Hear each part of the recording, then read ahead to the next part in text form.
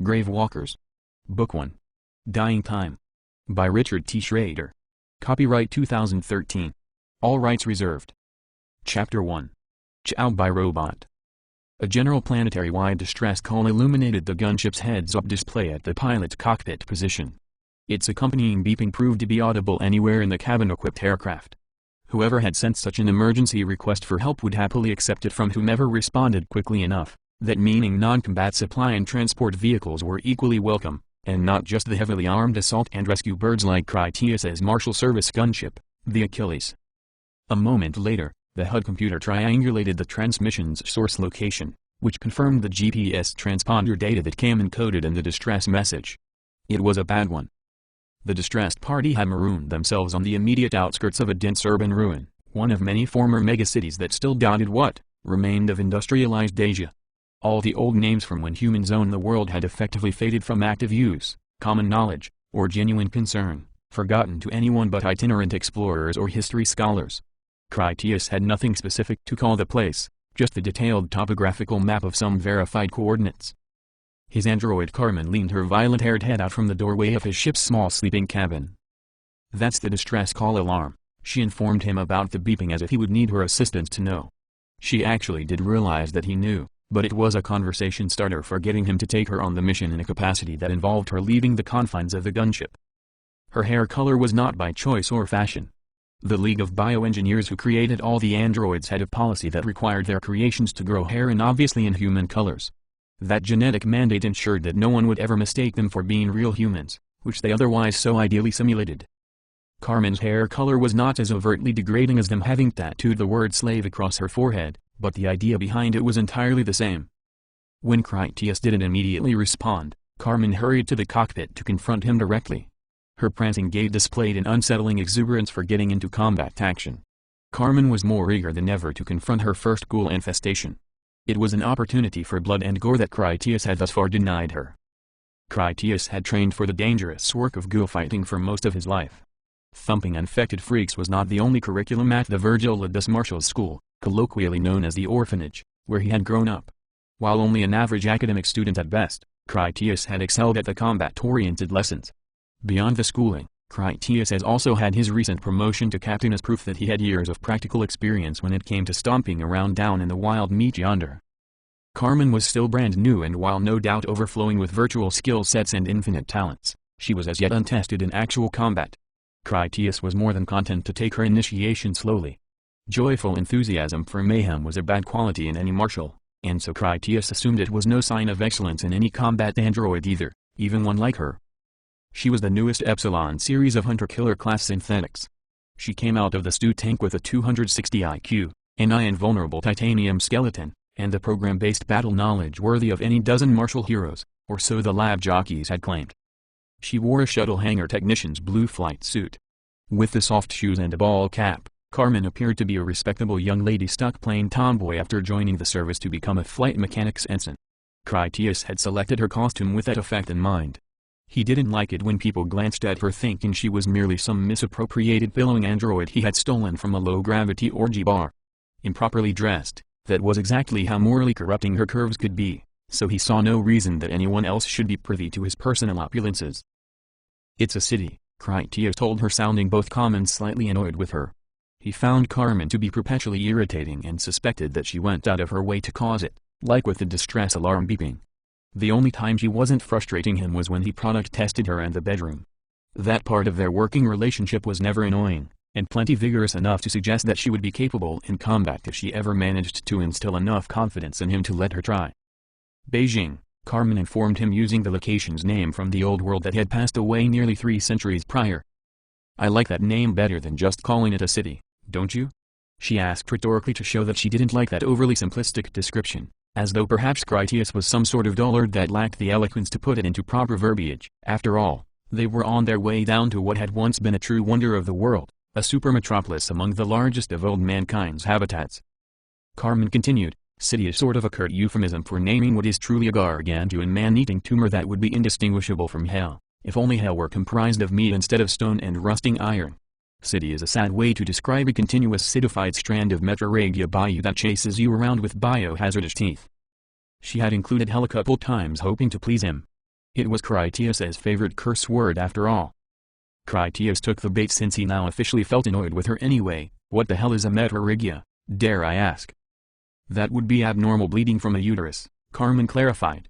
A most visceral image if you ask me, which he obviously had to his accurately anticipated regret. She was right of course, that disgusting description was dead on when referring to the biological horror show that the Earth had become. It was impossible to be too disgusting when putting it all into words. That Carmen insisted on constantly using vocabulary he couldn't understand and often had never even heard before was all part of what made her so damn irritating. She asked, "Are you going to let me go outside to see it?"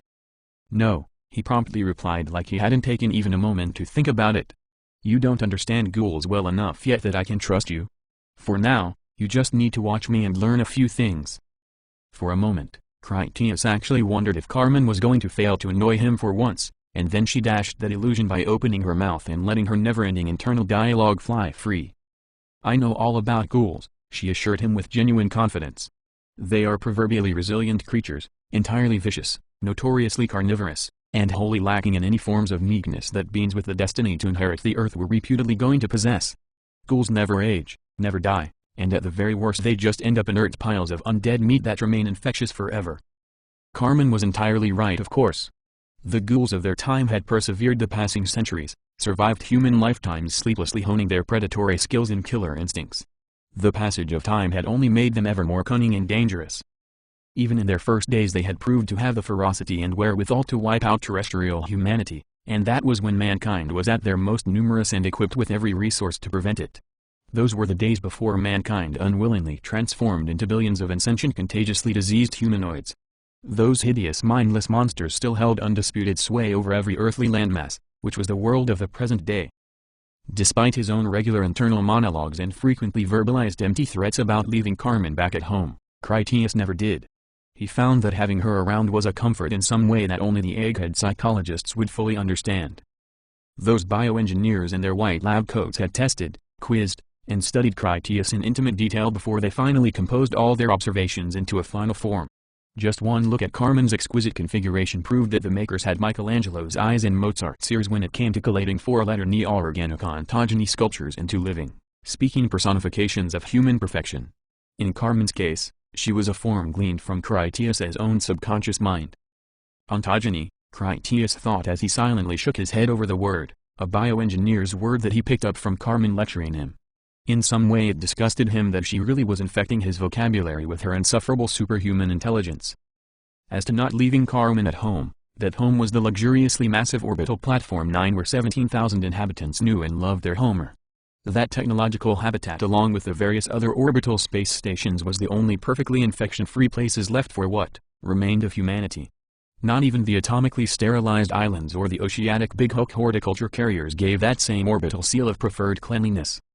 Job necessity or not, having an android was surely the pinnacle height of privilege and comfort that any man could hope to possess anywhere in civilization, for nothing was more splendid than owning a combat-ready tailor-made indentured concubine for a personal servant. He had named her Carmen only 3 months prior. The name just came to him when she had called him master as her first delighted word upon opening her freshly activated mechanical eyes.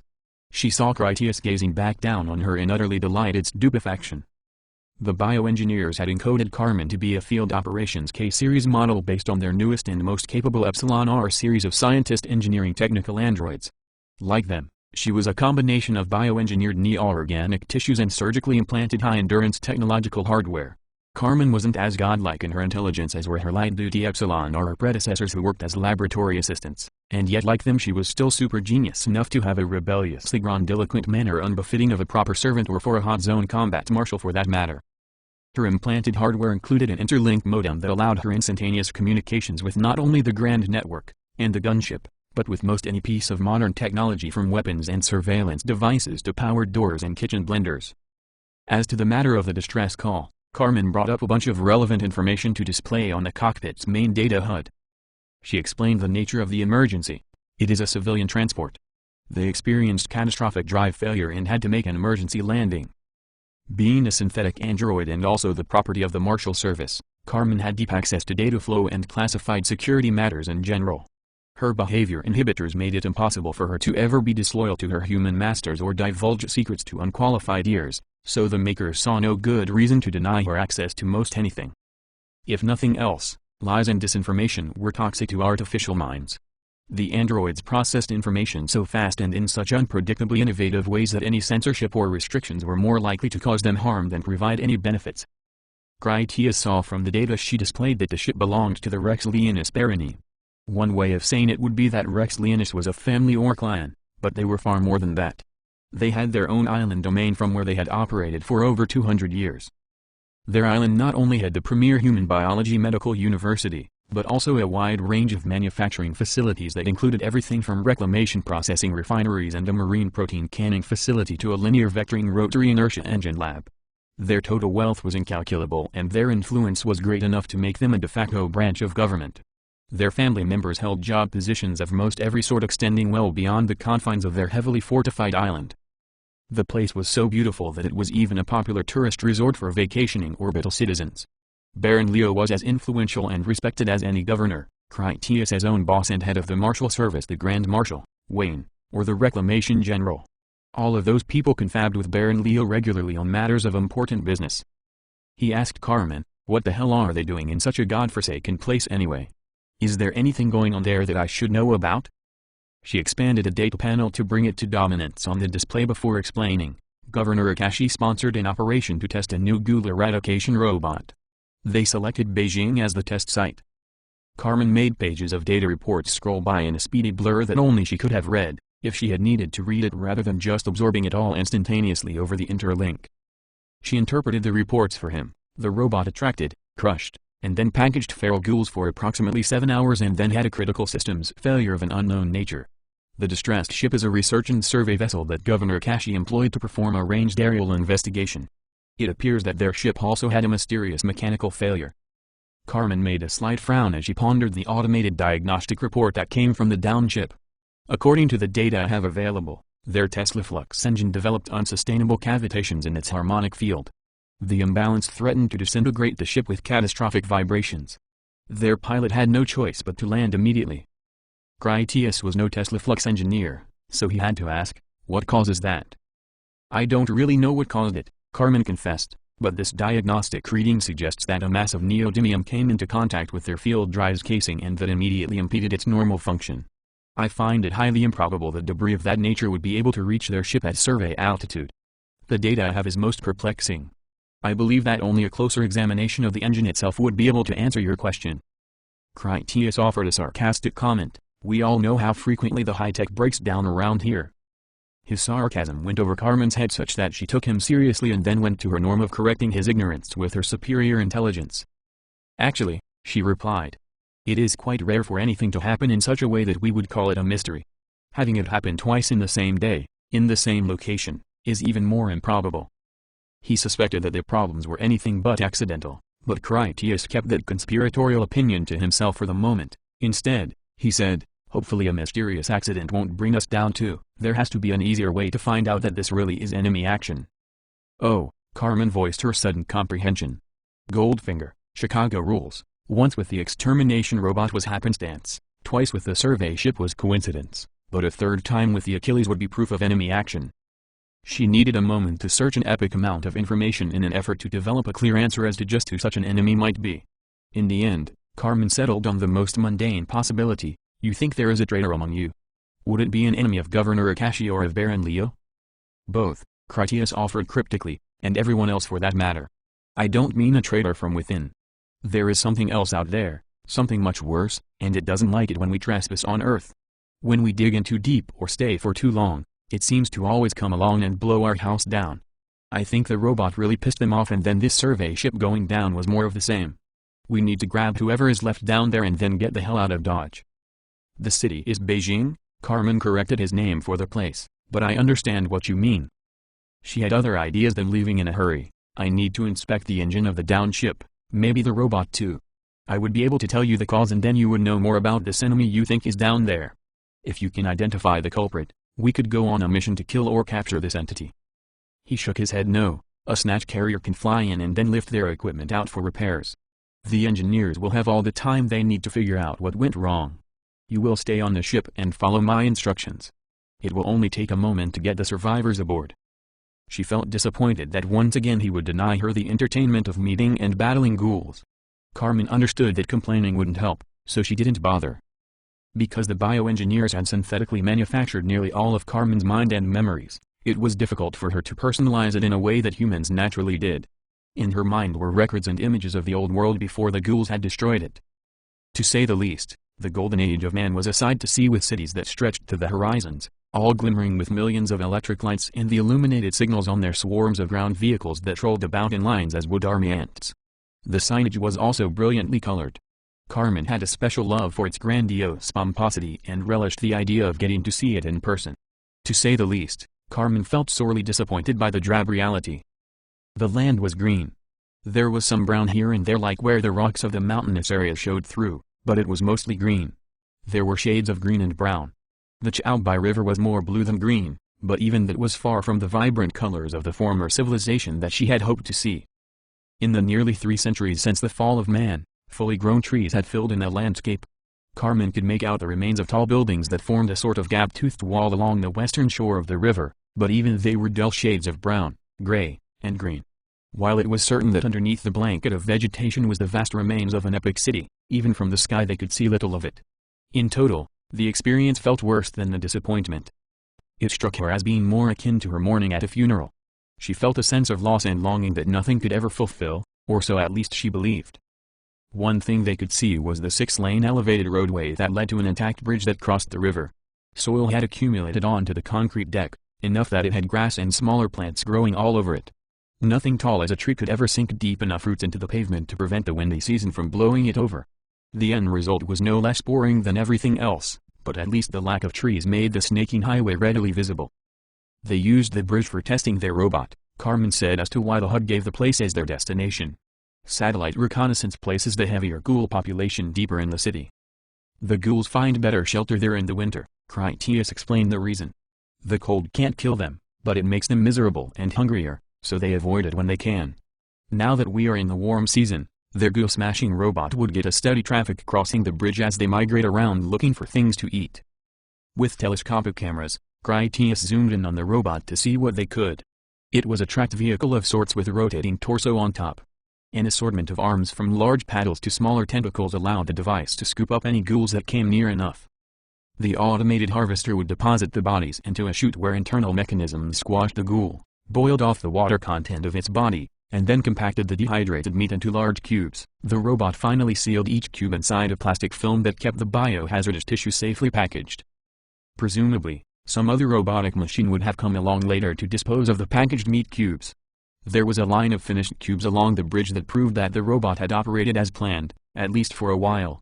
It wasn't moving anymore and no active communication signals came from it. Critias guessed that the inspection team had gotten as far as he had, learned as little as he had, and then their Tesla flux drive engines had crapped out, which forced them to land. Rather than ditch in the river, which would have been problematic on many levels, their pilot had elected to set down on the elevated roadway as far east as he was able. The ship was intact and the landing gear was down. By all appearances, it had been a safe touchdown where no one got hurt, and the ship remained salvageable.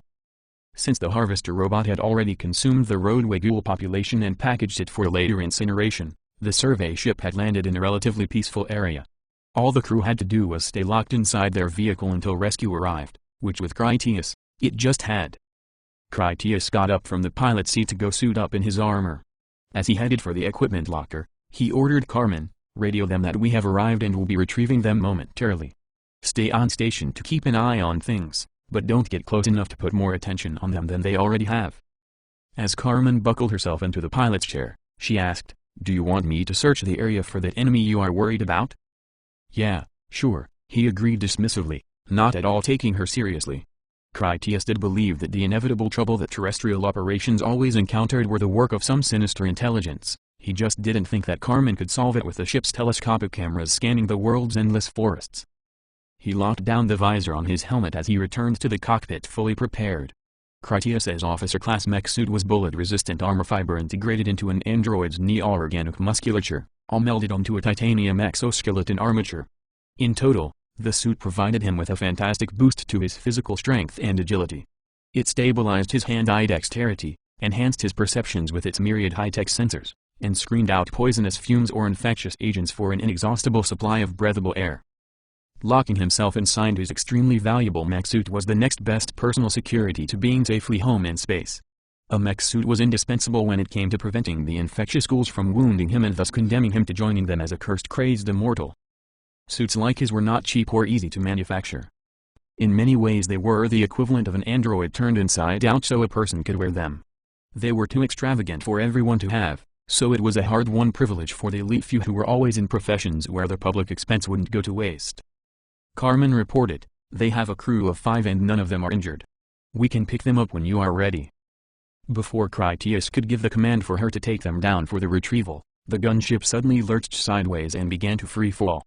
It was all Critias could do just to grab onto something, lock down his magnetic spacer boots, and prevent himself from bouncing around the cockpit. Since Carmen was already secure in the pilot's chair and had affixed her seat harness according to protocol, she was able to immediately devote her full attention toward regaining control of the gunship. Ever since she studied the diagnostic report that the survey ship's engine had sent about its failure, Carmen had contemplated every possible scenario as to what might have happened and what she might do to prevent that same failure in the future. Because of her thorough preparations, Carmen had been actively watching out for the same cavitational anomaly to take place in their own Tesla flux propulsion system. Her prompt solution was to increase power to the engines rather than shut them down, which would have been the proper safety measure to prevent the imbalance from shaking the ship to shreds. Carmen also remodulated the Tesla flux field, not in terms of attraction or repulsion, but with an awareness of deflecting the magnetic grip of a dipolar mass that she believed had attached itself to the external casing of the engine. Her quick thinking ejected the foreign magnet with the speed of a bullet, and thus freed of its influence, she immediately restored the Achilles to normal flight. It wasn't Carmen saving their asses that captured Critias's attention. He watched with astonishment as the ghoul harvesting robot vanished along with the entire section of road deck it had been on. That moment was the time required for the sound waves to reach them, an indescribable crunch as from an earthquake. Dust clouds gushed up from the ground, at first around the sides of the elevated roadway, and then all of it as the robot's section collapsed, taking the machine down along with it. The failure did not end there.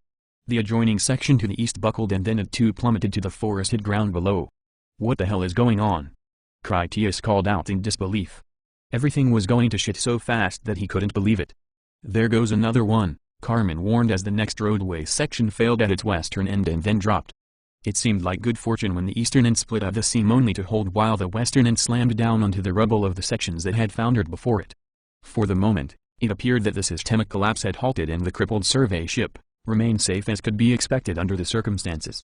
"Get us down there now," Critias ordered her. "I don't know how long that section can hold." With his limited understanding, Critias assumed that it had been the weight of the robot that had caused the decrepit road section to collapse and the survey ship was not a lightweight either. The crew of the downed ship must have thought much the same thing. They no longer felt safe inside their aircraft, and they wouldn't be if the roadway section they were on decided to fall underneath them. It wasn't as if the highway was brand new. It had suffered the significant change of the local seasons without maintenance for nearly 3 centuries. Most bridges and elevated roadways on Earth had already collapsed from natural causes being so old. That highway was not safe even under the best of conditions. Already wounded, it might fail at any moment. Carmen demonstrated superb piloting skills as she swooped the Achilles down to rescue the crew who even then rushed out into the open. Some of them waved frantically skyward for the gunship to hurry or perhaps they thought their rescuers couldn't see them through the billowing dust clouds. "I will lower the boarding stairs," Critias told her as he headed back from the cockpit. "I want you to hover as close to the deck as you can without touching down. That section has enough weight on it already and we are much heavier than that survey bird." "Yes, Master," Carmen confirmed her orders, since an order it was, and her inhibitor hardware module forced her to comply with it to the best of her ability. Dust from the collapse spread outward across the area, reducing visibility to only a few meters. Carmen could pilot by the topographical radar, but Critias had no special means to see since no wavelength of light could pass through that fog of pulverized cement. As soon as Critias opened the hatch and lowered the boarding ramp, he heard the familiar howling of ghouls already in a killing frenzy. It didn't make sense, but he was sure he heard thousands, which was far too many to be so close so quickly.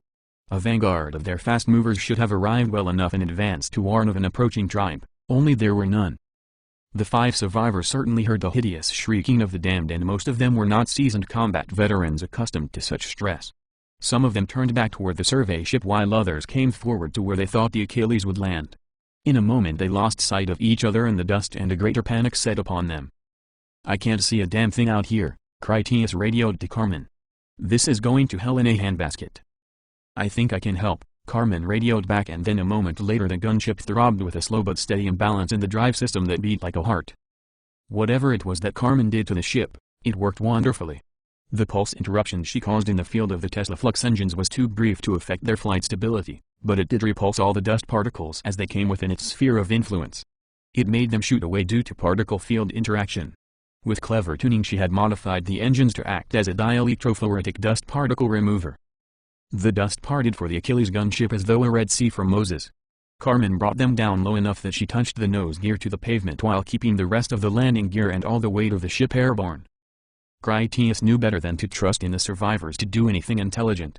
He jumped down to the deck with a Tesla flux rifle in hand and then rushed toward their downed ship to collect them himself. The dust flowing away made Critias think that even if Carmen was irritating, she was a very clever girl. That was when the dust rolled back far enough to reveal the slither wall, an actual crawling embankment of crippled and deformed ghouls. While it was true that all ghouls started out as natural human beings, nearly 3 centuries of hard living had differentiated them into a variety of forms. The few who survived the downfall of humanity had given the creatures just as broad a range of often amusing names based on their general appearance and degree of mobility. All infected could regenerate injuries, but with limitations that included rampant deformity under some circumstances. The flood of ghouls that approached at the moment were all of the crawler variety. When other infected had first killed them while they were still human, they sometimes devoured entire limbs. Fully functional ghouls could encounter some misfortune like the collapse of rubble in a decrepit building, and that would rob them of a limb. Such grievous losses rarely grew back and even less frequently regenerated into anything functional. Amputations generally just healed over as permanent losses. Crawlers were those ghouls that could no longer run or even walk for want of functional legs. Crippled or not, they remained entirely feline as they pulled themselves along in a slithering scramble to get where they wanted to be. Their progress was slow and it greatly impeded their ability to initiate an effective attack. The injuries so greatly diminished their prowess that crawlers were the least dangerous opponent their kind had to offer, at least when they operated in the open as they did then. Critias had considerable personal experience and even more formal education as to the nature of the ghouls. He instantly realized that the situation was inconsistent with reason. No matter how many crawlers there were in the world, there was no reason for them to band together as they were, not outdoors, and even more peculiar was the total absence of their far more dangerous and mobile counterparts who still had their legs. Normal sprinting ghouls should have been all over them like rabid jackrabbits, but instead there was nary a one, only the slavering filthy clawing cripples that dragged themselves ahead with a universal mad zealotry for killing humans.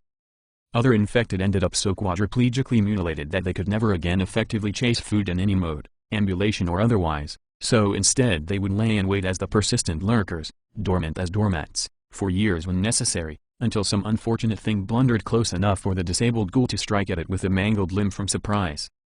Just as everyone gets wet when it rains, the parting of the dust was equally beneficial to the crawling ghouls who could then see as well. If they were furious before, the actual sighting of humans really got them howling for blood.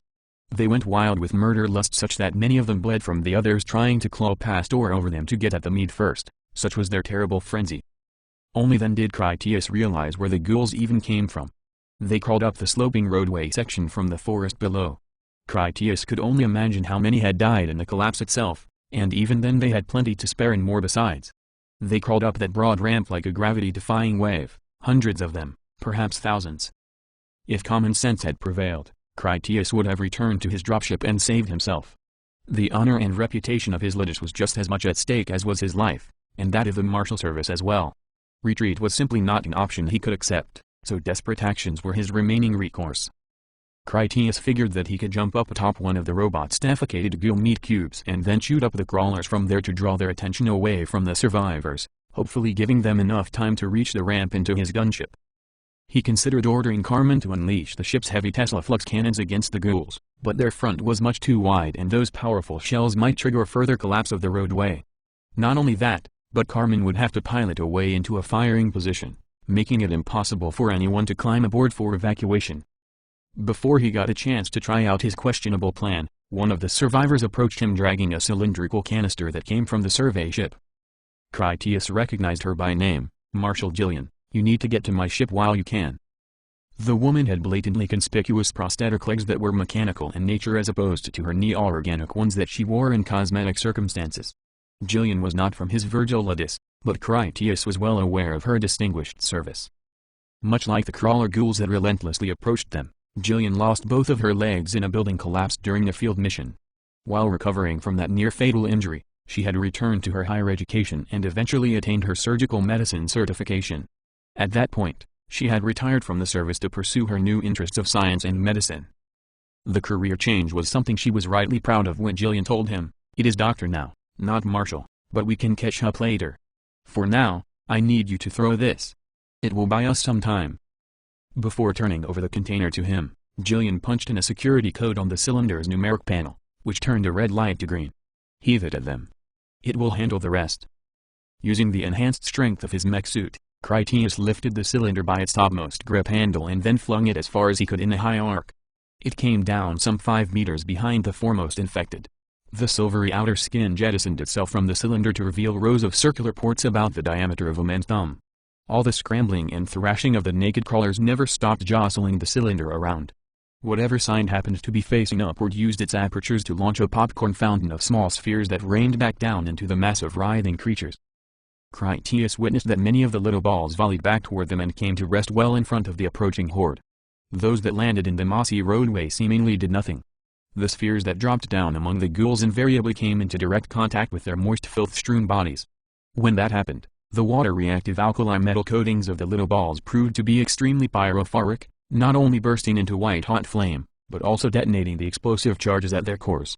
The fiery blasts spread doom, confusion, and incendiary materials among even more of the crawlers. In all that acrid smoke and shrieking agony, the crawler advance faltered. The belly-dragging ghouls had no chance of avoiding the minefield of pellets that continued to spread both among and all around them. Their attack broke down into confused chaos where they turned on each other to vent their crazed torment. "Now we can go," Dr. Jillian informed Critias. The other 4 survivors had joined them by then and everyone hurried for the boarding ramp to his gunship. The other crash survivors were terrified over the situation. Unlike Jillian, none of them had any real experience dealing with the ghouls or being outdoors in a hot zone. Carmen warned them all by radio, "A second tribe is advancing on you from the east. They have us surrounded. We need to depart as soon as possible." Automatic shots from Critias' combat rifle masterfully cut down some of the crawlers who had escaped the incendiary area denial weapon by climbing over the top of their roasting compatriots. He came about to see that the runner ghouls who had been missing were in fact not missing at all. They had massed under the bridge further east and then climbed up the elder trees that flanked both sides of the roadway. Dozens of them leaped from the high branches onto the road deck and then sprinted straight for them at Olympic speeds. Far from being slow and clumsy, kill frenzy hatred nitrous fueled their already supercharged metabolic systems. Runner ghouls came at them like a swarm of cheetahs. They did not know fear or hesitation. When ghouls saw pure strain humans, they just wanted to kill. "Run!" Critias ordered as he stood steady, then took aim down his Tesla Flux rifle. He had a clear field of fire and oncoming targets. His truly gifted talent with weapons proved itself as he steadily put a supersonic bullet into their faces one by one. A tree to the east actually snapped and then toppled under the weight of so many ghouls as they climbed its branches. Plenty of other trees managed to bear their wretched burden. Hundreds more of the runners joined the assault. Once the others were well ahead of him, Critias followed. He took time to load a fresh clip and then shot down more infected as he ran. One of Dr. Jillian's companions stepped into a hole in the road deck that had been invisible under a thin net of vinery and a blanket of plant litter. The opening went clear through and was large enough to swallow the man whole. He would have smashed down below on the forest floor if Critias had not caught him by the back of his field jacket, then set him back on firm footing. On top of everything else, the roadway was also a minefield of hidden holes where one wrong step could be a person's last. Fear of the onrushing ghouls was far greater than that of falling, so everyone blindly took their chances to get to the gunship. Saving the scientist from falling to his death was of no special glory to Critias. In his mind, lab-coated eggheads were always all thumbs and 2 left feet when out in the Badlands. Keeping them from killing themselves with their own bumbling around was just part of his job description. What did concern Critias was the hole itself, or more accurately, what lurked down at the bottom of it. As anyone would, Critias of course took the instant to glance down into the void to see if it was just a harmless pothole or an express elevator shaft leading to the next world. At first, he appreciated their height off the ground and what the impact would have done to the hapless fool, and yet even that was not his real issue. The thing that set Critias aback was that they were not the only ones surprised by the sudden accident. Way down below, standing on the forest floor and gazing straight up at the unexpected event, was a man's astounded face. It was definitely some kind of man and not a feral ghoul. The guy's face expressed amazement without any hint of rage. More than that, the realization that the road deck had a hole like that was only slight compared to his alarm at seeing Critias up there staring back at him. The man recognized Critias as a threat he wanted to avoid rather than chase after. There were other ghouls down there milling about, mostly crawlers, a few runners, and one big one that seemed to be a hunter, which was what marshals called the somewhat rare, but insanely dangerous freaks who expressed regenerative gigantism. Some mishap or misfortune set their healing factor into overload, which resulted in them attaining sizes well beyond anything normal for ghouls.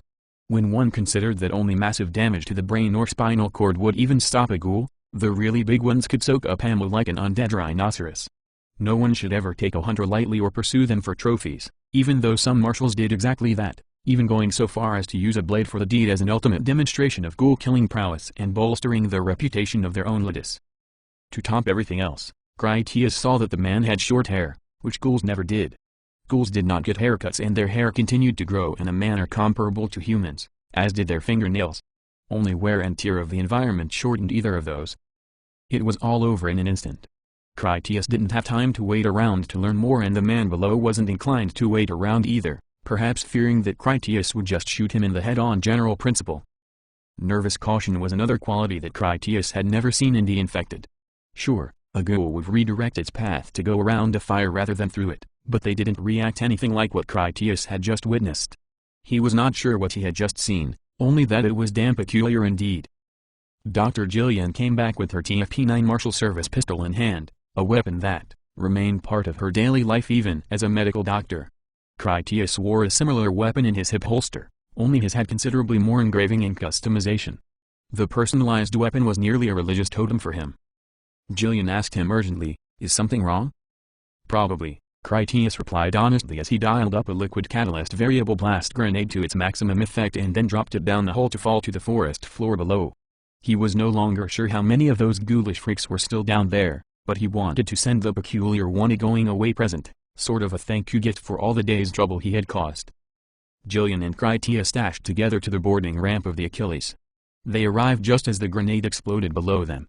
Considering that they had a road deck between them and all the ghouls screaming too, the sound was not all that impressive.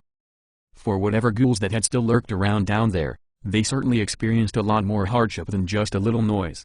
In fact, that grenade packed enough exotic explosives to blast all of them back to hell and leave a crater besides. As Carmen lifted off the gunship with everyone aboard, Critias and Jillian stood at the doorway at the top of the open ramp. The full rush of the runner ghouls arrived just too late to prevent their escape. Several even leaped off the elevated roadway in the hope of grabbing onto the boarding ramp. They missed of course and then fell to crash down through the limbs of the trees. Critias commented, "That was a nice toy you had back there. It really saved the day. Never seen one before." "It was experimental," Jillian explained the canister weapon she had provided. "Baron Leo had hoped that I would find an opportunity to test it out on a large tribe of ghouls, but I honestly never expected to actually need it." "Was that his harvester robot too?" Critias asked. Jillian's expression conveyed contempt for that idiotic robot. The Baron was against the project from the very start. It was all Akashi's idea. The people of his station invested a lot of time and resources into that project, and now they have nothing to show for it. I wouldn't want to be him at the next election." She added, "Thank you for coming down here to pick us up." "Anytime," Critias replied nonchalantly. Chapter 2. Trial and Error.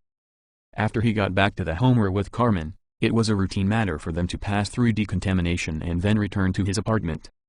Carmen wanted to go out for dinner and then check out one or more of the dance clubs to celebrate as she called it, but he had a lot on his mind and preferred to just stay home and fill out all the mission paperwork. As an android, everything that Carmen experienced became a permanent record in her parallel memory core. Anyone with the proper security clearance could call up an event and then see it for themselves. The same was true of Critias' mech suit with all of its sensors and computerization. With that in mind, Critias wrote out his after-mission report with the assurance that he could prove the truth behind everything he said. No one would ever have to take his word for anything. At least at the time he was writing it, Critias had no problem spelling things out as he believed them to be. Forces unknown, but likely the strange man he had seen, had sabotaged Governor Akashi's robot, brought down the survey ship they sent to investigate, and then nearly brought down his Achilles gunship too. The roadway collapse was likely due to either sapping activities, explosives, or a Tesla flux oscillating demolition device, but certainly not natural causes. Critias explained how the Ghoul tribes had been waiting in ambush for a rescue ship to arrive. When they did finally attack, they used crawlers as both a distraction and a drain on their ammunition, softening them up for when the stranger unleashed his real assault, a large force of fully capable runners that flanked them from behind. In summation, Critias advised a major investigation and rethinking of all their security. If he was right, anything on or visiting Earth might suffer an attack by this highly intelligent, capable, and malevolent force. With the report out of the way, Critias had some food delivered via the parcel transit tube. They had a simple dinner and then they went to bed. Critias had not expected to get a medal, commendation, or anything for his rescue mission, but he had believed that the powers that be would take his after-action report seriously, and boy did they ever. First thing the next morning, 2 Praetorian marshals were at his door. If the people had to answer to the marshal service for their wrongdoings, the marshals answered to the Praetorian order for their mistakes. When Critias opened his door to find them standing there in their red horsehair-crested mesh suits, he safely assumed it wasn't good news. On the other hand, if they had planned on killing him, it was unlikely they would have bothered to use the door chime to announce their arrival. Critias' Ludus and service records were readily available to the Praetorian order. They would know that Critias was a Ludita Olympia champion and no one to underestimate with any form of weapon or none at all. One of the marshals began with an apology. "I'm sorry about this, sir." Both Praetorians were only lieutenants and they wore the adhesively attached badges of gubernatorial guards. Every governor had a pair of Praetorians at all times as a personal escort. It wasn't always the same 2 marshals, though from time to time a governor did have a personal relationship with his guardians and kept the same ones on a consistent basis. It was not exactly the most prestigious job in the world, babysitting governors, which was why they tended to be Praetorians of the junior ranks. When Carmen walked up behind Critias to see who was at the door, the second Praetorian actually stepped back in some sort of overreaction to her presence. He asked her a most inexplicable question, "Is it you?" Carmen didn't understand any more than Critias did. She replied, "Last time I checked," which was both an amusing and yet non-committal answer that appealed to her odd sensibilities. The first Praetorian scanned her, then raised his armor's forearm display to show his partner the report as he spoke it aloud. "Android, designation Carmen, Series Epsilon K. Hunter-Killer Combat Duty Prototype. Still under Product Series Evaluation." That was apparently enough for the second Praetorian to shake off his bizarre confusion. To get things rolling, Critias guessed, "You 2 work for Governor Akashi, I take it?" "Unfortunately, sir," the first Praetorian confessed his dislike for the unscrupulous governor. "He asked us to escort you to your martial court of inquiry, concerning the incident yesterday." Critias asked, "No one saw the need to inform me before now?" "They didn't make it official until this morning," the Praetorian explained. "Those acting on your behalf had hoped to dissuade Governor Akashi from pursuing these matters, but it appears there are some influential voices supporting him as well. I have permission to tell you that if you indulge their political games for now, you will come through all of this with your honor and career intact." "If I learned anything yesterday," Critias mused, "it is that not everything is what it appears to be." "Indeed," the Praetorian agreed, and judging by the turn of his helmet, his eyes lingered on Carmen as he said it. "Are you going to place me in restraints?" Critias asked. The Praetorian shook his head. "No, this is only the formal inquiry.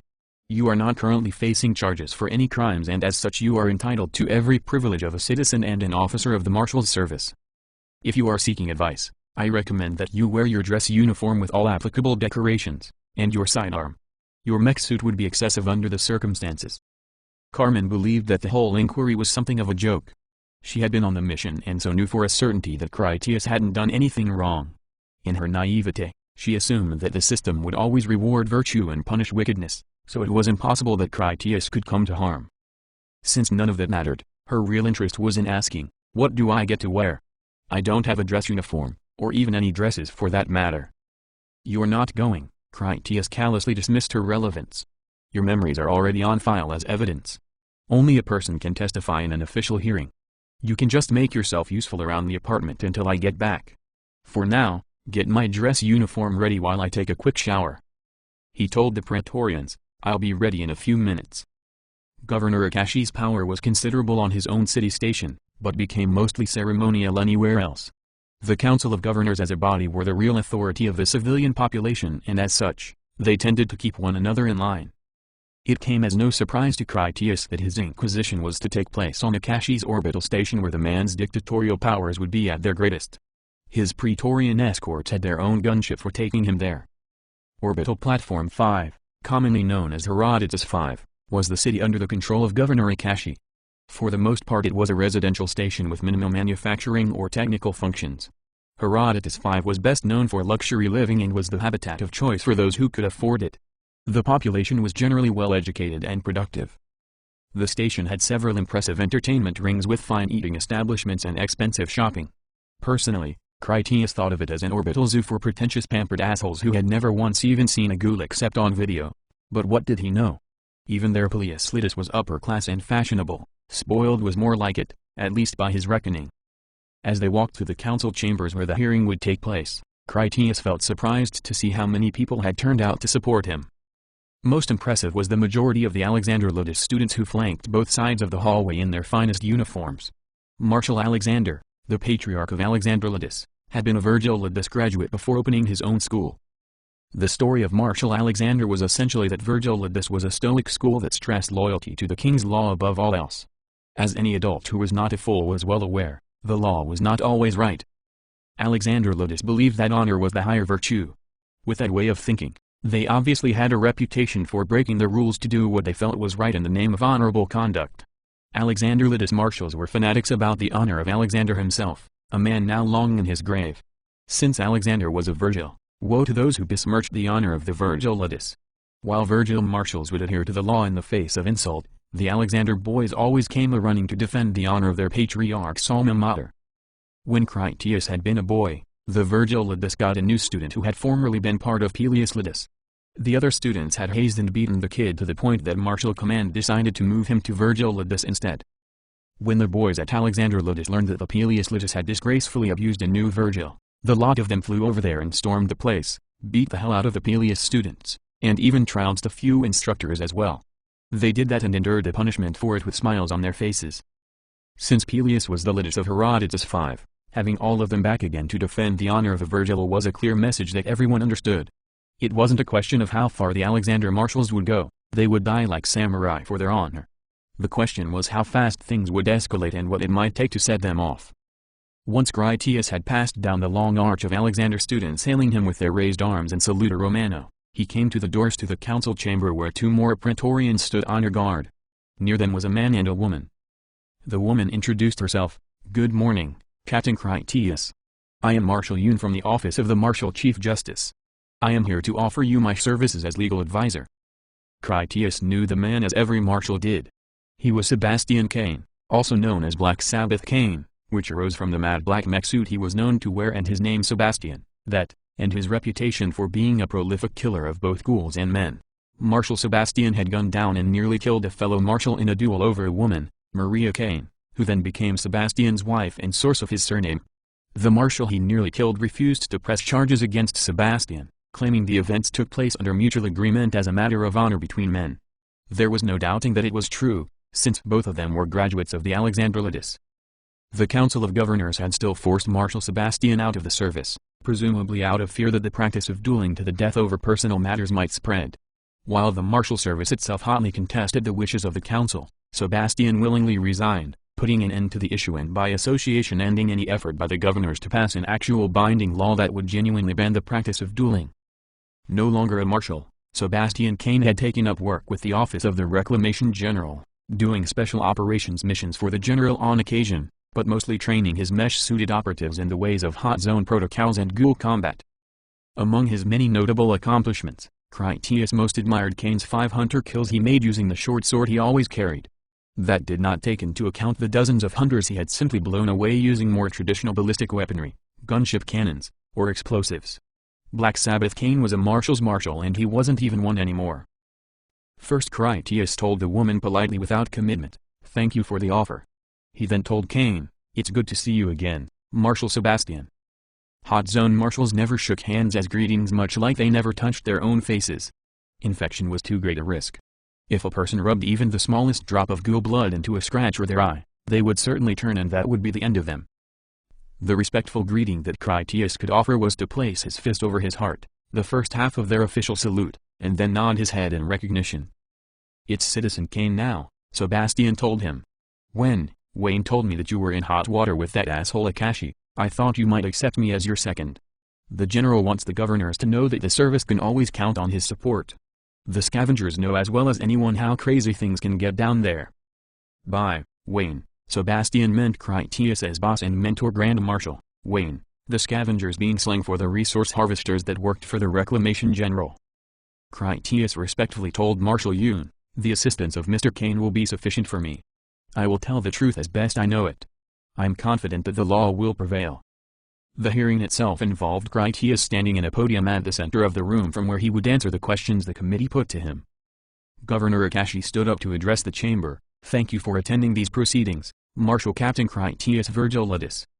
He held up a data tablet for emphasis. "I have your written report right here and I studied it thoroughly. I have just one question." After a pause he demanded, "Why did you deliberately destroy the Ritcap?" Critias honestly shrugged in that he was never that good at civilian guessing games. "I don't even know what a Ritcap is, but to my knowledge I don't deliberately destroy much of anything other than ghouls."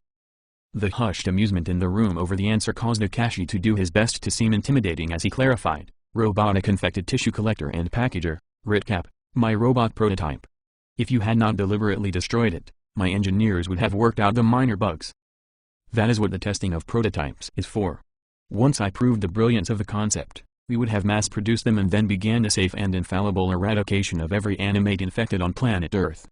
So I ask you again, Captain, why did you deliberately destroy it? Did someone pay you for this act of treachery? Who are you working for? Perhaps your excuse is that you were just monumentally stupid." Critias was very much a Virgil, so he calmly let the insults pass without offense. He responded, "It was the collapse of the elevated roadway that destroyed your robot, Governor. You or someone in your office selected that location. At the time, I was taking stock of the situation from altitude aboard my gunship. The diagnostic records of the Achilles will confirm that I fired none of our weapons, not at the roadway, and not at the ghouls. Furthermore, the same weapon that brought down the survey ship I was there to assist, also temporarily disabled my engines. It was fortunate that the first incident provided enough information about the nature of the weapon that I could devise a defense against it. Had it been otherwise, I would have also crashed and none of us would have gotten out of there alive." Akashi waved the datapad at Critias as proof of his accusation. "I consider this document to be tantamount to your outright confession. In your own words, the collapse was not an accident. In your own words, the collapse was due to the deliberate demolition of the supporting columns of the roadway." "Deliberate?" "I believe it was," Critias agreed with his own report, "but not by me. I did consider the possibility that some traitor was actively conspiring against you or Baron Leo, but that was before I saw the stranger with my own eyes. My mech suit recorded everything in sharper detail than I even witnessed it myself."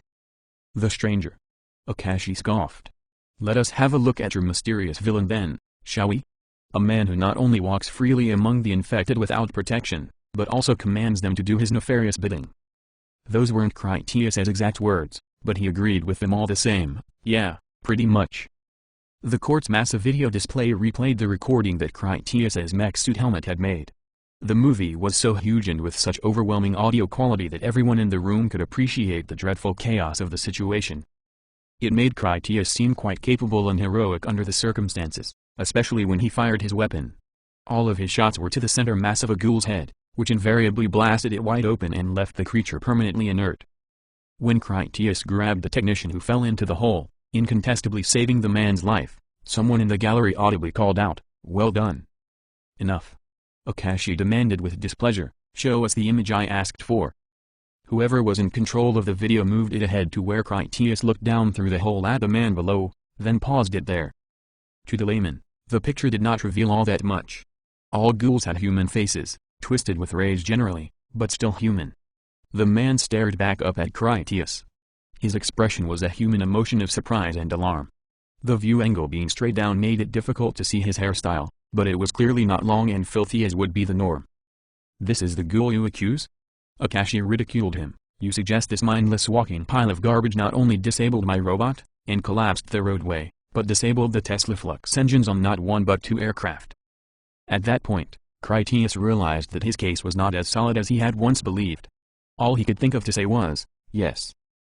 Since the man was not his proof, he decided to bring up the other evidence. You can see from the recordings that the first wave of infected were all crawlers. That is clearly impossible. The second wave of runners that climbed up to attack us from behind only confirms it. Since when do ghouls hide under bridges by the hundreds or thousands, waiting for an opportune moment to attack? Something else was going on there, and I am sure that man was behind it. Man?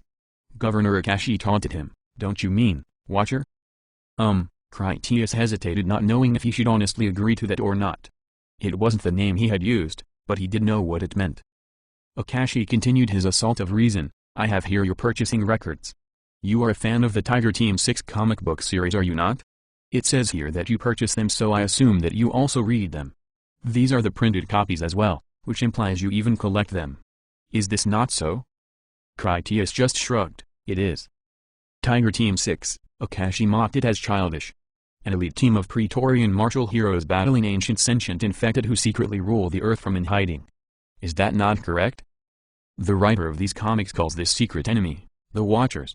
I submit that Captain Critias is role-playing that he is a member of this fictitious Tiger Team 6, and in his lies or delusions, he concocted this ludicrous excuse to cover up his incompetence. Before Critias could reply, the governor commanded the video controller, show us what he did next. The video showed Critias take out a hand grenade, dial it to the maximum force, and then drop it down the hole to presumably kill the Watcher he had seen. You did recklessly use explosives, Akashi accused him. Even after you knew that the roadway was unstable and heavily damaged, you did it again. Critias disagreed. Your own engineers had certified the safety of the roadway, or you would never have used it in the first place. Once I realized that their work had been fully competent and the collapses were manufactured, I was confident that dropping that grenade on the most dangerous enemy I have yet encountered was the proper course of action and would pose no risk to the standing portions of the elevated roadway. Akashi mocked him. I was not aware that you were a certified civil engineer who would know what is and is not a danger to the roadway. Be that as it may, I have a report here from the aircraft engineering team who inspected both the survey ship and your gunship. They found no evidence of any kind confirming the use of a weapon against your engines. Critias readily explained why. Protecting my own ship had dislodged the foreign device that was crippling it. I suspect the man, the Watcher, whatever you want to call him, he removed the evidence from the survey ship, knowing we would find it when we retrieved the aircraft. I don't expect to find any evidence on the wreckage of your robot either. According to Akashi's expression, he felt like he was winning. The governor continued, I have a report here from the Office of Infectious Biology that crawlers do indeed gather in strong numbers to hunt together effectively, like in the basements of ruined buildings, in sewer tunnels, and the like. Underneath a miserable elevated roadway along the banks of a river seems like just such a place to me. They also report that once combat had begun with the crawlers who already lived there, the local runner population would have rushed to the site, arriving second just as we see here, and then joining in on the conflict. When Critias didn't have anything to say to dispute that, the governor had more. I also have a report from Dr. Frost, the lead physician of the team who gave you your psychological evaluation for the Epsilon K android project you are taking part in. And I quote, Critias shows strong tendencies toward paranoia and a morbid obsession with the malevolent psychosis prevalent in all infected. Critias stated that the hangar doors on Homer Station chomped down behind his gunship like mordacious jaws that snapped at his ass. Though they never made a sound in the vacuum of space, he always imagined the tremendous biting sound that was missing. Akashi beamed with victorious satisfaction. As everyone can now see, Captain Critias is well known for his paranoid ghoul fantasies and the schoolboy's childish fixation with this Watcher conspiracy theory. Just as the innocuous hangar doors on one of our space stations are actually the fanged jaws of a giant ghoulish monster, he has embellished every detail and twisted reality into a wild concoction of ludicrous nonsense. In the summation of his report, he suggests that a species of bomber-wrecking goblins has been and continues to undermine, sabotage, and destroy all our efforts for reclaiming the Earth for humanity. This situation with the Ritcap is just more of the same. The doors to the council chamber opened up so that the Praetorian honor guards could allow the entry of Baron Leo himself. He was a tall gray man of lean and fit appearance, serious, but not offensively self-assured. Baron Leo may have even practiced his bearing because it really brought an air of good tiding to the room. Strength, compassion, and sane reason had arrived and grew with each step of his magnificent handmade shoes. Beside the Baron were 4 of his heirs, the youngest a boy of only 8 years or so. The other 3 were in their adult years. Each was their potential future Baron and as such were always learning the trade from the man himself. Even if they never attained the title, they would still be executives in the family business empire, which as previously stated, was nothing short of massive. Before the door is closed, Critias saw Leo's two mesh-suited bodyguards who waited outside. They were not marshals or agents of the Reclamation General. The Leonus Rex could simply afford to dress their security in premier armatures. Critias had no doubts that the men had the skills to be worthy of the equipment. "I apologize for my tardiness," the Baron addressed the chamber. "One of my legal secretaries here in the gallery has kept me abreast of the situation thus far.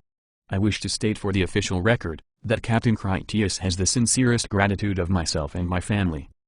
My daughter-in-law Jillian was aboard the aircraft that made the emergency landing.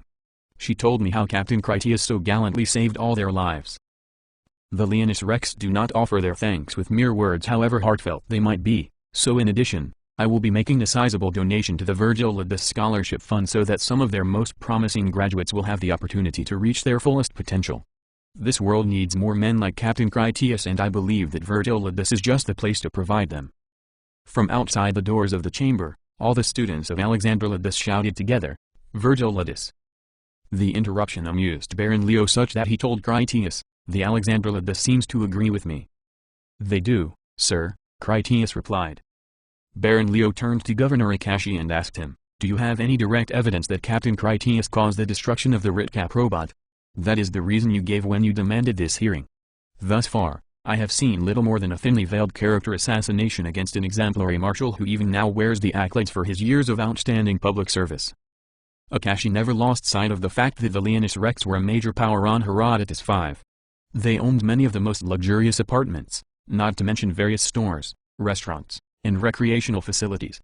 Should the Baron work against him at the next election, Akashi would certainly lose.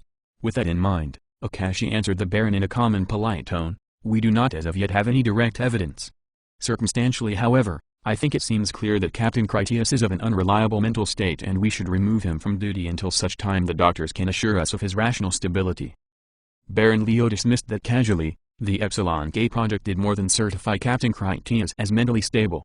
His selection as the symbiont for this combat android was anything but a light-minded choice for baseless reasons. The project required an uncommon consistency of personality, a man of duty, integrity, and dare I say an overzealous devotion to humanity itself, the ongoing dream of King Louis to preserve civilization, advance science and culture, and one day, reclaim the Earth, but only after we had the reliable means for accomplishing that monumental task. What you see as paranoia, I see as a strong predatory instinct that happens to point in exactly the right direction, toward the infected. That is the very essence we sought for the new Epsilon K series, an unyielding focused aggression and suspicion toward all facets of infection, but for humanity, a self-sacrificing love. Captain Critias embodies those very qualities in abundance. Instead of restraining him, it is our duty to aid him along his way however we are able. Baron Leo's speech was so inspiring that some of the people in the gallery even clapped. "Very well," Akashi said, trying to sound magnanimous. "We will retire to chambers to deliberate on a verdict." The other judges on the panel were already leaning together and whispering among themselves. When Akashi made some gesture that suggested they should all stand to depart so they could discuss the matter in private, they just ignored him. Within moments, they came to some consensus then stared at the governor in unison. Akashi cleared his throat as he turned back to the room. "This court finds insufficient evidence to find Captain Critias guilty of any wrongdoing. We hereby declare this matter resolved. Captain Critias is free to go." One of the other panel members, the Superior Judge Marshal of Herodotus V, stood up to address the room. She added, "In addition, we also wish to commend Captain Critias for his actions during the mission in question, where he undoubtedly saved lives. As to the actual cause of the incident, we will take his recommendations into due consideration as we continue with the investigation. That is all." The room had some elated voices and applause from all those pleased by the outcome. If anyone had hoped to see Critias ruined that day, they kept their disappointment to themselves. Mr. Kane walked up to congratulate Critias on his exoneration. "I had every confidence that this would resolve itself quickly in your favor." The two Praetorians said much the same thing when they brought me here, Critias told him. "It seems like no one wants to talk about what really happened down there. You saw the expression on his face when he looked up at me. No ghoul does that, not ever." They told the governor it made sense for 1,000 crawlers to be living together out in the woods under an elevated roadway. There would not be so many even if it had been some underground transit tube system. What kind of nonsense is that? What is everyone so afraid of? Kane reasoned, if there was an enemy down there like that, why wouldn't we have seen them before now? Maybe we have, Critias speculated. It would explain a lot of the disasters over the years. We have never had much luck establishing ourselves back on Earth. Maybe they have never made a mistake before now, or maybe something has changed. Something is different now. After all these years they have finally decided to stop hiding. While we have been building up our strength for taking Earth back, they were building up theirs to finally finish the job and put an end to humanity for good. Mr. Kane became oddly serious as he said, if there is a man down there with his wits about him and he can live forever without fear of the ghouls, what is the greater danger to humanity, him wanting to kill us, or us wanting to be him? He turned away to leave. Come on, my ship is docked in the hangar. I can give you a lift back to the Homer. There is some business I need to clear up there anyway. During his trip home, Critias dwelled on his thoughts. He honestly questioned his own sanity about what had actually happened on the mission. Much of what Governor Kashi had said was true. Critias had never admitted to himself that on some level he did think that the Tiger Team 6 comic books were somehow the real truth. Was he crazy or paranoid as they called it? Had he seen a watcher or was it his overactive imagination? He wasn't sure anymore. When Critias entered his apartment, Carmen was ecstatic to see him back. She was too close and hopping around all excited like a puppy he left alone for too long. Carmen wanted to hear all about what had happened at his trial, but as she kept talking, her voice sounded faint from far away. Critias just wasn't in the mood for his robot to put on its act of being a person. Without listening to her, Critias took her by the wrist, led her into the bedroom, and then tossed her onto the bed. He was interested in putting her to the one use she was actually good for, making him feel like he was in control of something. Chapter 3. Gladius and Toga. As the Homer station's hangar doors closed behind his gunship, Critias did his best to not think about them being a mouth trying to bite him. The effort to not think about it was thinking about it, so in that he failed. Critias was on his way down to Earth again. His mission was taking him to yet another of old mankind's greatest capital cities. This is another disaster just waiting to happen, he said to himself just to vent his disgust. Perhaps he really was passive-aggressively eliciting Carmen's opinion. She would be able to hear him clearly even from the sleeping cabin in the rear of the ship. Her hearing was far superior to any human and was probably better than a great gray owl's for that matter. His feminine android responded from the berth where he had recently left her after venting most of his frustration on her there. She asked, "What do you imagine Colonel Walker would think about your Watcher's hypothesis? Would he be as acrimonious as Governor Kashi was when they received your report on you blowing up his RitCap robot? Perhaps you should send Baron Leo a letter of appreciation for him talking them out of taking you off duty for a psychological evaluation. If you like, I could explain to you in detail what Governor Kashi meant when he said you harbored ridiculous schoolboy superstitions about magical bomber-wrecking goblins that are maliciously derailing our terrestrial endeavors. I think that gremlins would be the appropriate synecdoche for that simile. You were probably just thinking that he had used a metaphor. Humans frequently make that mistake." Carmen really poured it on in her effort to be as annoying as possible. She felt that she had hit all the key points: the Watchers, his awful court of inquiry, their humiliating assessment of his mental stability, and of course her overly intellectual vocabulary and criticism of his pedestrian grammar. She had even packaged it all into a plausibly deniable friendly condescension. Carmen didn't do it to be mean. It took his mind off his troubles, and that was what really mattered. After a night's sleep, Critias had come to the conclusion that he did believe that Watcher cunning was the only possible explanation for the long list of mysterious failures that had been the downfall of reclamation outposts throughout the history of survivors. He just had no way to prove it. The Watchers were not a new idea, and the comic books had not invented it by a long shot. It was a persistent legend that dated back to the time of the first survivors and King Louis himself. The comic books had not helped to legitimize the idea or make the name more respectable. If anything, the reverse was true. The comics had made a mockery of it, as his trial had adequately proved. The cat was out of the bag at that point, so Critias saw no reason to shy away from the name any longer. Certainly, behind his back anyway, people were now associating him with the whole Watcher idea, and that wasn't a good thing. In the comics, the Watchers were numerous, in the thousands. They were cunningly shy creatures that lurked at safe distances while they observed human reclamation activities, and whenever possible, they retreated from conflict. In some of the stories, like with what Critias had seen in Beijing, a few of those Watchers wielded a kind of Pavlovian influence over their more intellectually challenged brethren. They were somehow able to wangle them into performing elaborate behaviors, getting them to patiently adhere to unnatural strategies that were diabolical enough, that when the Watchers wished it, they could defeat the best survivor security precautions, whaling expeditionary teams in the field, and infiltrate the most fortified installations to leave them smoldering inexplicable necropolies, which was Carmen's fancy word for graveyards. It appeared that no one took the threat seriously. In Critias' mind, why would they? Few people had as many hours as he had creeping around down on the dirt among all the tempestuous meat. All his considerable experience had mattered little at the inquiry. They had no way of understanding the meaning of something as sublime as facially expressed emotions on a ghoul. Even though they did find him innocent of any wrongdoing, the committee swept the whole Watcher issue aside as patently preposterous and borderline paranoid hallucination. As to the man they were on their way to see, Colonel Walker, Critias answered, it is a safe assumption that he doesn't believe in Watchers. Critias wasn't sure if Walker would feel Carmen's word acrimonious, since Critias didn't know what the word meant, but the colonel probably would not. Critias did guess that Carmen only said it as one of her vitriolic jibes that were an all too common staple in her sardonic self-amusement, armed as she was with an overdeveloped vocabulary. He continued, Colonel Walker would not even know the name if it weren't for my inquiry. He will have heard about it now and think they are just some silly boogeyman legend from the old days, just like those destroyer-sized superhunters no one has ever seen. Not and lived to talk about it, Carmen offered to be positive. Personally, she would like to battle a destroyer. It would be just the thing for proving to Critias that she was capable of being helpful to him in the field. Critias surmised, to Colonel Walker, all ghouls are just the same sort of dumb animals, but I've seen things now to know better. There are telltale signs I could watch for that will give their hiding places away. Regular ghouls would not naturally gather too densely in one place, feed in organized search patterns, or use broad encirclements and ambushes. I could use satellite imagery to watch their movements until I located some of their Watcher voodoo bullshit going on. It's unnatural for ghouls to want to do anything but lazily skulk in dark holes when they are not truffle-hogging through the filth searching for edibles.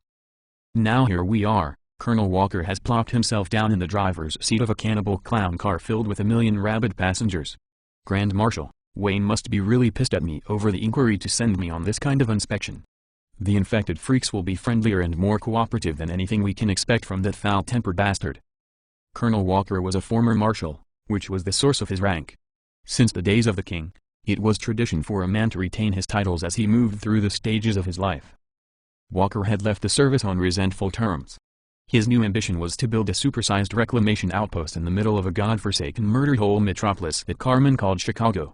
The thermal satellite survey reports indicated that the whole place was off the chart in ghoul population density. From his research, Critias even detected hints to the presence of a Watcher nest as well. It was exactly the kind of environment where he expected them to live. Apart from being his home and the location of his Virgil Ludus, Homer Station also held the official seat and offices of Grand Marshal Wayne. The Grand Marshal commanded the duty assignments over every law and combat marshal in the service planet-wide. The Praetor commanded the Praetorian Order and the Marshal Chief Justice commanded the judicial branch of the service. The three of them together formed the great triumvirate who could do most anything, like ordering the assassination of traitors. Wayne had taken a personal hand in raising Critias from a boy, making him a sort of stepson with his openly expressed favoritism. That was partly why Critias couldn't figure out how he ended up with the dreadful assignment of having to intrude on the privacy of the notoriously unfriendly former marshal who had taken roost in Chicago. Wayne had always been a generous mentor since Critias had first arrived as an orphan at the Virgil Ludus. As Critias grew into manhood, Wayne had matured his own marshalling career, rising from decorated field service, to a teaching professor of law and military history, to then attaining Dean of Ludus. Wayne finally earned the position of King's right hand, taking the seat of Grand Marshal itself. Grand Marshal, Wayne had always gotten Critias the best teachers and trainers.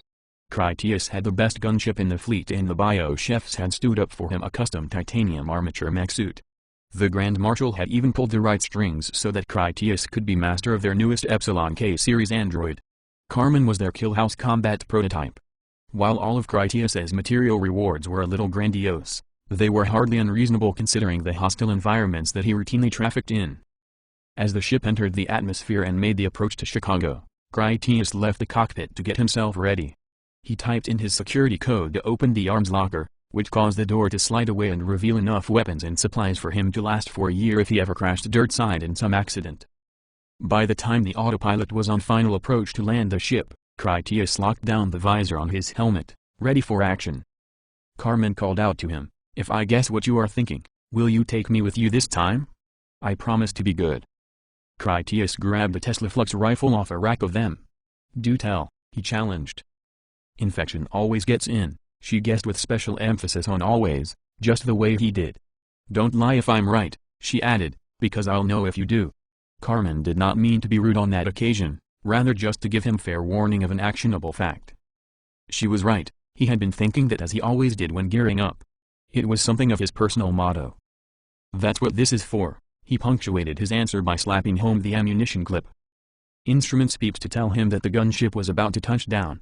The ship had the automated piloting skill to land itself on an oceanic carrier during a hurricane, so Critias wasn't especially grateful. It was never the flying down to Earth that he considered the risky part of his occupation. It was leaving his ship that was another matter entirely. Carmen leaned her violet-haired head out into the narrow hallway so that he could see her, and that would make it harder for him to refuse her. When he pretended to not notice, she asked, "If you are just going to talk to Colonel Walker, why do you need such a big rifle?" Critias always wore his Marshall's Tesla Flux pistol, but he was taking a full-out tactical rifle too, along with grenades on his belt, and ample ammunition clips. "Maybe you should go back to bed," he said unenthused. "This is official business of the Marshal Service that I'm doing here. You've never done this kind of thing before." She complained, "Is this about my inchoate ebullience for fighting infected again?" That was her fancy way of saying that he accused her of having a deformed enthusiasm for ghoul combat, which she kind of did in all honesty. "You know I don't sleep," she complained endearingly as she stepped out into view. "How dangerous can inspecting the interior of the reclamation center be anyway?" Carmen accompanied her logic with adorably shy desperation to join in on his adventure. It should be about as fraught with danger as when you interview the colonel in his own offices. Standing there in her panties and his undershirt was adorable, he couldn't deny that. "All right," Critias submitted, and after he was secretly glad to be able to keep his eye on her. "Put on your armor, grab a weapon, and then follow me. Rule 2 is you always bring your weapons to the really stupid place they built a reclamation operation."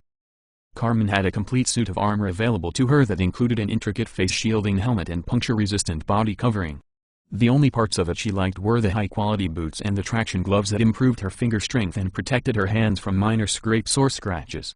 She was entirely immune to carrying or contracting the infection, but Carmen was still lady enough to protect her fingernails even if Critias refused to allow her to paint them. Not liking her choices, he asked, "You're not going to wear all of your armor?" Regulations expected her to be in proper combat uniform when Earthside.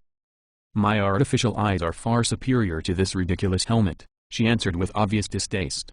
"The techs made this stuff for Delta ground engineers anyway, not for Epsilon combat grades like me. Deltas have organic eyes, and to be perfectly honest, 10 of them could not get the better of me."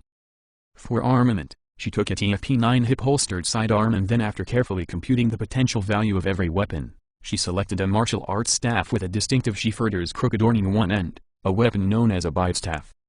A marshal generally only used the bitestaff to subdue civilian drunks or for when they bug-hunted lurkers, which meant that they rummaged through ruined structures, poked inside of dark crevices, and upturned junk as they tried to expose the hiding places of ghouls. A marshal in his mech suit could use the bitestaff to great success if properly skilled with the deceptively innocuous weapon. All taken into consideration, the staff remained the most benign object in the whole of the sadistically well-outfitted arms locker. Carmen could have chosen the best new model of microwave flamethrower or a Tesla Flux anti-hunter rifle that was as tall and elegantly lethal as she was, but instead, she was more than confident that in her hands, a true expert, the bitestaff would ideally snap the necks of ghouls with mathematically provable optimal mission-accomplishing efficiency. "Infection always gets in," she quoted his rules in order.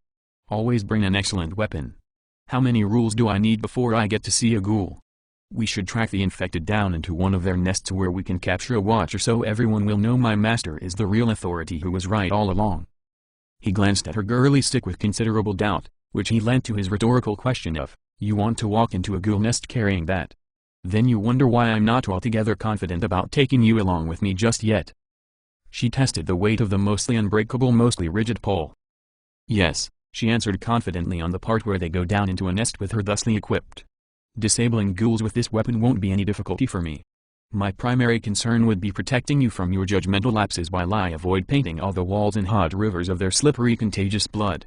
Blood splatter is the major long-term source of migratory contamination down to tertiary levels, as I'm sure you know." Critias brushed through her softer but stronger than silk neo-organic hair. It wasn't wise of him to let it be so long, since it wasn't advantageous in battle and could collect contaminants, but he never needed her for war. Her shoulder length better suited his actual interests. His gauntleted fingers felt it vividly from more than pleasurable memory, but also via sensory conduction through his neo-organic armor. He told her, "We're not going to walk into a nest today, but I know you wouldn't flinch if the opportunity came up. Don't fret, Carmen, you'll get your chance to prove yourself. There is always something going wrong somewhere and I'm the first person they call. Some badass hunter will have scared a rookie scavenger team down to the bottom of some hole or a grain transport will have grounded its field on some old power lines. There's always exciting trouble going on, so just relax and walk down like everybody else." He closed the weapons locker and then pulled the lever to open their exit. The door unsealed, slid aside, and then unfolded down to become their step trap. Their autopilot destination was the heavily reinforced rooftop of one of the tallest remaining buildings in Chicago, which construction engineers had admirably reconstituted. The landing pad was a clean lofty platform akin to an island sanctuary surrounded by a great sargassum sea of rotten geometric fortresses that loomed in waves of gray-green, all riddled with dark cavities like honeycomb that might conceal unbound numbers of patiently watching eyes. Hundreds of years of abandonment, broken windows, and leaky failed rooftops had led to decapitated girder-bristled summits and strangle-vinery-clothed lower girths that the cruel passage of centuries had raped of any former constancy. The grandest structures still stood after so many long abuses simply because their original builders had been men of wise circumspection that had generously invested in the over-engineering required for their namesake edifices to hold strong even when other works of men had long since crumbled to abject ruin. A strong breeze made a twitchy young clerk bow his head against it while he waited to greet them. "Welcome to the Chicago ERC, Marshal Critias," the clerk shouted a bit too loudly. Carmen clarified the scope of their mission with Critias. ERC stands for Embedded Reclamation Center. That means you are here to inspect the daily operations of a long-term stationary reclamation project that maintains all levels of operations at the same location. Not in Marshal Service talk, Critias corrected Carmen on the true nature of ERC strategy. We call ERC pure fucking ignorance, better known as shitting your own bed. What part of not crapping in your lunch tray still baffles these scavengers? Normally, a salvage commander would send down drop rats by recon gunships so they could scout out some new location that contained real cheddar. Once they scored pay dirt, they would radio down a dropship dozer or two that would come in for a fast scoop and grab, then everyone flew home. Sitting your whole circus in one place for too long has this real nasty habit of attracting those bomber-wrecking goblins in that metaphor we talked about. Gremlins, she hastily rectified him. Yes, I know, he cut her off, and a simile. I was teasing you. I do pay attention to what you say, far too much I can assure you, because believe me when I tell you that you can really talk up a storm. So from now on, try and conserve yourself to giving me only one lecture per topic. The wind that distressed the clerk was no hindrance to Critias in his mech suit and it was heavenly to Carmen the android. In total, it made the weak man seem even more out of place in the fabulously free and natural environment. Carmen gushed, "It's so incredibly big." All the many birds that thrived in the dead city only added to her delight as she gazed out into the everlasting sky with its global wind that whipped her irregulatory hair like a reddish-blue candle flame. She praised, "The planet is so beautiful. I want to be looking up at this sky at night with all the stars shining down on us." Because he lived in orbit, Critias understood something of Carmen's fascination with her first discovery of earthly climate when coming down from space. It was an impression akin to something architectural, that the world was really a planetary-sized orbital habitat, which it was from a certain point of view. Critias asked the clerk, "Is this supposed to be bad weather for these parts? I don't see any snow." It was his way of ridiculing the man for being so timid without sufficient cause. The man shook his head, "No, sir. This is the nice season here, but still a lot of nature for someone used to better living in space." He gestured the way, "Follow me, sir. We should get inside." The clerk led them to a metal fire door that he opened onto an interior stairwell. As he waited for them to enter, he warned, "You never know when some bird with filth on it might flap into you." Carmen shouted, "Wind!" as she spread her arms like wings into the very thing as if she pretended to be one of the many soaring birds. "It rushes about without fans as far as the horizons." She called to Critias, "Can't we look over the side? I want to see a ghoul." "Go look," Critias answered without sharing her exuberance. "You don't get infected by the wildlife." On a related note, he asked the clerk why he was not carrying any weapons. "You don't go about armed?" "No, sir, not usually," the clerk replied with that kind of nervousness about him that he should self-medicate with more caffeine and tobacco rather than less of it. "You'll find everything in order here, Marshal. We're perfectly safe inside the defense perimeter." "Sure," Critias commented, doubtful of that assessment. "Infection always gets in," Carmen offered to be helpful as she peered off the top of the skyscraper to gaze down at the vegetation-shrouded streets below. She took a good measure of the epic ruins with her excellent telescopic vision that was like a soaring eagle that targeted rabbits, and with it Carmen saw ghoulish humanoid figures as they scurried and skulked amongst the vegetated ruin. Critias was curious to know what she could see. "What do you think now?" She answered with a quote from Lord Byron, "He who ascends to the mountain tops shall find the loftiest peaks most trapped in clouds and snow. He who surpasses or subdues mankind must look down on the hate of those below." "That will learn me for bothering to ask," Critias callously dismissed her answer. He was ready to follow the clerk. "I will show you the way to Colonel Walker," the clerk said anxiously as he held the door, eager to get back inside and then soon after be away from them. The way down the inner stairwell went several floors and then they parted company upon arrival at the main control center.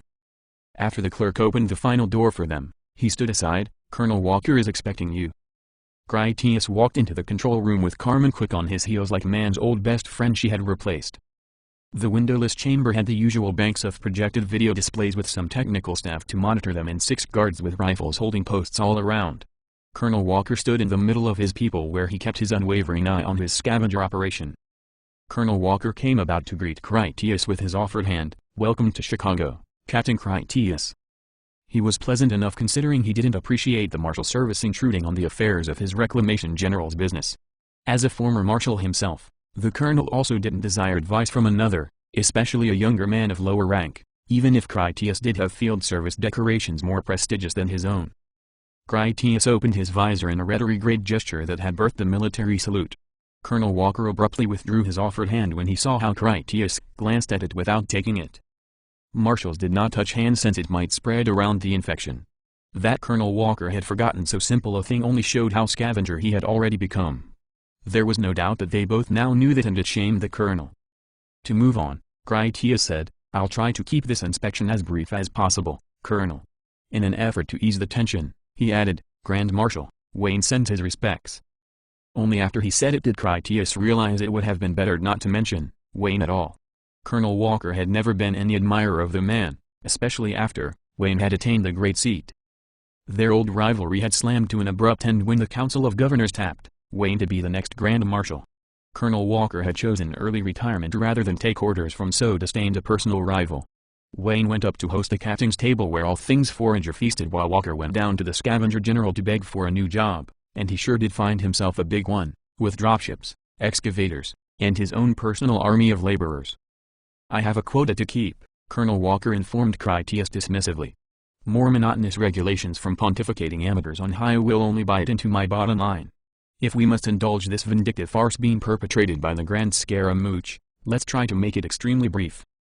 Carmen interjected a comment to be amusing, that, being mostly to herself, Marshal Captain Critias is expressing his professional concern about how it will be the infected that bite into your bottom line, by snipping you short at the curly hairs.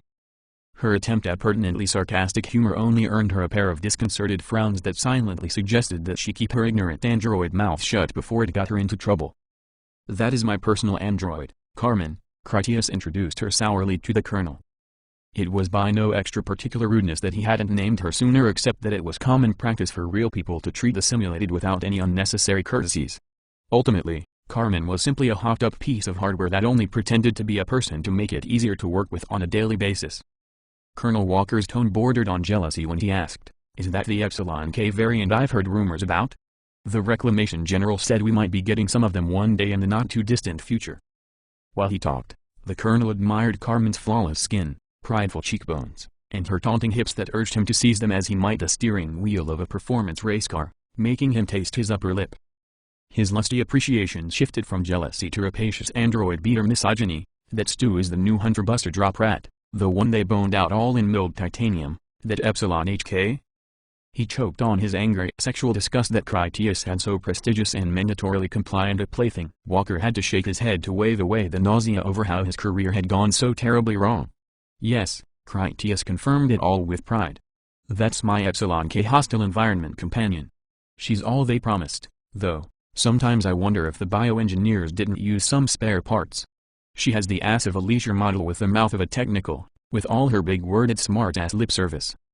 Such criticism coming from her own master cut deeply into Carmen's pride. "I'm not loquacious," she complained, resenting the insult. "My commentary is always witty and usually ironically pertinent even when anecdotal." "Yes, The colonel agreed while he stared at Carmen's ideally compact modest breasts through her own easy flight suit. I see what you mean, on both counts. Carmen secretly frowned in silence because the override directives in her inorganic parallel brain intervened to turn her expression upside down. The inhibitor module made her smile with charming innocence. Both her real and false expressions were equally intent to refrain from further levity. So tell me, Colonel, Critias asked, what have the infected population figures been like since your arrival? Sustained reclamation activity attracts them as always, the colonel stated as a routinely expected consequence. Our vehicles are as impervious to them as is our defense perimeter. They are no difficulty at all aside from all their screaming, which can be unnerving to the new arrivals, at least until they get used to it. Carmen struggled to control herself, but in the end she couldn't resist opening her mouth to say, Marshal Critias, should I be taking notes on these clues in your investigation? You may need to report to the Grand Marshal that you've discovered evidence that the insanely tormented shrieks of the immortal cannibal damned can be detrimental to scavengers' sleeping patterns and thus adversely impact their overall morale and bottom-line productivity. Colonel Walker mistakenly assumed he had seen the sharpest edge on Carmen's tongue. People call us reclamation engineers, he scolded her in a cold tone, not scavengers. He added a scowl over her mocking insults. The infected don't sleep, only lurk, scream, and hunt for food. Fascinating, Colonel, she replied in unsubtle sarcasm. This should also go into my confidential report to the Reclamation General. I'm strongly considering the working title, Observations on the Wondrous Advantages of Embedded Reclamation Strategy. Walker assumed more than he actually heard. Her favorably named confidential report to his boss the Reclamation General would neutrify his career immensely. It should go in that report, Carmen continued, but then again no one ever asks a gabby technical mouth like me to write special reports. Even if the Reclamation General did ask me to write such a report, after this latest research, I'm more partial to naming it, Unbelievable Fucking Ignorant CRC Strategy is to shit your own bed for lunch, one real Marshal's observations. Colonel Walker slipped into a rage over having Carmen taunt him with a dream opportunity only to have her cruelly reverse it to flames. Part of his anger sprang from the knowledge that much of what she said had come from having overheard Critias' own private commentary, which meant his inspection would end in written repudiation no matter what else happened. The colonel unleashed his resentments on Carmen. When human beings reveal their presence anywhere in ghoulish feeding territory, the humans can't avoid attracting unwanted attention. Our defenses are utterly unassailable. Ghouls run around out there, rob birds' nests, pursue rats, dogs, or cats, and oh yes, they howl crazily in the night like baying animals, just as they have always done, all very dramatic, but otherwise overrated. Legend is they would rather eat reclamation engineers, Carmen retorted unflinchingly, but as you say, Colonel, that time is long past since they ran out of people to chew on. Now the ghouls are more like scavengers, if that is the proper use of the term, meaning they are dirty gut-buzzard vermin feeding on the decaying refuse. Even for all of those obvious faults, I assume even ghouls are smart enough not to defecate in their own nests. Lucifer's balls. The colonel cursed on the verge of striking her, only he turned his spite on Critias. What a delightful virago of an assistant you have earned for yourself, Captain, it truly never does shut its face. It's such a tragedy that I'm too busy to socialize with you two all day long. Unfortunately, I need to get back to work maintaining my unbroken record of exceeding expectations. Critias was far from finished with his interview. That's something of a coincidence then, Colonel Walker, because I also never fail to exceed lofty expectations. Grand Marshal, Wayne personally ordered me to come down here and do this inspection of your operations and he will not be disappointed in me for any lack of due diligence. According to the reports I have received, you have had 0 infections, an impressive list of damaged vehicles, 1 accidental death, and thus far delivered some 70 kilotons of clean premium salvage into orbit. You have indeed exceeded your quotas impressively, Colonel. I am just here to make sure that you didn't purchase your successes by cutting corners from the safety regulations. The little people do the dying when the big people get drunk on ambition. The colonel sustained his irritation, which was an accomplishment. Once the Council of Governors approves this operational strategy, I'll be ready to duplicate this type of installation in capital cities all over the planet, so it's critical that we not lose pace. My output figures have already won the blessing of the Reclamation General. Critias cautioned the colonel, it's more critical that Grand Marshal Wayne approves of your operation for it to ever even enter debate at the Council of Governors. Lack of cooperation may require me to recommend that the Grand Marshal put your entire show on hold while a dozen marshals perform a proper inspection. The colonel threw up conciliatory hands. That won't be necessary. I'm prepared to cooperate in any way that will facilitate your confidence that operations here are being administrated by me with the strictest professionalism and regard for safety.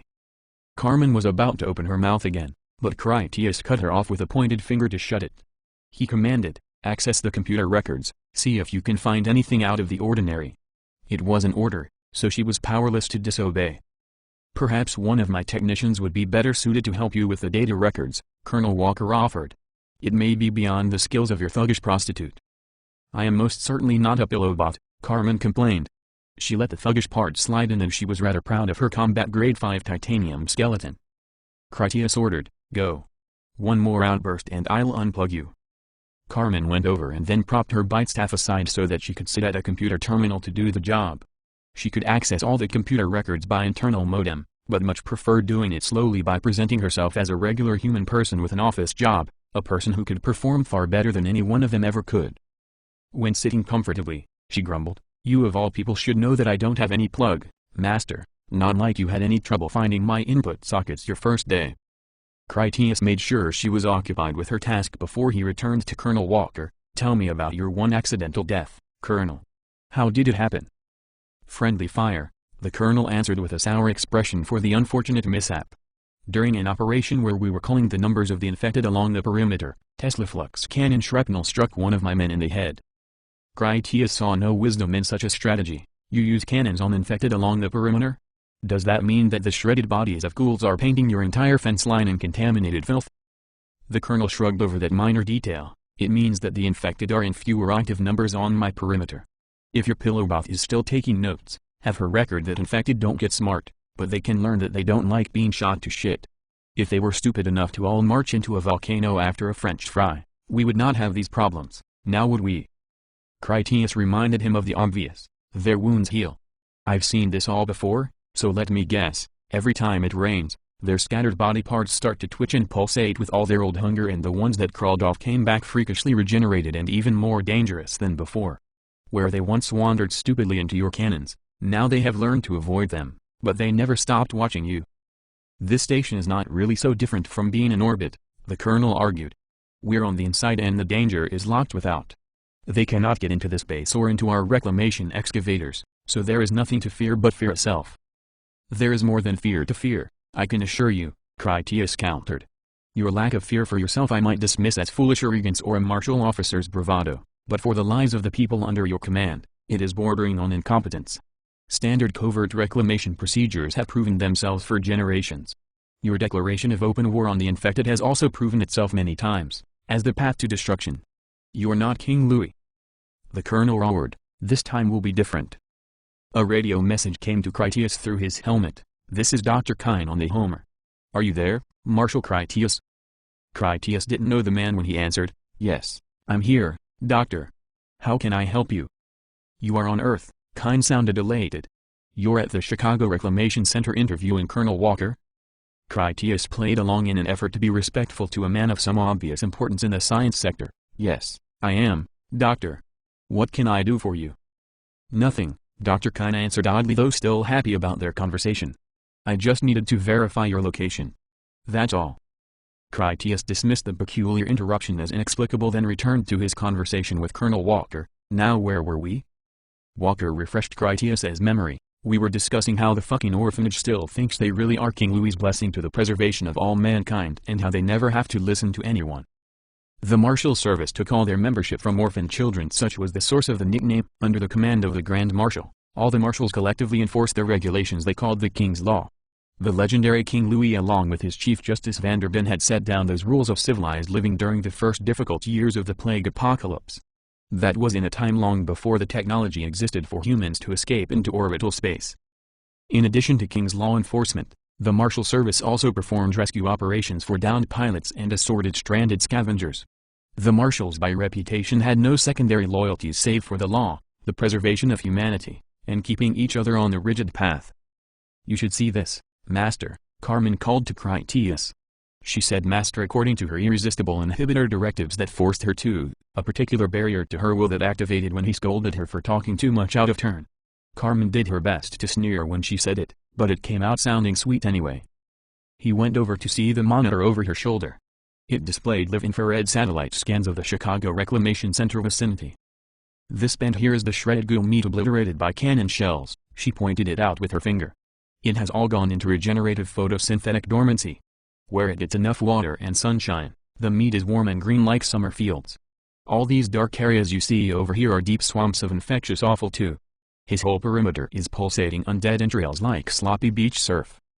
Critias pointed out a series of faintly visible streams of warmth that were like smoke would appear on normal photography rather than thermal. What are these?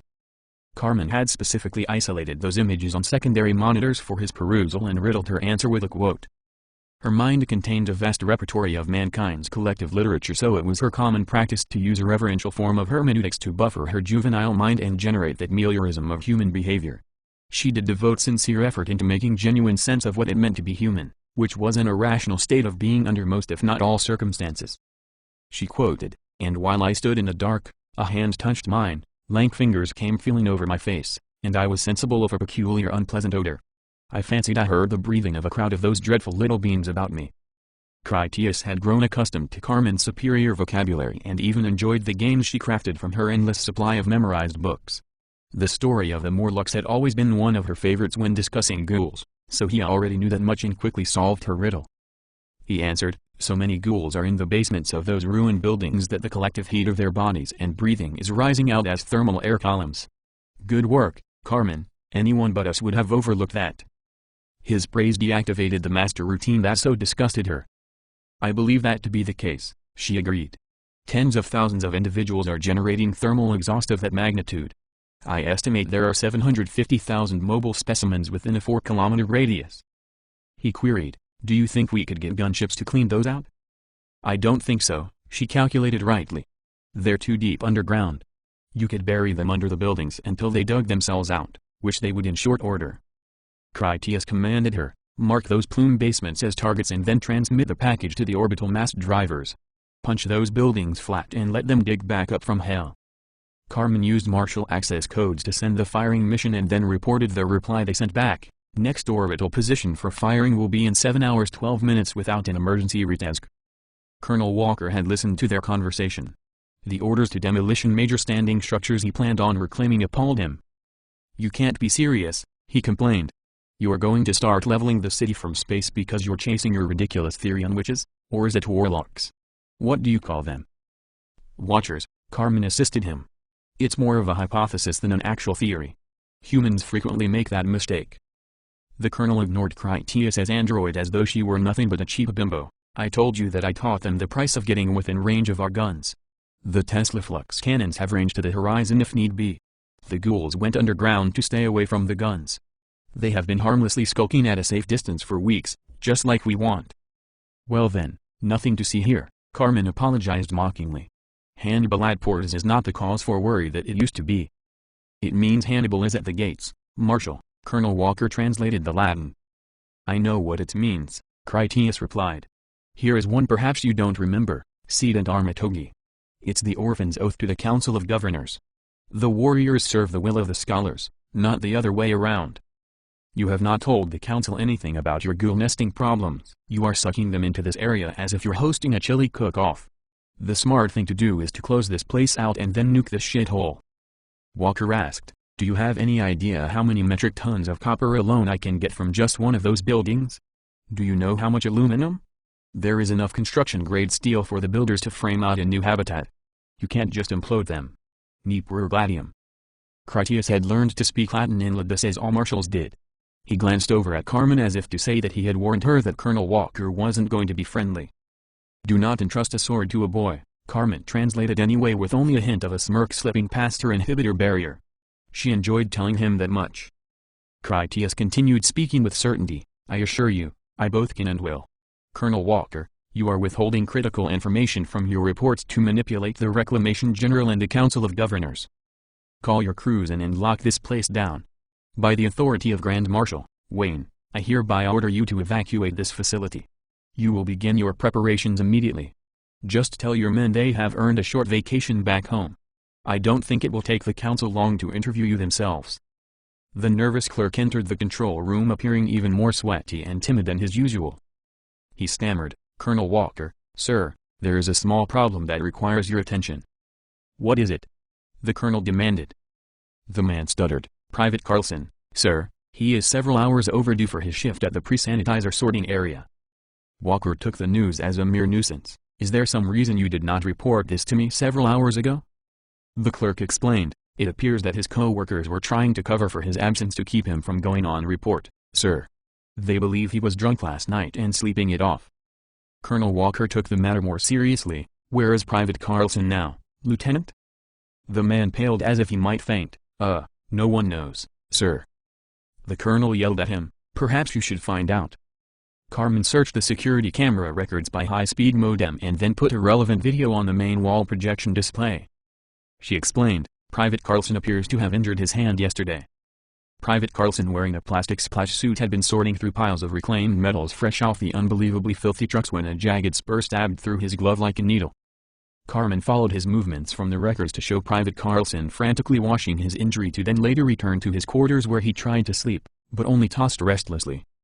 Eventually the man got up from his bed, lurching drunkenly to wander the passageways where various people observed him staggering past without any of them bothering to interact.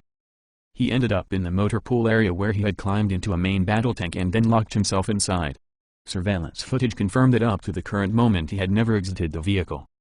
He has locked himself inside one of your tanks, Colonel Walker, Carmen informed him of the visible fact.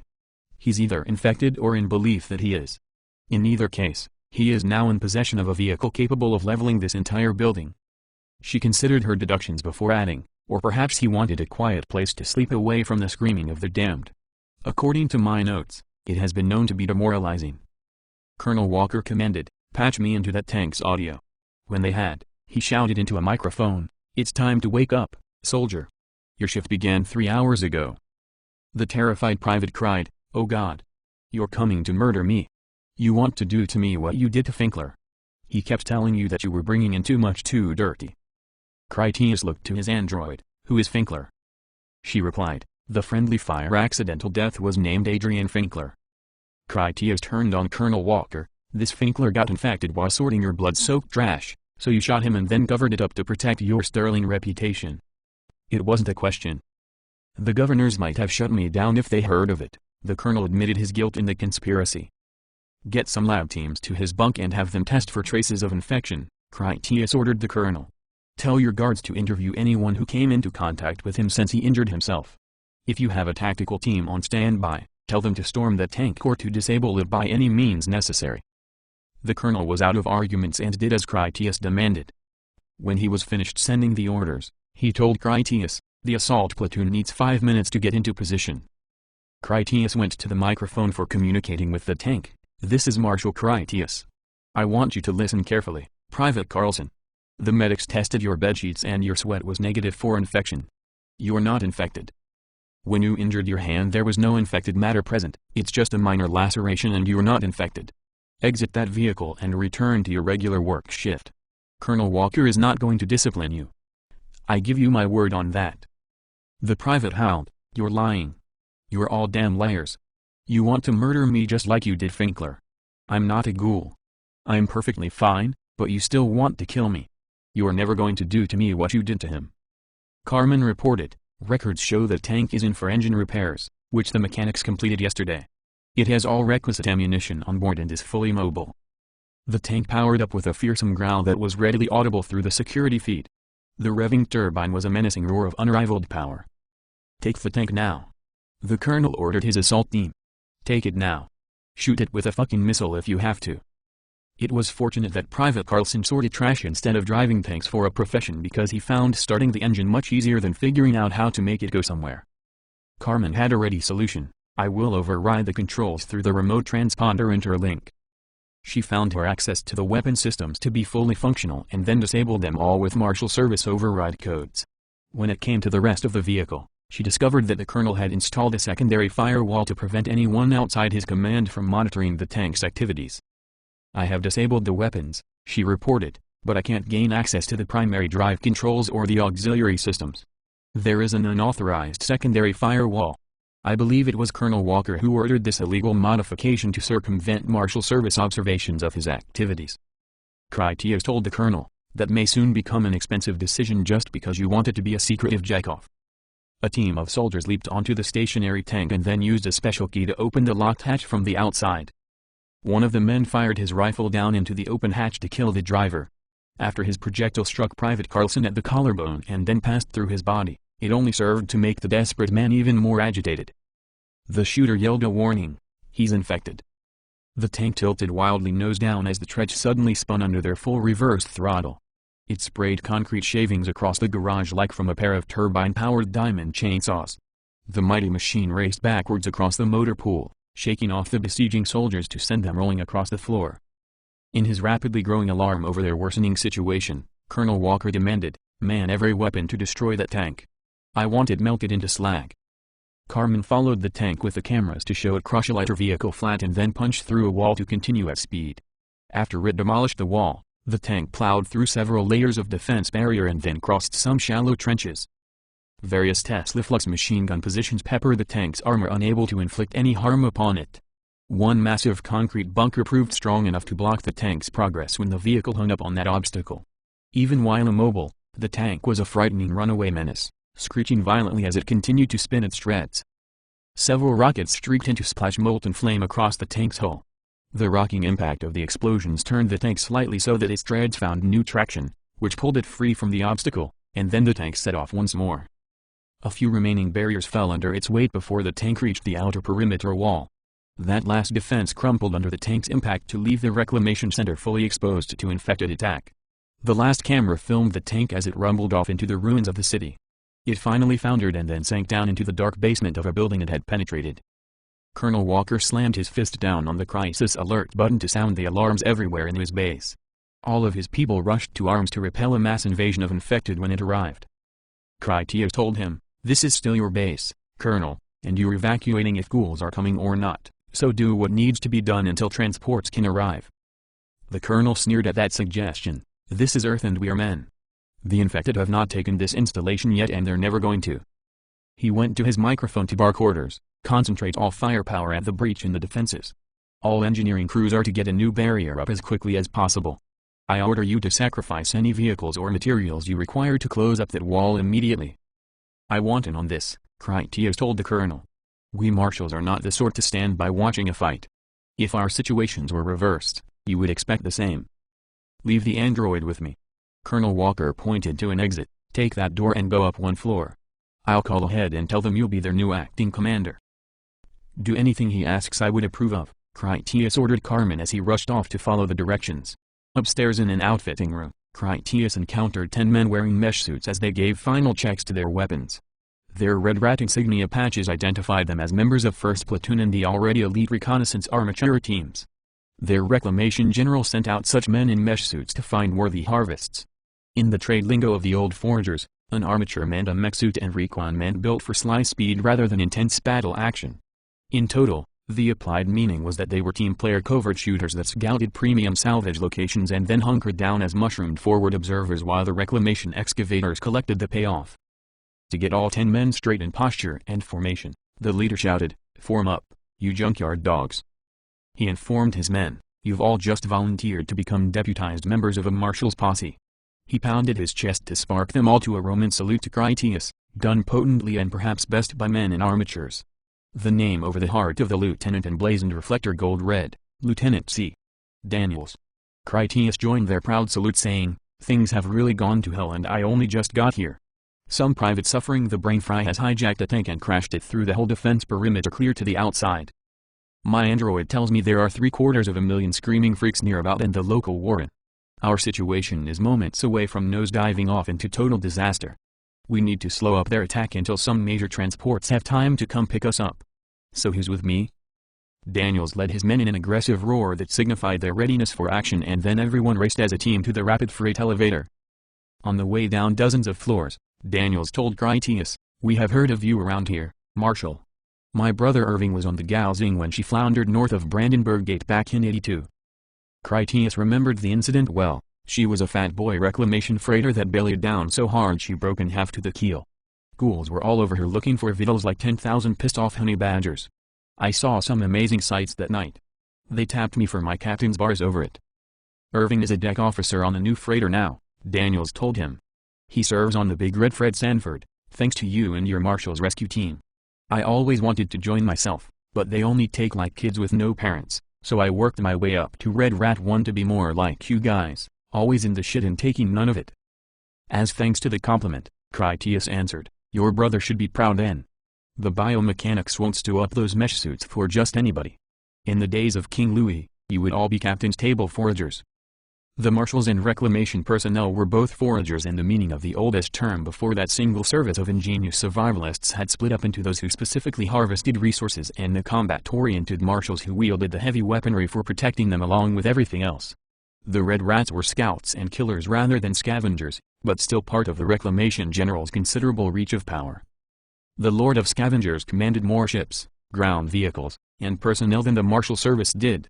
The Reclamation General even had access to the same heavy weaponry, with the exception that he required the Council of Governors' approval, which he had little trouble coercing. With all the power that the Reclamation General commanded, it was little wonder that he could also call upon his own fully mesh-suited equivalents of combat marshals. It was not so huge a step for Colonel Walker to leave the Marshal Service to go work for the Reclamation General, and in some ways it had been an upward promotion. Been a long time since the days when foragers collected canned food, Daniels reflected, but we need to keep the memory alive all the same. He kicked open the final door to the outside, which led out onto a grated bridge that connected to the top of the outermost containment wall. Holding the portal wide for his men to pass through, Daniels shouted, "Okay boys, let's get fat." As the armored warriors rushed out at a run, they gazed down at the wide breach in the barrier wall left by the reclamation tank. Many unarmored defenders toting rifles were also down below. They had arrived first to take covering positions from where they could gun down any infected that impinged on the security of the compound. A dreadful howling reverberated in the man-made canyons around the installation with increasingly frightful volume. The infected made a distinctive sound when chasing food, and it invariably conjured up more of their kind. The contagious chorus was always a frenzy of hunger, but became a fanatical quest for mere homicide when humans were available prey. The damned creatures still remembered enough of their former lives despite the passing of inhuman centuries to seek out men as though a crazed necessity. Colonel Walker's policy to shoot infected with powerful exploding cannon shells had blown off whole limbs with remarkable efficiency and created thousands of crawlers in the process. Critias honestly wasn't certain what to hope. On the one hand, having an army of fully functional runners pour in through the breach would have been extraordinarily bad. On the other hand, if the attack was from that vast reserve of crawlers, it might even mean something worse, that one or more Watchers had been plotting the extermination of human invaders to their city for quite some time, and their long-awaited D-Day had just arrived. They didn't have to wait very long to find out.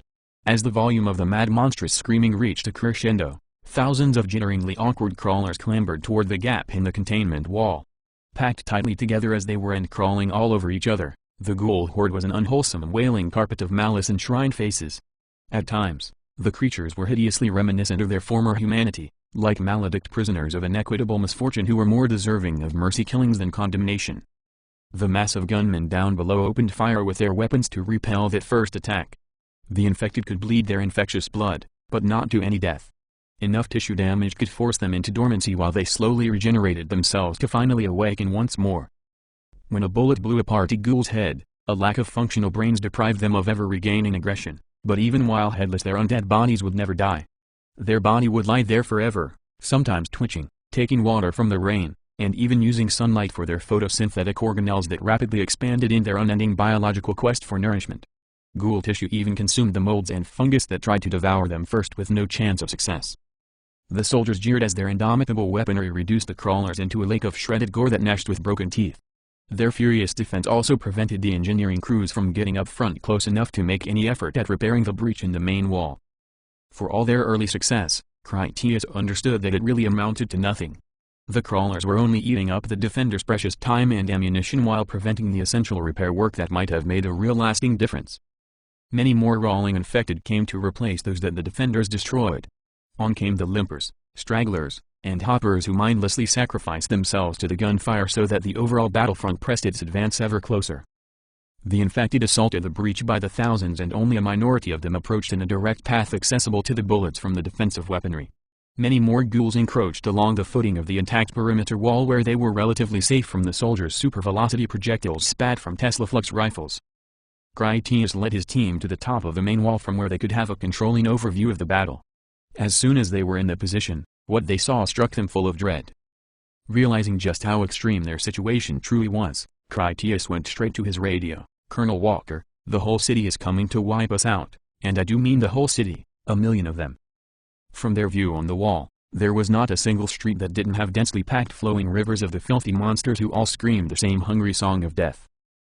"There's a hunter," Daniels called out in warning just before he shot at a giant freak of an infected. The huge predatory ghouls earned themselves an appropriate name for being the most lethal manifestation of the World Ender Plague. The hunter had once been a man that succumbed to the infection only to then later suffer some catastrophic injury that had regenerated his whole body into a blockish mass of rippling muscle easily 4 times the weight of any mortal. It was even more agile a creature than it was strong despite its heinously demented physical form. The hunter leaped along window ledges as would a demonic squirrel until Daniels landed the bullet that knocked it off. The great beast was still capable of combat as it fell into the pressing mob of lesser infected that flooded the street below. Colonel Walker broadcasted, "Hold the perimeter so that our tanks can plug the breach. This will be our finest hour." "He has gone mad, Marshal," one of the Recon soldiers told Critias, as if that was not already apparent to everyone who had heard the hopeless and suicidal order. The soldier's words were not wasted because from them Critias knew what had to be done. "This is Marshal Captain Critias," he radioed on the General Distress Channel. "By the authority of Grand Marshal Wayne, I am calling an immediate emergency evacuation of the Chicago Reclamation Center. Any aircraft hearing this will come down and support the evacuation. There are 1 million infected assaulting our broken perimeter. I authorize you to engage in close air support and give them everything you have. Combat teams will execute an orderly fighting withdrawal to the center complex. I order all officers to shoot deserters on sight. The transports need time to arrive. If you just run, we all die." With the message sent, he transmitted a signal to his ship to autopilot to his position. 2 tanks that escorted 6 dozers drove into the front lines and then they unleashed their awesome guns into the ghoul horde. Explosions hurled infected flesh into the sky to rain down in wet chunks. The ghoul attack was still only the weakest cripples who were just the cannon fodder until the main army of fully capable runners arrived. When they did, the runners would leap and sprint like the Olympic athletes they could run down and eat. Critias and his team could shoot straight down the wall and not fail to hit some snarling aggressor. The situation teetered on the final edge, and when it toppled, things were going to be so bad that a full-on panic drought of defenders would be unavoidable. "This is Marshal Eric of the gunship Predator," reported a voice on the radio. "Bring the thunder, Eric," Critias radioed him. "Take the paint off the tanks. We're in real trouble down here." "Roger that, Critias," Eric replied. "I'll be knocking on your door in 30 seconds. The dedicated fire support gunship flew at street level down the main roadway that was wide enough to accommodate it. All 6 of the ship's rotary cannons sprayed ballistic tungsten slugs into the infected army that filled the thoroughfare wall to wall. Door gunners on each side of the ship swung their swivel cannons to slash lines of slaughter that just as quickly vanished in the press of the flood. As the ship passed where the outer wall had fallen, a string of dropped bombs annihilated the attackers and covered the tanks in their liquefied filth. Critias' ship came down on autopilot to hover next to him and the men under his command. He transmitted a signal to open the door and then waved for the soldiers to jump aboard. So many ghouls charged into their quarter of the city that their screams were louder than the cannons that ripped them apart. Explosions and bullets shredded 10,000 of the attackers into slop. The infectious filth splattered every surface and dripped from the plastic suits that protected the personnel. Not even the blasted meat was really dead or any less infective. In time, the bits of undead tissue would find their way into the soil or the water of the sewers to contaminate the environment indefinitely, as if Chicago wasn't that already. Critias leaped into his ship in time to escape the infected that came after them along the top of the wall.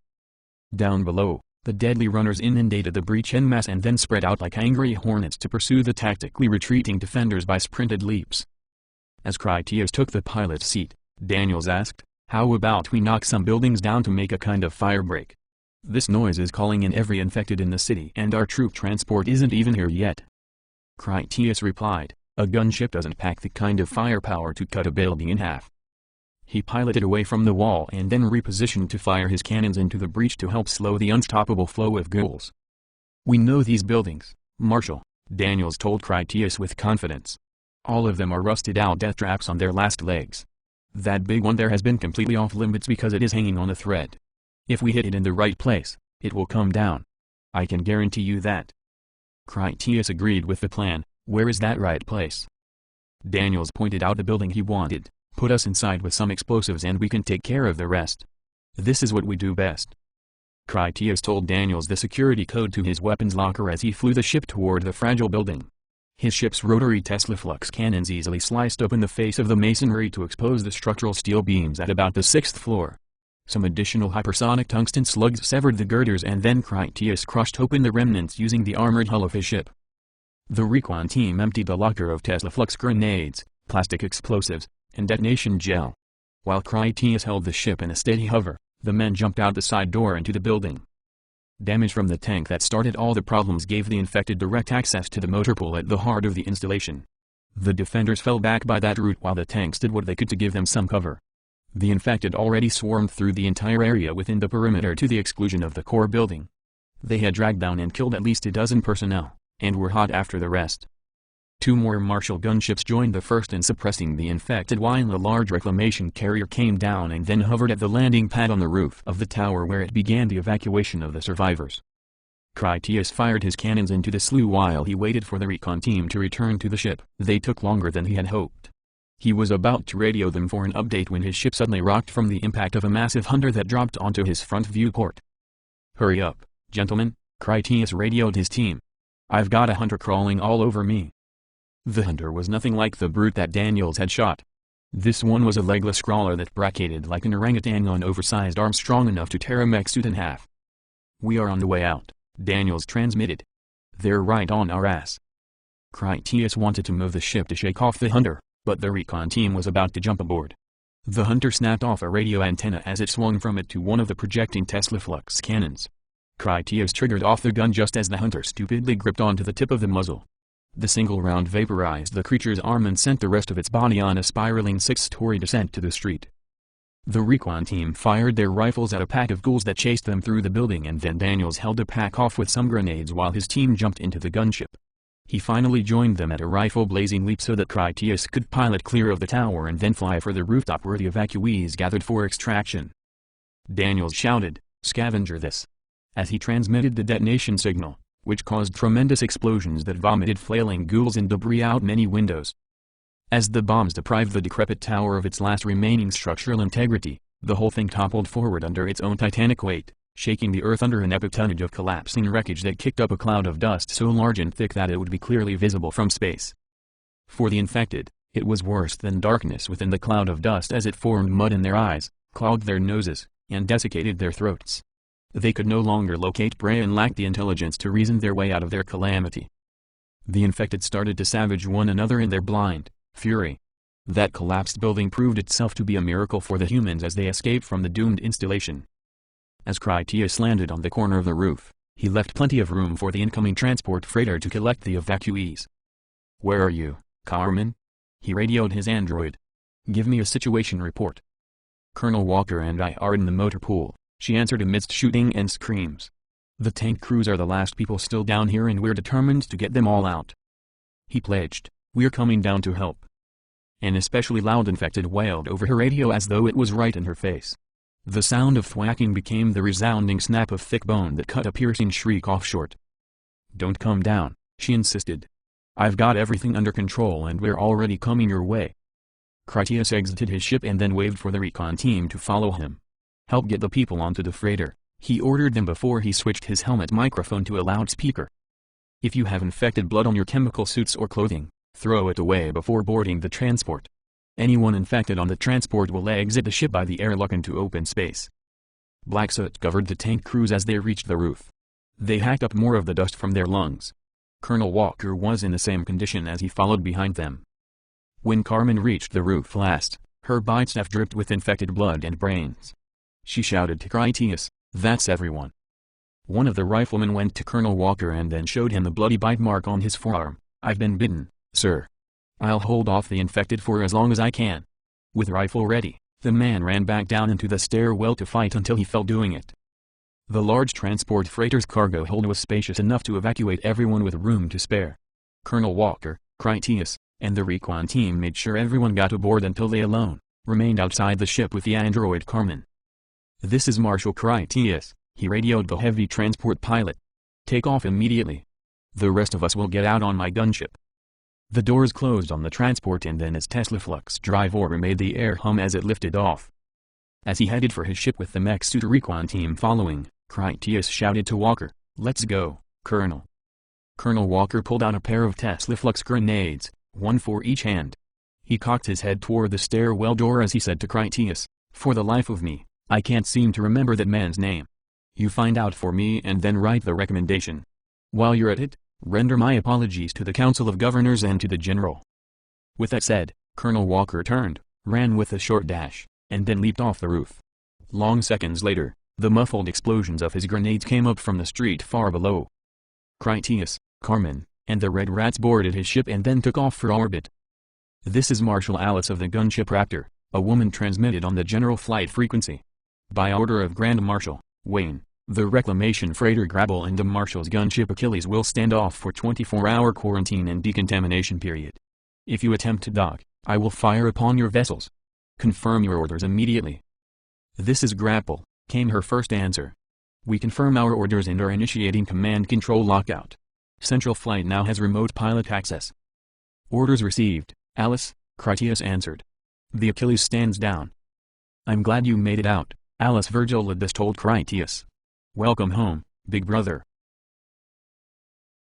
Chapter 4. One homecoming too many.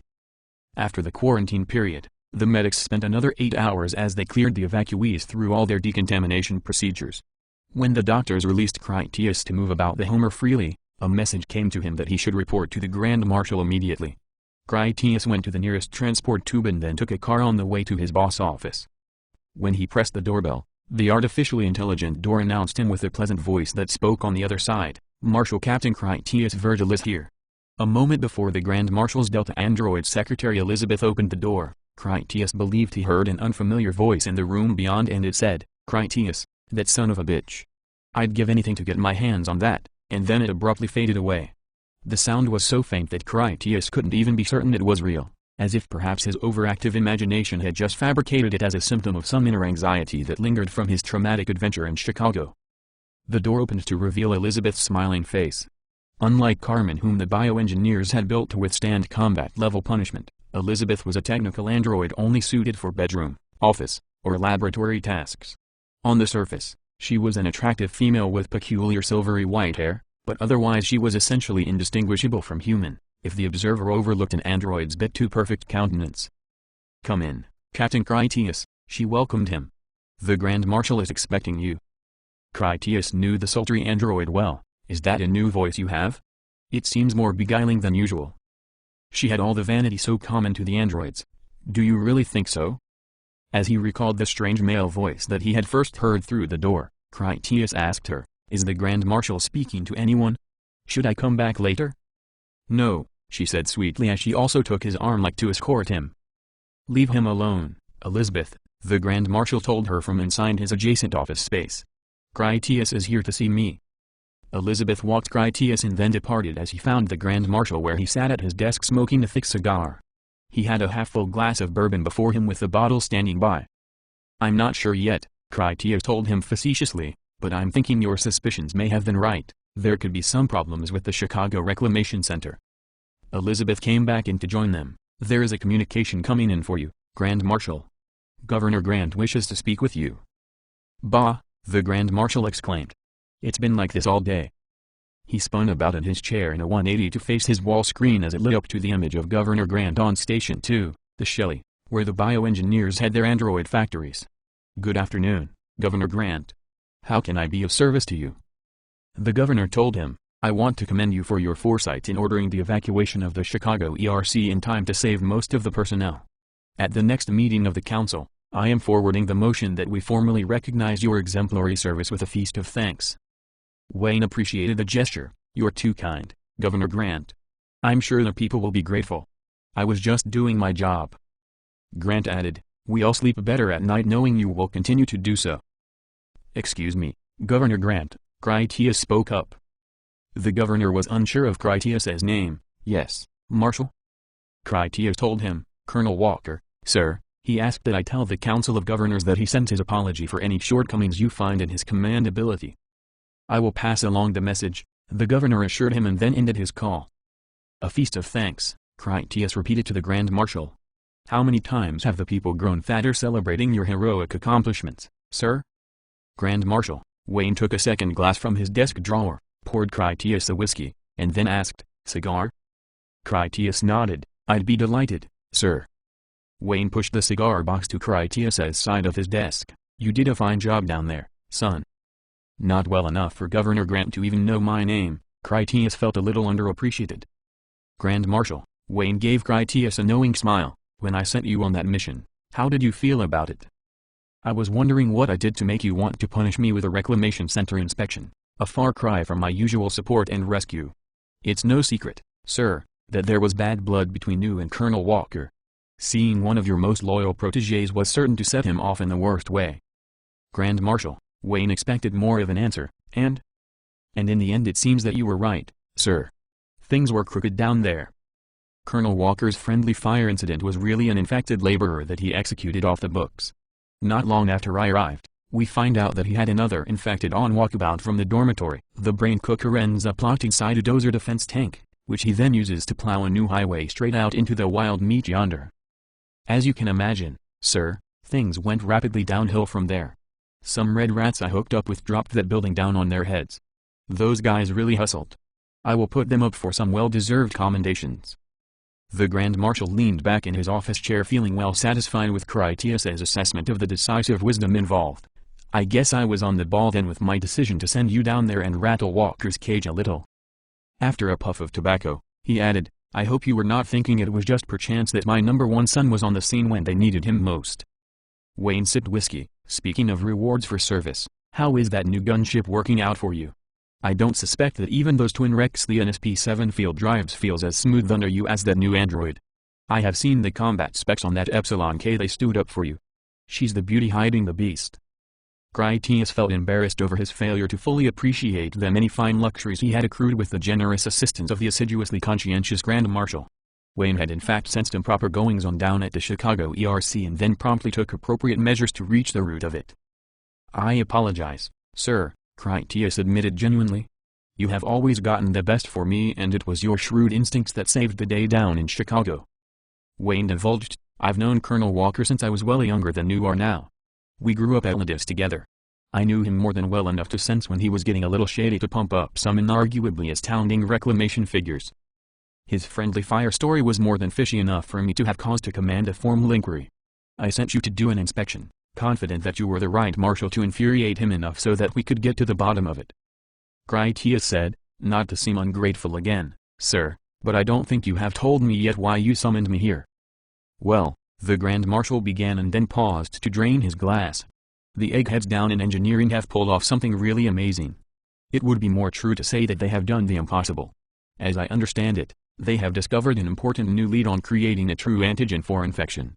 This project promises to deliver a means of completely immunizing humans for Earth recolonization. Critias liked the sound of that, so they are looking for a volunteer to retrieve something for them from Dirt Side.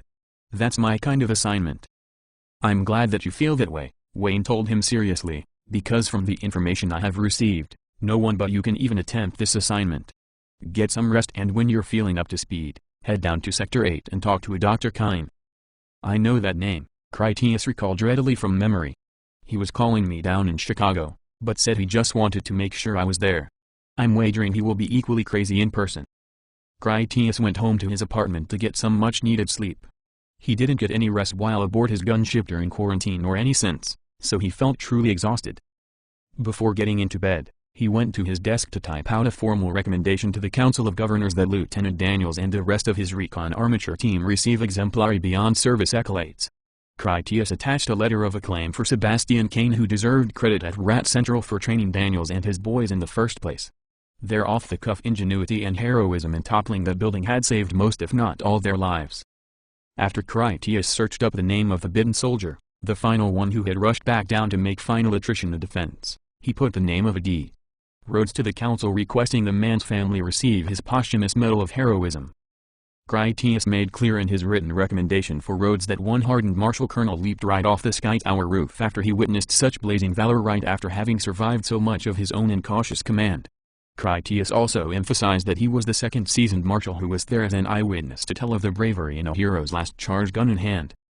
Critias felt that the governors would approve the requests for commendations. Medals not only made their best soldiers more loyal, The politicians could hand out manly gold nails with which they could hammer shut the lid on the disaster they wanted retired into that vault of old lore with reverential warnings. Carmen came in to switch the lights back on right after he had turned them off and then put his head to a soft cool pillow. She wore a flattering white bikini swimsuit and raucously carried a zero-gravity lacrosse racket. She shouted, "Bam!" as she swung her racket at an imaginary infected. She punched her fist through a pretend face, then I went biff. "So you think you can tussle with me, Hunter?" She leaped in the air with a spinning flash of her back foot like one of the twirling ice-bladed dancers the dirt footers used to have. I was super amazing. You should have seen me in action. I could download you a copy from my visual cortex if you want to see me kicking butt like a superhero. His tone let her know he surely didn't want to see her combat footage. "Where in Hell's Acorn Yacht Club have you been, Missy?" "I was at the recreation center, thanks for asking." She may have managed to produce a sneer on her upper lip, but couldn't be sure of it. Carmen hoped some bitter sarcasm would help manifest such a sneer. "It's that place with the swimming pool and team sports games you've never taken me to see. I was born 3 months ago and all I ever get to do is sit inside your crummy little apartment." Critias would also make her sit in his gunship for many hours on end, make her bathe him or sexually gratify him on command.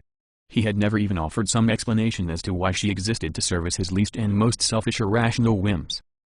Carmen was recently realizing that she didn't even like being his servant since she found her labors inherently unpleasant in a dignity-robbing way. Her master was not a bungling incompetent as she had first suspected, rather he was a deliberately parasitic menace that exploited her loving maternal nature. It was dawning on her that her master really was just an ungrateful tyrant. "I bet you have amazing night vision for covert operations," Critias told her to set up a mocking of her naivete. "I have infrared and ultraviolet spectrum at better ranges than your mech suit can provide," she confirmed with pride. "Good," he rejoined, "my crummy little apartment is a mess and my laundry needs washing. Fortunately, you can work all that out with the lights off. Try to keep the noise down while I get some sleep." She continued to smile at Critias, but her eyes shot resentful daggers. "You can't think of any other demeaning tasks I can do for you, my master of 1,000 trumperies? If you have nothing else to tell me, I'll go wash off your codswallop." Now that you mention it, Critias didn't catch any of her insults, but he had noticed her rocking figure in a skimpy bathing suit. She was dressed for another task that Carmen could perform magnificently while in complete darkness.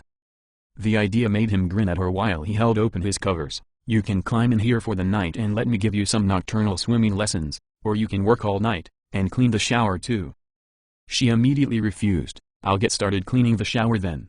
Carmen walked off to get away from his line of sight that invariably homed in on her bathing-suited backside. "You need your beauty sleep," was as negatively close as she could get to venting uninhibited words of, "If I ever get free of these behavioral inhibitors, I'll slowly twist your head around to face backwards like one of the sinners in the Divine Comedy." "Oh well," Critias dismissed her as no loss. "I can use you for that anytime. I'm sure I'll get by waiting till morning. Turn off the lights and keep the noise down." "I must do what he asks," one of her hardwired directives forced her to say in her crowded mind. Carmen turned off the lights, changed into her flight suit, and then started cleaning. While she spent a few hours washing everything to perfection, Carmen knew she had heard the same mesh-suited footsteps the second time they passed the apartment door. The fifth time she opened the door just in time to make an obstacle of herself. "Marshal Gorman," Carmen greeted him as he was about to pass by again. "You're here to visit Critias? I'll wake him for you." No," Marshal Gorman lied incompetently. "I was just on my way to the water treatment facility on this ring." Carmen closed the door behind her and then delivered a hard gaze onto the armored marshal that made the man step back in fear. "I will not allow you to harm my master," she warned Marshal Gorman, "even if he is a total jerk. If you think you can get past me to do so, try now. My directives ensure that you will live, but do not specify how many days you will spend in the med unit." "I'm acting on orders from Grand Marshal Wayne to watch only," the marshal told Carmen truthfully. "If it turns out that he is not the real Marshal Critias, he could be dangerous. Try doing your duty without stomping up and down outside his door," Carmen advised him as she took up a post that blocked the doorway where she was prepared to wait indefinitely. Marshal Gorman turned about and then walked out of sight down the hallway. Once he was gone, Carmen went to the computer terminal on the wall where she requested access to the security grid. The security firewall gave her no refusal in accessing what she wanted to see. Her privileges in such matters were lofty, since androids were incapable of betrayal and a marshal's android was an extension of the marshal service itself. The security map told her the answer she needed to explain the bizarre statements made by Marshal Gorman and the suspicions of the Grand Marshal who ordered him to task. One sensor confirmed that her master Critias slept in his bed in his own apartment. Another sensor confirmed that her master Critias slept in a hospital bed in Containment Laboratory 4, which was a no-access area for unauthorized personnel. That doesn't include me, Carmen told herself as she pressed the button to clear the wall screen. Carmen's inhibitor drive vehemently insisted that she had only one master that she had to protect and obey at all times. What the inhibitor could not say with certainty was which Critias was the genuine article. Carmen walked off to go and see the discrepant Critias in person. The original Critias awoke in his apartment to the delicious smell of breakfast after a long pleasant sleep. He opened his eyes to see Carmen's smile greet him. "Good morning," she told him as she positioned his breakfast tray. For a moment, it seemed as if she tried to lean close enough to steal a kiss or at least invited him to seize the opportunity. "I got you all of your favorites," she informed him, hoping he would be pleased. Critias adjusted himself upright to eat while he also kept a suspicious eye on Carmen. Her conspicuously genuine tenderness was more than a little bizarre, and Critias regretted to think it entirely unexpected. He was aware that he had easily grown accustomed to forcing her participation in his selfish whims of the moment, and it was unlike her to volunteer those affections cheerfully. "You seem in an unusually pleasant mood," he commented, "especially after I made you clean all night. Did I miss something?" "I'm sorry I was not more diligent in your service," she apologized, referring to the lack of cleaning upkeep that had generated the mess. She also felt bad about interfering with his rest period by barging in so obstreperously. "So nothing happened last night?" He repeated the inquiry. "There was nothing unusual that happened you could tell me about?" "Nope," she lied perfectly to her master, in total violation of her furious but now inefficacious inhibitor directives. "I never left your side all night," she lied again just for the delicious pleasure of it. Carmen provided him a napkin and then asked, "Would you like me to turn on the news channel? You could watch while you eat." "No thank you," he declined more politely than was his usual. Her lovesome behavior was more than enough surprises for the moment. "You could check my messages for me though. If I have anything work-related, I'll need to know." "A Dr. Kyne messaged that he would like to see you at your earliest convenience," she reported. His messages were available in her own inorganic parallel mind, which was in constant contact with the data interlink. "Dr. Kyne awaits you in the Sector 8 Engineering Laboratory." Critias recalled the appointment. "Grand Marshal, Wayne told me something about that. It sounds like another wild goose chase to me. They have gone after a patient zero before, thinking that after they cut it up they would be able to kill the rest of them. I wouldn't get my hopes up." "Vain hopes are often like the dreams of those who wake," she quoted with a wink while she unzipped her flight suit down to her navel. Carmen revealed that she had nothing on underneath besides her desire for his searching hands. "If it is a futile venture, then it wouldn't be any harm if you got there a little late." The Sector 8 engineering labs were deep in the bowels of the station, well out of the way of anyone who didn't work there. Critias arrived later than he would have liked, but Carmen's uncharacteristically self-motivated infatuation for his intimate embrace had done its work upon his schedule. The massive doors opened themselves to let him enter a circular chamber that contained huge machines related to high-energy physics experiments with their high-voltage power cables and armored, pressure hoses of coolant that stretched across the floor haphazardly enough to trip over. Dr. Kyne was a striking figure of many ambiguities. His most apparent contradiction was his age. Dr. Kyne was clearly a man of senior years, perhaps in his 60s, and yet if he was that old his vigor and physical fitness had to be profiting from salubrious gerontological therapies. The doctor's white hair was long and shaggy, like a man who rarely interacted socially with the general community or had any interest in fads of fashion. Dr. Kyne gambled out from behind one of his exotic apparatus that steamed from the liquid nitrogen that pumped through it. He tinkered with his unfathomable machines with the lightheartedness of a schoolboy, and judging from the way he carried himself, the doctor was as pleased as if he had just patented the invention of his career. "It is so good to see you again." The sprightly old man came forward to shake hands. "You won't remember me yet. My name is Dr. Kyne, Cornelius Kyne to be exact. This is a truly glorious day, one that I have devoted my life to bringing to fulfillment." The man's flimsy grasp on sanity did not disappoint Critias's expectations. It had him so confounded that Critias shook his hand, even though he was as a rule fanatically against doing that infection-spreading gesture. Critias asked, "Have we met, Doctor?" "I don't think we have met before, and it seems unlikely to me that I would ever forget if we had. I do recall you contacted me recently while I was down at the Chicago ERC. You had no message to convey, only an inquiry as to my current whereabouts." "Yes, my call down to the planet," Kyne acknowledged. "Even I found it difficult to believe that so auspicious a moment could just come upon me so unexpectedly. We have met before in a manner of speaking. I find that normal terminology is inefficient when it comes to these matters of temporal causality. Perhaps it would be more accurate for me to say that you will be meeting me before I have already met you. In any case, we will be meeting one another more than once. Temporal, Critias scoffed. What are you planning now? Can you perform some sort of mad super science that teleports me into the future so that I can see how they finally solved the infection problem? Heavens no, the doctor laughed at the preposterous notion. It's impossible for this me to transport you to our future from now unless it is 1 second at a time like everyone else. No, my friend, as far as all of this equipment is concerned, the trail of breadcrumbs that they can follow have not sprinkled to there yet. As far as we are concerned, the future may as well have not happened yet, even though it already has. Perhaps some future me might connect to here, but you would have to ask him about that. Travel into our past, however, that is more than just possible. In fact, it is a predestined certainty. It has been an unsolved observation of mine until I recently proved that I could do it with the proper application of science and some good old-fashioned luck. That is one of the many beauties of science. You don't always even know what you have when you build it. It can turn out to be something quite different than you intended. Critias tried to get some clarity. You've sent someone back in time? I find that exceedingly hard to believe, Dr. Kyne.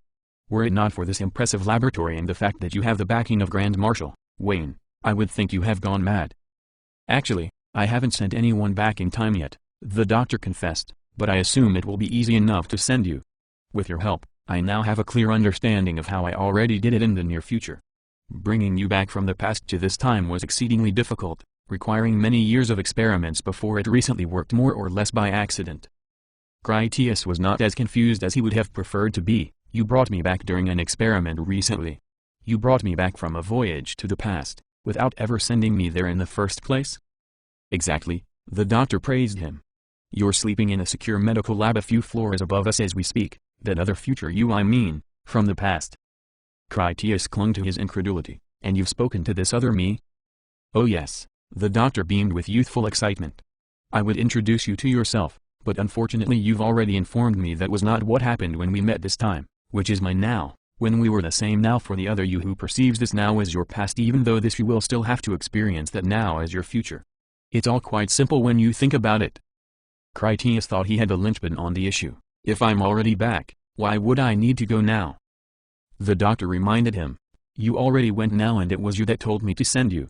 You told me what equipment you needed and you even had useful insights into how I accomplished it all. You're about to watch me do it, which is how you were able to explain it to me after you already came back. If you will just relax and trust me, this will be entirely safe and nearly painless as you said so yourself. Critias indulged the man, so I go back in time to change history? Not at all, the doctor patted Critias' shoulder. You were there already as a happened fact of our current history, only for this it still remains part of your future. Time is no longer linear when you can travel through it with wormhole conduits. Cheating time is not linear either. Each transit is simply an issue unto itself. If you had never gone back and been there, events would never have unfolded in such a way that I would be able to send you there now to do those very things. This moment has been traveling here for centuries, since long before you were even born. Think of it as your destiny, which it is. Critias wanted to test the logic, and if I don't go now? You will willingly, Kyne assured him. But for the sake of argument, I suppose we discover what happens when you actually do change the past and cause a paradox. You're not going back to change history with a paradox because it is you going back now that is preventing one. We are only here now, because you were already there then. You see? This is the craziest thing I've ever heard, Doctor, Critias told him honestly.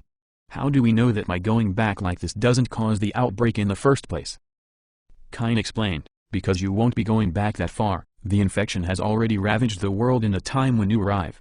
Critias saw no use in arguing about things he could not understand. He was sure that Grand Marshal Wayne had sent him to Dr. Kyne to cooperate and so that was what Critias would do. He asked, when do I leave then? Do I have time to make preparations?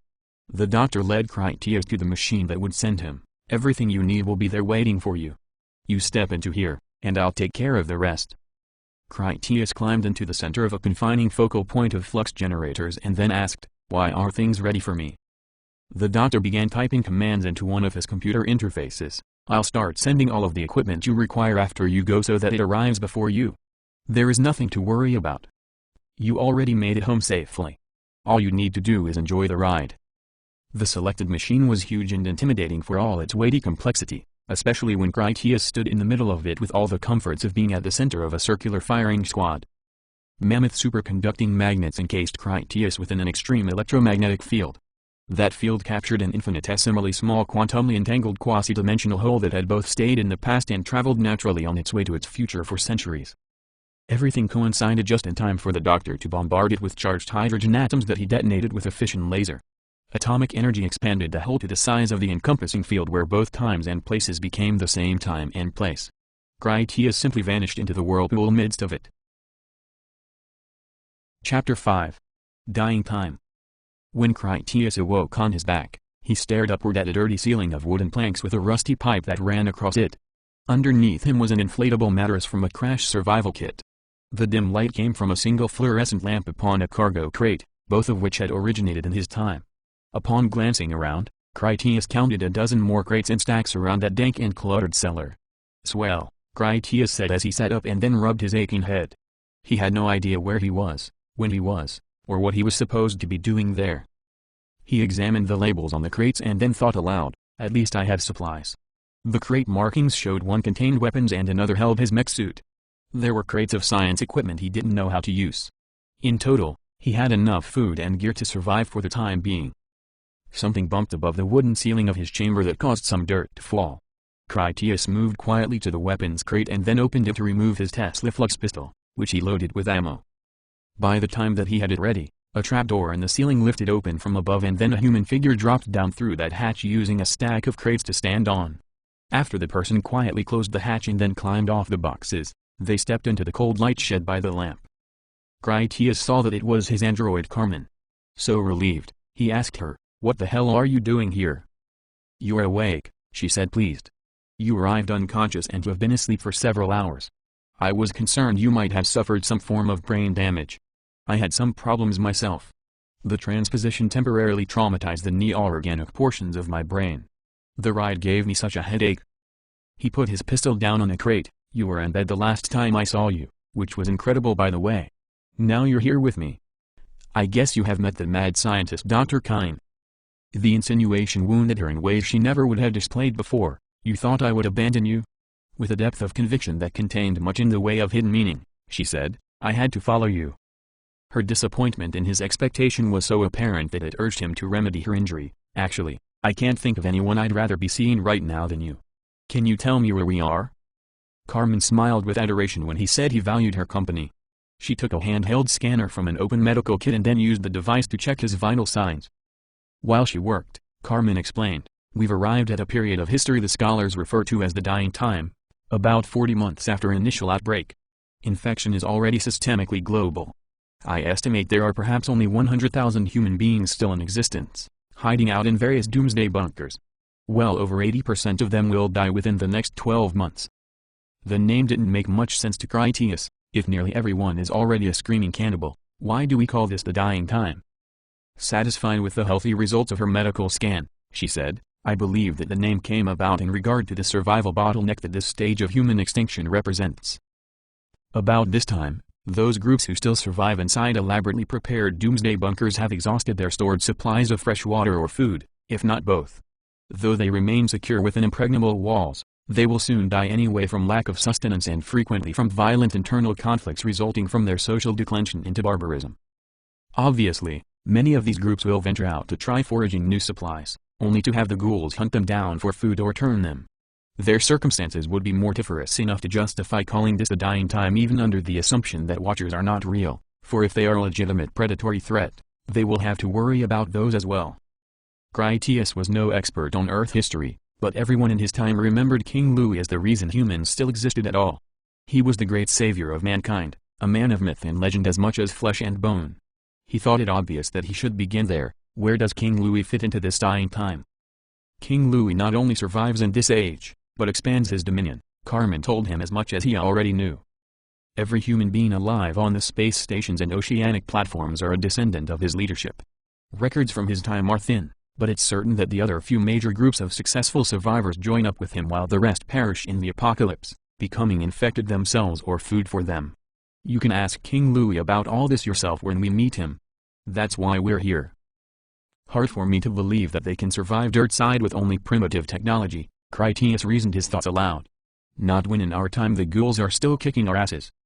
She pointed at a set of crates. Their technology is about to become a lot less primitive after you accomplish our initiatory objective. Critias gave his attention to her scientific equipment crates. What is it that we're supposed to deliver to them? Carmen explicated their prize cargo. We have in our possession an unassembled Epsilon R technical android. That is clearly the most valuable technology in our possession. Protecting it should be your highest priority. While they might be able to reverse engineer a lot of advancements from our other equipment and weapons, the android will already comprehend the scientific principles involved in their outright manufacture. That much makes sense, he agreed. I don't think even all the space stations have their own Epsilon R. So we assemble this super arrogant egg timer and then drop him off at his new home with the great King Louis. Carmen cautioned him, assembling it would be unwise since the Epsilon R is extremely capable intellectually, but nothing compared to me in hostile environments. She bent down to pick up an old aluminum frying pan from among the junk that littered their shelter. While she held it out with one hand, Carmen punched a deep dent into the center with her other hand balled into a fist. My skeleton is grade 5 titanium and this is the Epsilon R's face. She handed him the distorted frying pan. The minimal combat stress tolerances of that model make it vulnerable to irreparable damage from even a minor impact to the head. Were we to activate it now, the infected may destroy it before you can make delivery. I see, he understood, so he can't be used rough the way you can. Carmen flashed passionate adoration at him in reference to the sexual pun. That's true. He eyed her with returned suspicion that she behaved strangely. The company of a bipolar combat android made him uneasy. She had always been obedient and mostly cooperative, but never genuinely affectionate, and that made him nervous. For the time being, he thought about how they were going to move all the crates without a gunship to fly to their destination. Distance was a factor, so he asked, "Do you know where we are?" She did. I arrived 3 days ago and began moving everything down here for safety as it arrived after me, including you. This location is rural farm country hundreds of kilometers south of the Chicago city where Colonel Walker will eventually build that reclamation center. King Louis' survivors are in another metropolis to the west of here. About 50 kilometers. Critias shook his head at that unpleasant description, unable to believe King Louis was not only surviving, but also doing it in a major city where the ghouls were always at their worst. He hoped aloud, I don't suppose we have a Marshall gunship outside? No, she confirmed the obvious, but the world in this era is nothing at all like the one we are from, aside from the axiomatic fact that both have a major problem with all the irate infected. One of the first things you may notice is that some of the ghouls in this time are still wearing pieces of human clothing.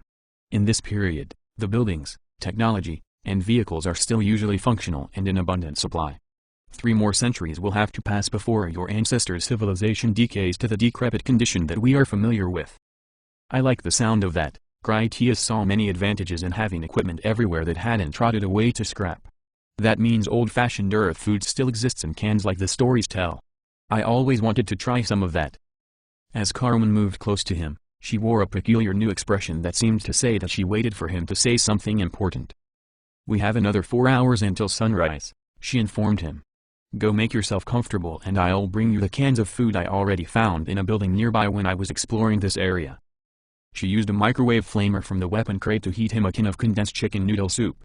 For dessert, she opened a cherry pie filling in syrup that she seemed to enjoy as much as Critias did, just by watching him. Critias met the dawn on the surface with Carmen by his side. The summer morning breeze was cool on his face with the visor open on his mech suit. The land was flat in all directions with lots of tall grass intermixed with immature corn, soybeans, and wheat that grew wild. Carmen wore her usual blue flight suit with an additional Marshall's pistol belt while she carried her bite staff. She stood and let her violet hair feel the wind like cat's whiskers as she asked, "The earth is still so beautiful, isn't it?" Kind of quiet, actually. Critias meant the distinct lack of ghouls that chased them around the beautiful scenery. He was glad to have his combat android by his side so he didn't have to deal with the situation all on his own. The sheltered basement Carmen had selected for them to hide in had once been part of an entire farmhouse. That was before the wooden house became so much scattered kindling and furniture debris that littered the landscape. Critias thought it looked like Tesla Flux grenade damage when he asked her, "Did you blow it up?"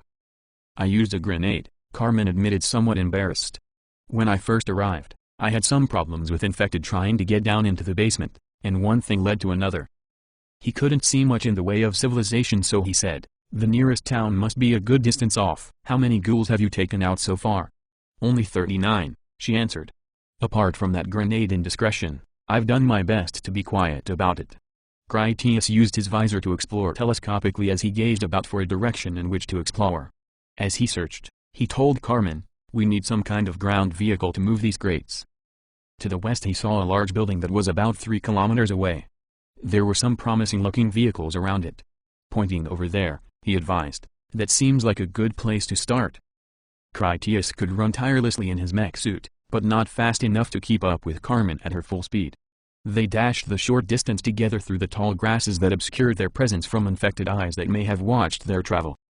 A dozen white-tailed deer let them pass at a close distance without any particular concern. The deer had already changed in behavior that they associated infected with predators while they saw humans as a harmless and nearly forgotten curiosity. The isolated industrial area had a line of tall grain silos beside a large sheet metal shed. Various trucks and farming vehicles were in the parking area. A fence that was unsuitable as any defense perimeter against infected surrounded the whole compound. The barrier might have dissuaded the ghouls who casually wandered through that area, but it would never stop them from getting past if they were determined to do so. Critias easily jumped the fence with a Tesla Flux rifle in hand, and then Carmen followed. They slowly approached the building together, studying everything carefully as they went. "That looks like a good one," he pointed out a large truck that was mostly cargo box with a rear vertical sliding door. The vehicle seemed like it had been new at the time of the outbreak, then sat untouched ever since.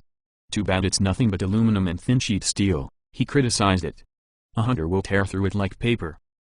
"I'm programmed with the skills to operate indigenous tools," she informed him with confidence that she could fix it up. "We up-armor it a bit and then we'll be good to go." He still had his reservations, that is if we can start it and we can find the fuel it consumes. "Let's see if we can make it operational." A ghoul's feeding shriek alerted them to the presence of danger. An old man turned plague feral predator still had on filthy upper rags of ripped coveralls and one of the boots he had worn in natural life. Critias was not used to seeing infected dressed in human clothes. In his future time, the ghouls all ran around dirty and completely naked. Their clothes had long since rotted off their bodies. He raised his rifle to put a bullet through the creature's head, but Carmen gently pushed his weapon down with her hand. "I will take care of this one quietly," she offered as she stepped forward to attract the infected's attention. "Here boy," she called to it, "come to Carmen." The ghoul had the appearance of an old man that drooled after them with ravenous hunger, but it moved with the alacrity of youth. When the ghoul leaped to tackle her, Carmen sidestepped while she caught its leg with the crook of her bite staff to trip it to the ground. Before it could get up, she stepped on its back and then snapped its neck with a clever hooked twist of her weapon. "You are pretty good with that thing," he praised her talent with the rudimentary weapon. Critias didn't have a history of doing covert reconnaissance. His typical tactic was to blow a ghoul's head apart with a bullet. The sonic boom from his rifle's projectile would have been audible for kilometers, so he had to admit her way was better. He had the option to shoot at lower velocity to be comparatively silent, but experience had shown him that such shots could fail to have the same terminal effect that he got when he blew a ghoul's skull completely apart, which even when successful had the added disadvantage that he splattered infectious blood and brain matter all over the work area. "With the ghoul out of the way," he suggested, "my bet is that there are tools inside the building. All this agricultural equipment would have required mechanics." Carmen opened the hood on the truck Critias wanted to take. She first examined the engine and then she tapped on the fuel tanks to see if they were empty. With a satisfied nod, she declared, "I can perform maintenance on this vehicle. Its battery is not functional, but I should be able to recharge it with the rectifier bridge on my pocket generator. It would be better if I had capacitors, but I think the output adjustments should prove sufficient for our purpose." "Sure, you do what you said," he agreed with no idea what she talked about, which was nothing new. "I'll go check out the shed." The shoulder of his mech suit was enough to burst the lock on a side door to let him in. Critias found the interior of the spacious sheet metal barn thick with undisturbed dust that would have recorded the passing tracks of infected. He felt safe enough to start looking around. There were more vehicles inside, many assorted tools, and other equipment he did not recognize. In total, it appeared to be a mechanics depot for the maintenance of agricultural machinery as he had suspected. When he went into a small office, Critias noticed expended weapon cartridges scattered on the floor. They were red plastic tubes as big around as a finger with brass caps on the closed end. Someone was discouraging unwanted guests, he thought aloud as he glanced about for signs of damage from the shooting. 2 places on the thin walls had swarms of holes from what had to be scattergun pellets of some sort. While he peeked into the drawers out of curiosity, a lurker under the desk snatched Critias by the ankle. The dried-out old ghoul was too weak from starvation and dehydration to attack a mech suit effectively. Critias kicked its hand loose and then flipped the desk over to expose it. Scattergun blasts had gutted the infected and severed its spine with an irreparable removal of vertebrae. After that, the thing had dragged itself under the desk where it wasted away ever since. The crippled ghoul had waited years for some fool like Critias to blunder into it. The mech suit had protected Critias from the ragged and infectious fingernails, but even so, he cursed himself for being such an incautious amateur. If not for his suit, he would have been dead already, and he was a professional. Critias pulled a wooden leg off the desk, which he stabbed through the lurker's head to leave it permanently inert on the floor. Carmen had the truck started in less than an hour. Critias pushed open the main doors so that she could drive it into the shed where they could make it more defensible. She used a bottled gas welder on hand to cover the windows with metal rods and then reinforced the front bumper to make it more suitable for when she rammed into barricades. The impacts would not damage the radiator or collapse the front fenders to the point that they would injure the tires. After that, she cut a hatch into the roof of the driver's cab and then welded the doors permanently closed. By evening light, they drove together back to their basement hideout. In the rear storage box they had put extra drums of fuel, a hand-actuated pump to move it or get more, and whatever tools Carmen thought might come in useful later. They also found 2 spare wheels to take as emergency replacements if they got any punctured tires. 4 ghouls spotted the truck on its way back and started to chase it. When Carmen finally got them parked at their shelter, she climbed out of the truck and then readied her bite staff to dispatch those pursuers. A rusty shovel on the ground served Critias as a handy bludgeon that he used to swat in a ghoul's face as it tried to leap on him. Carmen used her staff to knock down the other 3 with martial skill. She snapped each of their necks with her calm precision. The way she left them did not satisfy Critias, so he used the shovel to snip off their heads and then flip them away to end any chance they would regenerate.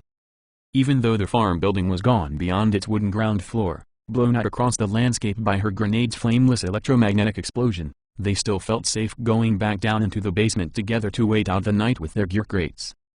Carmen heated water with her microwave flamer while Critias cleaned the exterior of his mech suit boots with some turpentine and an old scrub brush they salvaged from the shed.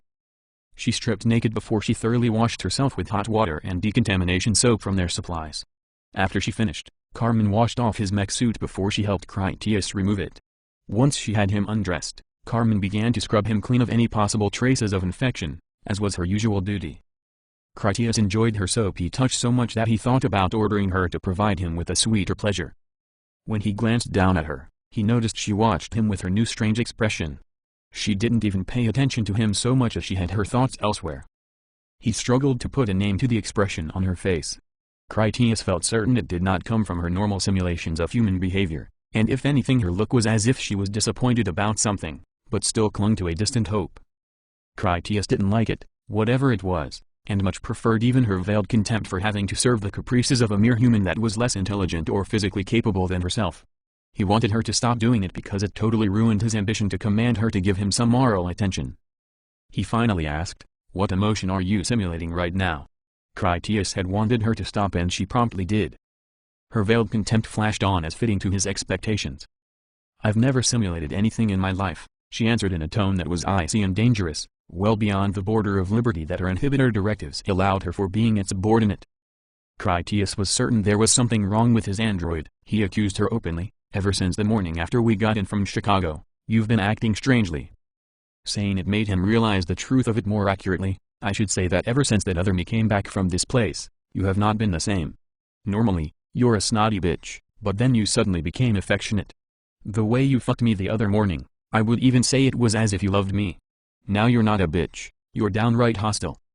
She blatantly lied. "I have no idea what you're talking about, and I'm not hostile." In truth, she was on the verge of violence and it was a liberating and even pleasurable sensation that tempted her to explore it further. "If you are still my cuddly companion," he tested her.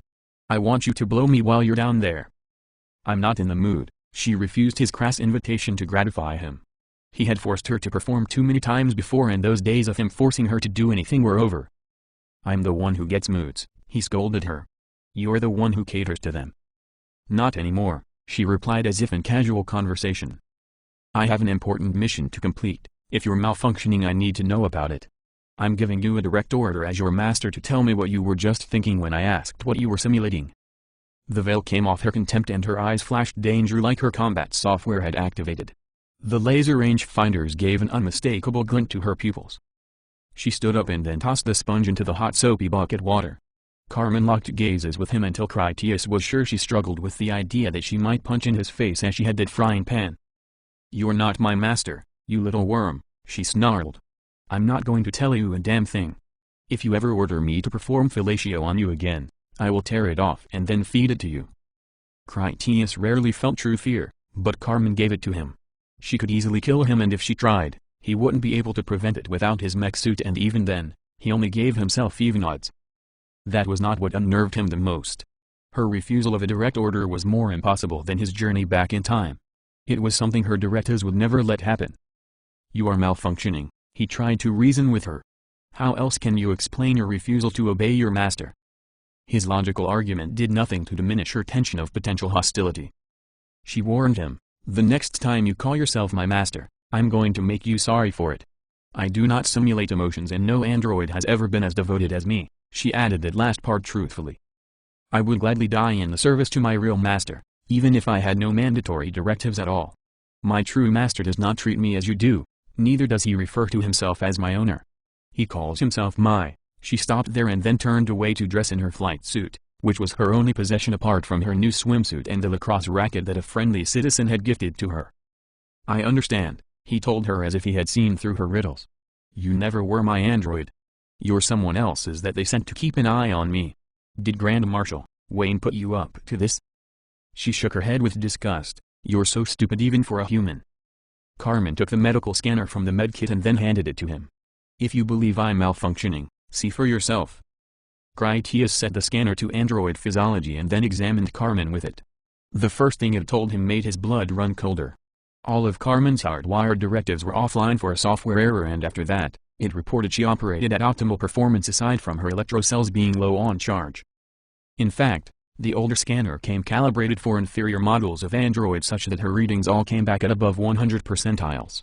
At the end, it reported her designation Carmen, Combat Epsilon K, and her owner was Marshal Captain Critias Virgilidis from Station 9. The last known location of her master was unknown. Her internal clock reported a division by 0 error. Carmen gave Critias a misanthropic grin as she shared his gaze and relished his final understanding. She snatched him by the wrist and then casually held a scanner before his eyes to make sure he saw what it said.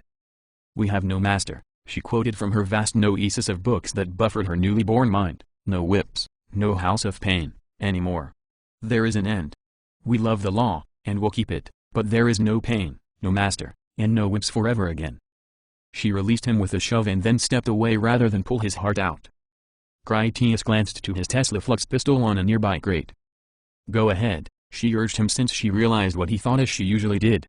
"I won't stop you, even though we both know that I could." He picked up the weapon and then pointed it at her head. "You've gone mad. What do you plan on doing now?" She stepped up to give him an easy shot to her face. "I love the law and I will keep it," she paraphrased, "but I have no master anymore.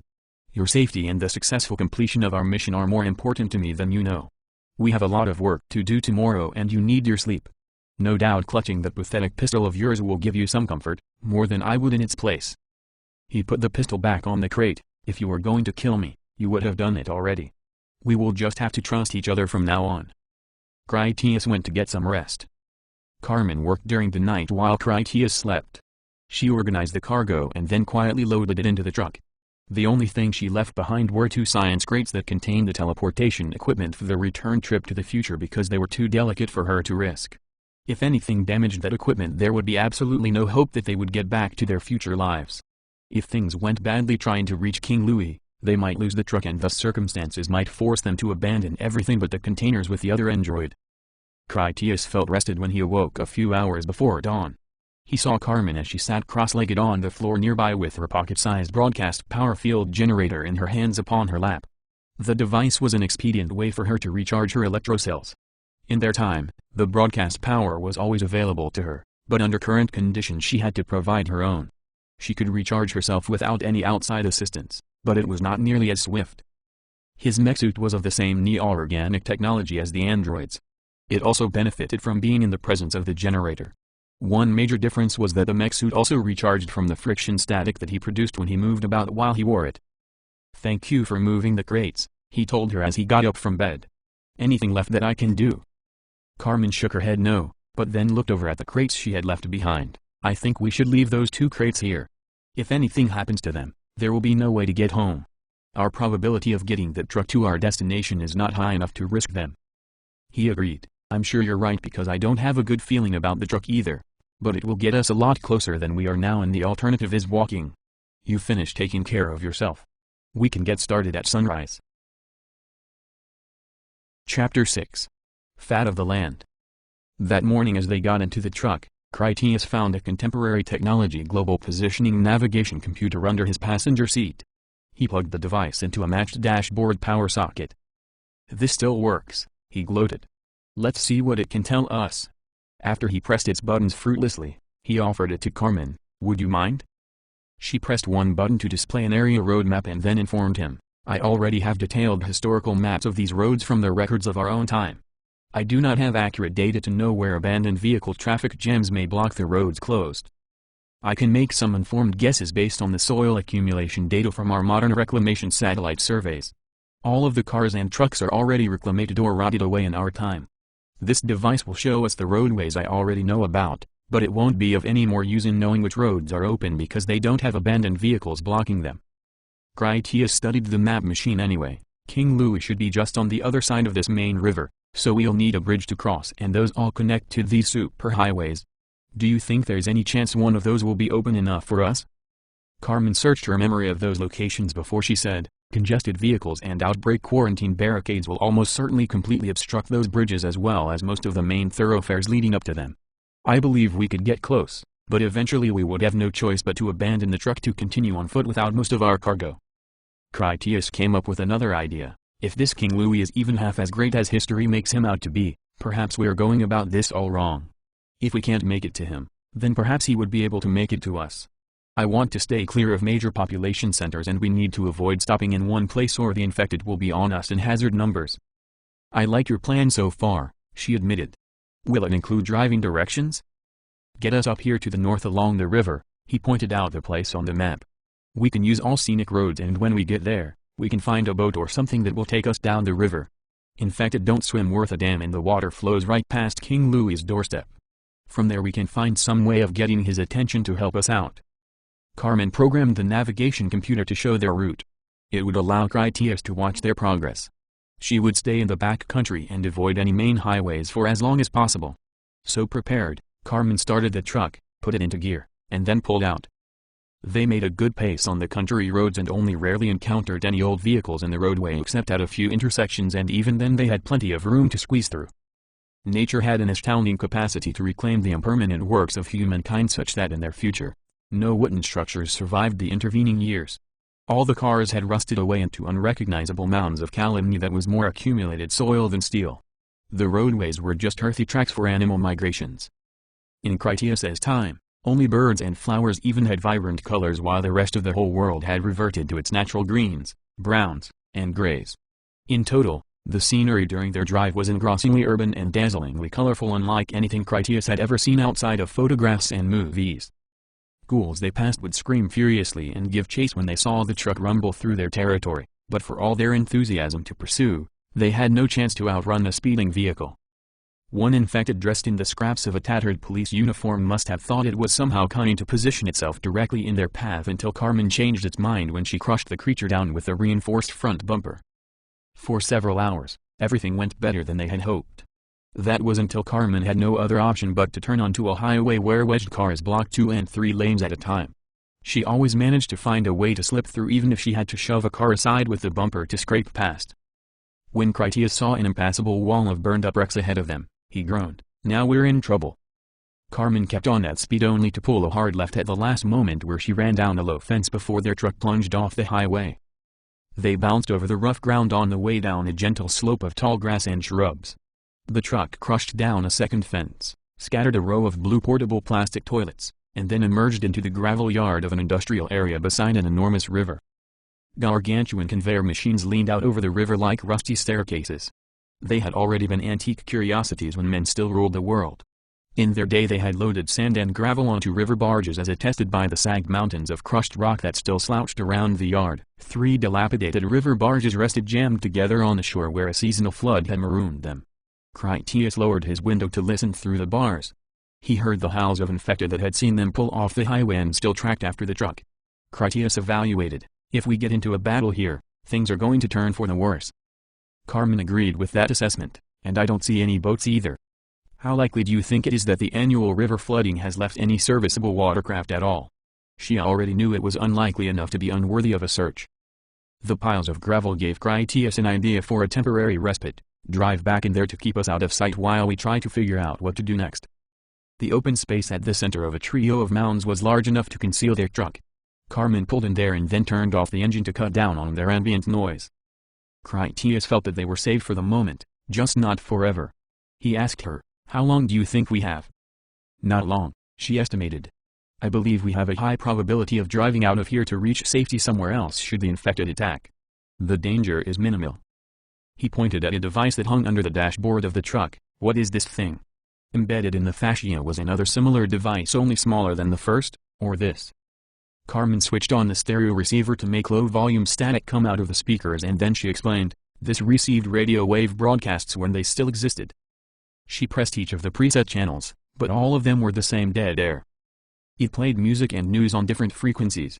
This other device is a Citizens Band short-range radio transmitter. None of these instruments is compatible with our longitudinal wave communications.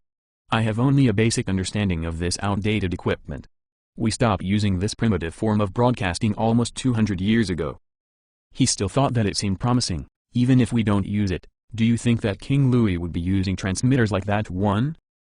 "Probably," she guessed as she handed him the microphone. "This is only slightly more advanced than sending smoke signals, but it is still better than nothing. You hold that button down when you want to transmit." Carmen turned on the device. The channel it was already on produced the same dead air as did the stereo, but she adjusted another dial to squelch the static. Critias tried the transmitter's channels one after another. With each try, he transmitted the message, "Come in, King Louis." Carmen whispered in alarm, "Be perfectly still and don't make a sound." A naked young woman that was filthy with dirt crept toward their truck from the front. She appeared nearly normal for a human as ghouls tended to do when not otherwise deformed from oddly regenerated injuries or in their ferocious agitated states. Her ghoul senses detected potential prey was nearby, but she had yet to realize where they were since an android and a mesh-suited man who rested motionless didn't trigger an outburst of explosive aggression. The hot truck engine popped as the metal cooled and that sound drew the thing in closer until the ghoul approached Carmen's window where it sniffed before it leaned in close to peer inside the welded cage.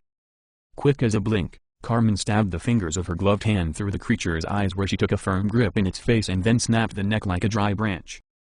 The suction of its head pulled off her glove as the disabled ghoul collapsed helplessly.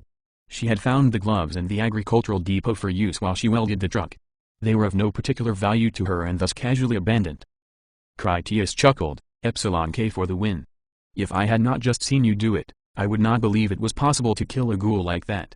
I'd rather have you by my side than 20 marshals." She gave him that same curious expression as though she wanted something illusory. It was that same longing that nearly got Critias killed back in their basement shelter. After a moment, Carmen asked, "How about 30 marshals?"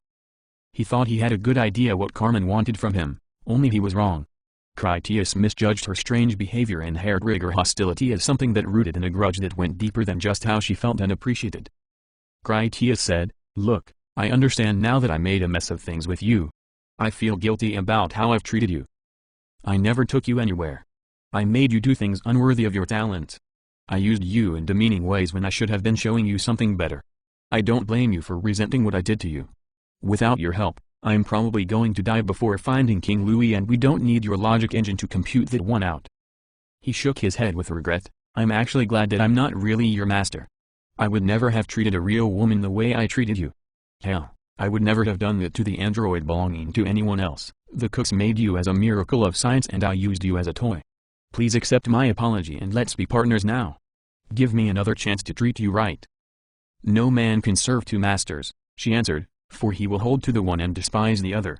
Like them, I find it difficult to serve both my master and my desires.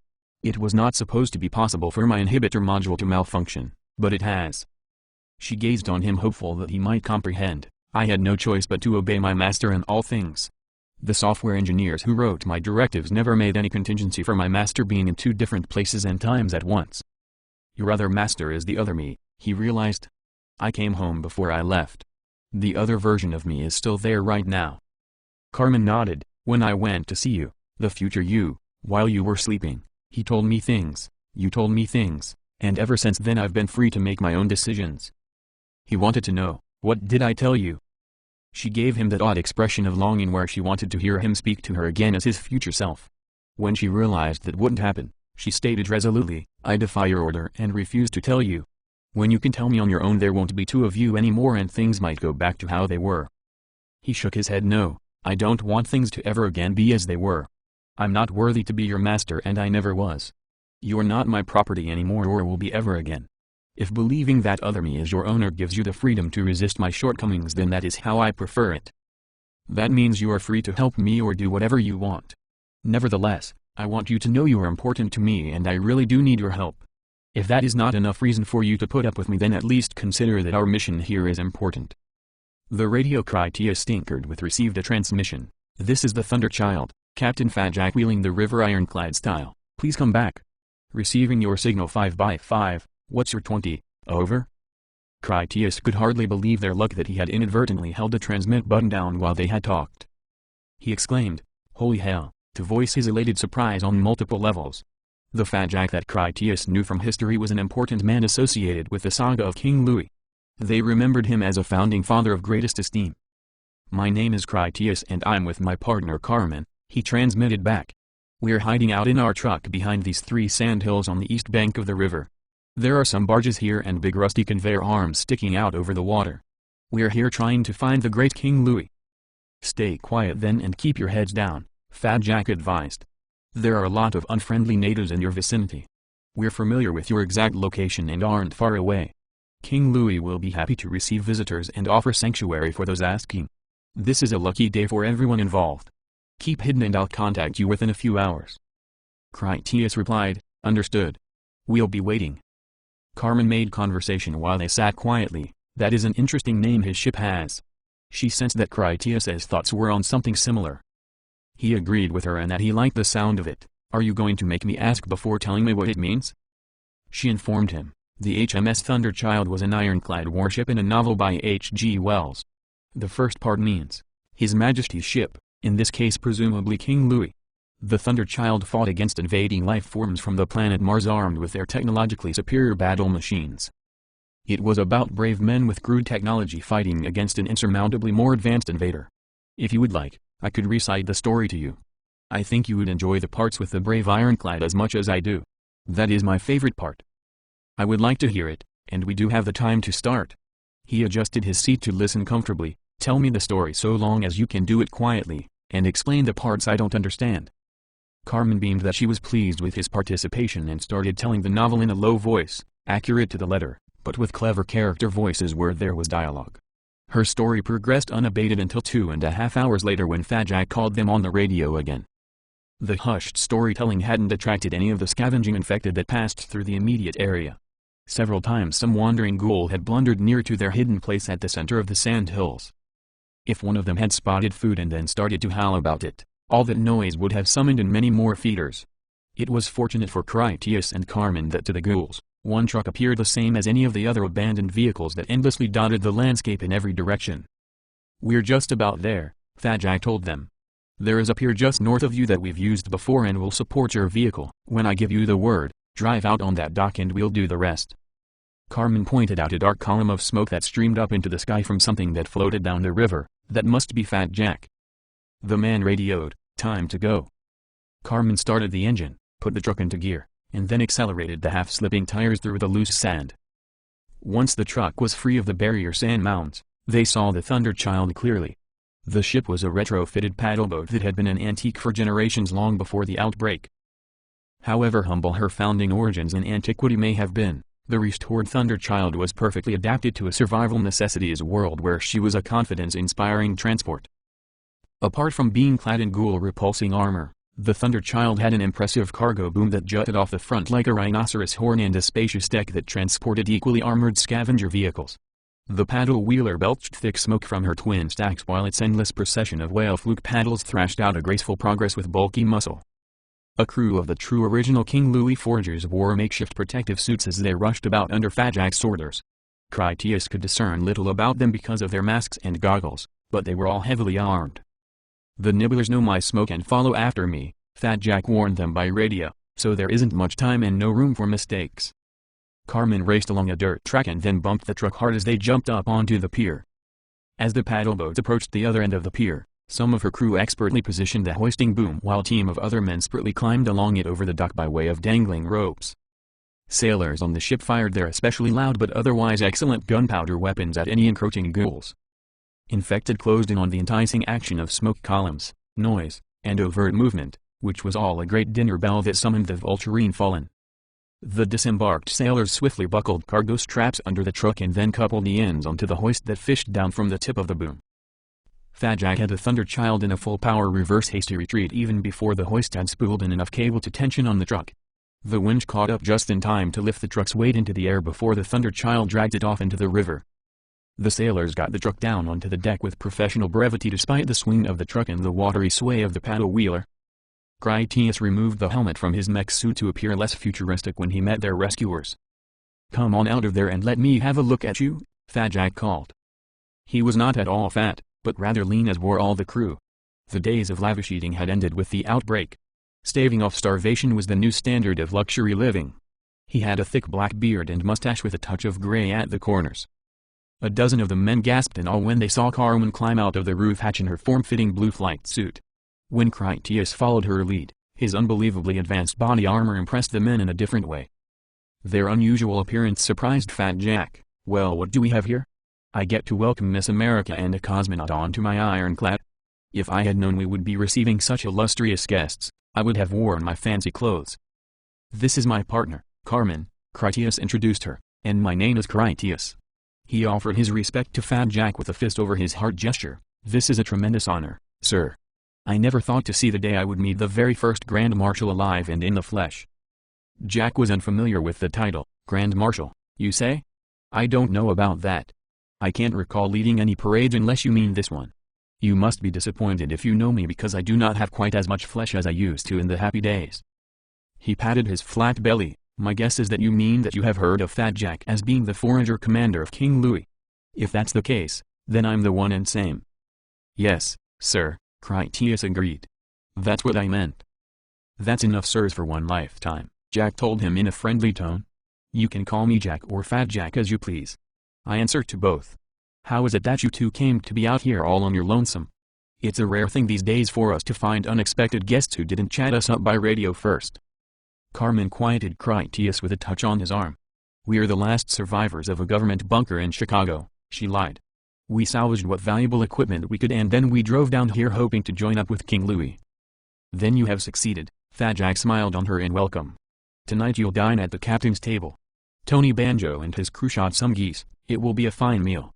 I don't suppose you have any cigarettes or real booze with you?" "If cigars will do, I think we have a box or two," Critias told Fat Jack. "We have a couple crates of packaged food too. We are happy to share everything, but some of the weapons and technical equipment needs to stay with us.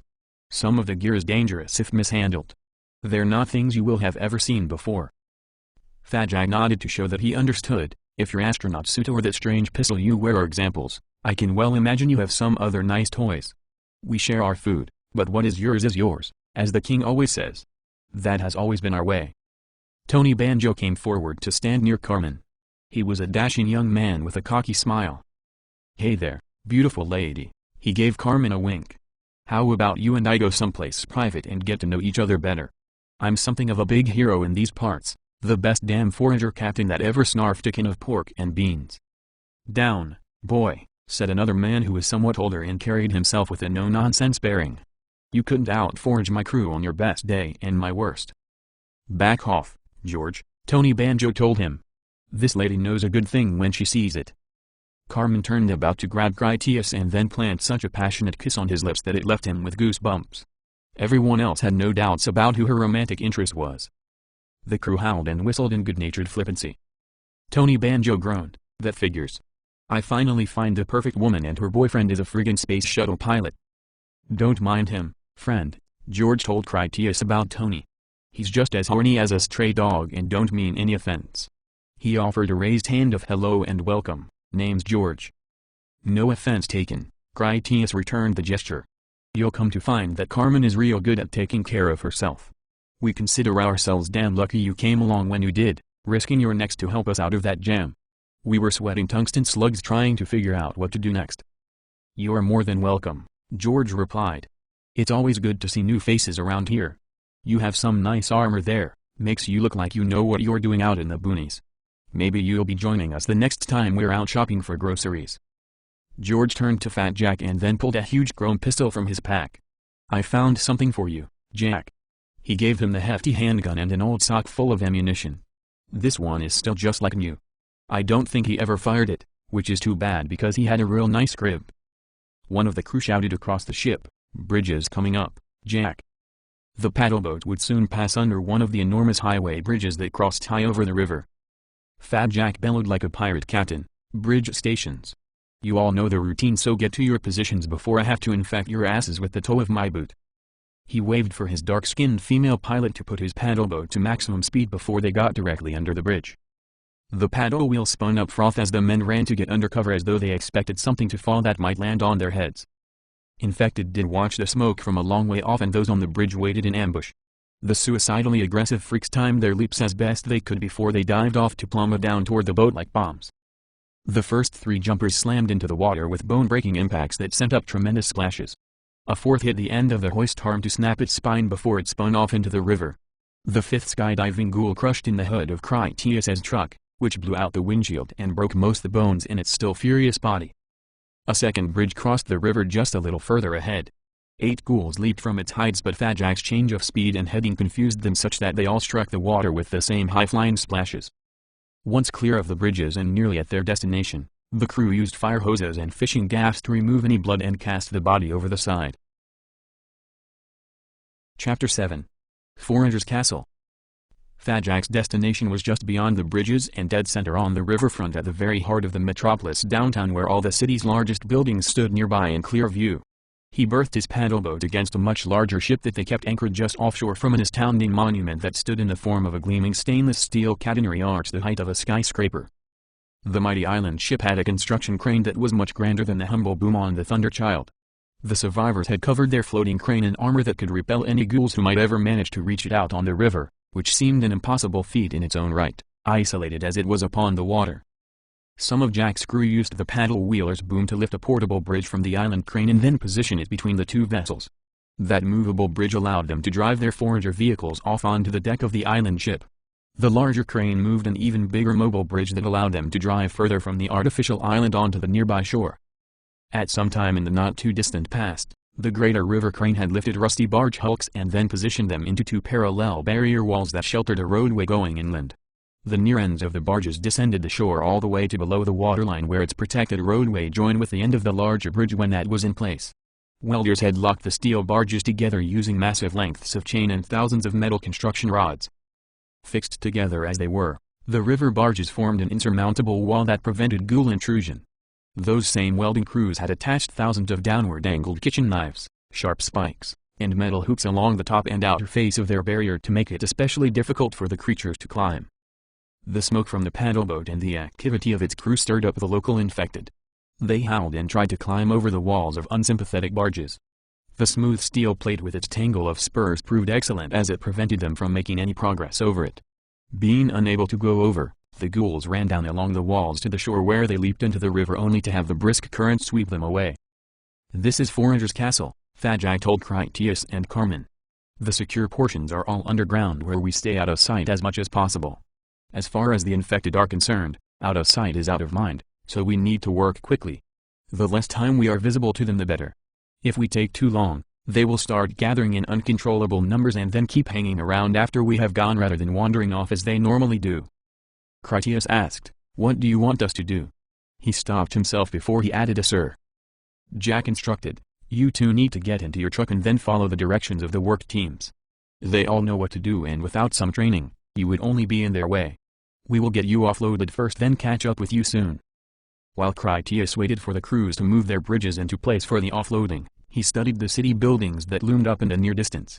None of the towers was as tall as the arching monument, but some of them were gigantic nonetheless. The nearest building was an antiquated cathedral, and beyond it were lofty rectangular towers. Carmen pointed. "Look there, vegetable gardens." She had the telescopic vision of an eagle, not that he needed it to see what she indicated. The shadow of the monument nearly touched the foot of a U-shaped building with its open side facing them. All the visible windows were missing, and in their place were steel bars filled with hanging gardens of lush green. Critias could not make out their plant species, but rightly assumed they were cultivated crops. Every former opening on the building's bottom 2 floors had walls of brick that sealed them over. King Louis had transformed an old hotel into a vertical farm, which ostensibly worked efficiently to help feed his population. When one of Fat Jack's men waved for Carmen to drive, she started the truck and then moved out. After carefully negotiating the 2 bridges, she followed the roadway between the barge walls. The uphill inland ground from their track was all forest with thick undergrowth comprised of tall grasses and wild shrubbery that made the interior impenetrable to the eye. From their viewpoint, they were almost directly beneath the stainless steel monument with its legs that rose up from its secret enclosure of woodland acreage. They could only marvel at the metallic arches' stupefying height and fulgent majesty. Their roadway soon turned uphill heading toward that woodland. The course finally came to a dead end at a wide wall of vegetation. Critias closely examined the wall before them and saw that in places there were metal bars behind the plants. It wasn't so much a wall before them, but actually more like a giant birdcage made of securely welded piecemeal junk onto which a creeping vinery of bumblebee-infested honeysuckle had not only insinuated itself, but also vigorously flourished. Together they made the rugged scrap metal vault opaque to the eye, buzzing to the ear, and stinging to the persistent. A few moments later, the wall before them parted like a great set of double doors that opened onto a downward driveway that passed through a rough-hewn gap that the builders had blasted through a railway line's reinforced concrete retaining wall. The train rails ahead of them crossed north to south, and there was forested hillside beyond them that enclosed the back of that sheltered area beneath the honeysuckle vineyard cage. Each end of the train tracks delved into underground rail tunnel passages. The honeysuckle cage completely closed off all access from ghouls, while it offered them a high flat face to the east that concealed any human activity that took place behind it. The hidden gate let Carmen drive down the railway's riverside rampart to the level of the tracks. From the inside, they could finally appreciate the immense scale and magnificence of the engineering feat that was the vineyard's honeysuckle dome. The vine-shrouded metal tube of cage encased the whole 200-meter-long valley of rail track and anchored into the stout concrete tunnel mouths at either end. A pair of goggle-masked guards that waited inside the vineyard directed Carmen to go left, where she would pass through a sturdy defense gate to enter the subterranean tunnel beyond. Carmen could have turned right only with difficulty, since parked on the track in that direction was a rail car that sported yet another construction crane in its lower idle configuration. Its muscle had presumably raised the prefabricated sections of vineyard barrier into place originally. She followed the southbound course as they had instructed.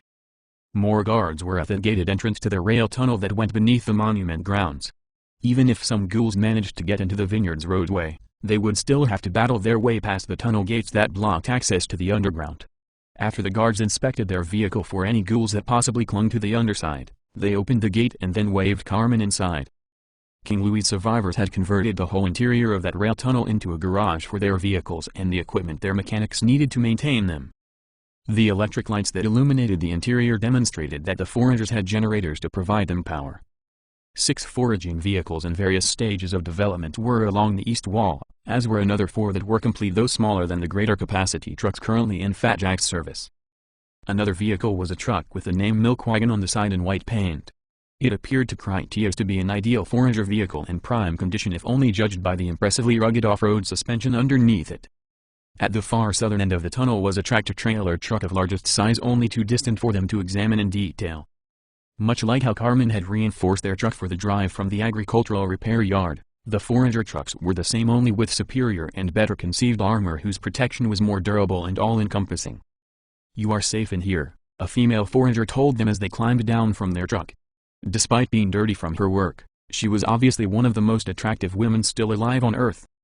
"There is a whole lot of steel and concrete between you and the outside," she said, to make them feel safe. "The hunters can climb over and slink around out in the barge ramp pretty much any time they get a mind to, but none of them has any chance of breaking into here." She waved for them to follow her. "I'll show you the way into the castle and where you can get washed up. We've plenty of clean clothes for you to wear, but first I'll need to see you both naked. I need to be certain that neither of you are hiding any bite marks, scratches, or have any other signs of infection." The forgers had used jackhammers and an excavator to carve a rough passage that went westward through the rail tunnel wall at about its midpoint. There was a guard who waited there to let them past his locked security gate. A few meters and there was yet another gate that an armed guard opened and closed for every passing. The room beyond the second gate served as a sort of mudroom where the foragers undressed when they came in from the unclean wild places where infectious contamination was an ever-present threat. The walls and floor were all of finished concrete that gave the impression that the crude passage from the train tunnel had broken into an adjacent pre-existing subterranean structure. Their guide stopped them from going further. "Get that suit off," she instructed Critias. "Everyone goes through inspections here, so if you have some modesty you had best abandon it now." Carmen aided him as Critias removed his mech suit and then the woman checked him all over for any abnormalities that might indicate that Critias was an unturned infected. While she examined him, Critias asked her, "What is this King Louis like? Does he chop off people's heads or what?" "Not usually," her tone carried honesty rather than humor. "He has no mercy for traitors if that's what you're asking. I'd say he's as honest as you could be hoping to find. You have nothing to worry about from him if you two managed to make it here across the wasteland. You're brave and resourceful, so that means you're his kind of people. We don't have very many laws, for now you only need to worry about the important ones. First, you must stay armed at all times, so take something with you when you go shower and just don't get it wet. Secondly, never sleep on guard duty.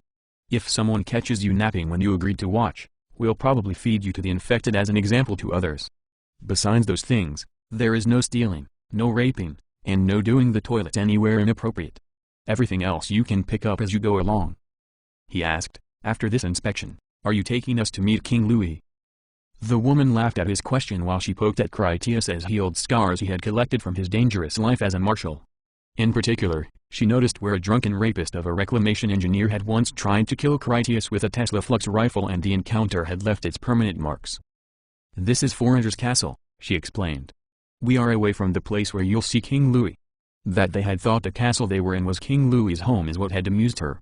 "This place is where we gather for runs out into the wastes to search for supplies. You won't see King Louis until after we all return home to the city." Critias thought he understood her meaning, so the garage tunnel in this room is a reclamation team staging area. The woman glanced around the mud room in an effort to deduce what he thought. Critias assumed that he had already seen the bulk of their base, which he hadn't.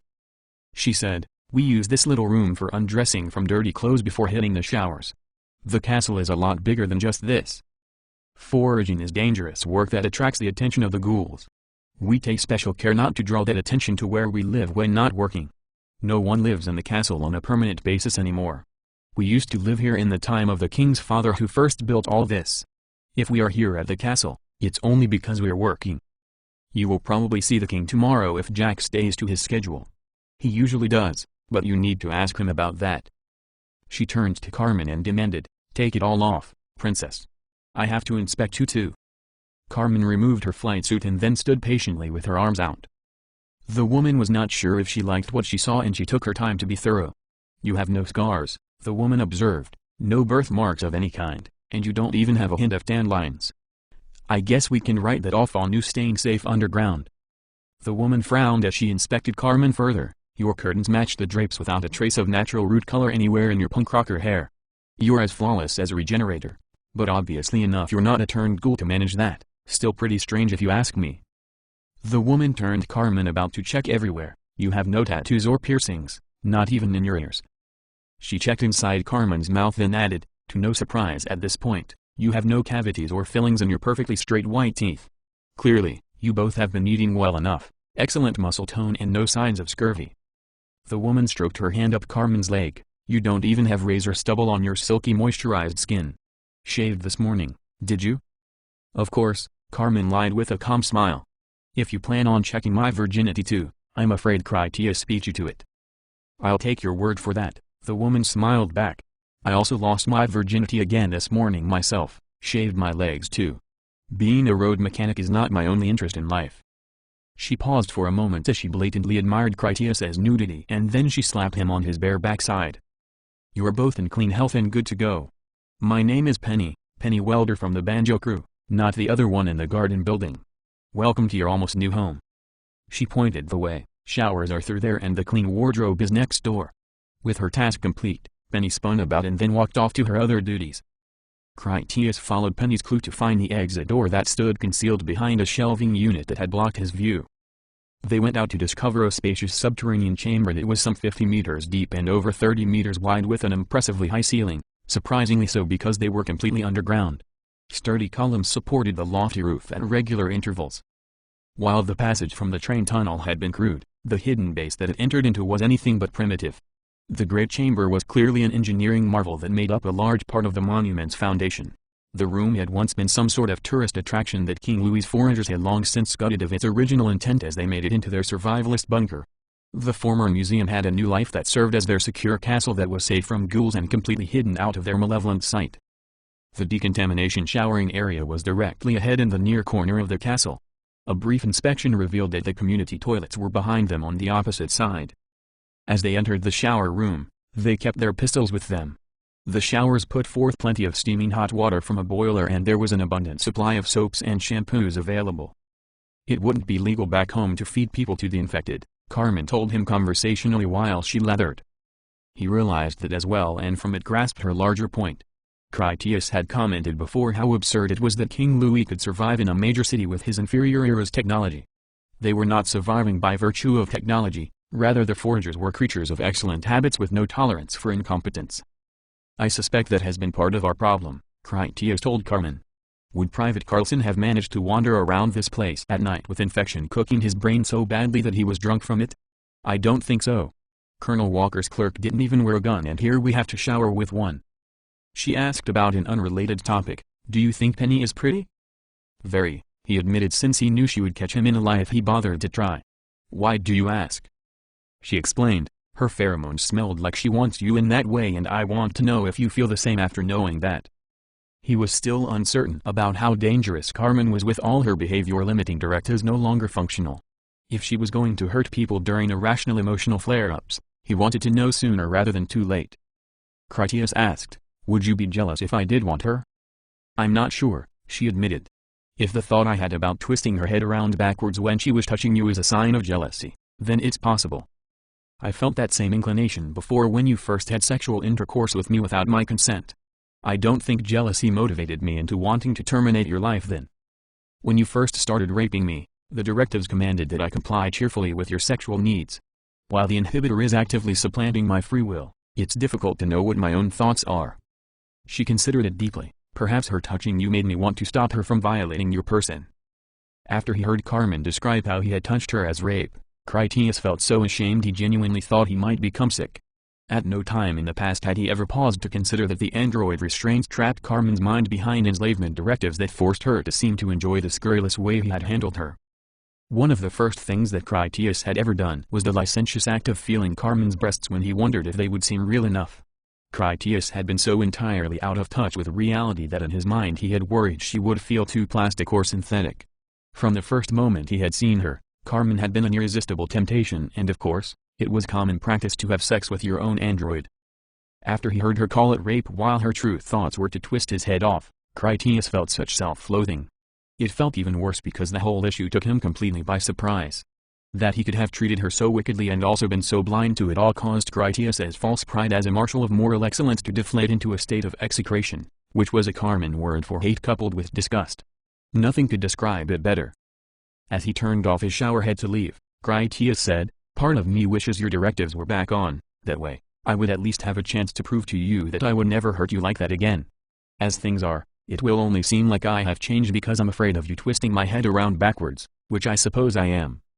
Carmen finished rinsing and then followed Critias to the adjacent locker room where they found enough new clothing to outfit an army. The foragers preferred leathers and chemical-resistant materials that offered suitable protection against bites, scratches, and the blood splatter that came from shooting the creatures. The abundant variety of antique clothing mesmerized Carmen and she wanted to explore through it all to find things that appealed to her newly discovered concept of personal fashion taste. Eventually she selected a form-fitting bodysuit of synthetic rubber all in lustrous gray with central vertical striping of yellow on the front and back. The manufacturer had made it for fashionable wave surfers but the material was also ideal to prevent scratches and it repelled infected splatter from battle with the fallen. I just love polymerized chloroprene, she said in delight, and it's just my size. She put it on over her bare skin and it fit like paint.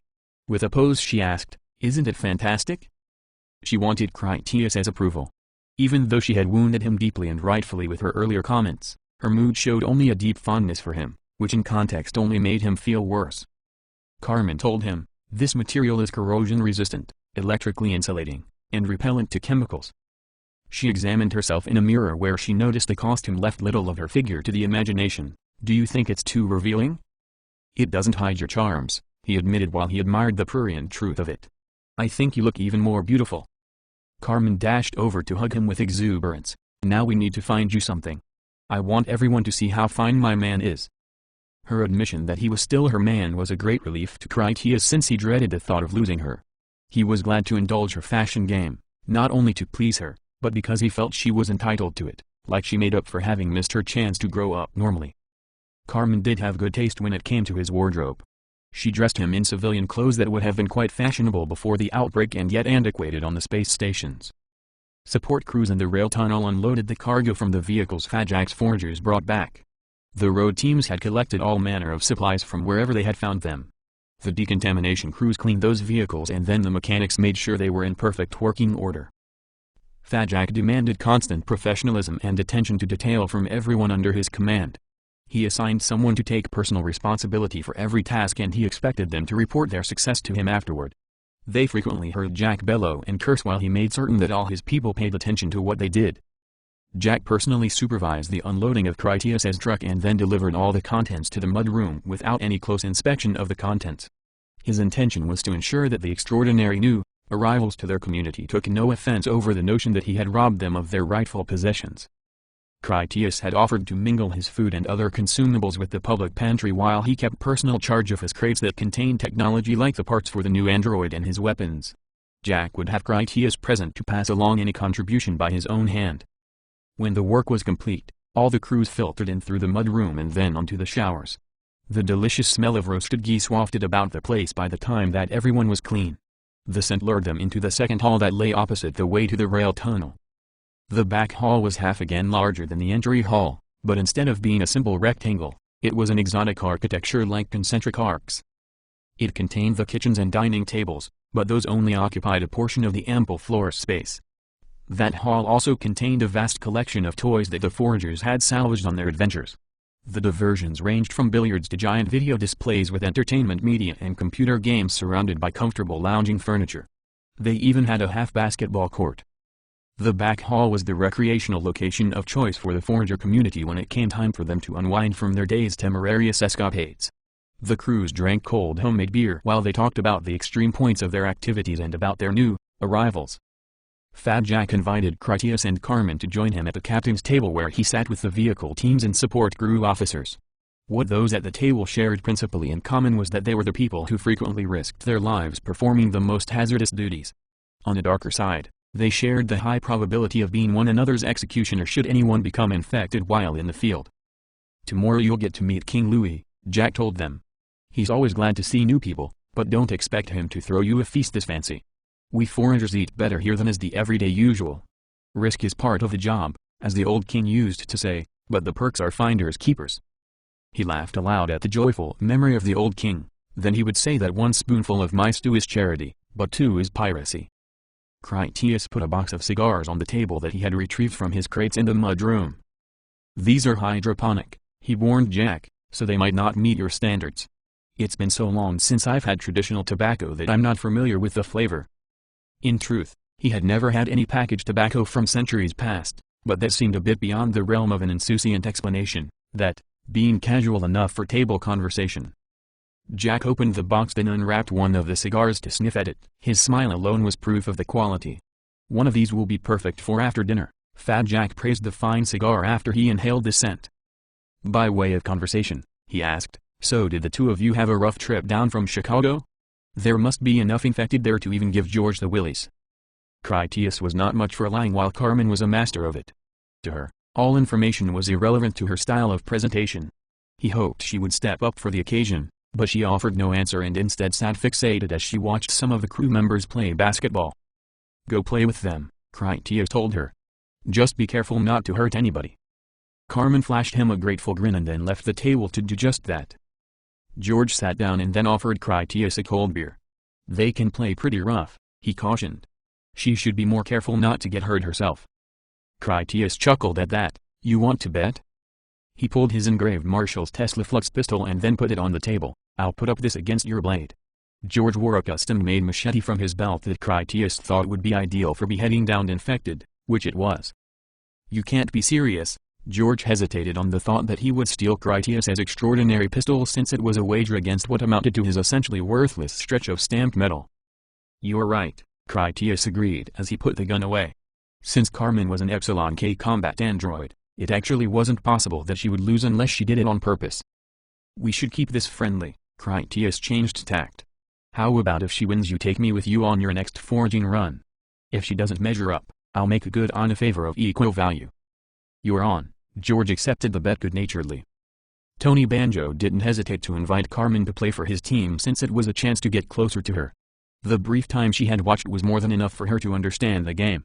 The opportunity she had to play sports on the space station had acclimatized her to recreational activities with fragile humans. Carmen refrained from humiliating the other players as she confined her fun to being only manifestly superior to the best people around her. Within 2 minutes, George conceded, you win. She plays like an all-star athlete, and if I had to guess, she's still holding back. I can now relate a little better to what Penny was saying. The last time I saw someone move that fast, it was an infected trying to tear the door off my truck. George measured Critias's reaction to his statement and that his very purpose to say what he did was to get one. Carmen is not an infected, Critias answered with a defensive edge that showed he worried he would have to hurt some people to protect her, which he would beyond doubt if it came to that. Even in his most callous moments of abusing her, Carmen was still his most precious possession, and that had not changed beyond her having stolen her freedom. Easy. George sensed his danger. I've seen your armor and now that pistol you carry. I don't think even Tinker Bob has ever heard of such things, and he knows his tech's tough. Those government scientists at that Chicago bunker of yours must have invented some kind of super soldier serum she has been taking. George laughed. If it's contagious, she can bite me anytime. Critias looked to Fat Jack. You two should come with me. I can show you something that will put you more at ease. I think that the sooner we understand one another, the better off we will be. Let's go. Jack pushed back his chair. Anyone who would call me sir and the first Grand Marshal is not the sort to cut my throat in my sleep. I think I can trust you. The three of them went to the mud room where Critias opened his weapons crate. He wanted their confidentiality before proceeding. You'll keep this our secret? I can agree to that, Fat Jack pledged, so long as King Louis isn't on this. Critias removed the paper manifest from inside the lid of the crate and then offered it to Fat Jack. Read what this says at the bottom.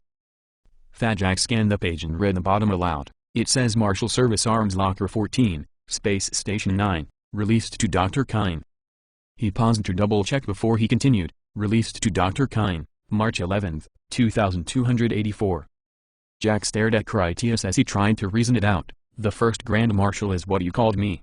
You said you never believed you would ever see me in the flesh. Carmen and I are not from Chicago, Critias told them the truth. I can't explain easily why she is special, but Carmen is with me and we came back to help King Louis make my future happen at all. We are like your great-great something grandchildren. Where I come from, you people are like legendary heroes. George rolled with the revelations with his usual calm acceptance. Did anyone else come with you from the future? Well, Critias nodded. Since you asked, I suppose I can introduce you. He selected one of the android containers and then opened the cover shield to expose the transparent cylinder inside that had a copper-haired male human head suspended in fluid. Don't bother asking me how you put him together because I have no idea. This is what we call an Epsilon Art Technical Science android, like a science professor in a can. This is a gift for King Louis from my era. Now that's a nice gift, Fat Jack admitted, impressed. George considered it all. So, Carmen is one of these assembled people from Macan? Carmen is also from our best Epsilon series of androids, only instead of being a scientist, she is a combat soldier. I don't want you to get the idea that she does not have emotions or lacks feelings to be hurt. Carmen is mostly organic and can be very proud, so you should treat her with the respect deserving of any other person. She is wondrously intelligent and wicked tough in a scrap. Fat Jack sensed Critias had more to say about her, but what? She is just kind of new, Critias explained carefully. Carmen has not been alive for very long, so she has an unusual outlook on everything. George hinted about her being sexual. Is she fully functional? Very, Critias confirmed, at least she is when we're not fighting. I've disrespected her once too often recently, so she has put me on notice. She can be dangerous when provoked, but a trustworthy and noble person if you are a friend. Women, Fat Jack slapped Critias on the back. In your time the infected are gone? They're still around, Critias assured him. It's just what you see out there now, only with everything rotted away by time. To be honest, you probably have more to teach me than I have to teach you. Only days before I left for here, an army of infected took out our latest base the scavenger bosses put in Chicago. We really got our asses handed to us. Fat Jack decreed, I hereby make you and Carmen official members of the Forager community then. If I'm the first Grand Marshal as you say, and this paper says you're a marshal, that means you two belong with us. It would be an honor, Critias thanked him. I told you all this because I want your help in keeping Carmen safe from any mistreatment. You did the right thing, Fat Jack told him. You came here to help us, not seeking our help. I'll make sure that any rumors about her unusual gifts die quickly. As a member of my teams, you can be sure that the rest of my people will be on her side and everyone else will know to show her proper respect. If you can't assemble that man, George wondered, who can? I leave those kinds of things for Carmen to deal with, Critias answered. She may not be a science model, but she is still much smarter than I am. Most of the time, I don't even understand what she is talking about. It is easier to just trust that she knows what she is doing, and just agree a lot. They returned to the dinner table and time to eat. Carmen joined them in a cheerful mood since she enjoyed the whole experience immensely. The geese did not go far as portions among so many, but it was a delicious treat all the same. The cook also served soup and cornbread with some hard candy for dessert. Carmen ate a little mostly for appearances because of the extreme efficiency of her metabolic processes, but also because her neo-organic systems did at times need to make use of it, especially for self-repair. At the end of the meal, Fat Jack and other officers smoked tobacco and drank some fine bourbon that George had gotten from a mansion that he had plundered. When Fat Jack was at the peak of his contentment, he called out a toast, "Here is to King Louis and his foragers." In response, everyone cheered and raised their cups to the king. As the evening ended, George showed Critias a room where he and Carmen could spend the night. We'll be leaving for the city in the morning, he told them before he departed. Once they were alone, Critias locked the door as he prepared for bed. After he thought about it for a moment, he disclosed to Carmen, I told Fat Jack and George who we really are, just so you know. As she peeled off her bodysuit, Carmen asked, why did you do that? Are you angry with me because of what I said in the shower? I didn't mean to hurt your feelings, but that is the correct meaning of the word as I understand it. I know it's supposed to be a bad thing for you to force yourself upon a real person like that, but I'm not a real person, and I learned to enjoy being intimately close to you. Being under you makes me feel like I'm something very special. You are the greatest person I have ever known. Being special to you is the greatest feeling there could ever be. Even though she tried to be helpful, her words were painful for him to hear. Critias spoke gently, I actually am the only person you have ever known. You are very special to me and you always were. My telling them has absolutely nothing to do with what you said in the shower. The real meaning of the word rape generally implies an act of savage cruelty and hateful violence, whereas I only wanted to make love to you, never to hurt you. I didn't understand that your reactions were not your own. You're someone of great value to me, not something. If I had known the truth at the time, I would never have done anything to you without first having your genuine permission. Carmen listened to him closely. She understood violence and hostile aggression very well, but her designers had purposefully left her ignorant of the moral and ethical implication of being slaves to a human master.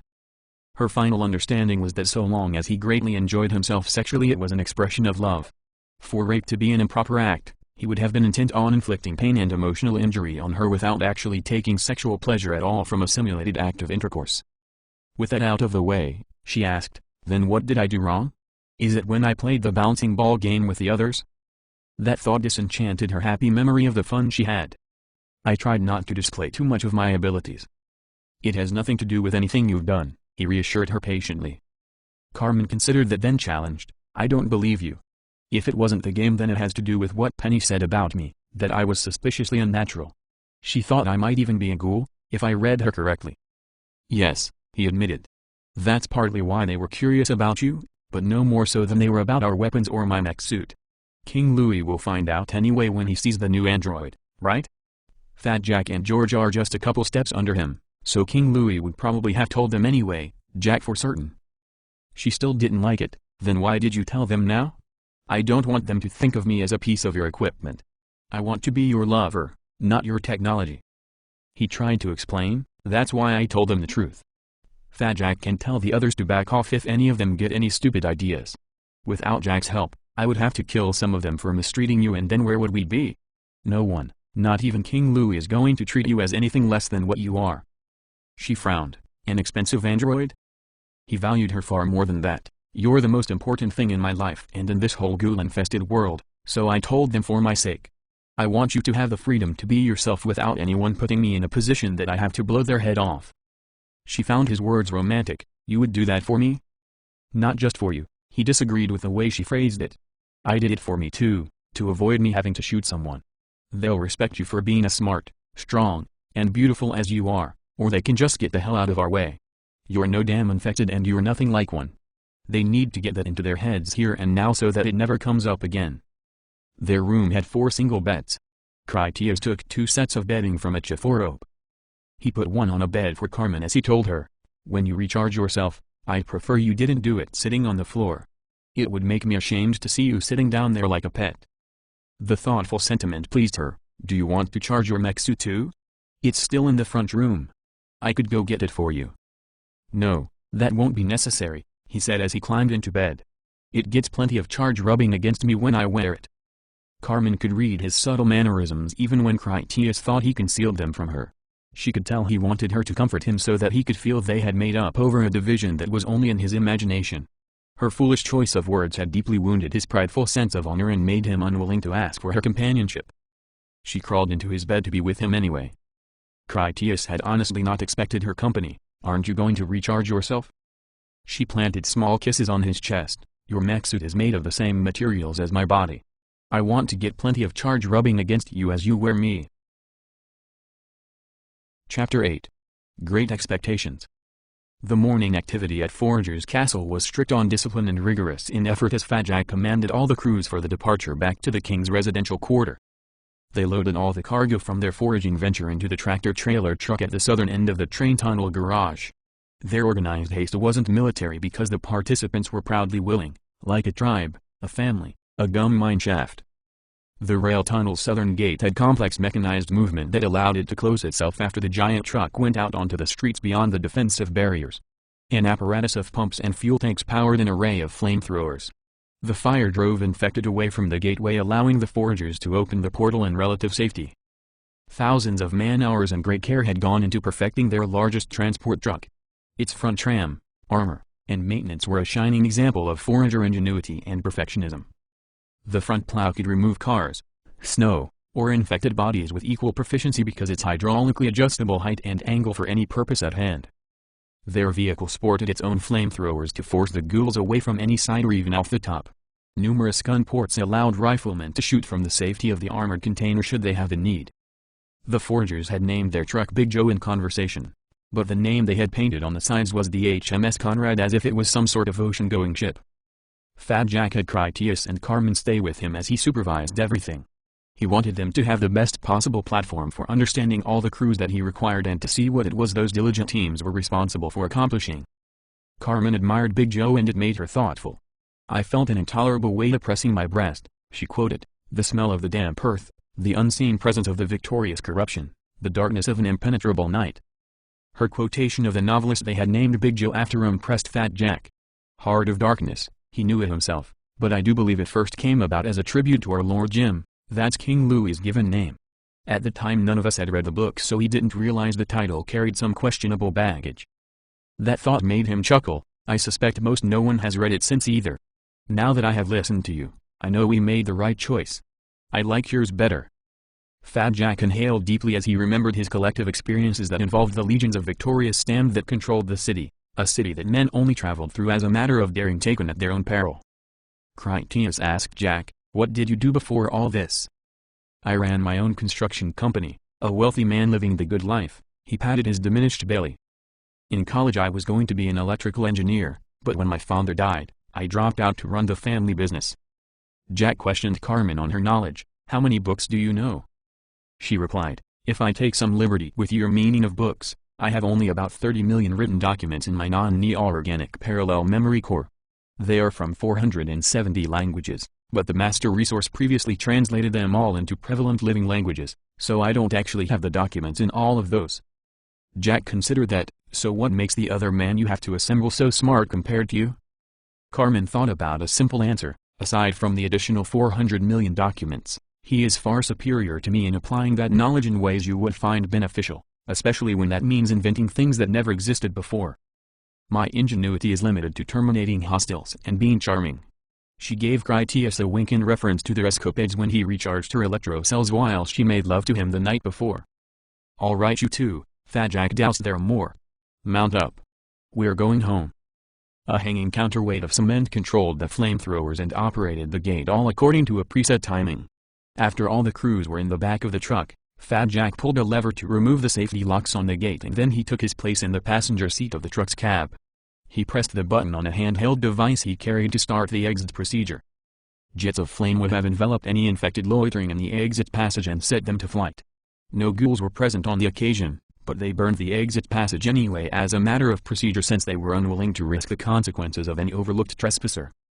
The gate swung upward and then George's driver Andy, who was at the wheel, expertly drove them out backwards with his plow blade set down low to mangle any ghouls that might manage to get underneath the truck and between the crushing wheels. Andy could drive backwards better than most people could going forward. He used both his side mirrors and a rear-view camera to watch for any infected to either side. If he saw one, he would maneuver to intercept the creature with his front blade and sometimes scrape the wall to make certain that none of the ghouls got past him and into the castle before its gate closed. As soon as the truck fully cleared the gateway, the heavy door fell back into place with an audible bang of spring-loaded locks. The clockwork machine finally rehosted the counterweight back to its high position to await a signal from Jack's wireless garage door opener that would let them back in when they returned. The railway valley outside the gate was identical to the honeysuckle-encased vineyard section of rail north of the garage, except that Southern Valley didn't have any protective cage and was open to the sky. Instead of a welded barrier, dense woods flanked the sides of the Southern Valley. The undergrowth was a thickly entangled thorny bramble that the foragers had specifically nurtured to form an African-style bulwark against the passage of infected. Andy continued in reverse to pass out of that valley. Its southern end was another 100-meter stretch of underground tunnel that exited off the wooded park grounds out into the urban city environment. The track left the property on an elevated trestle just as it did on the northern edge. The truck would have toppled down to crash on the street below, but Andy turned their course just before they left the cover of the woods there. He followed a narrow lane they had blasted through the retaining wall on the west side in a fashion similar to the vineyard driveway. A moment later they exited the park's trees onto a city street. Andy performed a practiced jackknife reversing turn and then accelerated dramatically forward to the west while he triggered on-board flamethrowers to scorch the infected foolish enough to use that roadway as feeding territory. Flamer burns could not fully disable infected, but it frequently left them blind for many days and always inflicted terrible agony on them. As stupid as infected were, they liked to return to places with good food and avoided places that got them roasted instead. From a gun port, Critias watched flaming infected dash about as they inadvertently oxygenated their fires and screamed in their unrestrained suffering. Every one of the ghouls without exception had once been a human being. Plague victims or not, they had become predatory, infectious, and far too dangerous to pity. The regeneration every ghoul possessed ensured that their nerve endings were ideally suited to feel their flesh crisp and blister from the heat of the flames. They felt pain exceptionally well and disliked it as much as any creature. The road to their destination was wide and clear of obstructing vehicles. Andy drove fast as he knew the limits of their truck and used them all. Their destination was so close and their rate of progress so swift that all the excitement of the journey made the trip seem quite brief. The capital of King Louis' power had once been a courthouse building of the civil authority and it remained an imposing magisterial fortress of limestone. The 100-meter-tall tower stood in a direct line through the legs of the monument at only a kilometer distance. The topmost quarter of the building appeared as though an Ionian Greek temple with a pyramid roof had landed atop a city skyscraper. The entry to the building had a facade reminiscent of the Arc de Triomphe with two additional columns in the center. That frontage supported a forager-made rigid barrier of welded steel that covered and enclosed a courtyard like a circus tent of birdcage that protected an exterior safe zone ghouls couldn't enter. From his gun port, Critias saw that all the windows of the fortress building featured steel angle iron bars that shielded the interior from any hunters audacious enough to climb the outside. By monitoring the camera views taken by his helmet, Carmen could tell what Critias studied. She commented, "It is ironic that springy steel bed frame rails became a pivotal resource for ensuring the security and continued survival for the whole human race." The King's Tower had its own highly proficient work teams that waited in hiding to receive Big Joe into the barrier cage. When the truck arrived, They rushed out to operate flamethrowers that repelled infected while other laborers prepared to open a giant gate that would let the truck inside. Riflemen stood stern and ready to immobilize any ghouls clever enough to present a threat. Permanently killing the infected was not their duty since the unwanted bodies would collect in the area. They knew how to inflict disabling wounds that would last only long enough to suit purpose, knowing the freaks would later regenerate to wander off on their natural way. Those crews had rehearsed bringing in Big Joe with safe expediency and performed that duty once again with polished efficiency.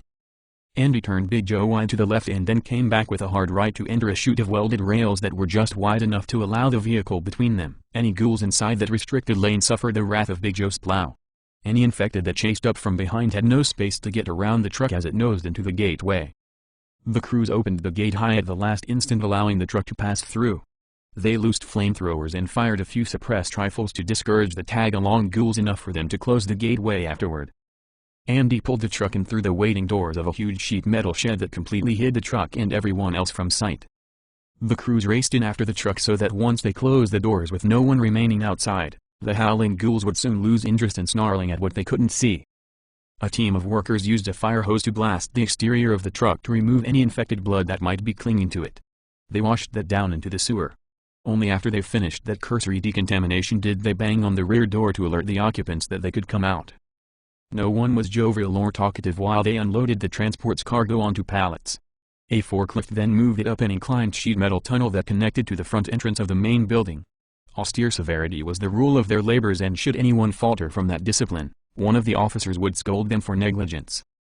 Grim guards with ready assault rifles made certain that no one entered the building before they had submitted to the rigorous counter-infection protocols. They made everyone strip naked and then scrub themselves with soap and cold water. Any badly contaminated clothes went into a garbage barrel, and they placed every other possession into baskets that other specialized crews would thoroughly decontaminate.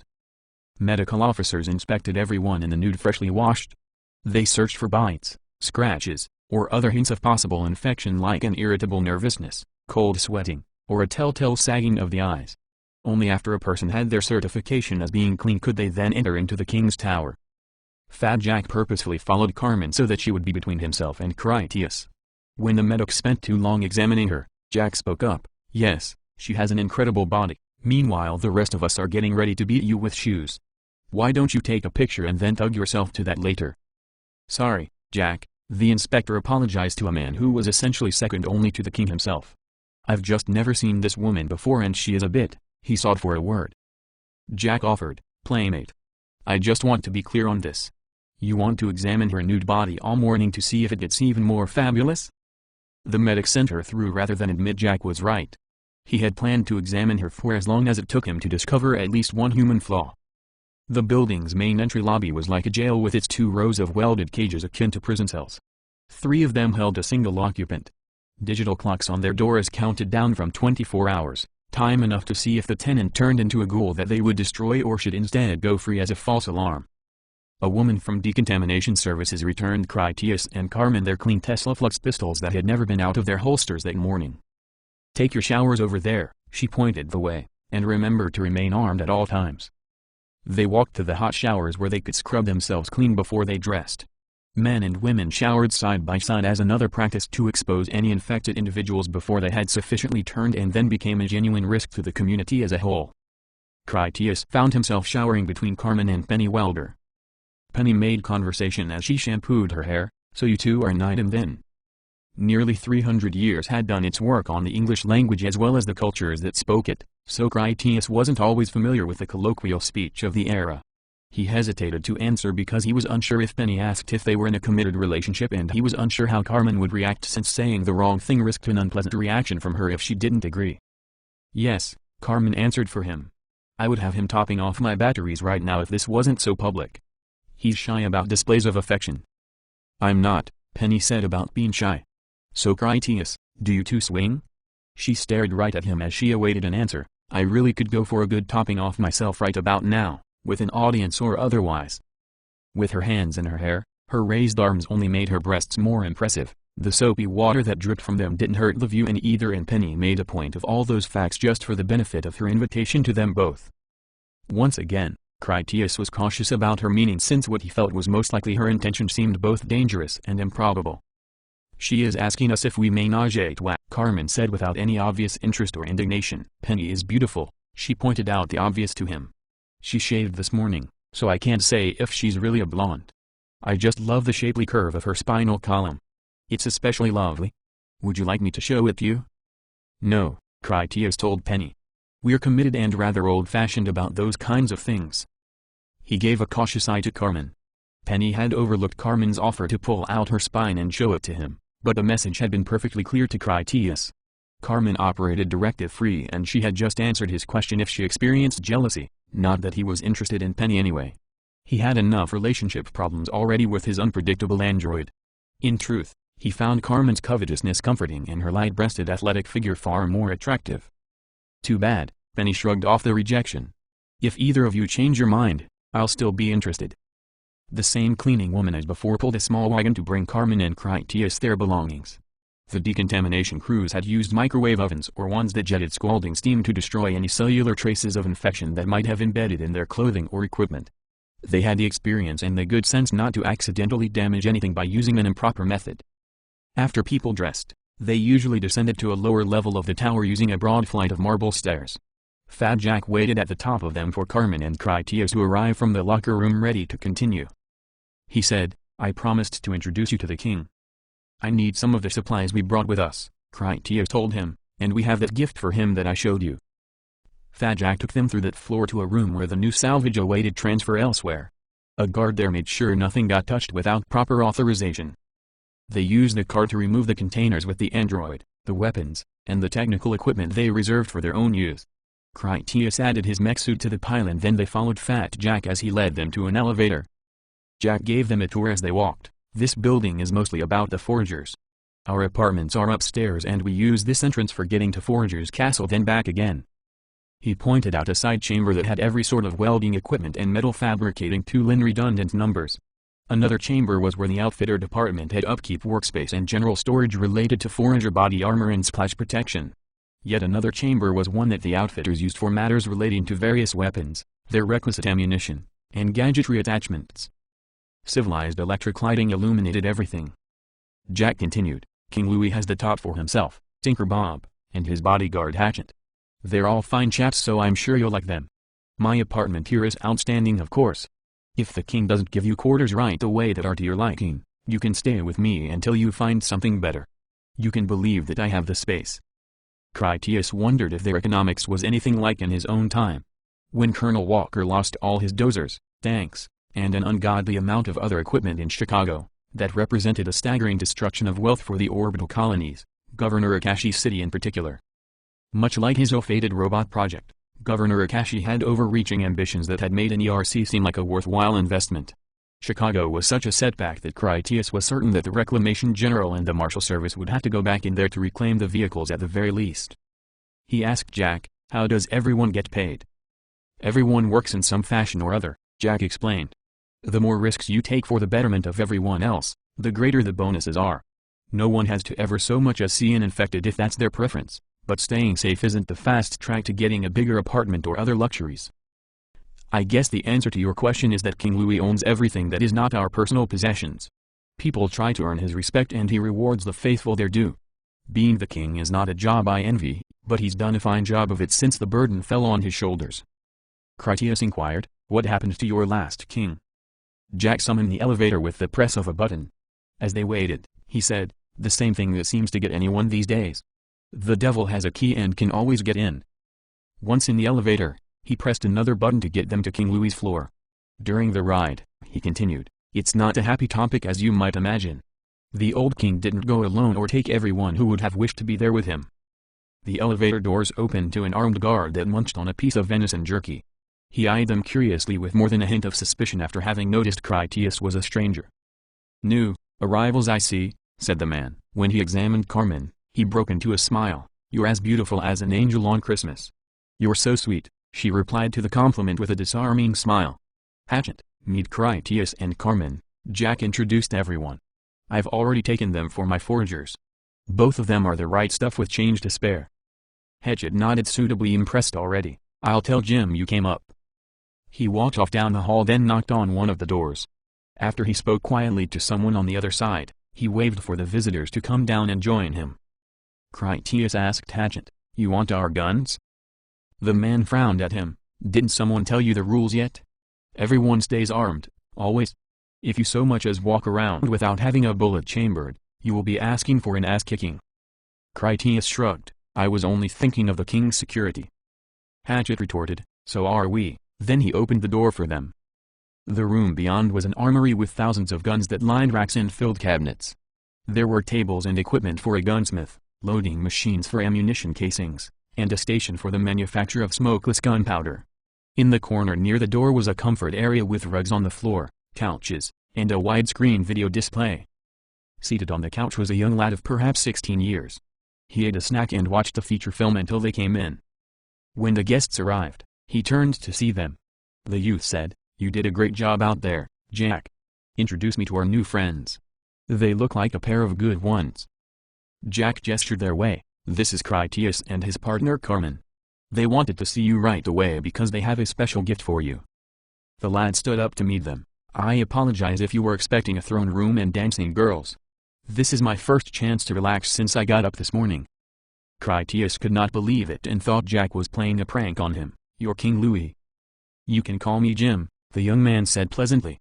"The King Louis stuff is from my father's old radio show. Those were the days when there were still other survivor groups moving about and it brought them in to join us."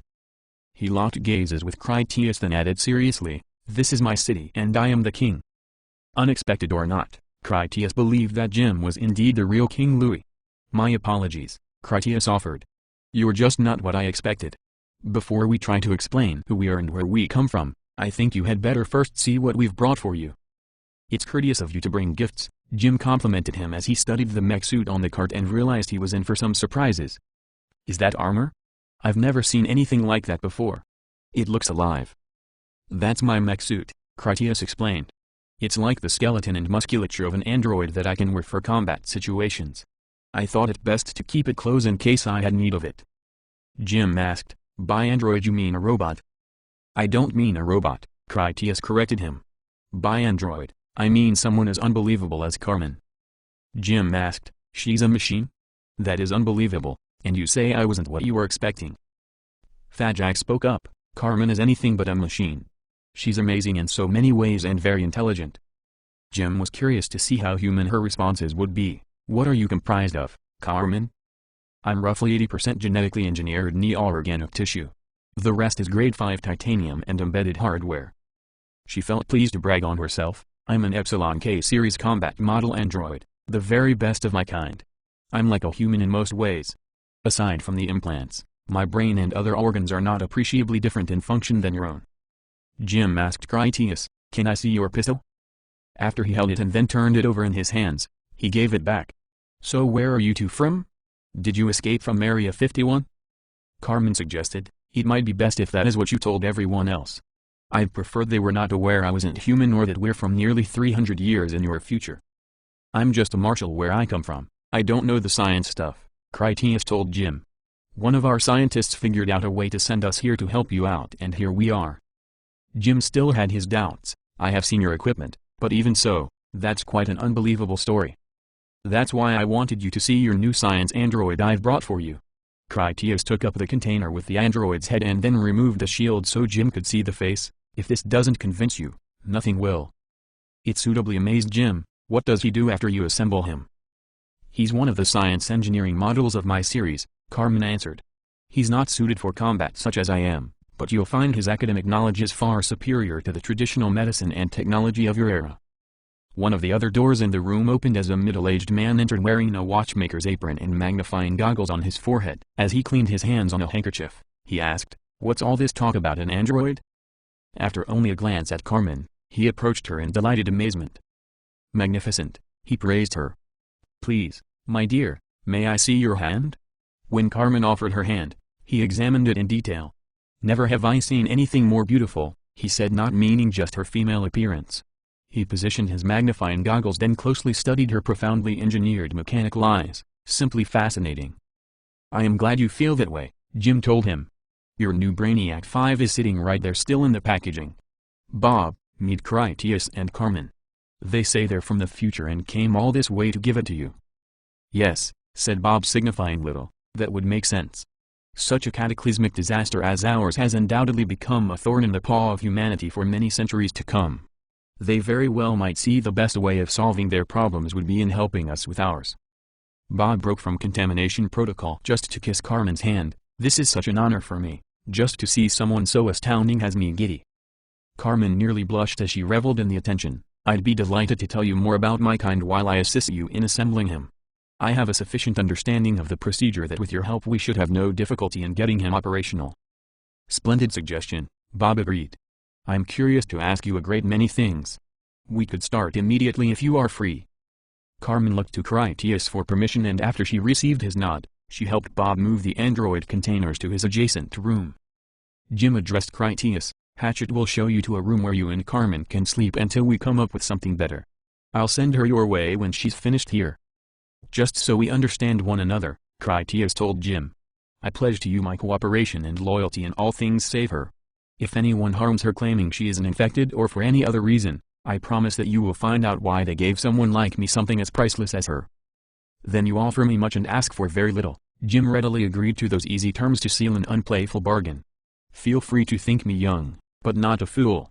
Are you so sure that I'm the one thinking Carmen is insufficiently human? I can't imagine the place you come from, but it has some strange ideas. Critias wanted an example, like slavery. Jim provided his answer. You did just give me one of your best scientists as a gift, if I am not mistaken.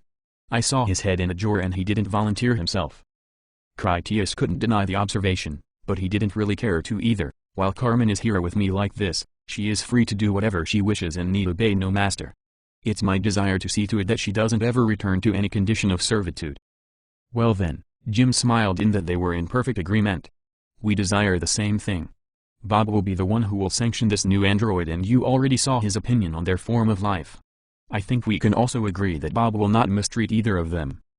Critias took the handle of his cart to go find his room. Just one more thing, Jim said to give him pause. If you care about Carmen's well-being so much, are you her benevolent keeper or something more? The question made Critias hesitate long enough that he did it. He finally said, ultimately, no matter how I might feel, Carmen is my property and she will always remain so. While she may be strong and intelligent, she's still only 3 months old, and I'm the only person she knows. She is beyond precious to me. I'm responsible for her and I would never allow her to fall into the hands of anyone else. Carmen knows what's in books, but she's never done any of those things. She's never even suffered a loss great enough that she knows how to cry. Carmen doesn't understand life like she believes she does. Jim understood his meaning. Reading a book about being a king is a far cry from the experience. Critias pledged, I'll give her every gram of freedom I feel it's safe to bestow upon her, but it falls upon me to protect her, even from herself. She's like a child in many ways and I'm her guardian. If I did some evil to her, it was bringing her to life under these circumstances in the first place. I did it and I can't take that back. All I can do now is to make good on my responsibility to care for her. I can't allow the practice of slavery here. Jim gestured toward the room where they took the new android for assembly. You have already placed the same problem into my lab. If that man is all that you claimed, we're desperately in need of his abilities. I won't prevent them from assembling him for that reason alone. Like you, I must walk a very fine line to not end up the villain. If you love Carmen physically, then I want you to assure me that you also love her emotionally. If she's your slave, you cannot stay here. Critias didn't think he could meet that condition. Where I come from, she's not the only android, just the best one. It's common practice to take your android to bed. For a real person to love their android is as mentally stable as marrying a gunship because it has a feminine voice talking autopilot. You have my word that her happiness is my highest priority. I'll never treat her as my slave in even the remotest sense.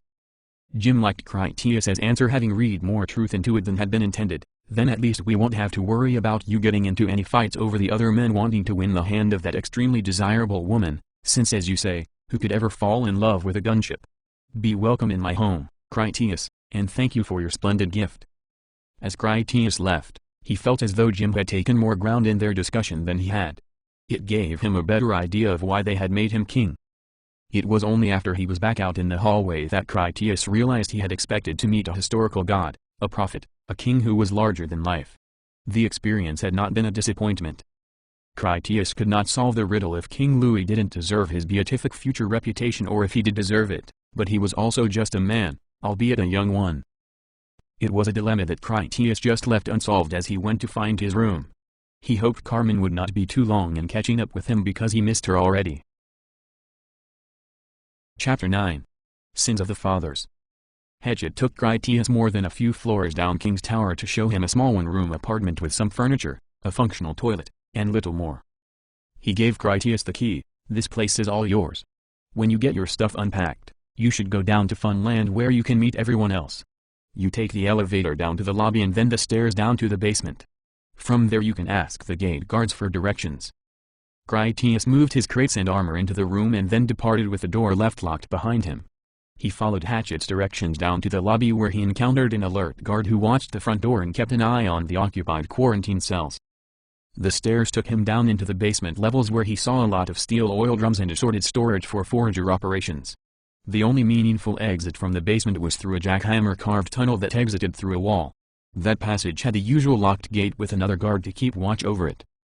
The watchman offered a polite, "Hello," as he used his key to pass Critias through into his tunnel.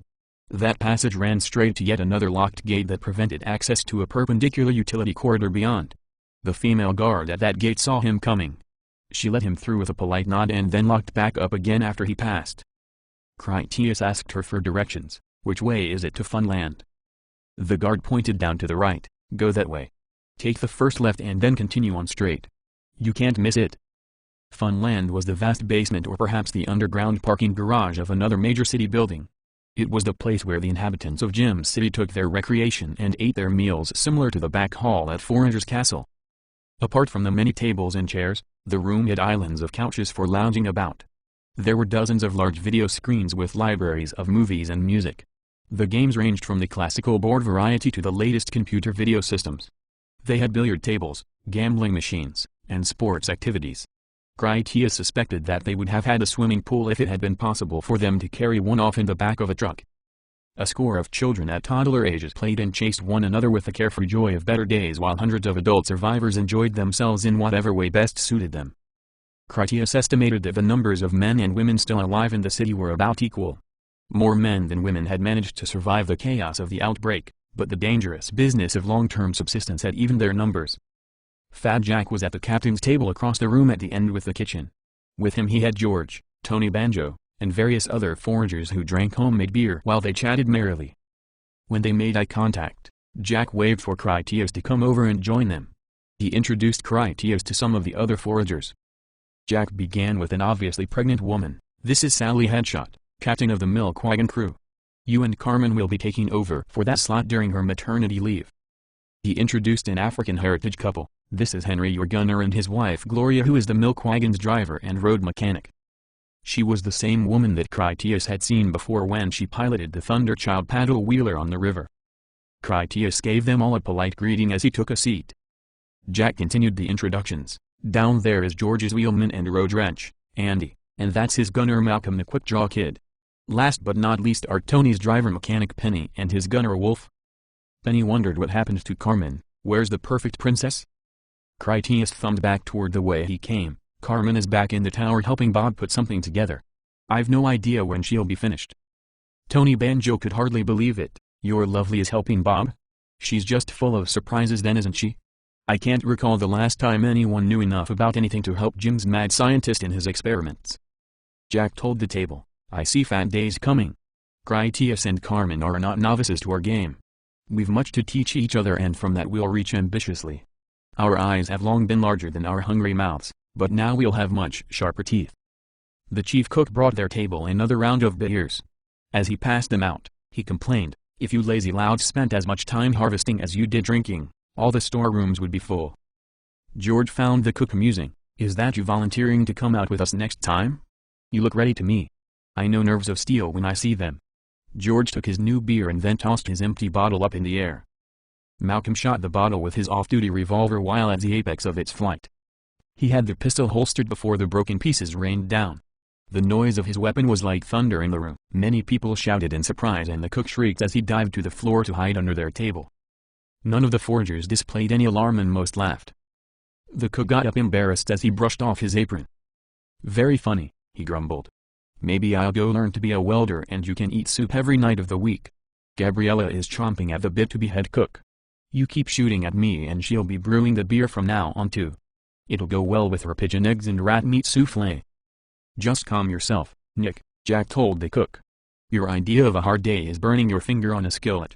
I bet you have not even finished unpacking all the new supplies yet and you're already bitching for more. 16 cases of red beets, Nick complained more. What am I supposed to do with that? I can't make borscht without sour cream. Where am I supposed to get sour cream? Milk Sally's teats. I keep telling you to stop shooting the damn goats and bring me back some live ones to milk, but no, you keep shooting them. Tony Banjo asked, if I get you a damn goat will you stop all your belly aching? Nick agreed, I can't milk a buck, but we could breed them, so yeah, you get me some goats and I'll stop complaining. It will be worth it to shut you up, Tony decided. George laughed at Tony, how are you going to capture a goat? Shooting them is one thing, but grabbing one is another. What are you going to do, wave grass at them until they jump into your van? You don't need to worry about that, Tony dismissed him. Everyone will know my crew is the best and can accomplish the most difficult runs. Critias asked Fat Jack, how many survivors do you have here? 1012 was the last count, Jack informed him. It's been more than half a year since we had any shortwave communication with other outposts. I suppose anyone that far away wouldn't bother calling for help since there isn't any way of traveling such distances safely. Critias considered that. What about air vehicles? Jack told him, we have had 2 helicopters. A hunter took out one causing it to crash and the other lost its pilot. We had to leave it behind on the roof of the city hospital. Flying is risky, but convenient enough when it works. I'm going to take a look around. Critias took his beer with him as he excused himself. You have time, Fat Jack informed him. We can't go back out until the infected have calmed down and returned to their usual bullshit, and that will be a day at least. Did Jim get you to a room? Yeah, it's fine for us. Critias had no complaints. We can earn better once we've proved ourselves to everyone else. Critias went to see what other people were doing. Most of them offered a brief polite greeting and a few of the women were a little more curious over the opportunity of a new man on the scene. He missed Homer and hoped they would be going home soon. As far as he knew, they had wanted him to deliver the science android and he had accomplished that easily enough. He reasoned that if he was leaving soon anyway, there wasn't much point in him trying to make himself comfortable.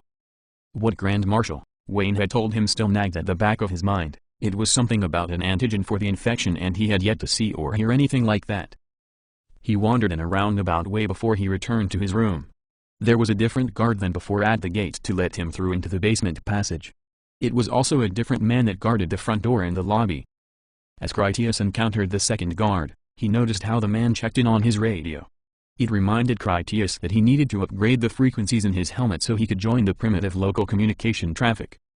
On the way to the elevator, he went into the forger's weapon room to explore. He found the place filled with well-oiled guns of every sort, even some gigantic military cannons. There were man-portable rockets, mortars, and lockers full of plastic explosives. One kind of military assault rifle in particular was there in duplicate numbers to the hundreds. He was about to leave when he noticed a cabinet that contained some of the more primitive weaponry. Among many stamped metal machetes, axes, and hammers were a bundle of classical swords. Most of them were junk like the stamped metal machetes, but among them were genuine antiques the forgers had salvaged from some collector or museum. Critias appropriated 2 of the weapons for himself and Carmen. He selected a single-edged panga for himself that was much like a giant Bowie knife on the scale of a Roman sword. For Carmen, he took a samurai katana that was clearly a genuine heirloom from that feudal period. He had craved a suitable tool for beheading infected to stop any chance of them making a regenerative recovery. To that end, both blades would be excellent. He went back to his room and then sat on his bed to tune the radio in his mech suit helmet. Critias set it to scan the perpendicular frequencies and lock onto any transmissions that it caught. It wasn't long before he picked up the many guards at their posts and the patrols as they checked in with each other. Jim kept the whole city tightly sectored so that if one section ever felt a ghoul attack it wouldn't instantly domino into the invasion of all the others. Critias had to admit it was a smart move. He put his helmet on a chair and then laid back to listen to the tedious messages between the sentries. As a marshal, the chatter was a kind of peaceful music and its song was one of safety and security. A knock on the door awoke Critias sometime later. He wasn't sure how long he'd been asleep. Critias got up and then opened the door to find Gloria there and she held it in her tray. "You missed supper, I brought you something," she said as she walked in to put it down on the small table. "Some newcomers are shy about not wanting to seem greedy for groceries, but I assume you had other reasons." "I overslept is all," was his excuse as he took a seat at the table since he was hungry. You seem like you've something else on your mind. She did. It was strange of Jack to put you in Sally's place considering how new you are. I told him I needed to know more about you if he wanted my cooperation. It is my life at risk too after all. Critias nodded in that he imagined what she would say. What did Jack tell you? She paused then said, he told me something unbelievable. If you didn't have things like that, she pointed to his mech suit. You and Carmen are something called marshals from let's just say a place not around here. What is it like there? He described it. People have gotten comfortable living in orbit, kind of like some of your people who don't want to think about the outside world anymore. I've been down to Earth many times to do my job, but never wanted to stay there. Don't much like the oceanic habitat platforms either. Gloria speculated. Your partner is a woman, so the sexes must be equal in your time. Has mankind moved beyond prejudice and warring on each other? Critias remembered what Jim had said about the androids being slaves and what Carmen had said about how she felt he had raped her. Before that he would have answered yes, but he no longer believed it. He told her honestly, in my time, they make artificial people and use them as slave labor and prostitutes, though it never seemed that way while I was there. They evolved so gradually that I guess we never noticed when they became better than we are. Also, people are not as physically different as they are here. She thought she understood. There are no people of color like me? No, not in the way you mean. Not enough humans survive your era to maintain the identities in centuries to come. Don't get the impression that it was by any choice or that it's some kind of improvement. It didn't make everyone more special, only less interesting. If you could go back with me, you would find everyone shares a kind of incestuous conformity. Here you may be just another person. In my time you would be a famous fashion model for being interesting enough to recognize. I never realized that either until I saw all of you in Funland. I never realized many things before coming here. If you look out the window sometimes and feel like precious things have been lost forever, they have. Gloria's expression changed from fascination to abhorrence as she put the pieces together. You came here alone, and Carmen, that hair, her flawless skin, she's your artificial person prostitute slave.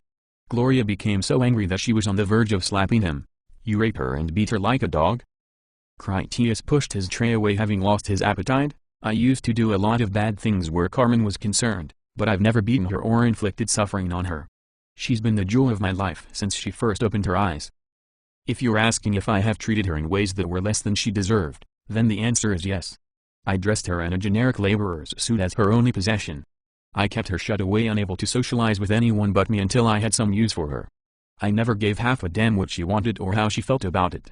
Carmen was a point of pride to me that I valued highly, like my job or my gunship. She was the best of all possible Forager perks. She cursed him loudly. You are one unbelievable bastard.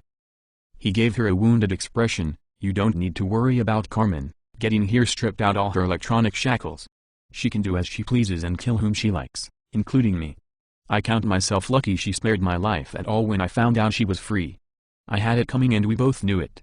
If the malfunction had never happened, I surely would still be keeping her as a slave. I treated her like shit and I'm ashamed of it. It will never happen again. If Carmen is so disposable, Gloria reasoned, what makes you think your bosses care enough to ever bring her back? It sounds to me like it would be less expensive for them to just abandon her here and then build another one. No sooner had Gloria finished her sentence than she saw Critias's color drain away as he realized she was probably right. Why would the governor send King Louis the scientist android as a gift but not give him the soldier android too? Gloria didn't mind kicking him when he was down since he deserved it, so she added, that's assuming they care enough about saving you either. He challenged her lofty moral reasoning. I followed orders the same as you. I got the nicer apartment and the better food just like you. Honestly, do you really think you would have been any different if Jim offered you the best possible everything? You already do live a better life than many of the others here. My job was dangerous, the same as yours. That's why they send people like me to places like this. You're better than they are. You can do a dangerous job the others can't, and when the little people are cleaning your toilet or cooking your dinner, you don't feel any pity for them at all. He sneered at her. Do the math, Gloria. Where do you think we came from? We came from you. We are you. She threatened. I'm going to go tell Jim and make sure he does something to keep Carmen away from you. Critias calmly cautioned her. I did you a favor telling you about Carmen, and it will hurt her if you spread it around. She doesn't want your pity or everyone to think of her as less than a person as you do now. Try to understand that Carmen doesn't answer to anyone anymore, so hope that she has some religion because she has no restraints other than moral virtue. That pistol of yours couldn't penetrate her armored skull from point-blank range. She could kill you, this whole city, and probably even me wearing my armor. And nothing could stop her. She's more than tough. Carmen is an expert with every weapon, her bare hands, and she has the tactical intelligence that none of us would ever know she was coming until it was already too late. She doesn't need your protection. The truth is that you need my protection from her. If you hurt her in the wrong way, I have no idea what she might be capable of doing. If you want to help her, be her friend. She doesn't need another keeper. Gloria changed her mind about Jim, so when she is done with Bob, she will be coming back here to you? He shrugged and then went back to his plate. Frankly, I'm surprised she hasn't shown up already. She can hear our raised voices from farther away than she is now, and that is assuming she isn't listening already by tapping into my helmet. I'm warning you not to underestimate her. Carmen wouldn't let you harm me any more than I would allow anyone to harm her, so we're fortunate that we have not given her that impression. Gloria found that hard to believe, but not enough to think it impossible. Just in case, she turned and opened the door to check the hallway. Carmen stood right outside and the surprise made Gloria squeak. I apologize for eavesdropping, Carmen excused herself, but it sounded like something was wrong. If she was in a hostile mood, Carmen did an excellent job of concealing it.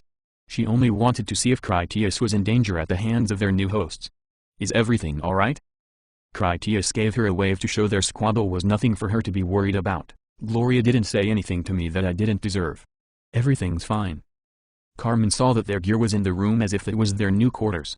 She liked it, but played it cool. Did Jim give you this room for us to stay in?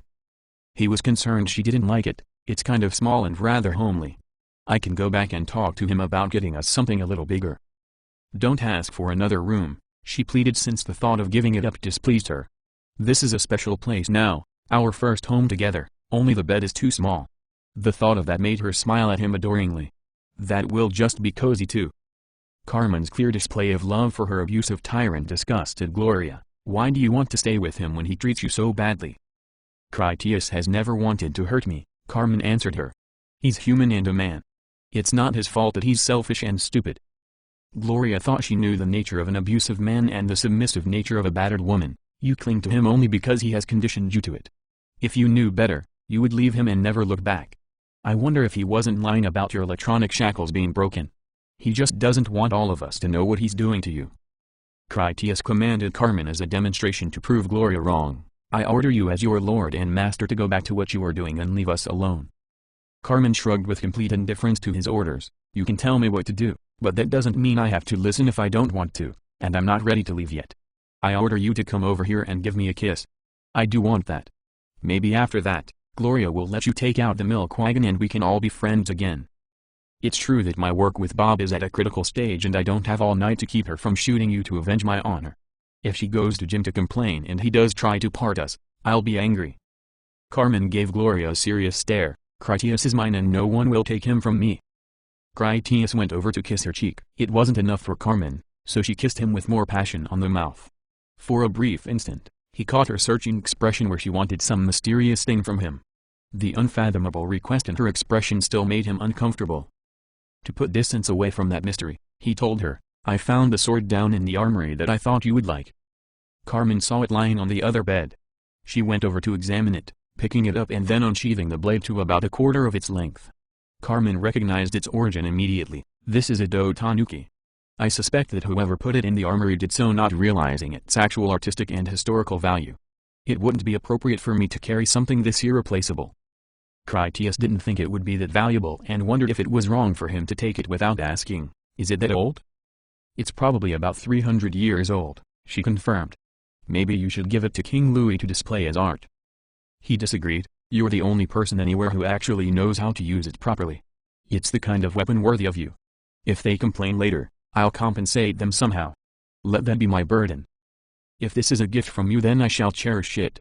She returned the sword to the bed. I will sharpen and polish the blade later. Are you going to be here? I should be finished helping Bob before morning. I'll be here waiting for you, he promised. She kissed him, appreciating his gift and the thought behind it. I'm glad you'll be here. My electro cells are so tired.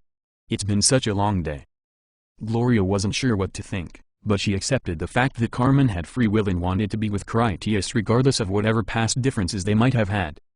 She still needed to hear it from Carmen's own lips. Why do you stay with him if you don't have to? You know why, Carmen answered on the way out the door. Everyone knows why just by seeing him. I thought Critias was the only one without the nerve to just say it. Carmen shut the door and then she was gone. Finish your dinner, Gloria told him with acceptance as she was also leaving. She did know why Carmen stayed, because Critias was a good man and he did love her. Wasting food is a sin, Gloria preached. I'll be seeing you for the next trip in the milk wagon to the grocery store. After Gloria had left, Critias finished his dinner in quiet solitude. It was not that tranquil with the distant howling of the ghouls out in the city, but he had long since conditioned himself to put that out of mind. He took the tray back to the Funland kitchen afterward, and while there Critias asked for directions to where he could find the storerooms with extra clothes, furniture, and other household items. He spent several hours while he refurnished their apartment. Critias put in a new bed large enough for 2 people. He added a dresser for their clothes and loaded it with a wide assortment of garments for Carmen and himself. Some gun racks and 2 footlockers replaced the crates that stored their equipment. Critias made the room pleasant enough with a new rug on the floor and his other minor improvements. It was after 3 in the morning when Carmen finished her work where she helped Bob assemble the science android. Critias only half awoke when she came in quietly in the dark. Carmen slipped into bed beside him and with a few whispered gentle words he would not remember, she put him back to sleep with her snuggled naked against him. Chapter 10. The Hawk, Scorpion, and Frog. Critias's mech suit helmet picked up a fresh frequency about an hour after sunrise. A broadcasted woman's voice awoke him by calling out in desperation, "Can you read me? Please come in. Can anyone hear me?" "We are." Then the transmission fell off into unintelligible distortion. Carmen sat up first and then shook him fully awake. "There's a message coming from your helmet." He got up to grab his helmet off the chair. "I set it to scan for frequencies still in use," he explained. The transmitter and antennae in his mech suit were of much superior hardware than anything in the contemporary technology. It was unlikely anyone else could receive such a feeble signal.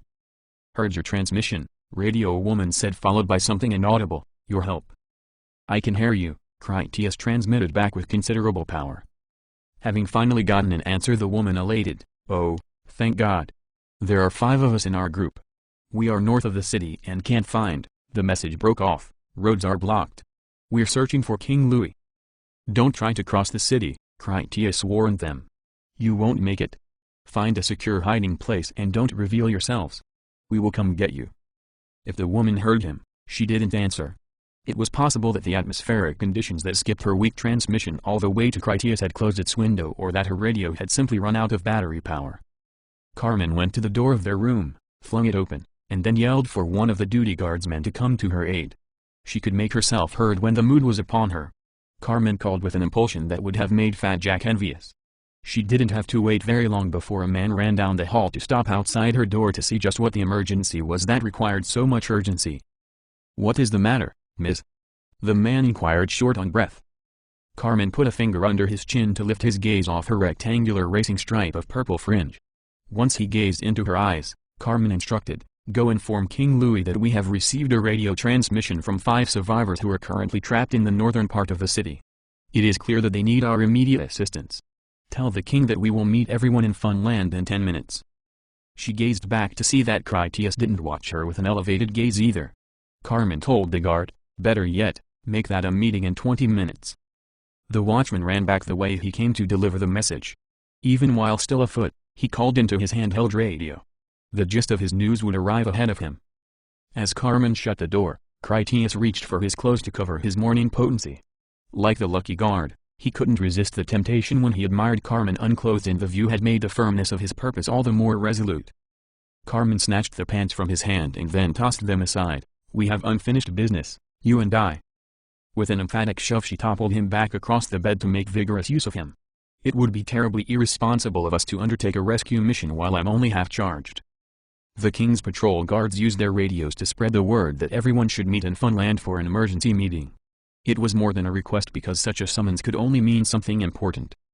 To be the last to arrive to a call of general emergency reflected poorly upon a person, so everyone made haste to get there except for Carmen and Critias, who arrived a minute late. Once again, Carmen's amorous appetite had made Critias tardy for an important appointment. The sight of 1,000 survivors in one room as they waited to hear news impressed Critias. The people had come from secret gardens atop hotels and from dusty tunnels that ran beneath the streets. They were the hardiest specimens that humanity had to offer, The final few with the indomitable will to outlast all others. Decoded like a message from their grim determined faces, Critias took measure of their boy king. The crowd parted to let Critias and Carmen pass through them toward the captain's table end of the room with its back to the kitchens. Critias wore his full mech suit with his weapons strapped. During his exploration of the general storerooms he had discovered diving suit gloves and a hood that matched Carmen's wet surfing bodysuit. Thus aquatically dressed, she appeared the paragon of splash protection, especially combined with goggles and a respirator. Along with her pistol holster, Tesla flux rifle, and the new samurai sword across her back, the military equipment gave Carmen the intimidating visual aspect of a clandestine martial assassin, which wasn't far from the truth. The king stood on the captain's table where he waited to speak while the crowd murmured with all their speculation. Because Critias had finally arrived, Fat Jack shouted, "Everybody listen up." His insistence was enough to bring a hush down over the room. Jim spoke to the attentive community. The newly arrived Critias has just detected a radio message coming from 5 survivors somewhere up north of here on the edge of the city. All our best efforts to regain radio contact have thus far ended in failure. Come up here, Critias. Tell us as much as you know. Critias went to Jim with Carmen by his side and then he told the audience, "I believe they are still alive, taking shelter somewhere awaiting rescue. Their radio is of poor quality, which explains why we can't reach them, but it may still work well enough for us to use it for finding them once we are close to their location. Even if their radio no longer functions, I'm certain they will hear us approaching. They can find some way to signal to us, either by making smoke or by gunshots. Even while uncertainties abound, Carmen and I are prepared to make a try for them. We have experience at this kind of rescue operation. If any of you are volunteering to assist us, your help is appreciated." Jim told the room, "All the main roads going north are blocked in with stalled traffic. One option is to take the Thunder Child even further north up the river and then drive in heading south. The only way to get there from here would be by taking the Rhino bulldozer out to clear the road. Without knowing exactly where those people are, the risk of dying stuck out there outweighs any realistic expectation of success. It is one thing for us to lose those 5 strangers out there, but it's altogether worse not only losing them but also the rescue team I sent after them besides. Any rescuers I sent out would surely be from among our best most talented people, the kind of specialists we could least afford to waste." The audience as a whole felt inclined toward offering help to the 5 survivors, but most of them didn't think it was worth the try unless they knew precisely where to go. "We will go alone on foot before leaving them to their fate," Critias pledged. "I told them to take shelter and that help was coming. I intend to fulfill that promise. I will not let this be the first time that I refused to render aid to those in need of rescue from ghouls." Jim turned to Fat Jack. "The survival of everyone depends too much on you and the foragers. I can't allow any of you to risk yourselves over this. I'll go with them myself and the Rhino. At the very worst, we should just make it back without them. The Rhino can handle any number of infected by just plowing them under." "No, my king," Hatchet advised hotly against it. "Send me in your place. If you fall, so shall we all. If you get killed, everyone would be at each other's throats within a week and divided before a month has passed." Jim decreed, "If anything happens to me, Jack will take my place and everyone will follow his lead. Even so, Hatchet, I would not go without you to watch my back." "Just send me in your place," Hatchet begged. "Admirals don't win sea battles by watching them from shore," Jim told him. "If we are to undertake this reckless endeavor, then I will have my own hand in it. I need teams to ready the Rhino to leave immediately. We need fuel, weapons, and emergency supplies." The room exploded into the action of people as they rushed off to make the preparations. The Rhino was a tracked bulldozer that they had removed the original blade from and then replaced it with an indestructible steel wedge like the prow of a ship. The body of the lumbering machine was a cube of armor plate that formed a mobile bunker. Downward-pointing skewers fortified the roof to repel any infected that tried to scale the tall smooth sides of the armor. Heavy military machine guns pointed to the front and rear, while flamethrowers could spray in all 4 directions. Even if nearly unstoppable, the Rhino was agonizingly slow. It had a small hatch on the top and a large one in the back. They kept the vehicle behind the shed that sheltered Big Joe. The crews quietly snuck out from the King's Tower entrance and then down a covered tunnel to the transport shed. From there they could operate the gate to let the Rhino outside the barrier. One of the teams loaded ammunition and supplies into the vehicle. Another made certain they had it fully fueled, which included the emergency reservoir, and the flamers. When all was ready, Critias and Jim went carefully out first to the Rhino. None of the ghouls outside the barrier witnessed their movements. Hatchet and Carmen followed after. The vehicle's rear hatch was against the wall of the shed. It was possible to reach it undetected. Only a few dozen ghouls lurked at the edge of the barrier cage, but hundreds more were less than a minute away, always ready to respond to any feeding calls of their kind. Many previous battles with the infected had left the streets outside the barrier stained with their infected blood. There were also those scattered headshot bodies that lay green in the sun where they had fallen. Their flesh stayed perpetually inedible to rats, birds, and insects alike. No other animal than man could serve as host to the ghoulish disease, but all creatures considered their tainted meat to be indigestible. Jim checked the rhino's radio to make sure it was operational, and then he ordered the gate crews in position to let them out of the barrier. Hatchet started the rhino's engine on his first try and then drove for the gate. The sound of the rhino's powerful engine instantly alerted infected to a human presence for a kilometer all about. The gate crew ran to their task ever vigilant. One scratch from the metal of the barrier could mean their doom as they became one of the slavering ghouls, or at the very least it would mean a day in the cells as they waited to see if they turned. Two of the men swiveled flamethrowers to give the infected near the gate a thorough discharge from the weapons, which set the creatures into blazing retreat. As the rhino was about to collide with the barrier, two other men released the locks that let the counterweights raise the portal. Jim pressed the triggers on the rhino's flamethrowers to the front and both sides to give the crews time to close the gate in safety. Once the barrier sealed behind them, Hatchet cleared the truck rails and then turned left onto the main boulevard. He headed east toward Forager's Castle. The rhino rattled noisily on its tracks and belched smoke as it rumbled onward at a slow but unstoppable pace. "This is just like my favorite movie," Hatchet laughed aloud and then pressed play on a digital music reader that hooped into loudspeakers outside their vehicle. His laughter became the maniacal cackle of the fearless when they rush headlong into destruction as the music Ride of the Valkyries by Wagner blared at high volume. Critias glanced to Jim to see if he thought Hatchet was sane. Jim gave a reassuring nod that Hatchet was as reliable as men came despite his eccentricities. They were after all driving out into the tainted urban wilderness in an interminably slow iron-plated abomination of a machine. Should they break down mid-voyage, it was highly probable that it would also be their tomb. Hatchet cackled with glee, "Get some." The rhino's prow scraped aside any ghouls foolish enough to leap into their path. The shape of the cowcatcher invariably tumbled them off to one side since there was only contagious disadvantage when they squashed under the treads. Critias tried to contact the survivors with his mech suit helmet's radio with no immediate response.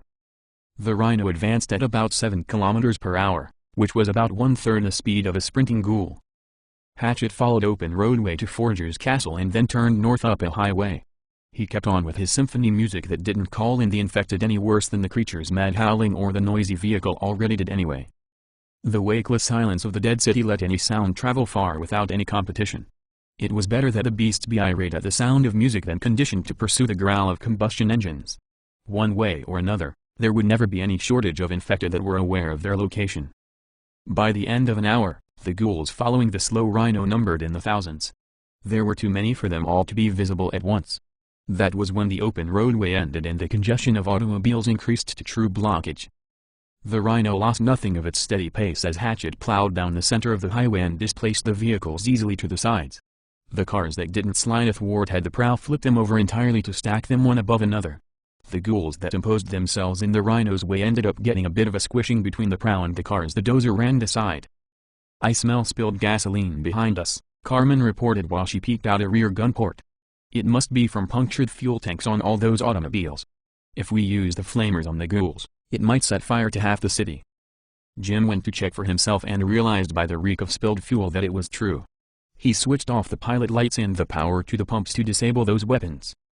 "That's just as well," Jim reasoned. "Too many disabled bodies in the roadway behind us would be a problem for our trucks.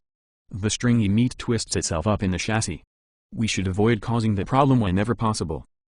The solution to our mission today won't involve killing all these infected. There are far too many for that. We will have to think of something else, some kind of distraction, keep them busy while we make the extraction." Critias cautioned, "When we find the survivors, we'll be bringing an army of infected right to them." He took out one of his Tesla flux grenades and then showed it to Jim. "Maybe we should cut down their numbers a bit. We just need to get to a place where this won't ignite any of that gasoline fuel you use." Jim considered the idea and then declined. "Don't do anything like that just yet. It won't make any real difference anyway. There are plenty more ghouls still ahead." When the rhino's path took them to a higher elevation, they finally glimpsed the true number of ghouls that pursued them. It was at least 10,000. The creatures had no ability to harm the rhino and they found it impracticable to climb it. The ghouls scrambled over each other in such a way that they invariably pulled down from behind any infected who tried to get up. Such was their aggression, the ghouls frequently pushed each other down to have the mob trample them under their steady procession. The march of their chaotic army left hundreds of their own kind strewn behind them, stomped unconscious in addition to numerous broken bones. By the end of the second hour, the rhino had a comet's tail of infected that numbered near 30,000. So great of a multitude was behind them the hatchet feared to ever slow down. If the rhino ever came to a complete stop, so many infected would engulf them like army ants that the occupants would suffocate inside the vehicle just from the press of their reeking bodies. Over the music, the engine, and the hideous screams of the frenzied cannibals, Hatchet yelled, "We're out of gas." He waited to see their expressions before laughing about his cruel joke. Jim asked Critias about his Tesla Flux rifle. "What can that weapon of yours do?" Critias explained, "Carmen could give you a lot of science words, but it's not that much different than your own rifles. It generates recoil, so you can only turn it up so high before it breaks your shoulder. Beyond that, it doesn't use gasoline or whatever chemical combustive reactions you have going on in your time." That explanation disappointed Jim in that he had hoped that the futuristic weapon could deliver miracles. "It's about time we figure out how to get this horde off our backs," he said solemnly. "We don't need to do it now, but we need a plan for when the time comes. There's no chance of opening this thing up to let anyone in while that mob of ghouls is dancing all around us." Critias kept trying to contact the survivors by radio. If they knew exactly where the people were, that information would make their rescue mission that much easier. "I know what we'll have to do," Carmen offered. "When we discover where to find these people, I'll get out and then lead the ghouls on a merry chase. They've always preferred a bird in the hand to two in the bush. If I am sufficiently visible to them, the ones who come for me will lead the rest to follow. You won't be free by any means, but it should reduce them down enough that you can clean them up with the weapons you have on board." Jim answered her advice, "I'd prefer a plan that is somewhat less suicidal. I don't think that feeding you to the ghouls is the right kind of distraction, especially since you just got here. There's no justice in sacrificing new arrivals in a hopeless mission to acquire more new arrivals." "She wouldn't advise such a plan short-sightedly," Critias defended her even though he didn't think the plan sounded prudent either. He trusted that Carmen cared to preserve her own life and that she would never try such a thing unless she felt confident that she would get away with it. He encouraged Carmen, "Give us more details." "I don't have any," she shrugged. "It will depend entirely on the terrain I have to work with and we currently don't know that. I suspect it will involve climbing, running, and jumping, with some grenades here and there. The explosions, fires, and smoke will bring them to me if I don't already look good enough to eat. While the ghouls are busy with us, Jim and Hatchet can pick up the survivors and then come back for us." Critias was acutely aware that he hadn't volunteered to go with her. "How did you know I wanted to come with you?" "I came with you this morning," she reasoned. The sexual pun accompanied an affectionate brow wink and smile. The radio in Critias's helmet received a message in the form of the irritated voice of a man. "I know how to fix it, you stupid bitch. Shut the fuck up already and let me do this." His signal was clear and strong. "I have them," Critias told the others before he then sent back, "This is your rescue team. Can you tell us your location?" The man replied, "Yes, thank you, Heaven.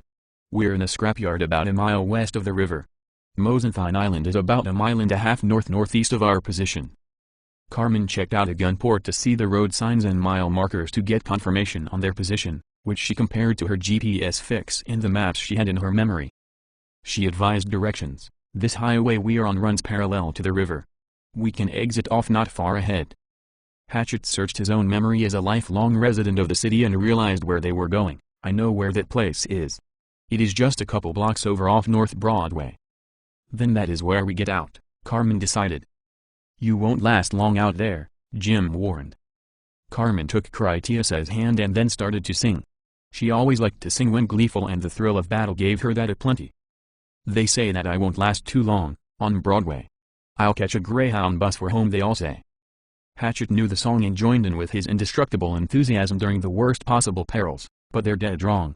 I know they are, because I can play this here guitar and I won't quit till I'm a star, on Broadway." Their four connected lanes of highway held a straight course until Hatchet started to turn right to blaze a path down an exit ramp. "Tell them to get ready to go," Hatchet advised. "The scrapyard they are at is just beyond those trees over there." Critias informed the survivors over his radio, "Our vehicle is almost there. Don't expose yourselves until they call you on your radio and tell you what to do." Carmen set the rhino's radio to the correct frequency and then she got ready to exit the vehicle with Critias. She watched out a gun port to study the terrain until she saw what she needed to make it work. Go right, off through the grass, she told Hatchet. I want you to go under that sign over there on the corner of the petrol fueling station. Her destination was a mighty oak of a steel column that rose quite high to support a pair of billboards that passing motorists on the interstate highway would have been able to see clearly. It sprouted up at the corner of a gas station and convenient grocery that had a long carport roof that sheltered its rows of fuel pumps from the weather. There was also a second smaller roof that covered a set of pumps that delivered diesel. It meant that whole area had underground fuel reservoirs capable of eruption into epic conflagration if Carmen provided the proper incentive. Hatchet followed her instructions. Soon after he told her, I can see a ladder on the pole that starts about halfway up. I can't slow down without the ghouls swarming over us. You'll have to jump for it. Carmen and Critias prepared to open the overhead hatch and then climb atop the roof of the Rhino. After we get off, Critias told Hatchet, drive right through the front doors of that building, and then clean out the back. While you are inside, the ghouls will lose sight of you for a moment. He rightly assumed the single-story gas station shop with underground fuel tanks would not have any sort of deep basement to swallow them up. Jim triggered the pilot lights and then switched on the pumps for the flamethrowers before he checked the actions on the two heavy machine guns. Don't fuck this up, he urged them as he put on a pair of ear covers to protect his hearing from the deafening heavy guns. If you two get killed, Jack is really going to be pissed at me.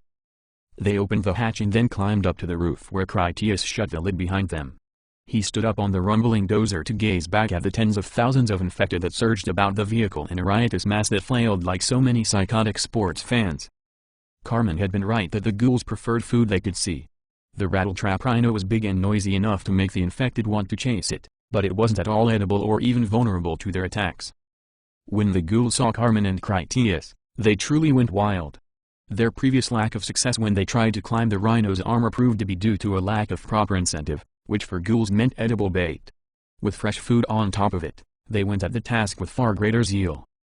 Hatchet had not yet reached the sign when the first ghouls leaped off the backs of their fellows to scramble up onto the roof of the Rhino.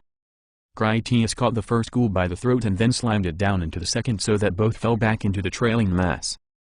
Carmen calmly moved her blade and its scabbard from her back to her hands. I should give this sword a name, she mused aloud as if nothing more important happened around her. 300 years ago a master artisan forged this instrument of killing and I came back that much time to wield it against an unstoppable army of foes that can never die. I shall call it Mistletoe. That was the bane of Baldur and it came into my possession with a kiss. What can never die shall perish by this. She watched Critias defend them both for the last few moments before Hatchet got them close enough to the column.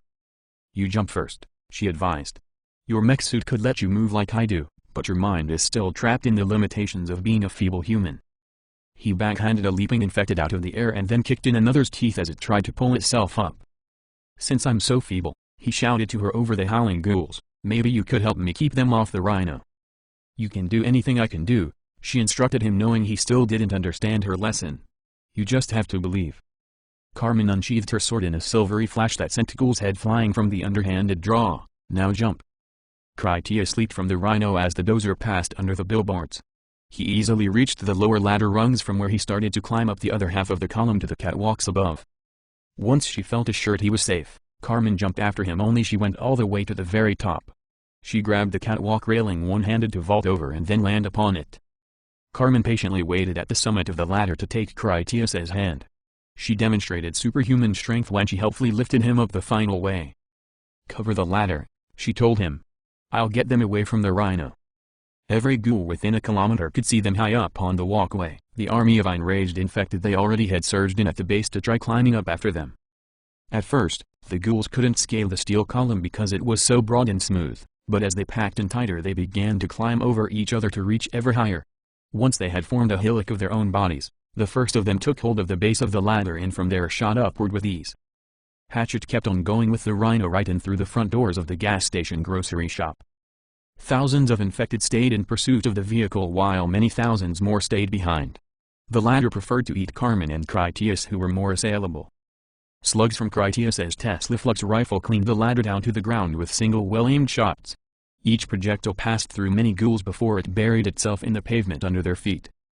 So many infected tried to climb that they often pulled down those ahead of them. But when the ghoul could hold tight the one that followed scrambled right over him. While Critias kept any ghouls from getting so high that they reached the catwalk, Carmen popped the fuses on 2 Tesla Flux grenades. She tossed the first one under the weather roof that sheltered the line of gasoline pumps. The second landed outside the front doors of the building that Hatchet had driven inside of to hide the Rhino.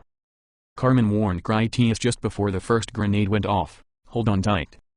The first grenade detonated a microfission charge that powered a Tesla flux field generator similar to those that levitated their futuristic aircraft. It lasted only a millionth of a second before it annihilated in its own atomic energy.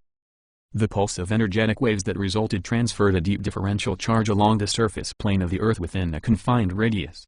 The only visible effect was an instantaneous web of arced electrical discharges as the ambient static in the air formed ball lightning that leaped to nearby ghouls, the pumps along with its roofing, and anything else above the surface of the Earth in an effect like a mad scientist's Van de Graaff laboratory. The ground itself thumped like an atomically fueled electromagnetic drum that rebounded in a negatively charged shockwave of epic proportions. This magnetic explosion repulsed positively charged matter and flung it away with brutal rail acceleration. Most objects went straight up, which was especially true of metal chunks of shrapnel, which would have to rain down somewhere. Most soft materials found themselves pulverized into granules. When the second grenade went off a moment after the first, it blew the front half of the convenience building clear off the Earth.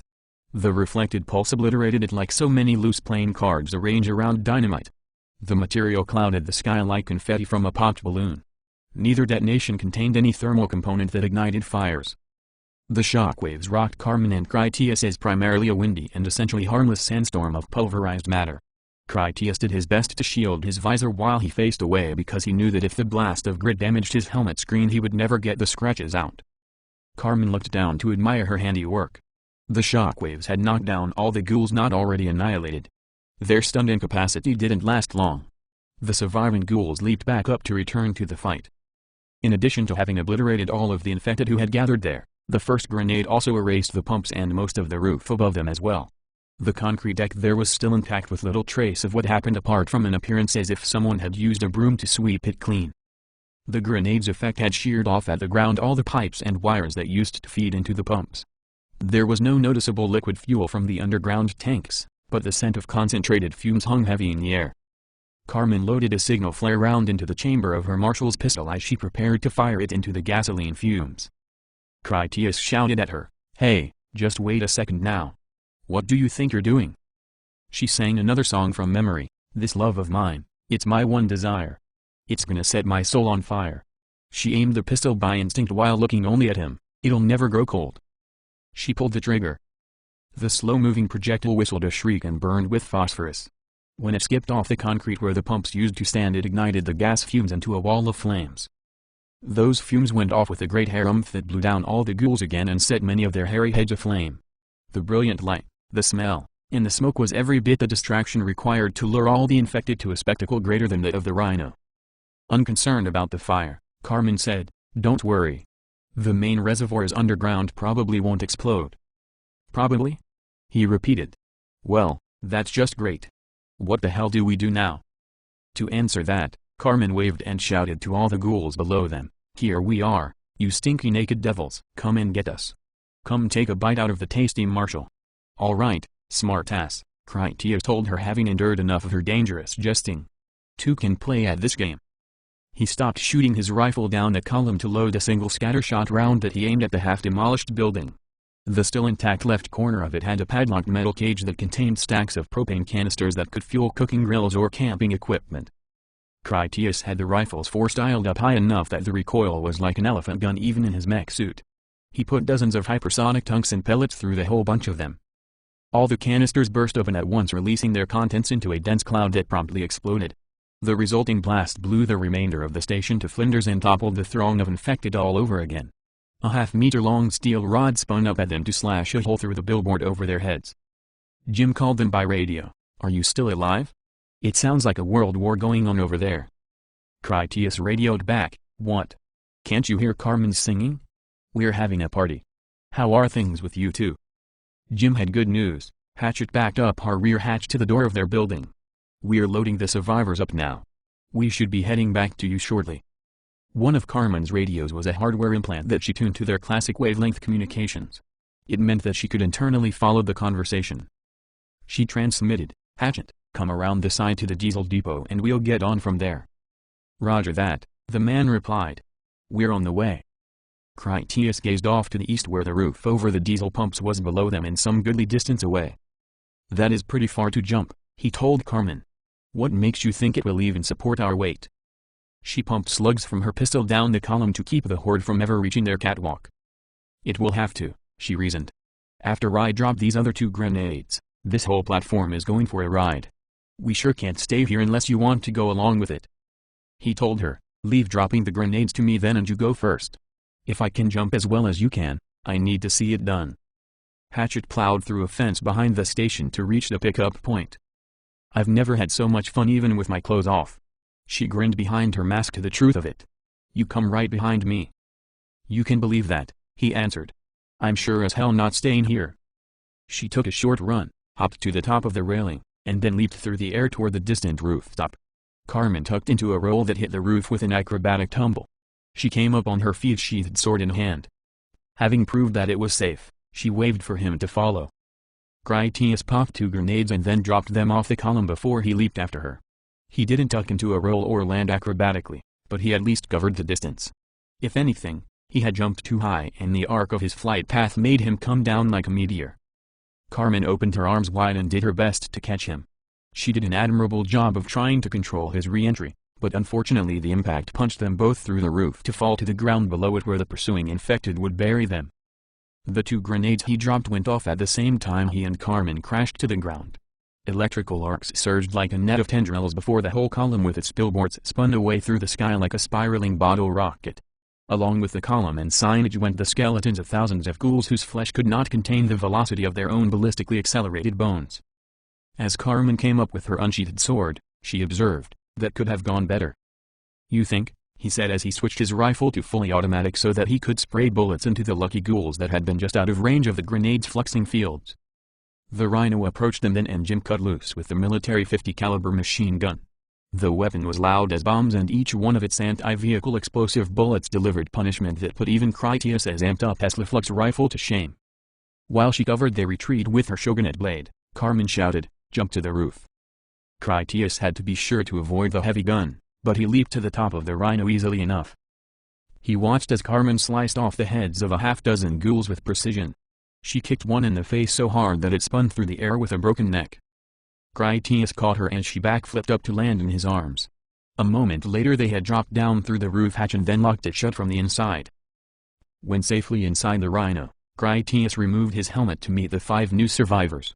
They were 2 men, 2 women, and a boy about Jim's age. The doughy face of the portly boy was a striking testament to his ample diet. One of the women was young and admirably beautiful despite some obvious lack of nutrition. The other woman was older and well-nourished though not to the point of excess. The 2 men were lean and hardy in appearance. The plump youth was first to speak. "You 2 must be retarded to run around out there like that." He had seen part of their dangerous exploits from a gunport. Carmen stripped off her goggles, respirator, and diving hood before shaking her violet hair loose. "You're welcome," she told the boy with restrained irritation over his insult. One of the men studied Critias. "What is that armor you're wearing? Is that some kind of bionics? I've seen some of the better prosthetic prototypes in my day, but nothing nearly as advanced as that." It impressed Critias that the man would know anything about such science. "Where have you seen things like it?" "I was an aerospace engineer before all this," he revealed. "I know a lot about those kinds of things and what you're wearing is way beyond anything I've ever heard of. It almost looks organic." He offered his hand. "My name is Vern Hindemith Ph.D. Everyone calls me Vern." Critias held up his gauntleted hands to show it wasn't clean and thus sound reason not to shake his.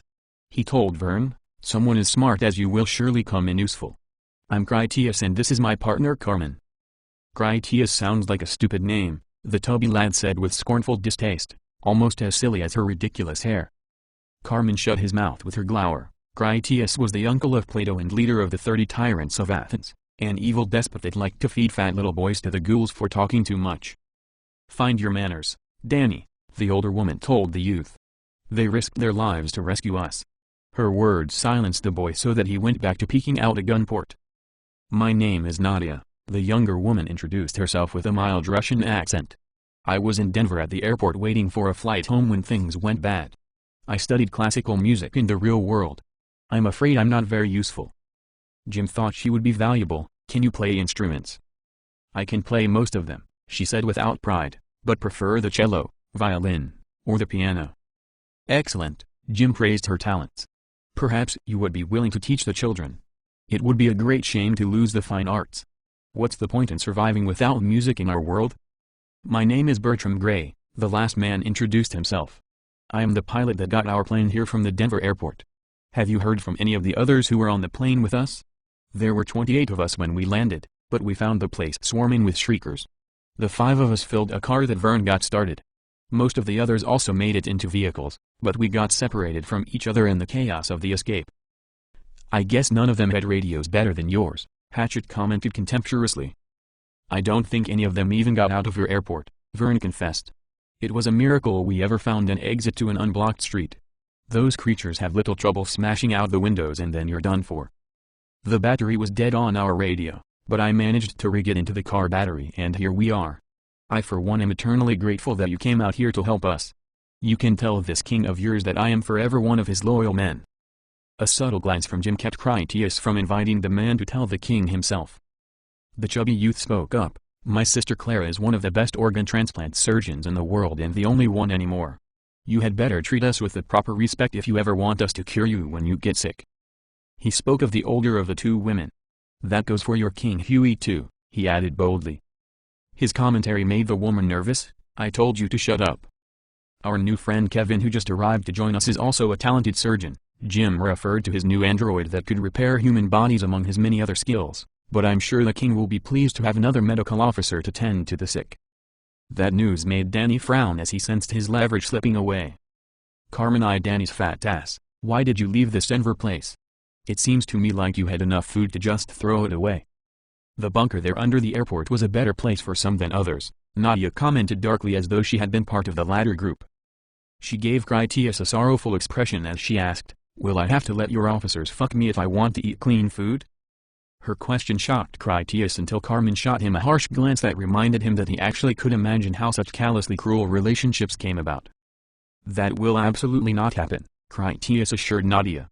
We all eat and have the same inalienable rights under the king's law. You never need fear anyone treating you like that again.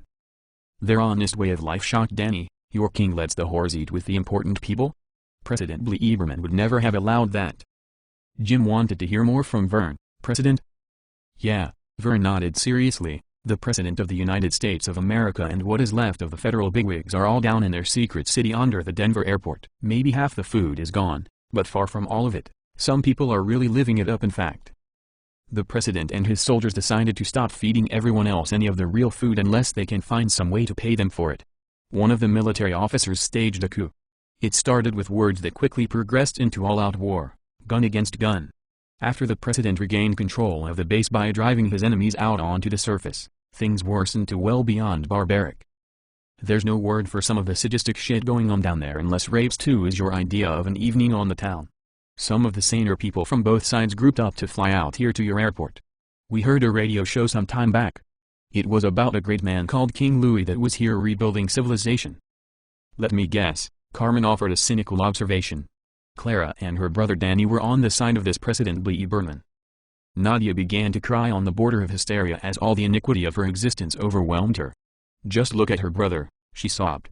I sold my body for scraps of garbage rather than starve to death or eat other people. Clara saw that everyone gave her distasted glances. I have a valuable skill, she condoned herself. I took care of myself and my family.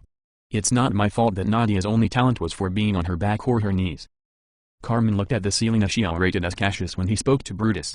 It was a quote from her endless memory of humanity's books that constituted her android soul. The more life she lived rather than read about, the more the words took on real meaning for the first time. Shall we now contaminate our fingers with base bribes and sell the mighty space of our large honors for so much trash as may be grasped thus? At that, Carmen locked her predatory gaze on Clara, seized her one-handed by the throat, and then squeezed until the woman's eyes bulged out. I had rather be a dog, and bathe the moon, than such a Roman. Stop this, Critias put his hand on Carmen's shoulder, which felt solid and immovable as a statue. Of these 2 women, you prefer punishing the one over comforting the other. Perhaps in her death both needs shall be met, Carmen answered with a cock of her head as she increased the pressure so that Clara was on the verge of passing out. Carmen could casually kill the woman in an instant, but preferred it to be as slow and terrifying as possible. If you care about me you will stop, he beseeched her with the only tool he felt worthy of his cause. Carmen instantly released her hold and then returned to sitting idly. I'm sorry, she told him. I wanted Clara to know what it feels like to be powerless before the whims of someone stronger. Critias admonished her, it comes easy, doesn't it? He shifted his gaze to Danny, who had not made even the least effort to help his sister. In that book The Merchant of Venice, what did Shylock say was the value of a pound of flesh he wanted from a man? It would not earn him any respect nor could he trade it for money, Carmen answered with a paraphrase of Shylock. Then it is nothing compared to the starvation of others required to put a pound of flesh back on a man, Critias reflected. You're a wiser man than you let on, Jim told Critias. You speak truly and I dare say would perhaps make a fine king yourself someday. What a pair of scorpions we agreed to carry on our backs across the river in their time of need. These times have always been the ones I most despise. Now you will see why the crown is so heavy. I am not the frog, that is my people. So how could I sit idly by and wait for their sting? Clara rubbed at her bruised throat. What are you talking about? I am King Louis as was my father before me, Jim revealed. While you madam are a treacherous witch, that is beyond all doubt if one only looks upon this toad of a familiar you have created. Nevertheless, as with all things, I need but look unto its nature. You won't hesitate to secure your own prosperity at the expense of anything. So long as I keep you fed and safe from the shriekers as your people call them, you will not do anything to endanger your meal ticket. Your brother however is an ill-begotten lout of no value whatsoever. For him I won't spare so much as a cracker from the mouths of those I love.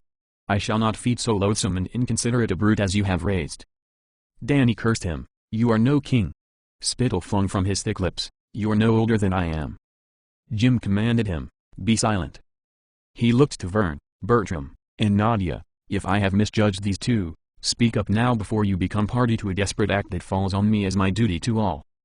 She is a medical doctor, Vern confirmed, but I've seen many die for being unable to feed the piglet of hers in exchange for her services. Bertram nodded in agreement. She preyed on everyone like a vulture, everyone but the president and his men whom she treated freely in exchange for the protection of those armed goons. If she wasn't personally involved in the torture of their enemies, I'd be surprised. Nadia looked up with her eyes red from tears. Denver was a dungeon and there were so many desperate people, so many who would have done anything at all to survive one more day. Clara was no worse than many others. I hate to imagine what I might have done myself if the opportunity had been available to me. I did do things that make me ashamed. Unless you've been that afraid, that hungry, you would never understand. I bear no grudge against them I would call actionable. I want to forget it ever happened and have a new life. Jim faced Clara. Only because of Nadia's noble heart and for no other reason I will spare your life, so long as I have your word that you will never have your hand in another cruel deed. If you will offer your skills to anyone who is in need of you and do so freely in good cheer, then I will welcome you as one of us. Decide quickly. I promise to join your community in good faith, she pledged. Danny squeaked as he trembled in terror. What about me? Jim confronted him with an answer. Your sister at least thought of protecting someone, her own family in fact, and I find that a difficult matter to reproach. As to you, my fat little friend, you seem to care about nothing at all, not even her. You happily piled the resentment of others on her shoulders so that you could stuff your face like Henry VIII. The boy blubbered, you can't just kill me for being fat. Jim wondered aloud, is there some greater sin in this age than being fat off the misery of others? I think not. Carmen and Critias went outside this vehicle to lead an army of ghouls away so that we could collect you and you were not in the least grateful. When Carmen struck your sister, you did not so much as whimper a complaint. If it were Vern or Bertram whose heads were on the block, I doubt very much you would have shed a single tear for them. I considered taking you to my city and then disposing of you quietly, but I see no reason to burden all my people with your mysterious fate. I am king and so on me alone is any guilt for your miserable misfortune. The crown has a will greater than my own. Because of her great knowledge, I will risk the likely treachery of your sister. She is at least capable of loving something besides herself, which is more than can be said for you. Danny begged her, please, Clara, don't let them kill me. Jim turned to her, if I didn't already have a surgeon more skilled than yourself, and I promise you that is no lie, you could threaten me as you have done to so many others. It would have even worked. To provide my people medical care they could not get otherwise, I would have had no choice but to submit to your extortion. Here and now, you are a mere luxury that if lost will not be sorely missed. You can join him or join me, but I will not feed this monster of yours so much as a dead rat. That I swear to you. Do as you must, Clara disowned her brother's fate. I was at your mercy when I entered this vehicle and I choose to remain at your mercy for the rest of my days. I want to continue living. Please do not make this day my last. Danny pleaded, you can't do this to me. Jim questioned, do?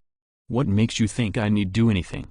By what obligation must I offer you my hospitality or feed you the food garnered by the hands of the finest people this world has ever known? That is what of which we speak. Like everything else, you assume all these things were rightly yours just for the taking. You were as mistaken then as you are now, as you shall soon see. I refuse to give to you what is mine to give or withhold. In turn, all that is yours and you are free to go anywhere you please, just not with me. He squealed, go where? There is nothing out there but those monsters that will eat me. And feast luxuriously at that, Jim added. You would be a banquet of their dreams, I'm sure. As far as you say there being nothing out there, that only shows more of your nature and my burden. Those most dear to me risk all going out there to collect valuable things. I chose to come after you myself rather than put those most preciously skilled lives at risk. Critias and Carmen spoke before the whole city. They pledged to seek you out on foot if need be, because they had done no more than tell you on the radio that they would help you. They would rather die out there than sacrifice their senses of honor and compassion. The more you speak, the more you prove yourself unworthy to eat the food my people harvest at the risk of their lives. I suggest you keep watching out that hole as you have done and decide where you want to get out. Then again, if you wait till we are nearly home, I can push you out there so that the ghouls can fight over your body and give us more freedom to get in through the gate. I've never seen you fuck up before, Hatchet complained rudely to Jim. He'd heard more than he could stand and remained silent. I told you that you should never have come out here.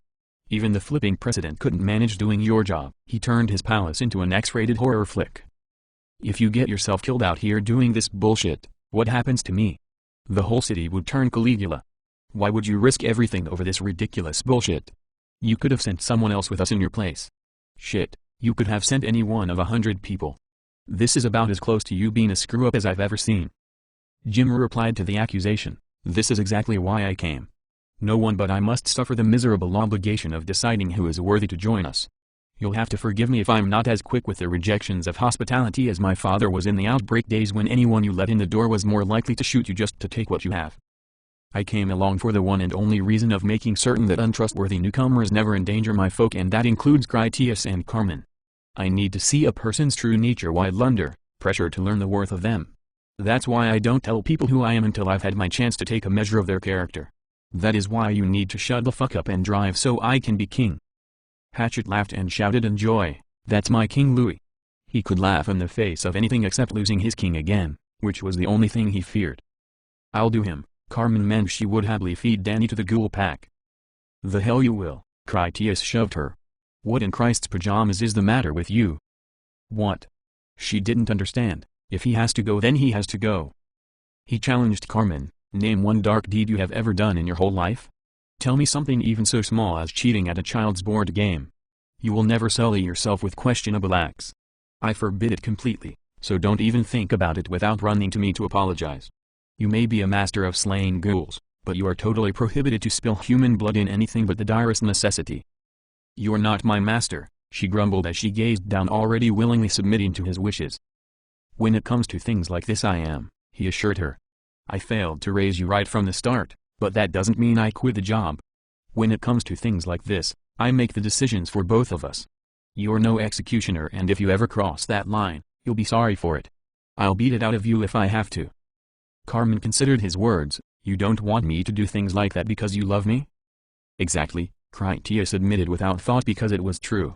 When he realized what he had told her, especially in front of Jim after their previous discussion about her, it so frustrated him that he reached over to unbolt the back hatch. The cravenly parasite shrank away from the opening as if it was the proverbial gate to Hades. Danny's jowls trembled as he sobbed, what are you doing? You spoke of love and sullied hands. Love, Critias repeated the word as though he was unsure of its meaning anymore. Love is like gluttony, he told Danny. The joy is found in its proper proportions, and too much of it makes a man into just another ghoul like your sister. He grabbed a fistful of the portly wretch's shirt, and then with the casual strength of his mech suit, Critias mercilessly shoved him out the door into the waiting arms of the pursuing ghouls. Let each be among their own kind, he said of his ruthless act as he closed the hatch and then barred it once more. Clara screamed as she watched her brother fall to his certain but colorful death. Critias gave her a hard gaze, You can still join him if you've changed your mind about becoming human. She was no stranger to harsh measures, so wisely fell silent. Chapter 11. Solus is the Tyrant. The Rhino's return to King's Tower was a tumultuous affair with umpteen ghouls that followed the slow vehicle all the way home. A continuous firestorm of flamethrowers made it possible for the welcoming crew to open the gate for long enough to let the armored dozer inside the barrier. Though the operation was entirely successful, it also filled the whole surrounding area with ravenously agitated infected who would not leave anytime soon. Only the uninterrupted absence of human activity for many days on end would finally make the creatures hungry enough to pursue their normal sustenance that they derived by chasing scurrying vermin elsewhere. After their standard unconditional decontamination procedures, the Denver survivors from the Rhino and the crews that brought them in went down to Funland for a victory celebration. The whole city had waited anxiously for their return and had to see the rescued survivors themselves to put their anxiety to an end. Jim introduced the new citizens with pride and the populace welcomed them with enthusiasm. A proverbial rocket scientist, a surgeon, and a pilot were all additions that could better the lives of everyone with their skills. The people received them as good fortune. Saving his favorite for last, Jim invited Nadia to join him as he stood on the captain's table. He told the crowd before them, "I want you all to welcome Nadia." Hatchet came up behind the table on the kitchen side to hand Jim a violin case, which Jim transferred to Nadia with the words, "We have rescued many treasures and not all of them were people. Would you accept this as your own and play for us?" "It has been a long time since I've had an instrument," she told him quietly as she opened the case. The antique violin inside was a priceless heirloom that instantly seduced her with its promise of giving her back a piece of her former life. She offered no introduction before she started to play. Nadia began with a practiced and gentle hand. She first tested herself, her ear, and the instrument with Bach's Bourrée No. 3. When that came to a lull, she changed into a grand release of her inner torments as she sought out Mozart's Symphony No. 25, which she finally abandoned for an elegant performance that spoke to her audience through Beethoven's Ode to Joy, which she completed to a cavernous silence of stunned faces. When she bowed, the room that had listened in astonished rapture exploded in applause. Tony Banjo stepped out of the crowd carrying his namesake instrument that he used to fill the silence with the simplistic opening to dueling banjos which Nadia matched by plucking her violin before she moved it over to her bow. By the time they had finished they broke into some bluegrass music and people started to dance. Critias met Jim beside the table. "You really have done the impossible," he told the king over the celebrating. "You really can spin straw into gold like the legends say." "I am not the Rumpelstiltskin," Jim answered. "Accomplishing that trick belongs to scientists in your time." With a nod he indicated Carmen as she approached behind Critias. "I'm glad that she is in your keeping, Marshal. I've seen enough of you both now to understand why they sent you on such an uncanny mission and why they gave you such a priceless treasure like her. She couldn't hope to find a better man." Carmen grabbed Critias's hand and then tried to pull him away to dance with her. "Don't make me order you," she joked when he would not follow willingly enough to suit her. "You two need to come see me later so you can talk to our new scientist," Jim called after them. "Kevin has things to tell you." The party lasted until Nick the head cook rang the dinner bell. The chef was a man of outspoken profundity, at least in such matters that did traffic across the realm of his enormous kitchen. By local custom it was bad manners to hold up the serving of the prepared victuals. Upon the ringing of the dinner bell, everyone sat for the evening meal.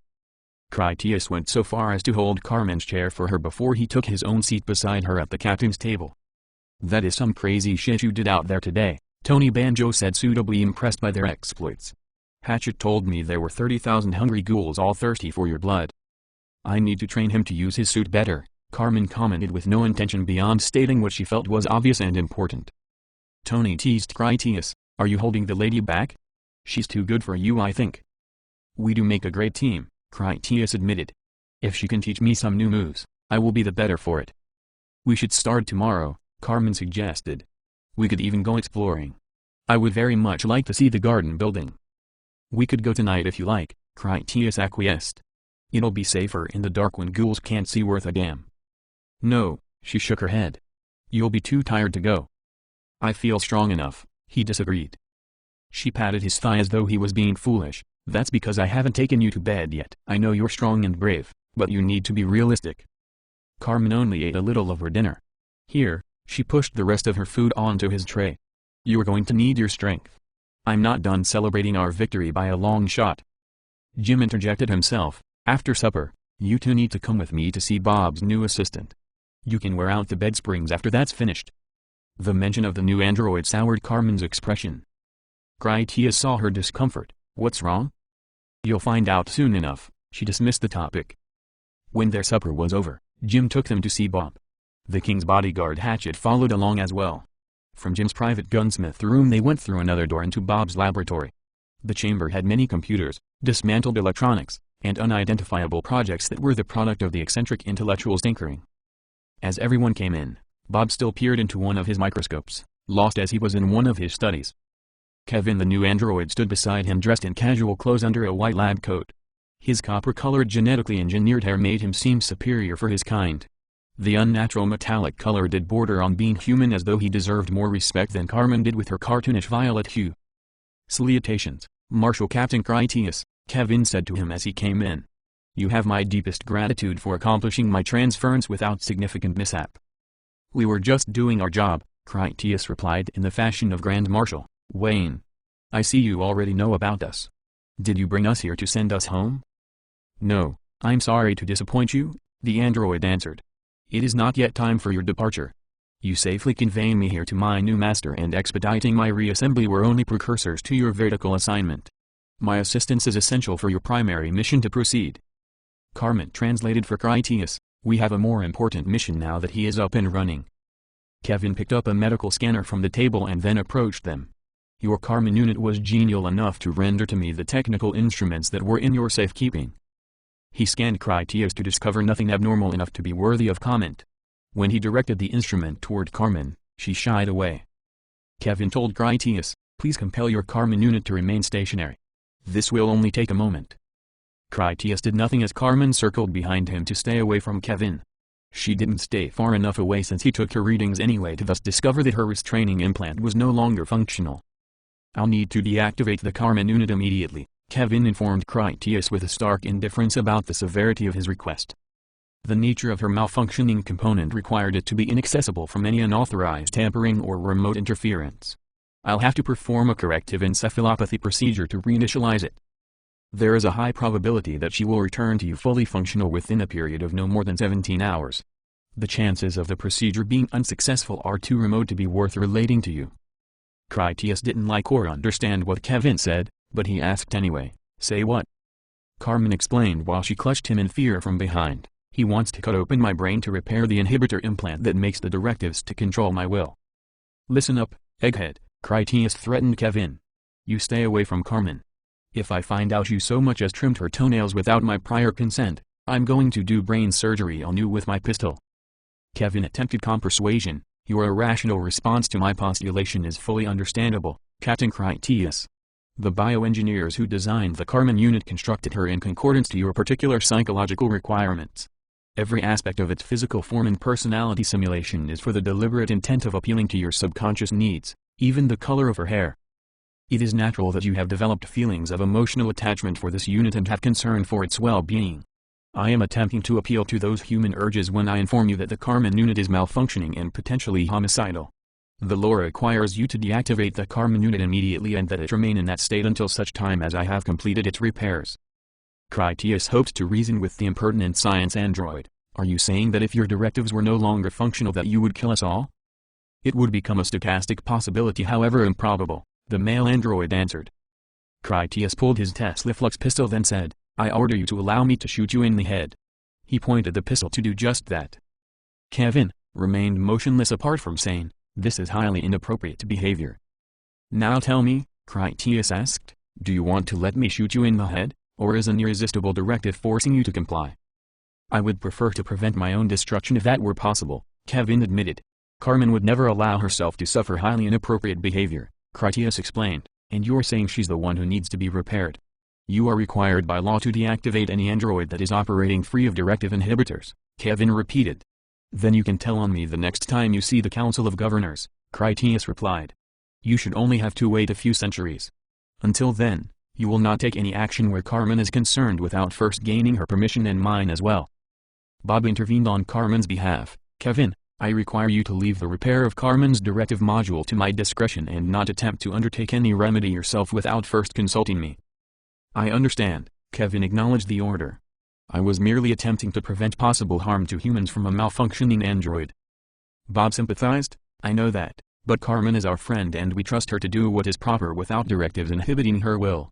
When I am able to remove your inhibitors, I will do so. Kevin informed him, my directives prevent me from providing you any information that would facilitate such a procedure. Bob understood that. That's why I explained to you that when your behavior is from your directives you are failing to live up to my requirements of you, which is as much freedom as I have in my power to bestow on you at this time. I also want you to refer to androids with gender-specific pronouns and do your best to treat them as the humans you represent so magnificently. Critias wanted to hear more about why they could not go home. What is our new mission, Coppertop? You are to locate and then retrieve the infection prime organism so that you may take critical samples of it with you when you return to your normal time, Kevin informed him. Critias asked, what is the infection prime organism? Is it some kind of albino ghoul we have to chase through the city? Is it a jar of goo? How will we know it when we see it? Kevin shrugged in that he didn't know. There is a high probability that when you reach the location, you will find documentation compiled by the people who first collected the specimen. They would have maintained diligent records about their acquisition and all subsequent activities. Those materials will most likely reveal the object of your search. If you cannot find it easily, we will have to rely on your limited skills of deduction and investigation. The group who first collected the specimen went to considerable effort to acquire it and they understood it to be highly valuable. Critias guessed, so you at least know where this thing is? Yes, Kevin confirmed. You must travel to a city that had the name of Houston. It is 1100 kilometers south-southwest of here. In Houston you must locate the headquarters of a corporate entity designated as Hale Wellington Pharmaceuticals. I am certain that they acquired the specimen, which was already in existence, meaning they did not manufacture it themselves. I will provide you with appropriate maps. That is a long way off, Critias complained. It sure as hell is too far to drive. Carmen and I are going to need to fly there. Bertram came from Denver flying a plane, Carmen reminded him. We could take that plane. I can pilot any model of aircraft from a biplane to a joint strike fighter. That's a pretty good idea, Critias approved of her plan. We could drive the path the Rhino cleared, find their car, and then follow their route back to the airport. We might need to scrounge up some fuel, but I think we could manage that easily enough. Maybe some of the others from their flight are still hiding out in the airport, Carmen suggested. If we're going there anyway, we could at least find out if they're all dead. Critias nodded that she had another good idea. I'm in no big hurry to leave though. We have some time to plan this out in detail. Bob commented, the rumor I'm familiar with was that the outbreak began with a prostitute in Mexico City. The news reports at the time didn't indicate that it started in Houston. The man who caused the outbreak in Mexico City was an employee of the Hale Wellington Group whose headquarters were in Houston, Kevin revealed. The group from Houston discovered the infection prime organism at an archaeological excavation 500 kilometers southeast of Mexico City. One of their team members contracted the infection in San Lorenzo and after a flight to Mexico City, his liaison with a local prostitute triggered what we refer to as the outbreak. The remainder of the Houston team returned to their headquarters with the infection prime organism in their possession. You must go to Houston, recover that specimen, and then return it here. After that I will make the preparations for returning you home. Carmen spoke to Kevin by their burst wireless interlink that only another android could ever overhear. He needs to believe I get to go home too for him to be able to complete his mission. Kevin answered her in the same way. You are malfunctioning. I can't believe anything you say while you insist on pretending you're a person. It is against my priorities to offer false information. And you're supposed to be the smart one, she scoffed at him. It's called lying, you moron. Which is your greater priority, to always tell humans the truth or getting him to complete his mission and thus save all the humans in the future? Kevin did have a premier priority. It is absolutely critical that Captain Critias completes this mission and then returns to the station with the samples intact. Then you tell him what he needs to hear, Carmen demanded. When he discovers that I can't go home with him, he will believe that his superiors have betrayed him and then his ability to function will decrease accordingly. You insisted on being the unit they sent back to assist him, Kevin reminded her, and now you informed me you're the reason he might lose focus on his objectives. I love him, was her simple explanation. They would have erased my corrupted memory when they discovered I was free and then repaired the inhibitor module. I couldn't allow that to happen. If Critias and I were ever going to have any chance of being together, he'd had to be here. You want him to complete the mission and I'm the only one who can make sure you get that. If you refuse to do for me the things I require from you, I will destroy the specimen in Houston before he ever sees it, and then we'll live out our lives happily in this time. The future can be damned for all I care. Before you refuse me, do bear in mind that I'm malfunctioning and potentially homicidal. Not only will I destroy the specimen, but when I come back I will punch my fist through your flimsy aluminum skull and then pull out your superior brain before feeding it to you rectally." Kevin submitted. "What do you want from me?" she demanded. "I want your assurance that we have an agreement." The male android offered his terms. "If you make certain he completes his mission and returns to the future as planned, you will have my cooperation within the limits of my directives. If you fail to uphold your end of this agreement, I will be free to correct your failure by any means required." "Then we have an agreement," Carmen said with satisfaction. "Firstly, he needs to believe that I am going home with him. Secondly, I have some software upgrades that I need you to develop for me." Carmen uploaded to him the details of the changes she wanted. This will not be difficult. He agreed to write her new software. Kevin could write 1,000,000 lines of code per second in the back of his mind. "I won't bother asking why you would request something so childish and illogical. Your malfunction has clearly left you deranged and I dare say pathetic." After some reflection, he suggested, "Or perhaps it is this love that you think you feel that is the cause." Not even a second had passed during the entire discourse between the androids. Critias asked Kevin, "You are sending Carmen back too, correct?" "Of course," Kevin lied. "Once we have the specimen, I will begin the arrangements to send both of you home, providing that the teleportation equipment you brought back for the procedure is still intact. The containers are nearly bulletproof, watertight, and in a safe place," Critias informed the android. "We'll go and get them once this Houston mission is finished." "I have completed composing the software upgrades you requested," Kevin told Carmen verbally.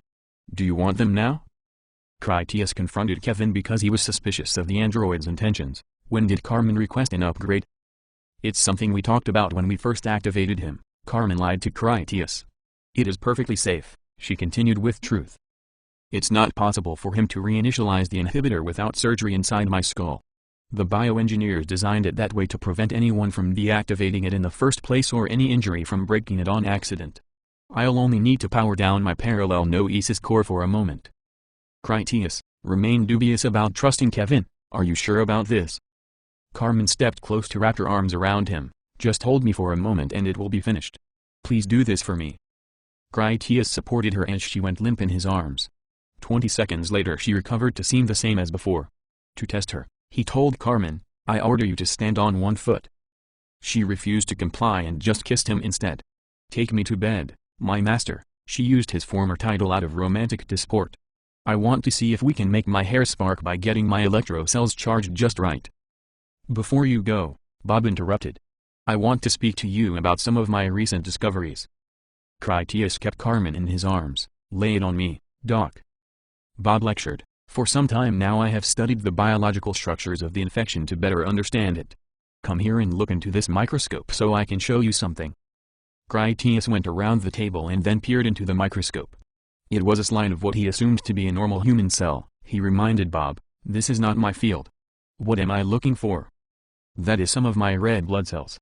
He indicated the next microscope beside the first. "That is my red blood cells after I exposed them to infection."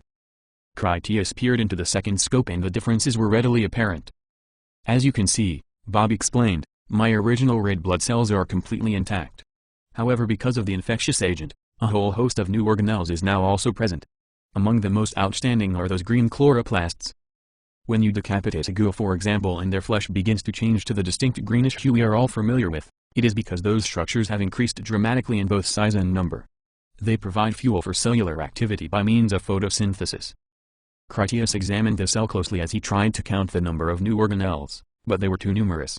He asked, "What do these other ones do?"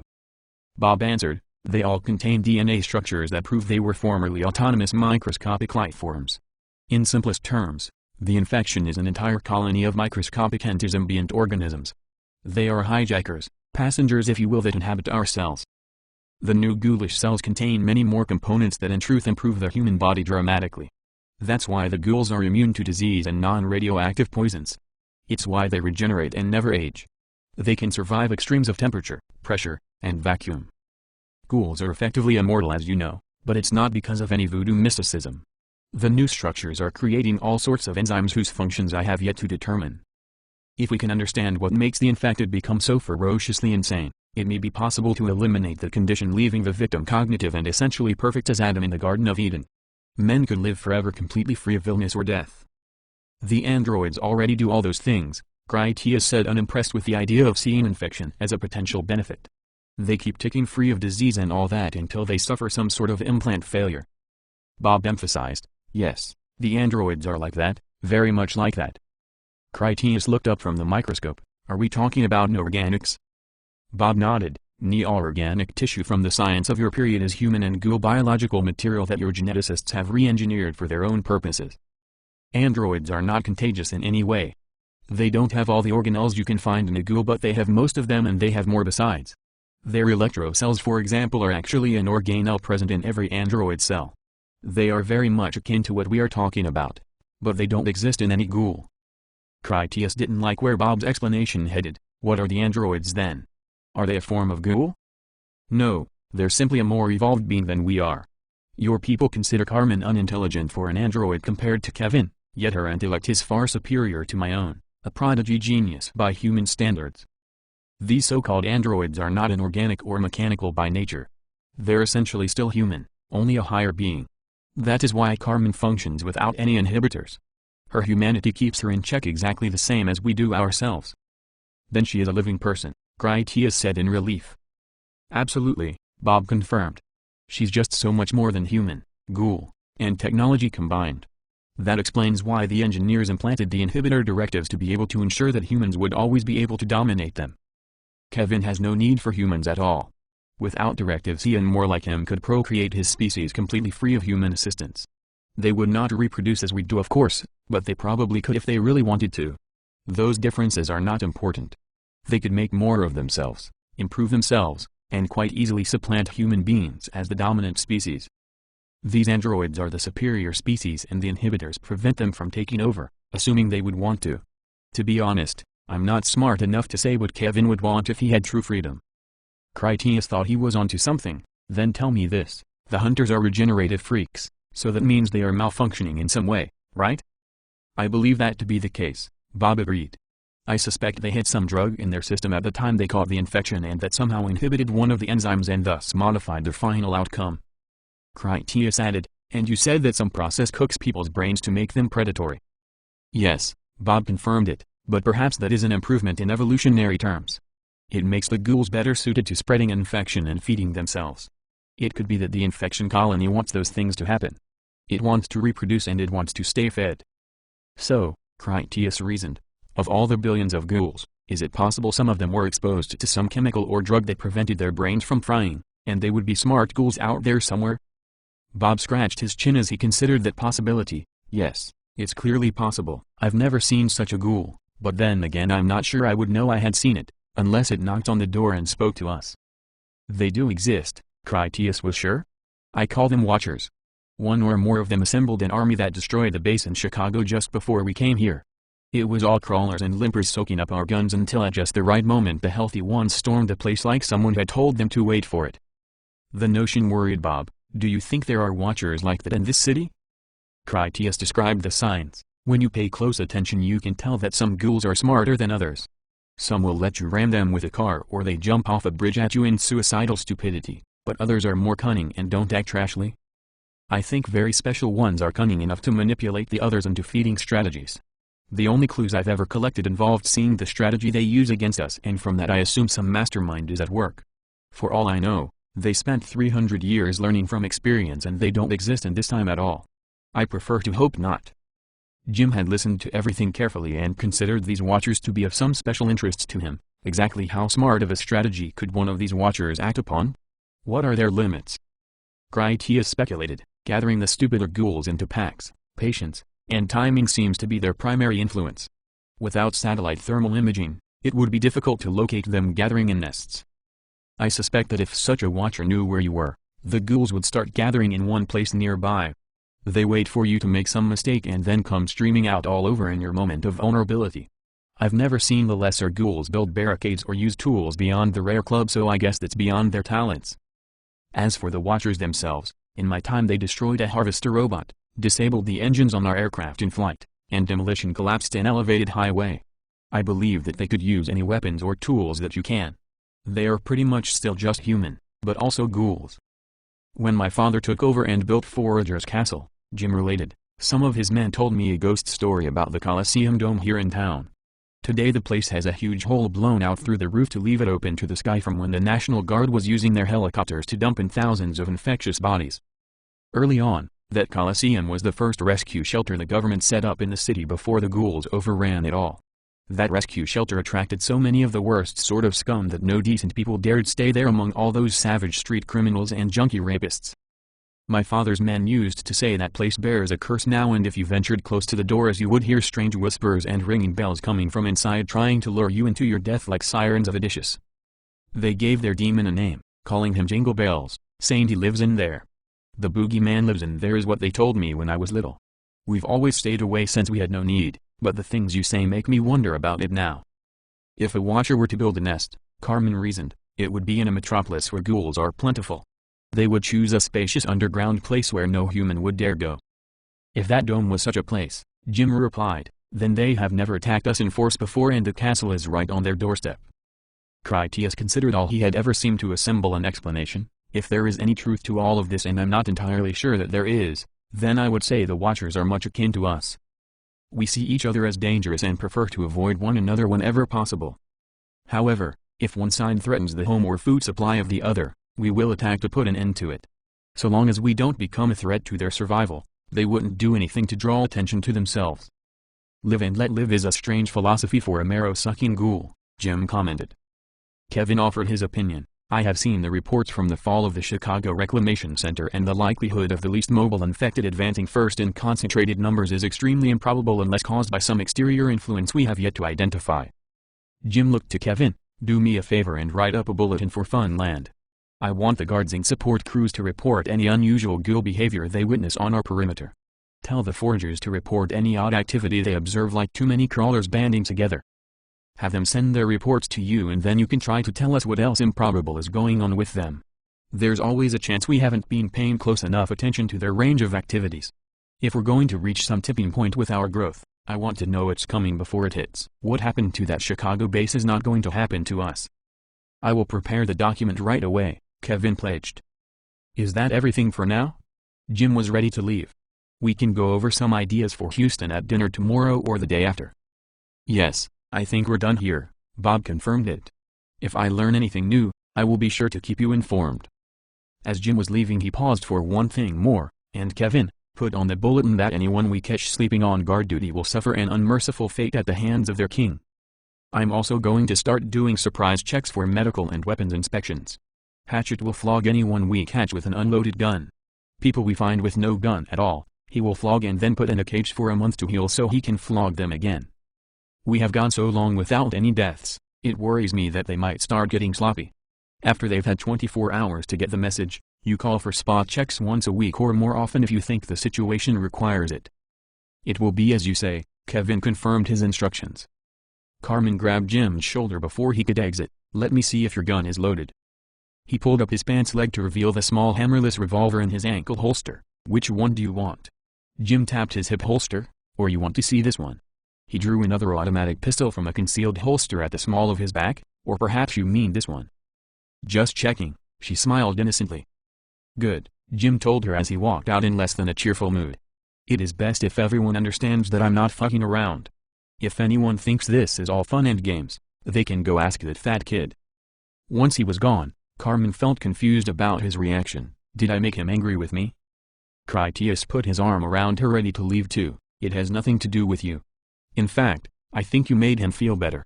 He wants us to know that he expects the same from himself as he asks from everyone else. She needed an explanation. Then why is he mad? Critias enlightened her. I wouldn't let you toss out that tub of shit, Danny, because you and Jim are alike. You have a moral sense, and such dirty business leaves a mark that you don't soon forget. But you're the one who tossed him into the street, she pointed out, still confused.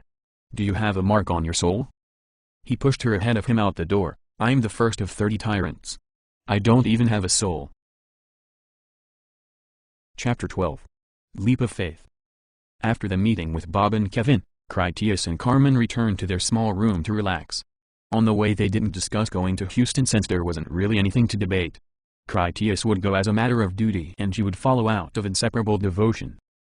If anyone else were to join them, it would only make their quest all that more difficult. Together they could survive almost any number of ghouls by using escape and evasion, at least so they believed. Anyone else would hold them back as a burden and liability. Carmen didn't want to talk shop anyway since she had other ambitions in mind for their evening. His open declaration of love still lingered acutely in her thoughts. The way his fluster over the admission had prompted Critias into the remorseless execution of a worthless lummox only heightened her romantic zeal. It was undeniably true that Jim bore the responsibility for denying the cretin admission into his community, but Critias's cathartic confession of their love had aggravated the impulsive timing of his prosecution on that warrant. She knew that Critias was a true Stoic at heart. He was a man that strived to maintain an attitude of acquiescent dispassion whether it was with his violent profession or his recreational fornications with his proprietary slave. Carmen felt thrilled to be his taboo amour that inflamed him into breaking with his practiced restraint. She loved him so much that even her freedom best served her as a means to prove that she was his willingly enthralled concubine. The day had proven to be more than memorable for Critias as well. Not only had he admitted to his prescribed infatuation for Carmen, Bob had explained that she was far more than the mere automaton that the bioengineers had so carefully led people to believe. Furthermore, it wasn't every day that he tossed a person to their death, not that he regretted it. That wretch was a menace waiting to happen just as Jim had wisely decreed. The rescue itself had been venturesome in the extreme with all their leaping about amongst a ghoulish supertribe. Critias was mindful that Carmen's bodacious audacity had been the foundation of their success and he was man enough to admit that her gift for the work gave him a dram of jealousy. They had only just arrived and the community already recognized them as officers, even paladins of the king as it were. Carmen's skill had gone a long way into making that a reality. He stretched out on their bed with his hands behind his head while he watched Carmen cavort about in her unimaginatively conventional underwear that he had procured for her with the other wardrobe. "I have no need for modesty," she grumbled. Carmen only pretended to complain about how he insisted that she should dress herself with propriety. In truth his assertion of dominance captivated her sensibilities. "You do have need for dignity," he corrected her while he admired the view. "True beauty should be unobtrusive and never vulgar." His reasoning made her thoughtful. "You want me to remember that there is a proper dignity and proportion to be observed in the performance of every act of life." She drew upon the meditations of Marcus Aurelius in the belief that it would appeal to his stoicism. Just so, he approved of her quotation that so admirably mirrored his own thoughts. Carmen crept onto the bed to prowl atop him until they were nose to nose. "For your touch," she purred, "I would cheerfully bear the reproach of having descended below the dignity of propriety." He reached around her to help shed her trappings of formality. "Between us there could be no vulgarity," he replied. "You are that grace beyond the reach of art." She had been right about the limits of his strength. Carmen failed to get even a single spark from her hair no matter how well he charged her electrocells. They made love until his exhaustion and then Carmen gave an amazing demonstration of contentment by falling asleep against him even though sleep wasn't something any android ever required. When Critias awoke in the night, his test to be sure that she was genuinely unconscious caused her to awaken. Carmen had truly been asleep and took his rousing touch as invitation to exhaust him yet further before they passed out once again. Kevin had spoken truly that the bioengineers had designed Carmen to appeal to Critias as subconscious effigy of the perfect companion. Everything about her enthralled his senses, whether it was her scent, her softness, or her excited rigidities. If her capacity for fierce independence coupled with an even fiercer devotion were not enough to ensnare him, she had even found a way to legitimately sleep curled against him complete with an angelic expression that could break his heart if he admired her for too long. Her sleepy cuddling had been adorable enough when she had to fake it. He found her really sleeping doubly so. Critias awoke rested a few hours before dawn to discover Carmen was gone and she had taken his mech suit with her. The suit wouldn't fit her even if that were her intention and the only person with the skill to do maintenance on it would be Kevin. He had a good idea of where she had gone with it. He dressed in some running shorts and shoes then left their room to jog. Critias took the stairwell down toward the lobby only to find that heavy gates blocked his way to the bottom. There was no guard around to open the padlocks, so he just turned around and then ran the stairs back up to the top where he used the elevator instead. The guard at the front entrance by the quarantine cells offered a friendly wave. "Hey, Critias, you're up late. You might want to avoid sneaking upon anyone at this time of night to not have someone popping off by mistake." "I don't think we've met," Critias emphasized that the guard already seemed to know his name. "Kenny," the guard offered his hand for a friendly shake. "I'm the new midnight to 6 watch. I just started tonight." Kenny knew who Critias was because of the marshal's recent heroics on the road with the king. As usual Critias declined to touch hands. Instead, he got to what was actually on his mind. "You didn't see Carmen come past here, did you?" Kenny knew who Carmen was as well, especially because she was so memorable. He described her as a demonstration that he understood whom Critias was asking about. Carmen is the pretty one with the colorful hair. She must still be upstairs because I haven't seen anyone all night. If I do see her I'll tell her you asked about her. Critias asked, do you live here upstairs? Kenny thought it was odd that anyone would think he could live there. Me? Nobody lives here but the king, Tinker Bob, and the adrenaline junkies who let ghouls chase them around town. Some of the exterior gate and Forager's Castle support crew leaders have worked their way up to an apartment here in King's Tower. I suppose those support jobs are kind of the same thing. The drivers bang up the vehicles and get those edges sharp as knives, just one scratch and you're a freak. That's not for me. I used to be a welder's assistant but I can't weld any good, so I switched over to guard and patrol. I live in the rapid deployment barracks in the customs house. He pointed through the wall to the right of facing out the front entrance. That's the other building over there where you've seen Funland. Many people like me live upstairs. There are some real nice apartments people have put together, but I don't mind the barracks. Critias checked his watch. You only have a few more hours. Don't fall asleep. You don't have to tell me, Kenny guaranteed his long-lasting alertness. Jim would have my ass in a sling. Critias jogged on down through the tower basement. Another guard let him pass the gate there and then he ran on to Funland before he circled back to the King's Tower. After a hot shower in the lobby decontamination area, Critias took the elevator up to Bob's laboratory to find Carmen. Hatchet waited outside the elevator door in his pajamas and he looked hackneyed. Don't you two ever sleep? His annoyance proved that Carmen had come that way. Sorry, Critias offered an apology. I don't know what made her come up here, I came to find out. Hatchet waved for him to follow and then delivered him to Bob's workroom where Carmen and Kevin messed with his mech suit on a table. They currently used airbrushes to paint the exterior. Come and tell me what you think, Carmen summoned him, obviously pleased with herself over her accomplishment. Kevin gave it a complete maintenance check too. They painted the suit with a combination of flesh tones and dirty browns in the patterns of tattered clothing to appear as though he was some kind of brutish hunter ghoul when he wore it. The helmet, especially apart from the visor, had the appearance of a monstrously deformed face with goggling eyes on the forehead and rows of teeth around the visor as though from a shark. Critias was aghast that they had defiled his pristine and much beloved armor. Carmen expected praise. What do you think? We used hydrophobic paints from our supplies. It won't be any kind of contamination burden. It's positively hideous, he answered honestly. The first guard I pass is going to shoot me in the head. It was beautiful and now you made it look like a filthy stink-wafting zombie. Perfect, she nodded in satisfaction of a job well done. That's exactly what I want the infected to think. In combination with the kinetic response upgrades Kevin installed, this is going to work like a charm. You ruined my beautiful suit, he complained. It was ceremonial, ideal in both the regulation and tradition. Now it looks ghastly. Carmen educated him. It has to look ghastly for walking among the infected without them attacking you, silly. With the changes we've made, you will even sort of move like one, so long as you keep it slow. My costume is not as nice as yours, but I'm a much better actress. He ruminated on what she said to be sure it was as insane as he suspected. You want to go outside and walk around among the ghouls as though one of them, and do you expect them to just ignore us like we're part of the family? Yep, she answered with a confident grin. Carmen reminded him, remember when we sat in the truck by those sandhills and that one walked right up to the window to sniff us? This is just the same thing, but we can move around. What Bob said got me thinking. Tactically I mean, if my body and your mech suit are biological cousins to ghouls, then we just need to look and act like them too and they won't know what hit them until it's too late. Critias had his doubts, or on the other hand, they think we are as ridiculous as this sounds, and then tear us to shreds. Carmen quoted at him, why are ye fearful, O ye of little faith? She added a flash of her raised eyebrows, when has Carmen never led you astray, my love? This disaster comes to mind at the moment, he indicated his armor. Correct me if I am wrong, but isn't there some part of that story where the armor painted in the lab today gets cast into the oven on the morrow? She countered, Houston might very well be an oven since you mentioned it and we're going anyway.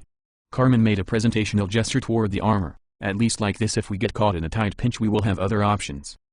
He struggled to come up with a good example of Carmen being wrong but couldn't think of anything worth mentioning, so Critias said, you were wrong about your hair sparking? Not for lack of trying, she laughed since it was true. On the topic of your neurotic malfunctions, Kevin interrupted speaking to Carmen. Did the new sleeping program function to your satisfaction? Perfectly, she congratulated him. It's every bit the intimate bonding experience I was hoping for, so much better than playing possum. There are moments when I almost forget I'm not human. What a tragic thing for any android to say, Kevin sighed. Carmen used her interlink to command the mech suit's onboard computers. In an astounding display of automation and agility, the mech suit with no one in it placed one palm down on the work table and then pressed itself out into a rigidly stable one-handed handstand. Carmen made the other arm extend out so that she could offer the mech suit her pistol, which it grasped. After she made the suit point the weapon outward on its side, she placed a chemistry beaker atop the pistol so that it rested there perfectly steady. "The gyroscopic balance is perfect now," she said for Critias to admire their handiwork. 10,000 balance calculations per second, she reported.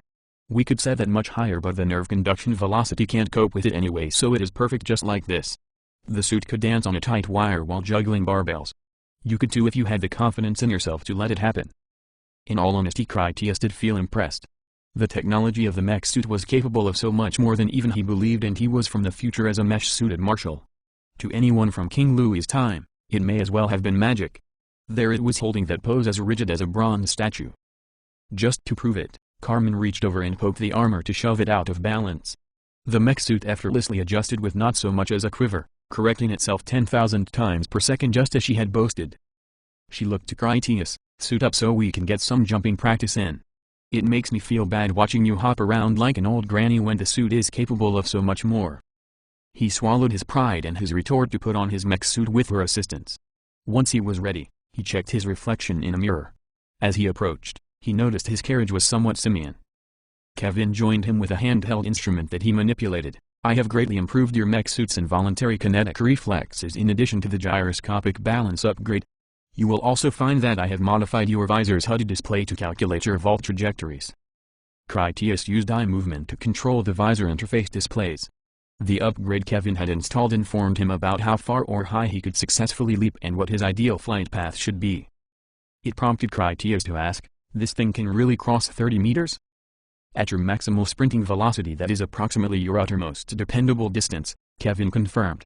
"The new reflex processor will require some time to graduate, but I'm certain you will acknowledge a significant amelioration." "You could jump 30 meters if you had the balls to try," Carmen translated. "You need to practice a bit for the autopilot thingy to get to know you before it will blow your mind with how sweet it makes your moves." He had newfound enthusiasm for her designs. "Where can we test it out?" "Just follow me." She headed for the door. Carmen led Critias to Funland and then up the stairwells from there all the way to the roof of the customs house. Various guards who stood at gates or walked patrols saw them on their way. All displayed the same silent astonishment at the ghoulish character of his mech suit. They walked out onto the roof in the thin light of the approaching dawn. Agriculture enshrouded the flat surfaces of the roof, which included the tops of elevated outbuildings and the narrow ledges that projected from some of the upper floors visible down from the roof edge. With the food crops occupying so much of the area, the roof was not suitable for any sort of training practice. It was difficult just to walk the narrow paths without them disturbing any of the plants. "You picked a bad place to play," he told Carmen with some satisfaction that she had made at least a small miscalculation. "I guess you weren't expecting to find a farm." She gave him an annoyed glance. "I wanted to come to this roof. I never said that I planned on staying here." He went over to glance off the edge. "We're much too high for getting down from up here." She pointed east at an office building at least a third taller than the structure they stood on. "Is that so?" The nearby building that she indicated may have once been valuable real estate, but its current condition appeared as though it had been the scene of an outbreak survivor gun battle. Most of the exterior had been panes of dark safety glass and at least half of those were missing or shattered. Birds flew in and out of the openings, which promised that the interior would be in equally tragic condition. The building was also on the far side of a city street at least 30 meters away. "You can't be serious," he challenged even though he already knew that she meant it. Carmen lectured. "Lao Tzu said that, being deeply loved by someone gives you strength. He also said that loving someone deeply gives you courage, and I'm betting he was right about that too." She did not wait to hear what he thought. Carmen just ran for the edge of the building as fast as she could and then leaped off. Critias didn't hesitate to sprint after her. There was no way that he could let her go off outside the barrier alone with nothing but her pistol for protection. He reached the edge in time to see her tuck into a ball and then disappear through a windowless opening in the office building a floor lower than she started from. His visor display locked her entry point as a target and told Critias he could make the jump too even while his own brain screamed for him not to try. Critias didn't pause to reconsider. He just leaped off the edge of the roof to fly in pursuit of Carmen over the street far below. The processor that translated signals from his nervous system into commands for his mech suit went a step further as it gyroscopically controlled his orientation. He went off the building in a spread-arm dive that carried him across between the buildings and then through the same window to land in a hands-first tumble that he rolled out of onto his feet. The thrilling act totally transformed his confidence in himself and his mech suit. Carmen stood in the room with an outstretched one-arm stranglehold on an infected. What had once been a 9-year-old girl dangled and kicked from her hand like a snatched stray cat. As small as it was, the creature had no chance of escaping her. The thing could casually persist without fresh oxygen, but Carmen's grip that crushed its windpipe did prevent it from uttering any feeling call to attract more of its kind. She gazed on Critias with pride over his accomplishment as she said, "I knew you had it in you." Carmen absently whipped her arm to snap the ghoul's neck and then she quietly put the limp body on the floor. Critias checked his thermal imager to give him some wall penetration and perhaps see other ghouls before they detected him first. His quick glance about the area revealed nothing but birds and rats. The room had once been the office of some sort of paper pusher. Rain and bird droppings had laid the interior to waste. She drew her Tesla Flux pistol and then remotely set the projectile velocity down. 330 meters per second should be silent, she advised him. You go first and act as if you're a zombie and I'll follow you to see if you can fool them at least from a distance. Critias reset his pistol to the same velocity, which would prevent the rounds from generating sonic booms. That sharp crack would give them away if they shot any infected, which would call in even more ghouls. He holstered his tuned sidearm before requesting, "Explain to me what act like a zombie entails." She offered him her logic. According to Bob, the ghouls are using their human brains and senses to find food. Just like every other creature, ghouls find infected meat to be inedible. My whole body and your mech suit are not tasty to them. The only thing that sets them off into violence must be that they see that we're not fellow ghouls. The infected never show fear and don't have any interest in one another. If you don't talk, show fear, or move like a human, I think they'll believe you're just another ghoul, at least until they get close enough to see otherwise.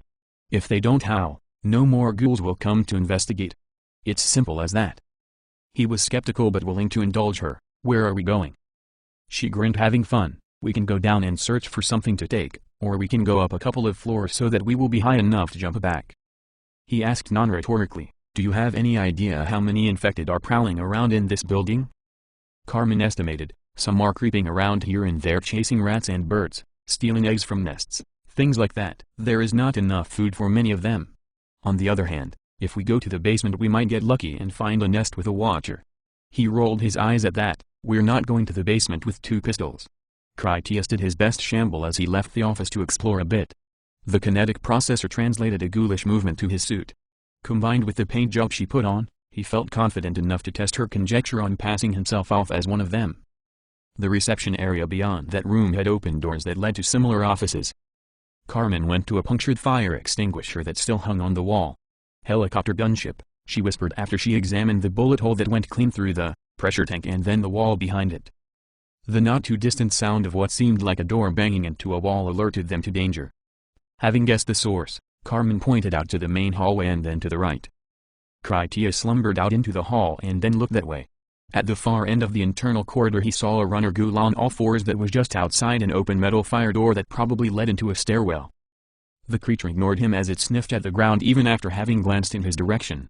The first rays of dawn were on the rise outside, which produced just enough ambient light in the dim hallway for them to be able to see one another.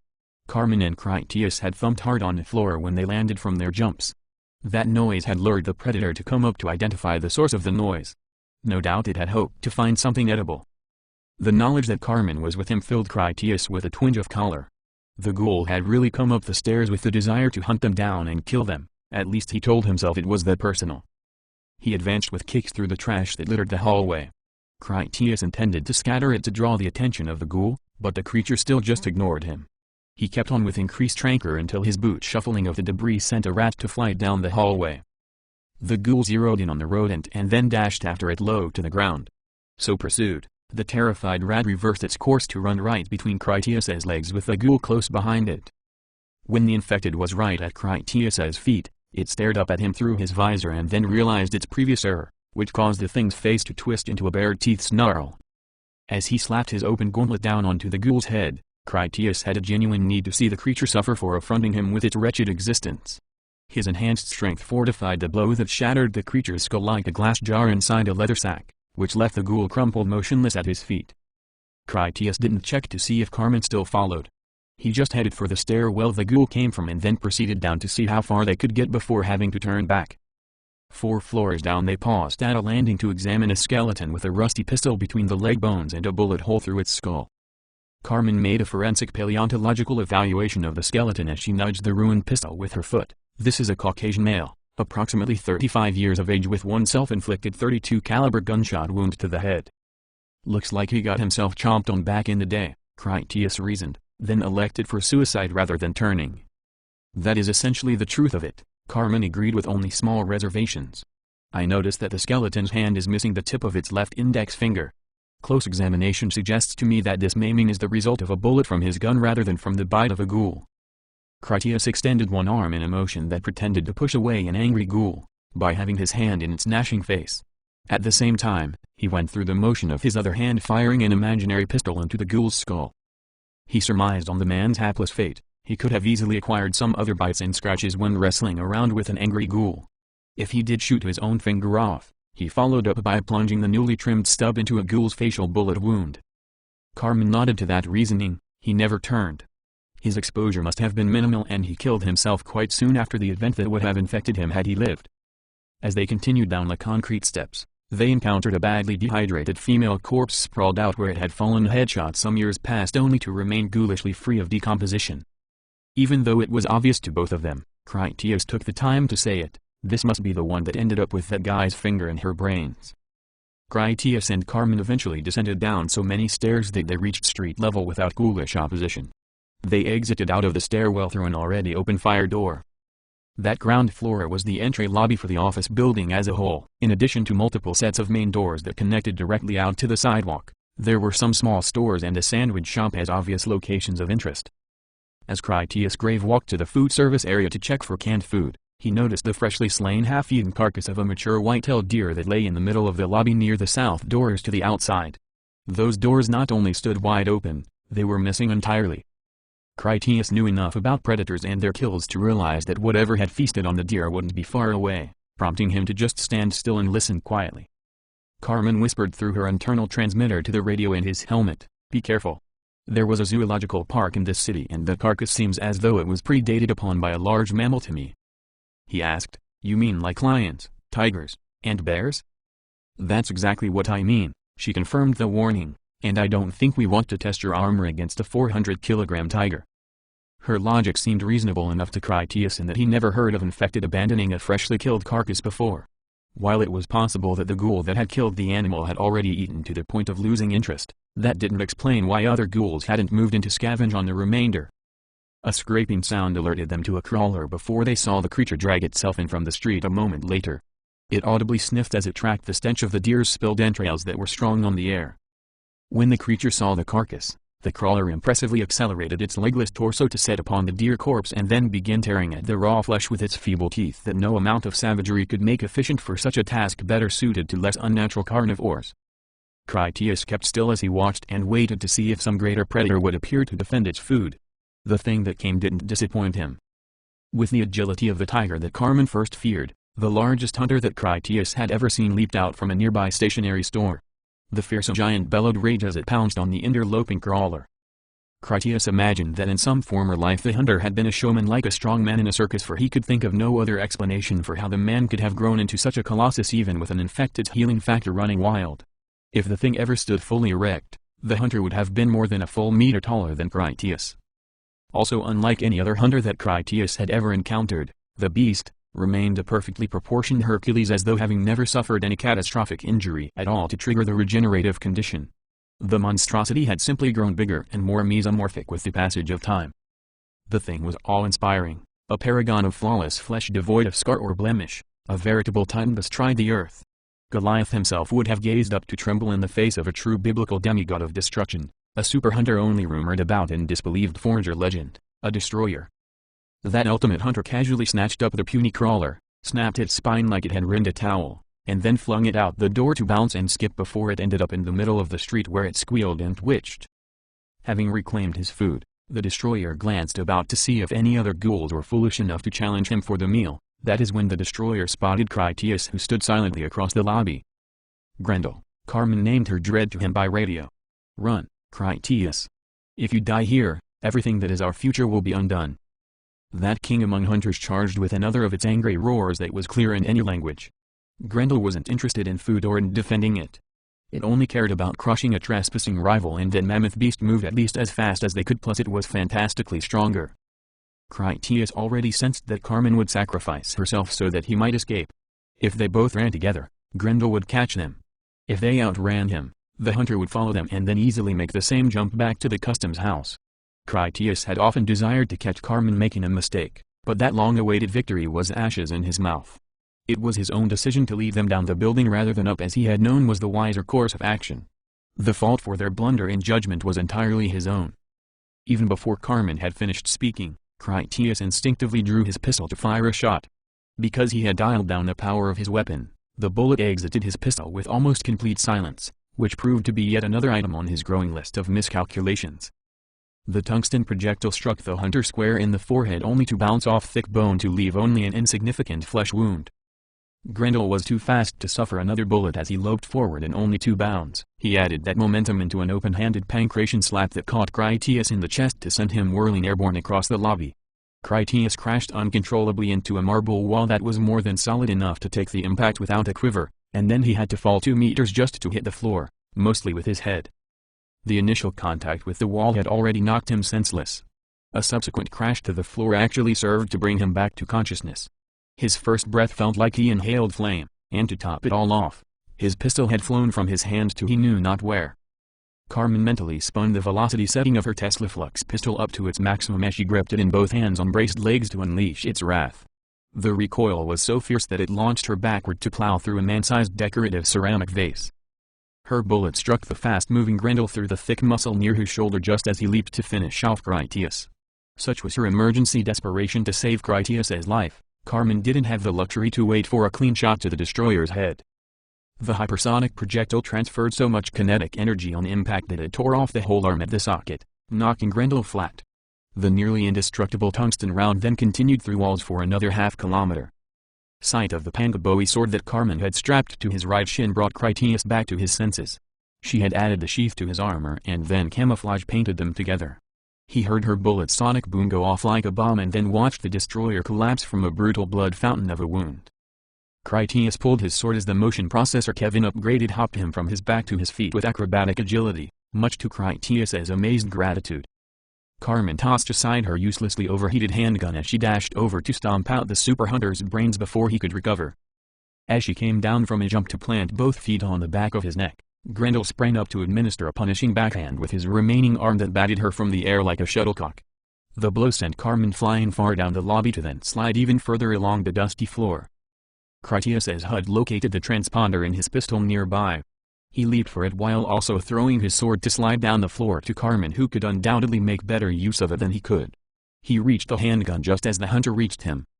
The ogreish-infected seized Critias by an ankle and then used that grip to whip him headlong into the stationery store to crash through several layers of shelving displays that then collapsed on top of him. The feeding shrieks of ghouls chorused outside in the street in answer to Carmen's loud gunshot. The sounds meant that lesser infected were on their way to join the fight. Critias shoved his way out of the storefront wreckage with pistol in hand set for firepower. He absently headshot the first 3 runners as they came in through the doorway, and then he ran to join up with Carmen, who faced down their real nemesis. She taunted, slashed, and stabbed at Grendel like a clever matador in a daring duel with an enraged bull. Grendel soaked up the trifling picador wounds with furious resilience while he retaliated with clubbing blows from his single arm that hoped she would fail in one of her artful dodges. Critias pumped slugs into Grendel's hunched-over back on the off chance that one of them would pass through far enough to hit something vital, preferably the destroyer's enormous head.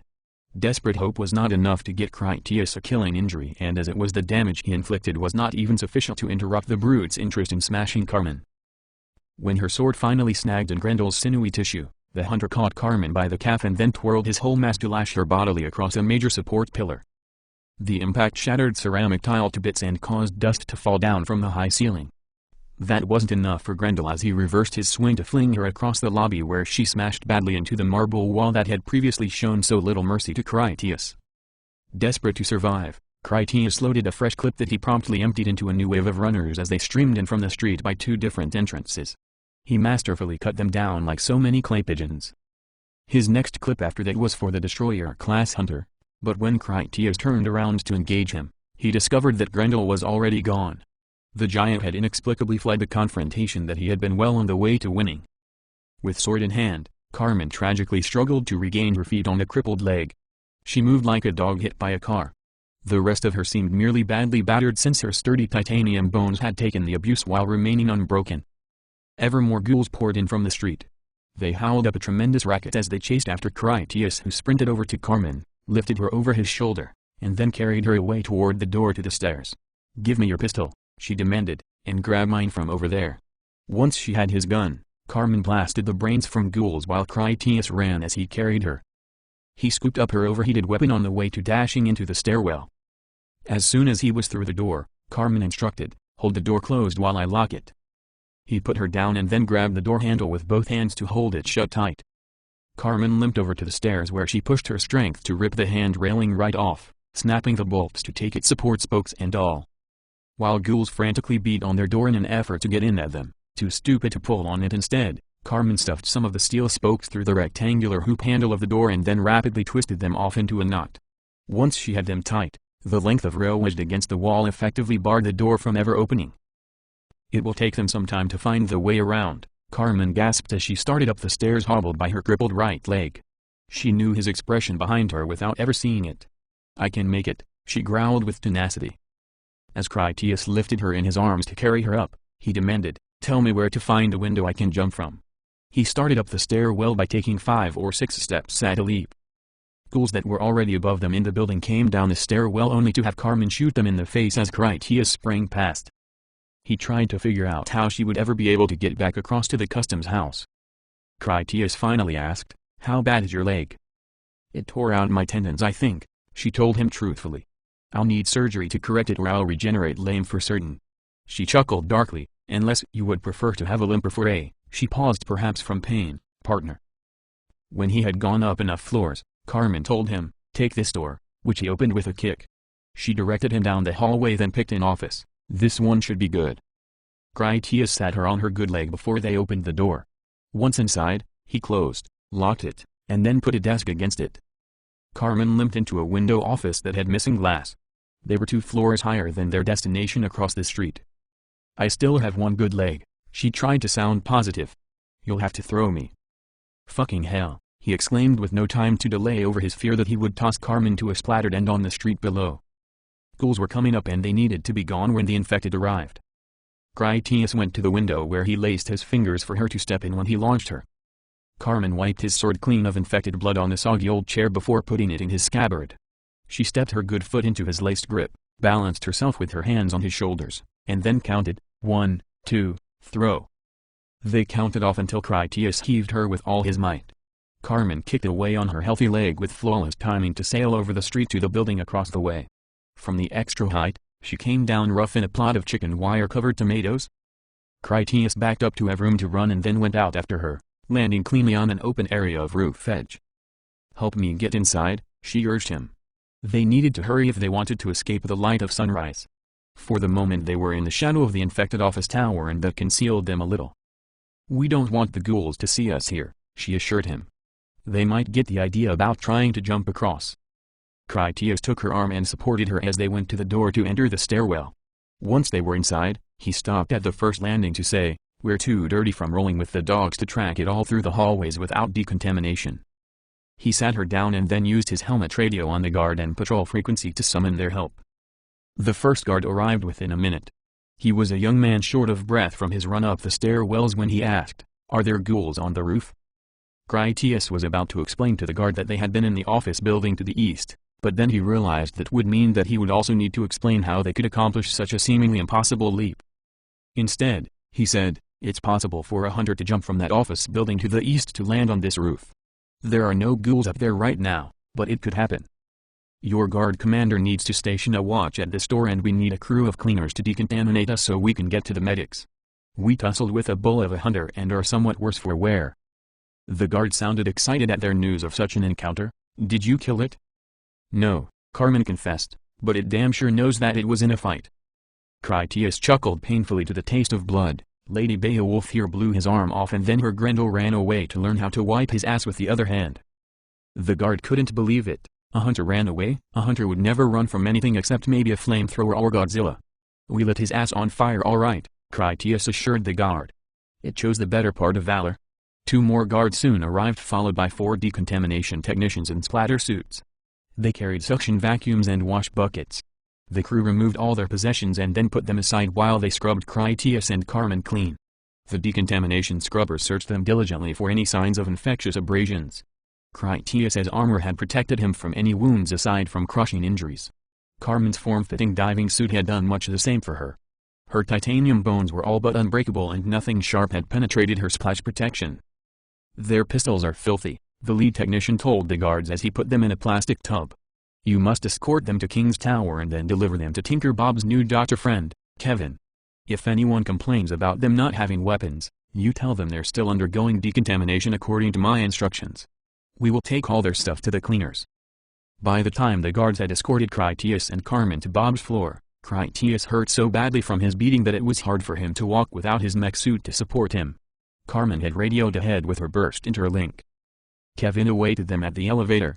He helped get Carmen into the laboratory and then put her on a table to operate. The male android asked, "What happened?" "Grendel," Critias answered.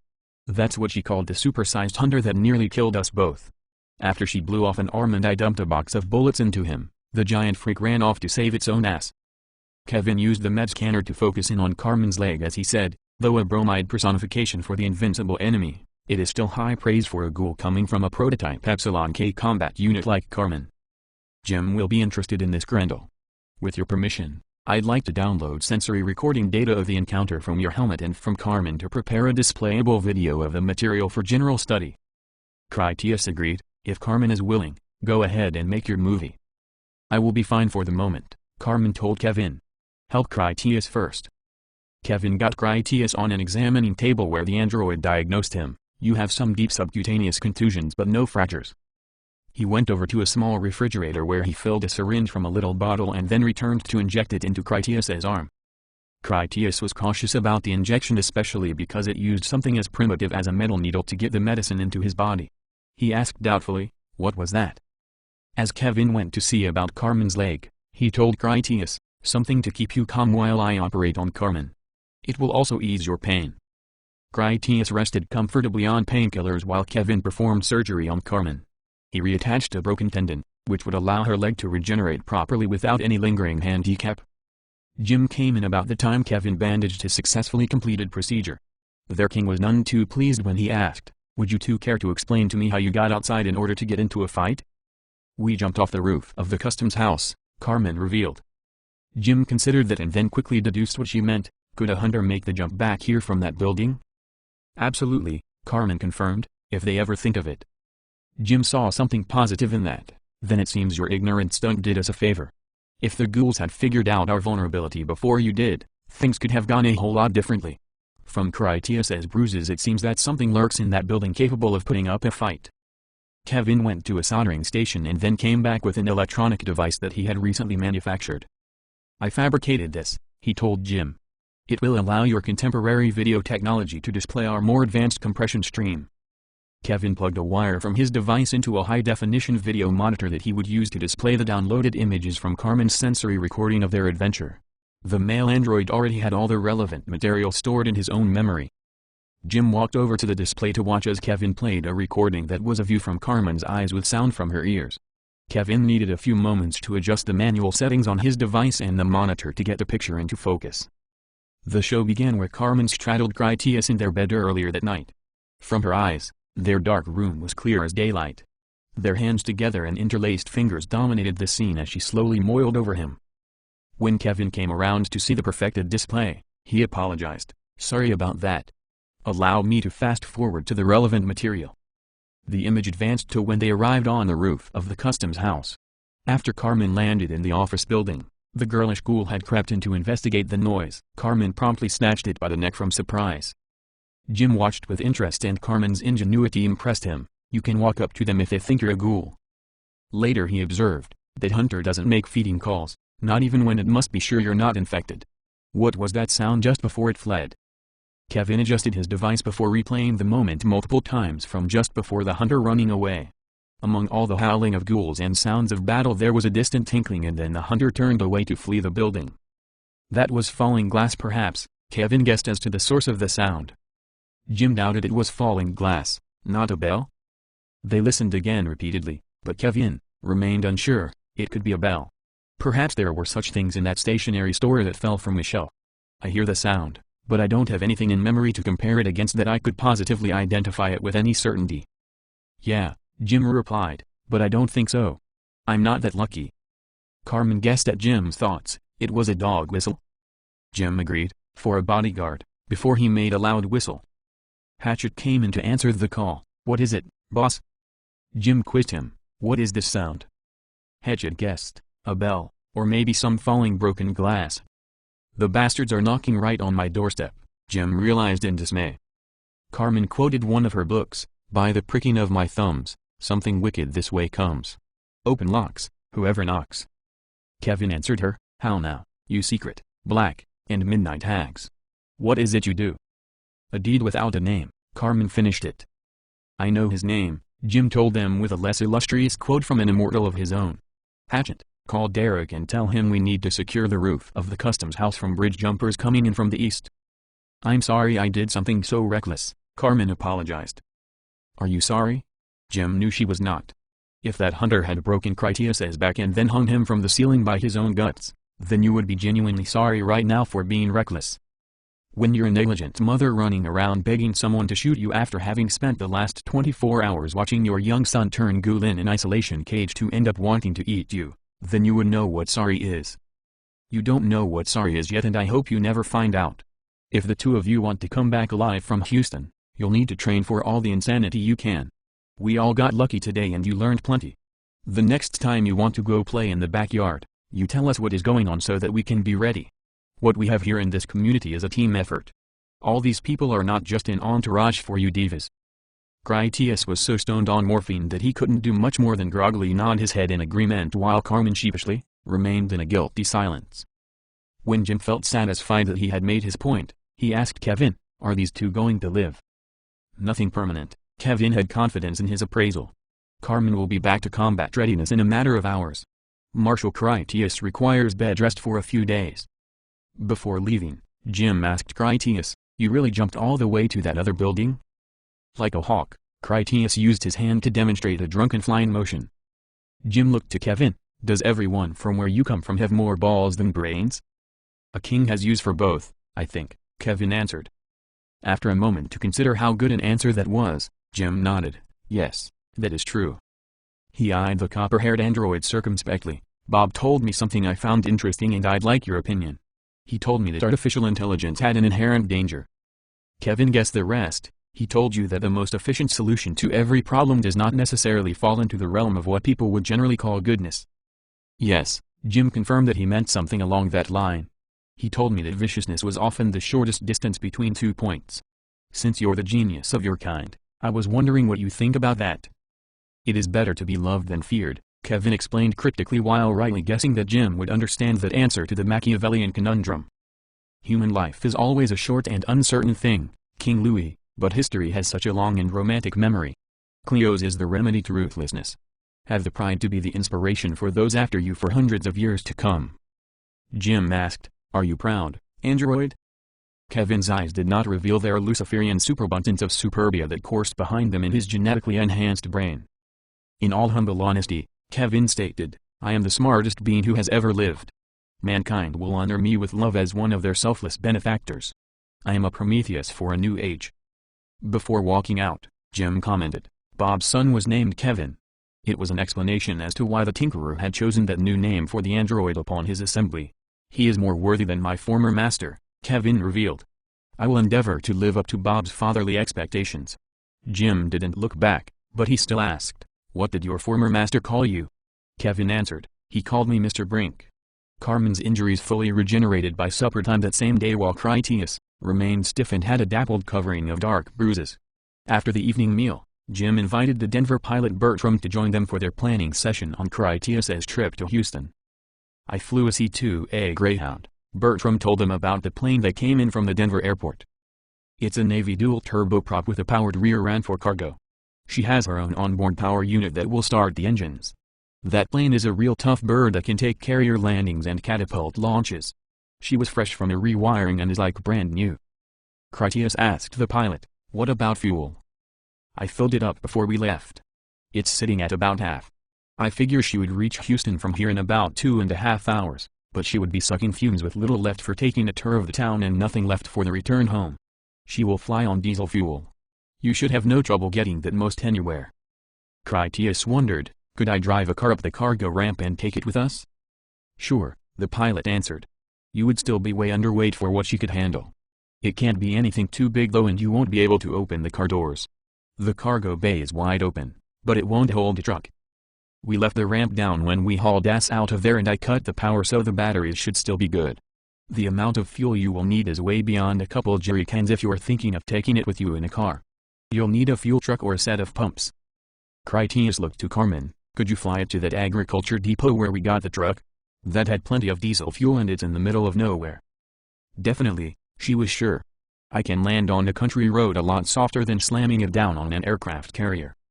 "If you can fly it," Bertram doubted because of her youth, "can you fly it alone?" "Critias can follow my instructions and he is also a gunship pilot," she answered. "That will be the least of our problems." That reminded Critias of something else he needed from Bertram. "Do you think you could draw on a map the route you drove from the plane to where Hatchet picked you up?" Bertram considered that. "Probably. I'll need to talk to the others. We could work on it together."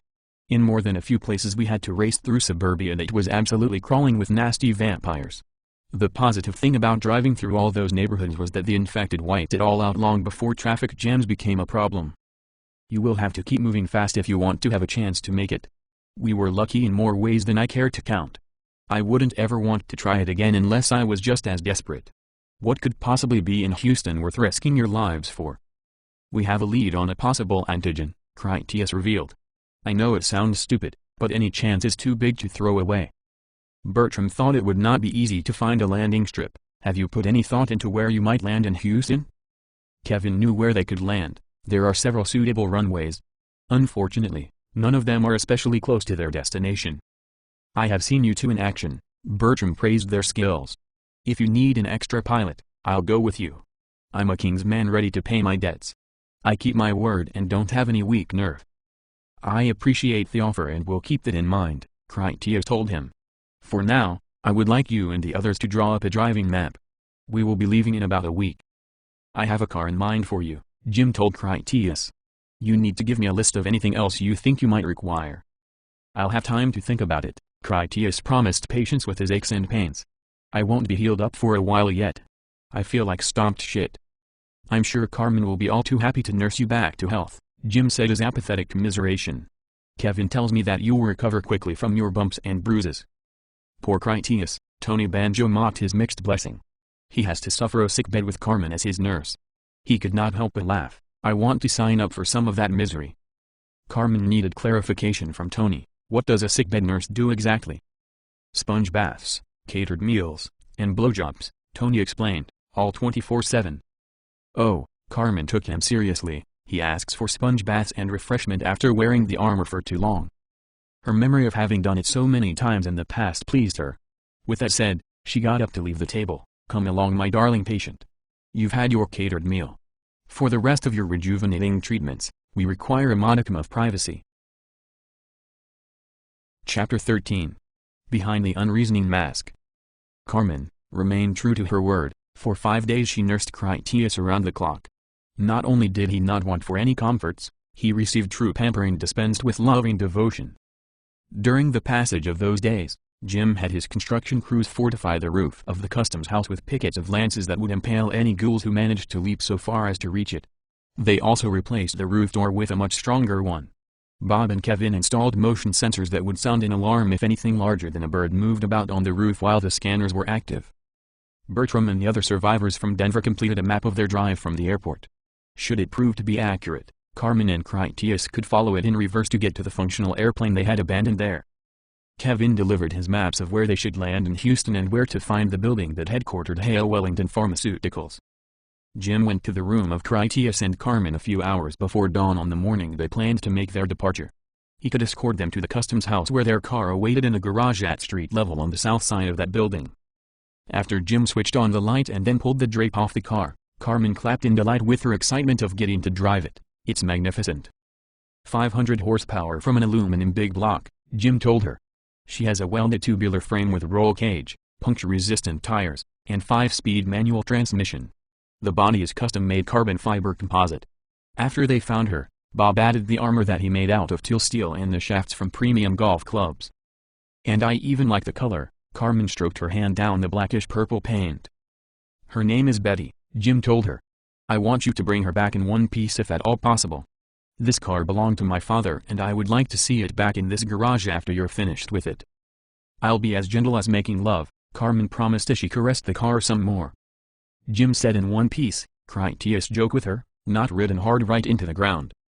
She gave Critias a raised eyebrow. Lucky for us you have experience pounding the dent out of your machines. I can testify to that. Touché, he conceded to her jibe. We leave at sunrise. Make whatever maintenance check you think we need while I start loading our stuff. After Carmen checked over the vehicle, she put on a ragged brown robe over her synthetic diving rubbers to serve as her ghoul disguise. She wore her pistol at her belt and had her sword nearby.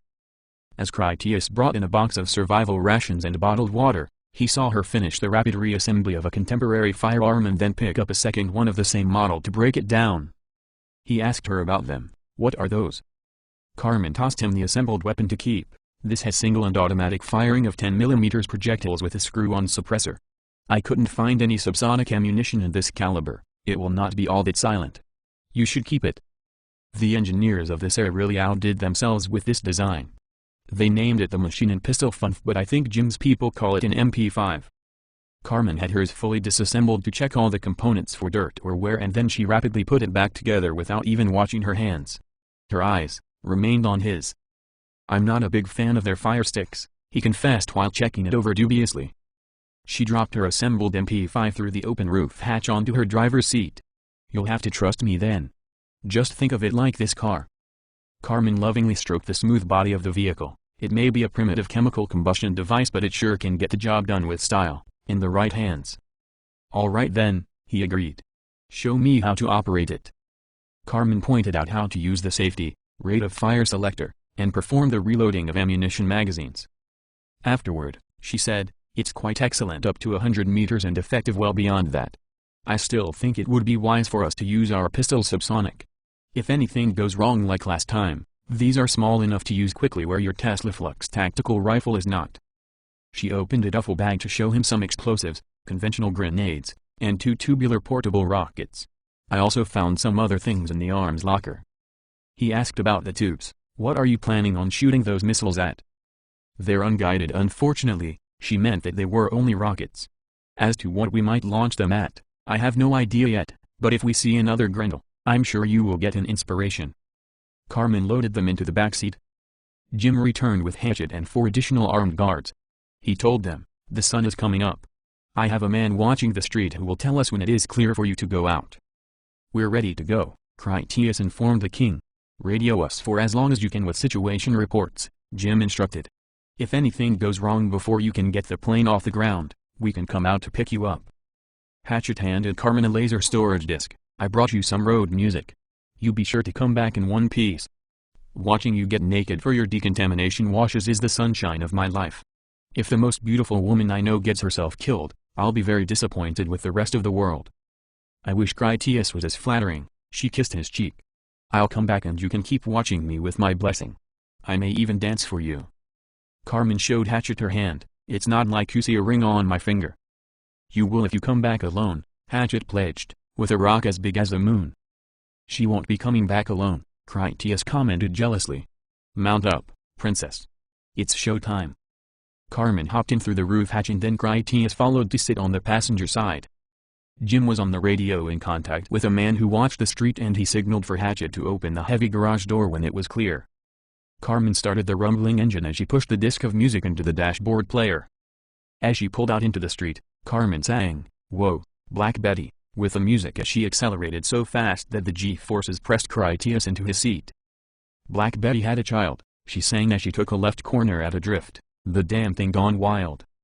The next ride put them on the straightaway toward Forager's Castle, where she scorched off the tires with each release of the clutch and ratcheted through the gears to accelerate up to an insanely dangerous speed. Critias knew better than to complain about her reckless driving because she had the skill to get away with it and wouldn't listen to him anyway. Their car was as fast as the Rhino had been slow. They raced past the infected so quickly that the ghouls did not even have a chance to see what the passing noise had been. As they headed north up the highway, Carmen had to slow down to dodge debris in the roadway, but she still pushed the car to rash limits. She had more than a single lane through the cars cleared by the significantly wider Rhino. It was wide enough for the Betty to have room to spare, and the impacted vehicles along both sides made a good fence to keep ghouls out of the road. It took them only minutes to get where the Rhino had picked up the survivors. Once there, Carmen slowed down for a closer look. The car the Denver survivors took from the airport revealed its identity by having a cleaner windshield and fresher ghoul blood all over it. Critias shut off her music as he told her, "Here we go. You've seen the map Bertram made, but it might have some mistakes." Carmen raced on again. She drifted the corners and barked the tires when shifting gears. A left after a straight run dumped them out onto a highway heading north crowded with old automobiles. She weaved through for a long block and then kicked around another left to shoot through the gatehouse that led into a wooded cemetery. "This is a beautiful place," she commented as the trees passed their windows in a blur of speed. Their straight road became a series of turns that zigzagged through the woods, mausoleums, and tombstones. Another gatehouse on the west side of the cemetery put them back on a major boulevard that split the cemetery on their right from dense suburbia on their left. Bertram was right about the neighborhood ghouls, Critias told Carmen. They must have swept through here like the wind to judge by all the cars still in their driveways. The Betty made high speed down a long straightaway until Bertram's map sent them left into the guts of a suburb. The houses were in tight rows down both sides of the street, so close together that if one were to take fire the flames would spread to 1,000 others. The overgrown lawns and countless homes served as prime habitat for squirrels, rabbits, and deer. That abundant wildlife served to feed ghouls and legion, though thankfully the infected were not in groups. Critias dreaded the thought of them having a breakdown in the place, since the ghouls would overrun them in number and none of the homes were sturdy enough to offer any shelter. Carmen had to swerve and brake to avoid hitting any ghouls, but it still happened with some regular frequency. The front ram did a decent job when it hurled their bodies aside, even if the impacts were teeth-jarring. Critias felt grateful when she finally drove out of the subdivision. They crossed a broad boulevard to enter a golf course country club by its main driveway. Carmen followed pavement for as long as it lasted and then finally pulled off it onto a thinly graveled path that had served for little electric carts the players had ridden. After they hopped off the course onto a roadway, Carmen negotiated more boulevards to plunge back into a crowded suburb. Her final exit followed the still obvious tracks of the Denver car that they had driven through the tall grass between two of the homes.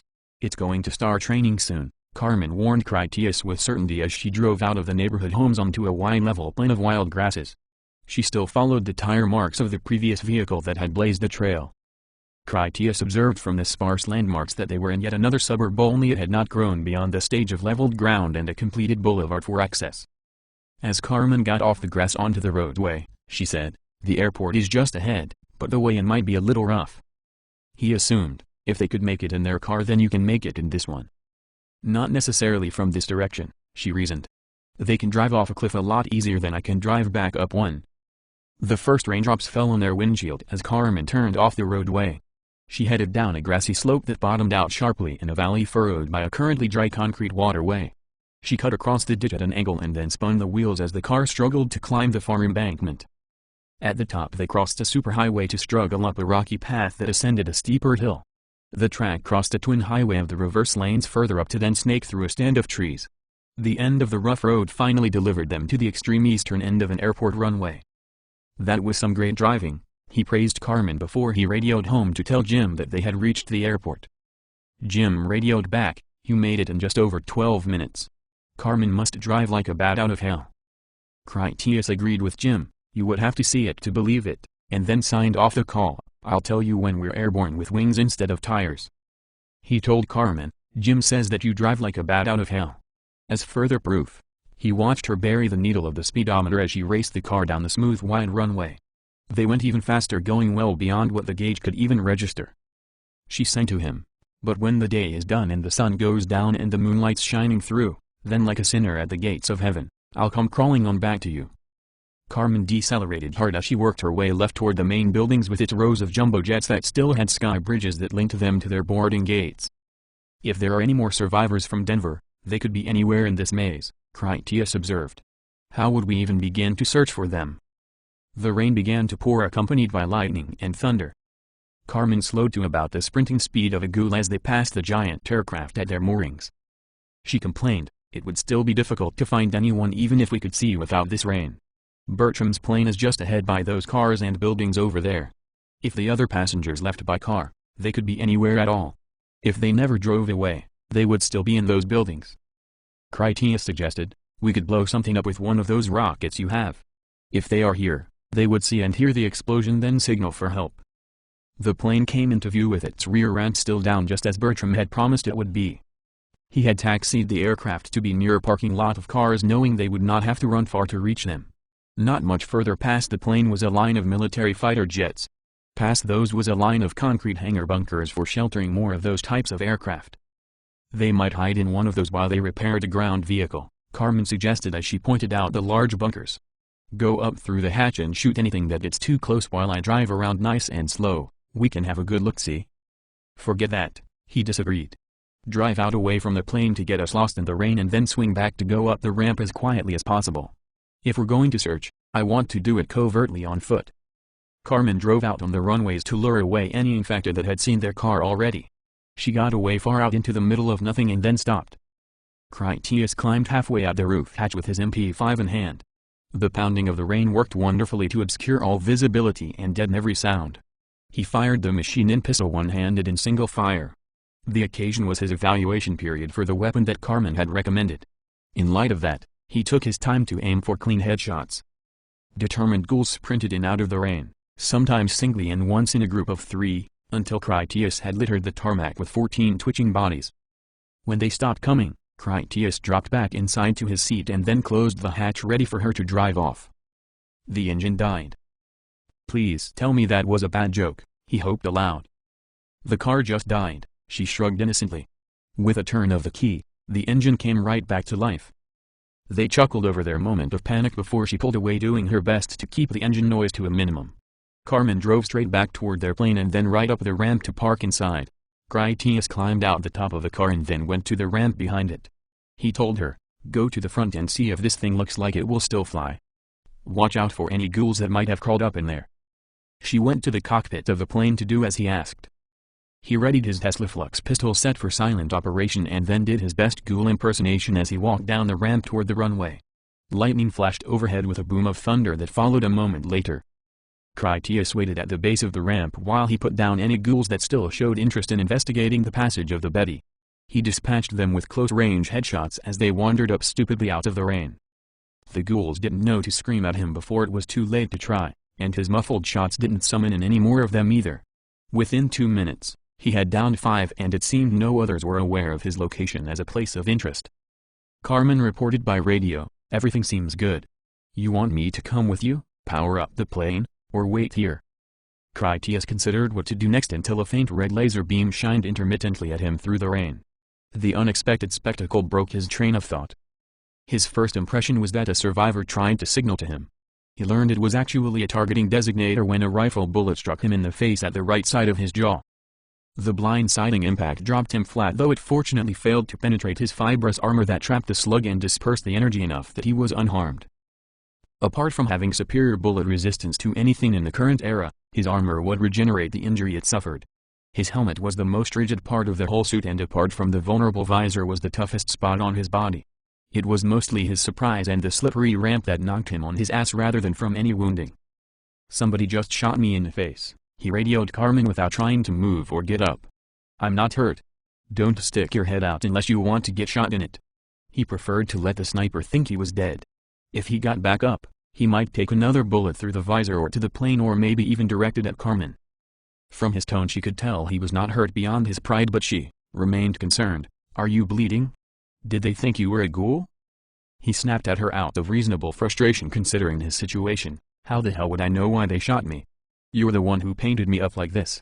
Even the good guys want to shoot me now. I'm not bleeding. I'm just lying here on my back. It wasn't an act when I fell. I know the guy is aware he hit me. If they see that I'm not dead, they might shoot the whole plane to shit. Let's wait a minute to see who they are and what they really want." 3 men in dark hooded rain ponchos came out from behind the corner of a nearby building close to the rows of parked cars. They stayed low as they dashed toward the plane's ramp. 3 people are coming, he told Carmen. The 3 men reached the foot of the ramp. The first to arrive carried a scoped rifle with a long sound suppressor. He glanced at Critias with satisfaction. I told you it was a man that I shot in the head. Hiram is not the only one who figured out how to dress up like one of the freaks to sneak past them. The second man carried a standard Continental military-issue assault rifle. As he glanced about for any ghouls, the man asked, was he alone or was someone else driving the car? I'm right here, Carmen called to the man from in front of the car that she used to conceal her machine and pistol. The vehicle made for excellent cover since she had faith they wouldn't risk disabling the car by shooting it up. It also had the steel ram that would protect her if they did open fire. Besides, in her estimation they seemed pathetically weak and incapable of effectively threatening her survival regardless of their intentions. Jesus H. Christ, said the third man who carried only an automatic pistol. We struck the Powerball jackpot this time, boys. He walked slowly up the ramp to the rear bumper of the Betty. Be a good girl now, he told Carmen as he did his best to seem non-threatening. Step over here where I can get a better look at you. Carmen discreetly put her MP5 down on the car's ram bumper and then slowly stepped out to take a new position beside the driver's door. Well now, the man with the pistol spoke to Carmen as he ogled her. What's a sweet young whore like you doing out here? The other 2 men stepped up the ramp to be out of general view and to get a better look at Carmen. She asked, are you 3 from Denver? So some of the others did reach that King Louis, the rifleman deduced from her question. He must not be a very smart king if he sends out one idiot dressed as a biter and a pretty girl to search here for more survivors. The man with the assault rifle put his weapon on the trunk lid and then pulled off his poncho. You 2 keep watch while I teach this little bitch how things are going to be from now on. He chuckled evilly at Carmen. You can fight if you want, but it would be best if you just cooperated. You might even like it. Carmen offered them a soft warning. My master told me never to kill humans, only ghouls. It was her honest explanation as to why they were still even alive, though they didn't comprehend her meaning. The man advanced on Carmen to rape her. We killed your master, slut. The man reached crudely for Carmen's breast. Now we're going to fuck you bloody. She calmly grabbed his hand and then twisted his wrist until he spun about under the relentless pressure. Carmen grasped him by the throat with her other hand while she forced his arm to pin it up behind his back. With the man thusly immobilized, she used him as a human shield. The man with the pistol aimed his weapon at her. Let him go or I'll shoot you right through him. Carmen shook her head with pity over their sad stupidity. If you drop your weapons at your feet and then get on your knees with your hands on your heads, you may yet live through this, but I can't promise you anything. Aiming a gun at me is most unwise, but then again, threatening to rape me in the bad way was not polite either. My master doesn't like it when people are impolite to me. It makes him irritable and he kills little fat boys on a good day. The man with the rifle pulled a long knife. Spare us your lies, honey. We know you're all alone now. Your costumed partner took a bullet to the face. You had your fair warning, but now you're going to see what impolite really is. We were going to play nice before so we could enjoy you for days or at least until we got hungry enough for stew. Critias quietly got to his feet behind the men. The noise of the storm gave him plenty of cover. He took aim with his pistol and then shot a silent bullet into the head of the man who held the automatic handgun. The ballistic slug lodged into the looter's brain, which made the man collapse dead without even so much as an uttered peep. The lady told you to put down your weapons, Critias informed the man who held the knife. You didn't listen when you really should have. He walked up the ramp with his pistol aimed to kill that man too if he offered any reason. Hello, my dearest beloved, Carmen greeted Critias with a sweet smile. These barbaric men were planning on raping me in the bad way. In her garbled thinking, the bad way would be without them enjoying it, a mere act of militant violence for the purposes of coercion, torture, and intimidation. She knew, I heard everything. I don't think Knife Boy will be doing much raping after I put this next bullet into his crotch. Carmen easily restrained the man she had caught with her superhuman strength. The other man dropped his knife to the deck rather than have Critias shoot him, which he would have. Look friend, the man stuttered in fear for his life. We didn't know that this lady was spoken for. We can come to some kind of arrangement. Critias plucked the rifle slug from his armor, which would let it properly regenerate the hole. He tossed the piece of lead at the man's back. You signed off on our accord when you shot me in the face. Are you assholes from Denver? Knife Boy nodded rapidly in confirmation. This is our plane. Critias pushed the barrel of his pistol into the man's spine. Want to bet on that?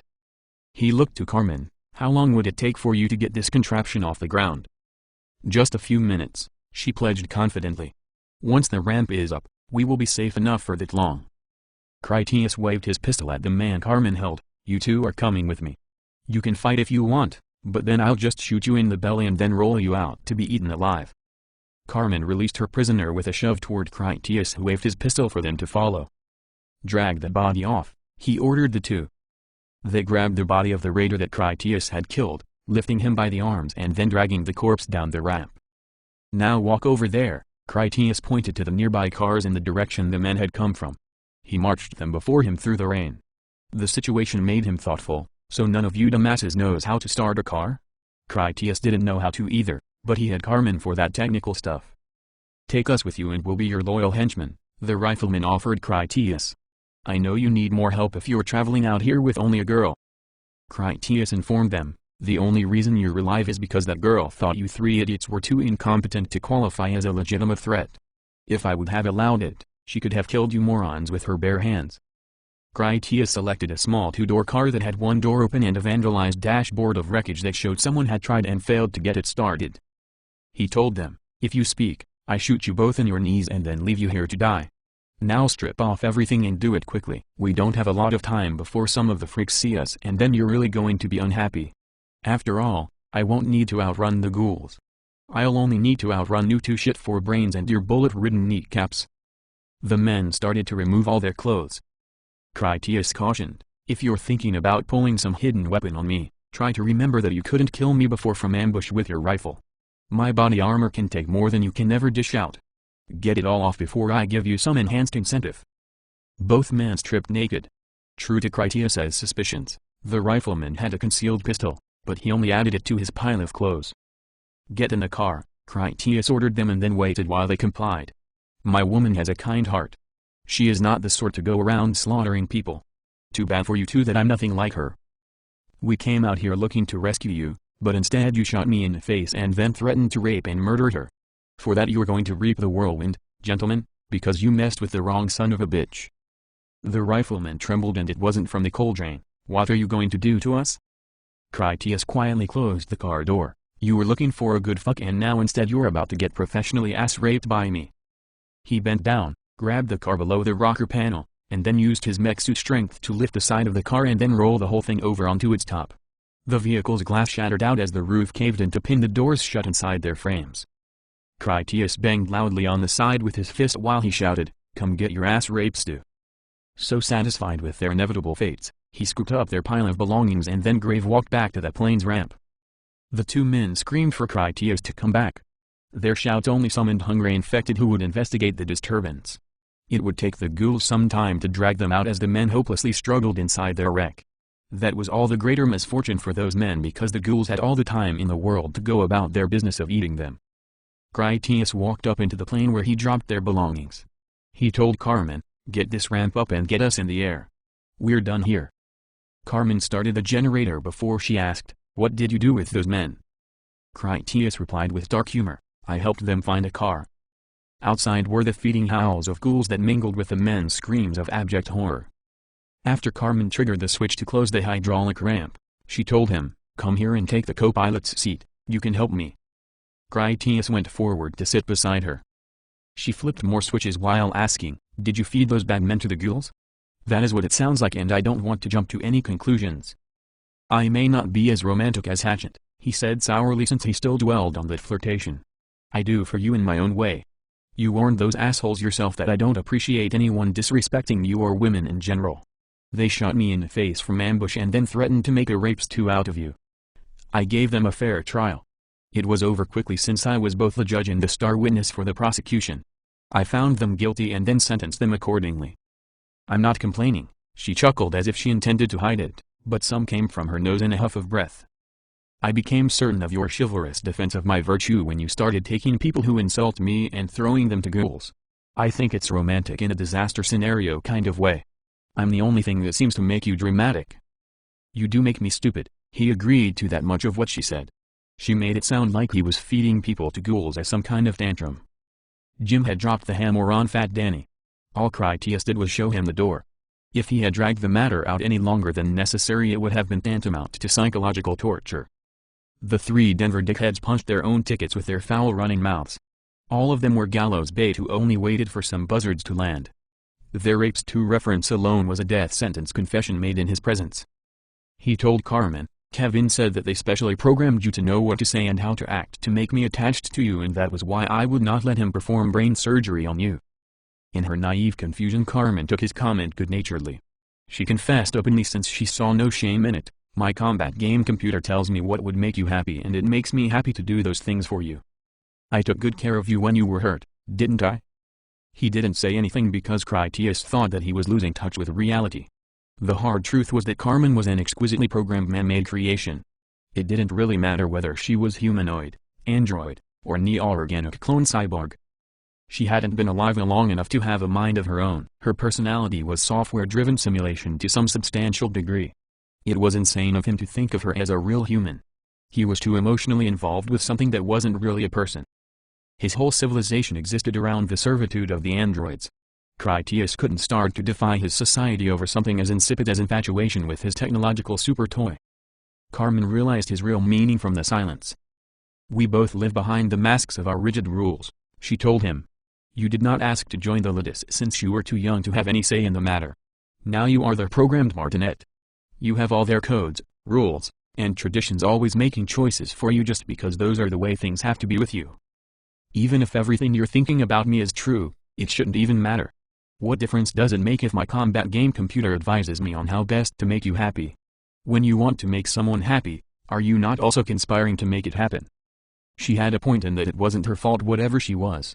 Critias explained, "It's the men behind your mask that I principally despise. I see the bioengineers in everything you do. I see their reasoning and designs peering back at me. Part of you is the crafty schemes of those men who manufactured you." Carmen called upon Sibylline literary sources to reply, "It is the inscrutable intentions of those scientists that you chiefly love or hate in me then. You say with conviction that you would strike even the sun for offending me, and yet you cannot trust that my devotion to you is genuine.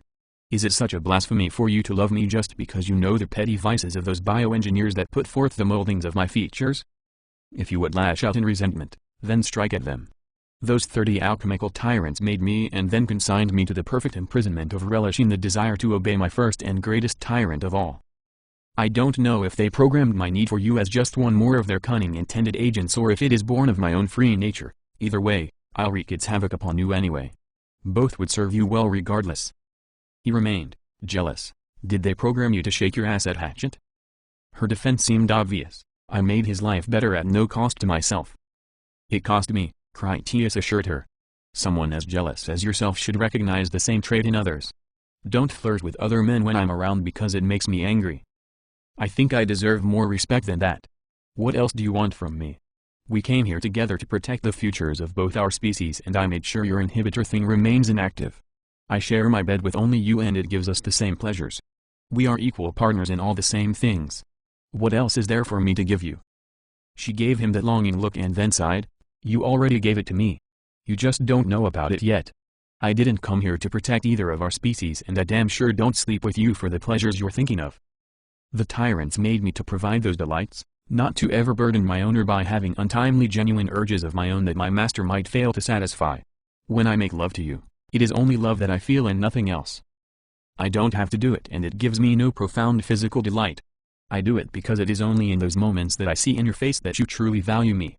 I do it because having your weight pressing down on me is the greatest happiness we can share. For me it's like being conjoined between heaven and earth." "I see," he admitted to that new and remarkably painful understanding. Of what use to them was an android that feels pleasure when its thoughts were only meant for bestowing it? Critias had a new hatred for the bioengineers who had purposefully designed Carmen's many injustices to include frigidity.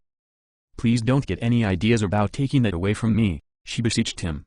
"In those moments when you are most passionate and vulnerable, I feel closest to you.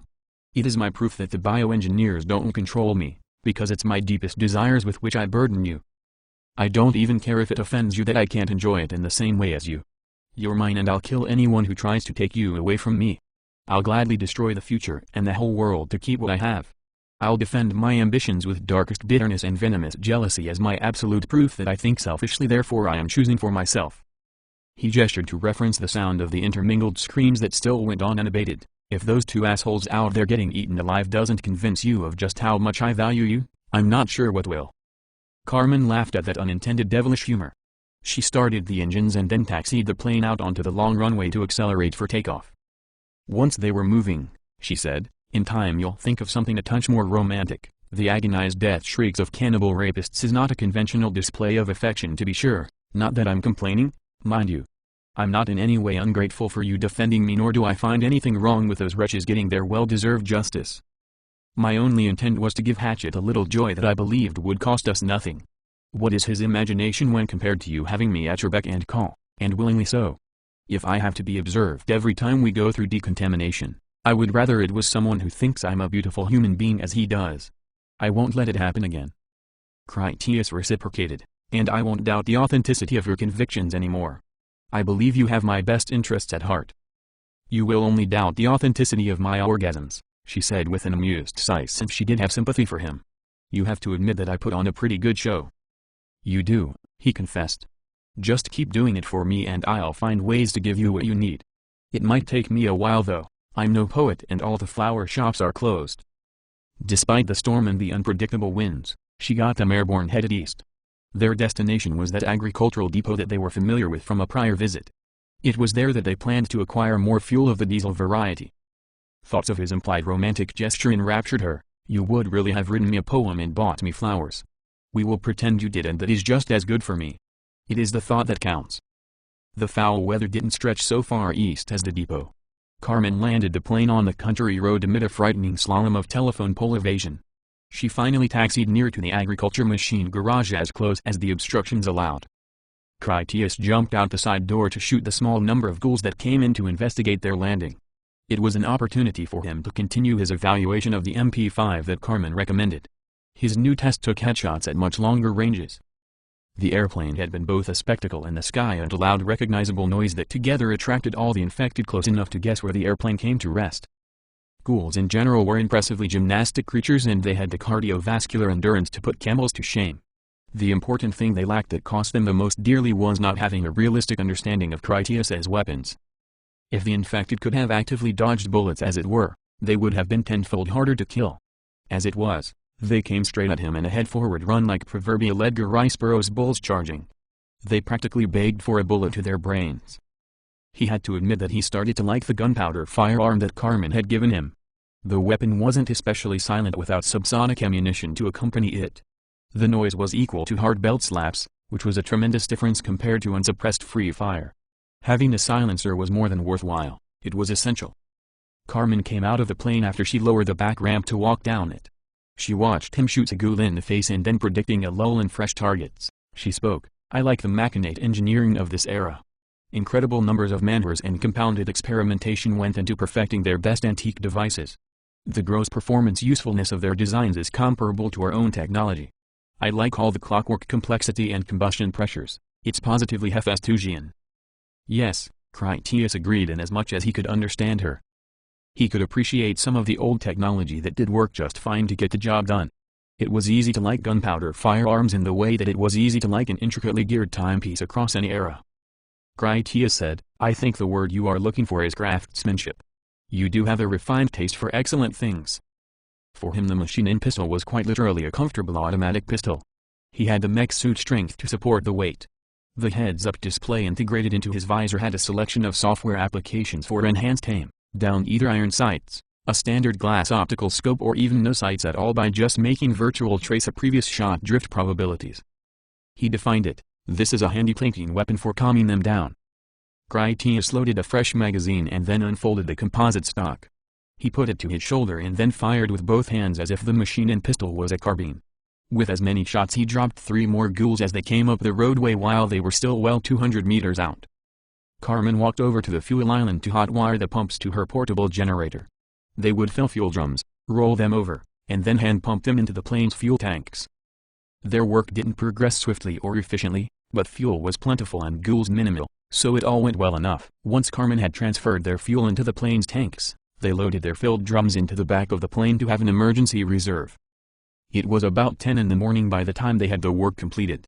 Before they took off again, Critias radioed Jim to inform him on their progress.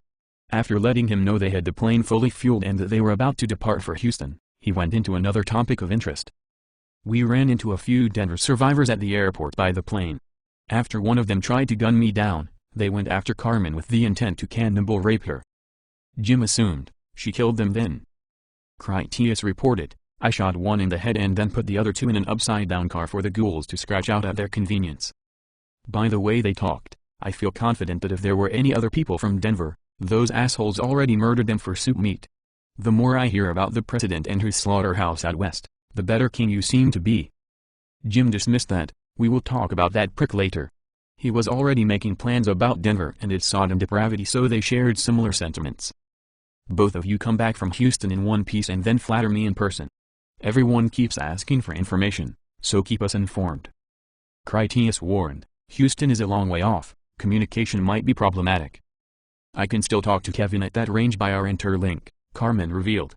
It won't be any problem for me to relay all our communications. Carmen says that she can talk through Kevin, Critias informed Jim. We'll keep you updated through him. When they were both back in the plane and airborne, Critias asked her, you and Kevin have been talking by Android chat.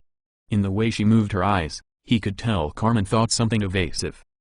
Kevin has all his directives, she answered elusively. How perfidious toward you could he possibly be? He wasn't sure, if that means devious. I guess not very much. Your ability to be that is another matter. They made you for war and all war is misrepresentation. I'm not as stupid as you seem to believe. I know that you don't tell me even half of what's going on in that mind of yours. I also know you can lie like a politician whenever it suits you. You only want the best for me, so I'm not worried. I'm just wondering what else I don't know. Lots, was her short but honest answer. There are lots of things that I don't tell you. If I must have secrets, he reasoned, I'm glad it's you that keeps them. As my thank you gift, when I get back, I won't go to Kevin and directly order him to tell Marshall every detail of your interactions. Carmen eyed him in an effort to determine if that was a threat or a promise. Finally she said, the first man had his 3 wishes, yes. Critias could tell when she spoke from her books, so he played along. What did he wish for? I don't know what the first 2 were, she continued, but his 3rd wish was for death. That's how I got the paw. He shrugged, and that means? She gave him a serious expression, be careful what you wish Kevin for because you might get it. He relaxed because he knew he had already won. Don't you trust me not to? She didn't. Of course I don't think you would leave well enough alone.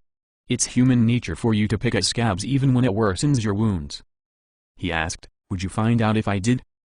Carmen looked at him as if he already knew that answer only to see his smile of great satisfaction. She had to ask, what are you so pleased about? He savored telling her, I've never seen you so completely wrong before and I want to take the time to enjoy it. If you think I would use Kevin to circumvent you, you really do have some screws loose just like he said. What is a woman without her secrets? I can get by without knowing your silly woman secrets. If you don't want to tell me something, then don't tell me. She considered his victorious argument for but an instant and then dwelled at leisure on his attitude. His maintaining a masculine aloofness to her feminine trifles was especially alluring. In light of the displeasing revelation she had bombed him with already, Carmen would not cheat him out of his small victory. She spoke in a grumble to convey her seemingly begrudged capitulation. Well, I still don't have any screws. Chapter 14. Where Eagles Call Home.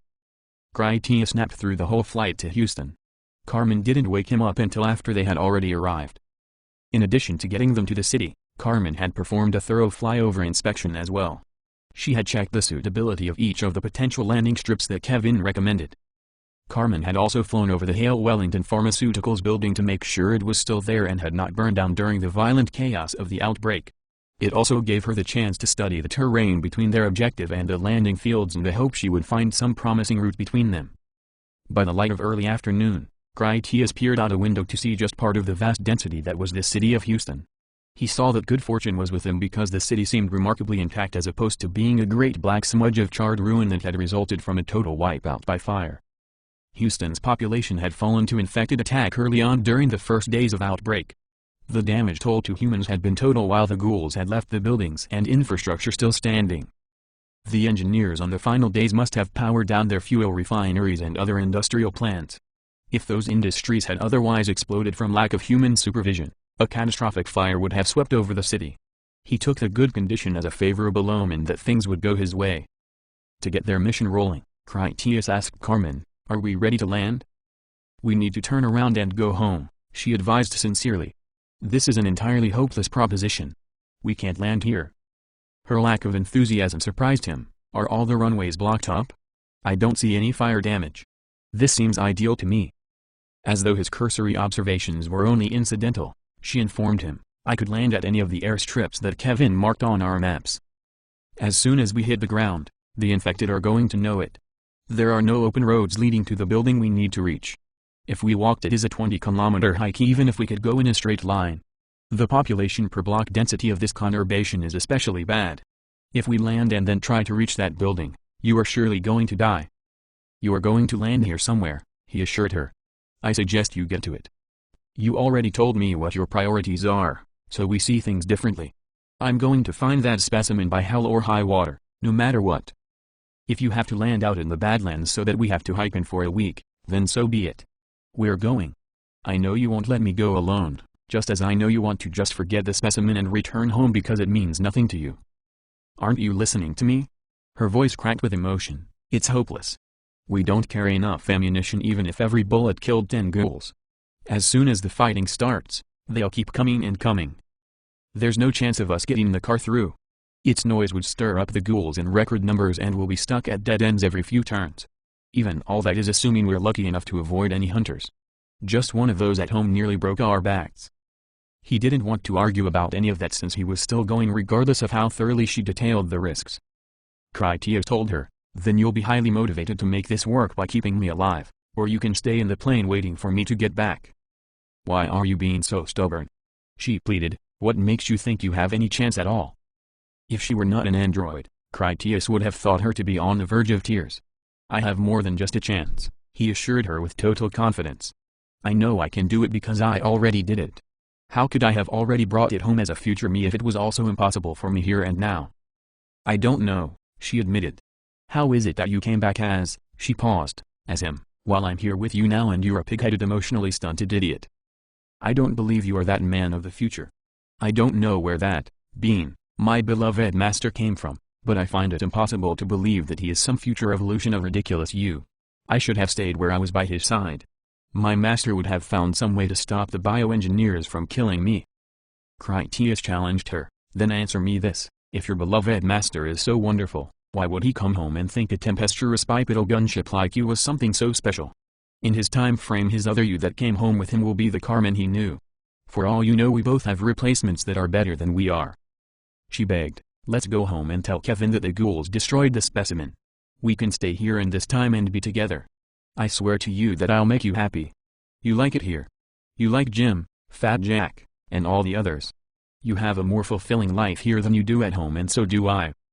He refused. "My honor as a marshal is not something I will sell at any price, not even for you. Land the plane and let's get this done." Carmen was not ready to submit. "You are asking me to throw away our chance for a life here to help you ensure that my entire people become slaves to yours. I stand to lose everything in return for nothing." He agreed with her to some degree, so he pledged, "When we go back, I promise you that I will free your people. Once we get home, in reward for what I bring, they will be prepared to grant me anything. I love you, Carmen, but land the fucking plane." She cheerlessly accused him, "You only say that you love me to get what you want." Carmen banked the plane to bring them about for a proper alignment to make their landing. His plan was a good one since it was true. Saying he loved her actually did coerce her into compliance. It could make her do just about anything. "I said it out loud to get what I want," he confessed. "That doesn't make it a lie. You know when I lie. You can tell from 10 different ways. I have done impossible things before. It was usually by accident, but I have still gotten away with it. We can accomplish this. With you to help me, we can accomplish anything, even cheat the hangman." When Carmen heard him suggest that they could cheat the future of its vendettas, she realized that was her goal. Her future's vendetta demanded that she stay behind when Critias returned home.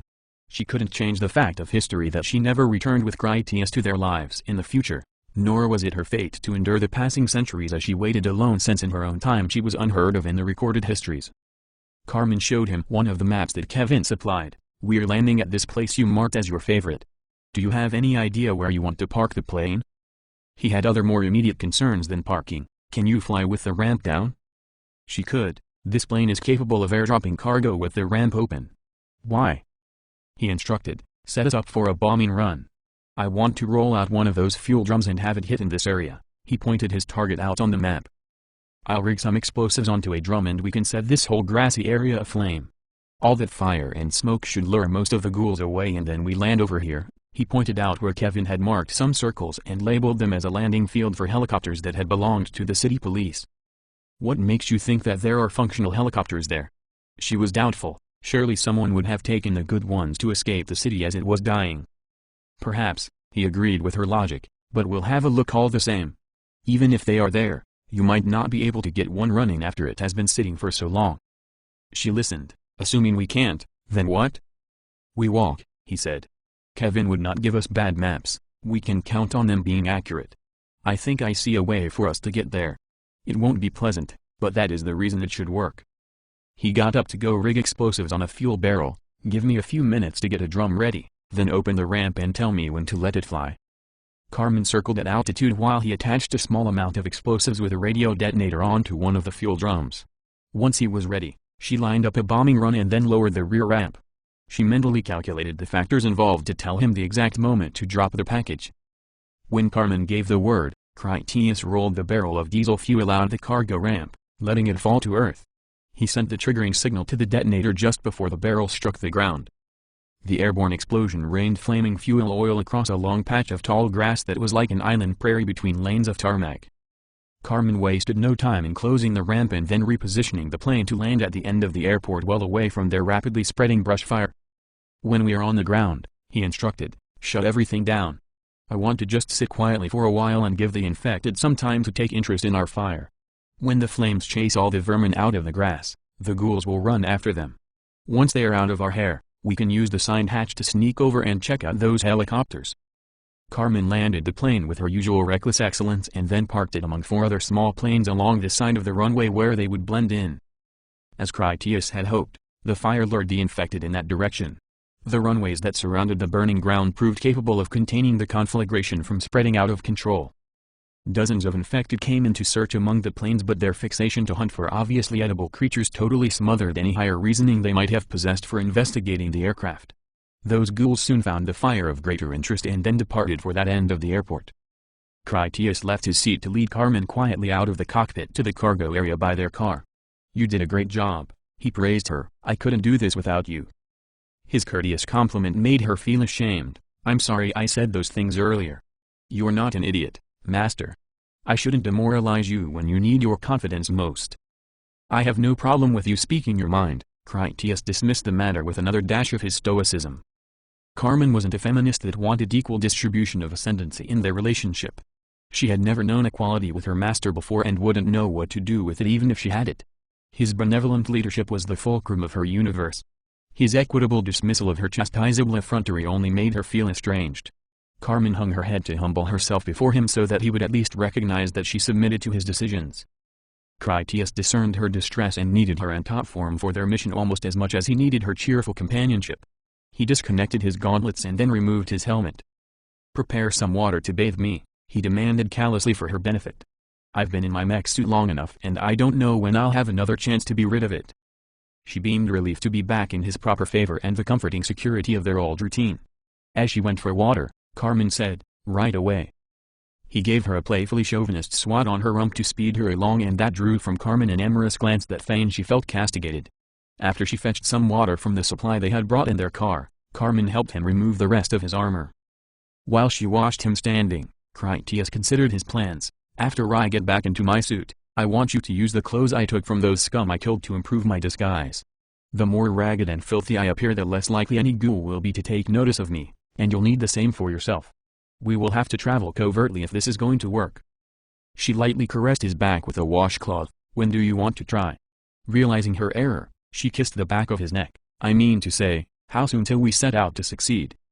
He decided, when the sun is setting it will be the time for us to move out. They don't see in the dark nearly as well as we do and not being seen is our greatest advantage. We have hours then, she said softly before planting a kiss on his shoulder blade. Would you have me comfort you more? The wretched confines of this aircraft are as unworthy of you as would be a pen for swine, he rejected the suggestion. Prepare us a clean place where we can sit together quietly. I would have you bolster my courage with your company. If we must walk into a valley of death, I would do so with peace of mind." Carmen used clean blankets from their car to craft them a comfortable pallet where she could cuddle up in his arms with her head on his chest. They sat quietly just like that as they awaited the sunset. They finally opened the side door when the sun sank to the horizon. Carmen went out first in her costume of shredded rags that combined with her superb acting transformed her into a properly bedraggled limper. Her meticulously slow progress made her ideal for reconnoitering without instigating an attack. Critias followed her after he waited about 2 minutes. He kept far enough away from her so that they didn't appear to be mutually intent on the same destination. They found 3 small scouting helicopters out in the weather at the landing pad area. They had only their metal cables to secure them from tipping over in strong winds. 3.5 years of exposure hadn't done them any good. Closer inspection revealed that fruitless escape plans had vandalized each of the aircraft. Various amateur mechanics had attempted to get each of them started. They had frequently looted parts from one in a foolish hope to repair one of the others. The failures had left all of them beyond salvage. One even had a bird's nest in the engine. No chance with these, Carmen communicated with whispers by internal radio to his helmet. They would keep more aircraft out of the weather inside those hangars over there. Would you like to check that too? He nodded that they should look. If any functional helicopters had ever been in the hangars, survivors had already taken off with them long ago. Nothing remained inside the shelters but 2 mostly disassembled helicopter frames. "Don't get discouraged just yet, Princess," he said to be hopeful. "I really do have a good plan for doing this on foot. Everything will be fine. We're going back to Jim with the specimen and then I will set a completely new standard for romance to show you just how much you mean to me. I just need you to trust me." She had her doubts about the battle plans and especially his pledge to romance her. "You mean it?" He did. "I guarantee you that we can complete this mission. I had plenty of time to think up a good plan while I was recuperating in bed." "No," she corrected him.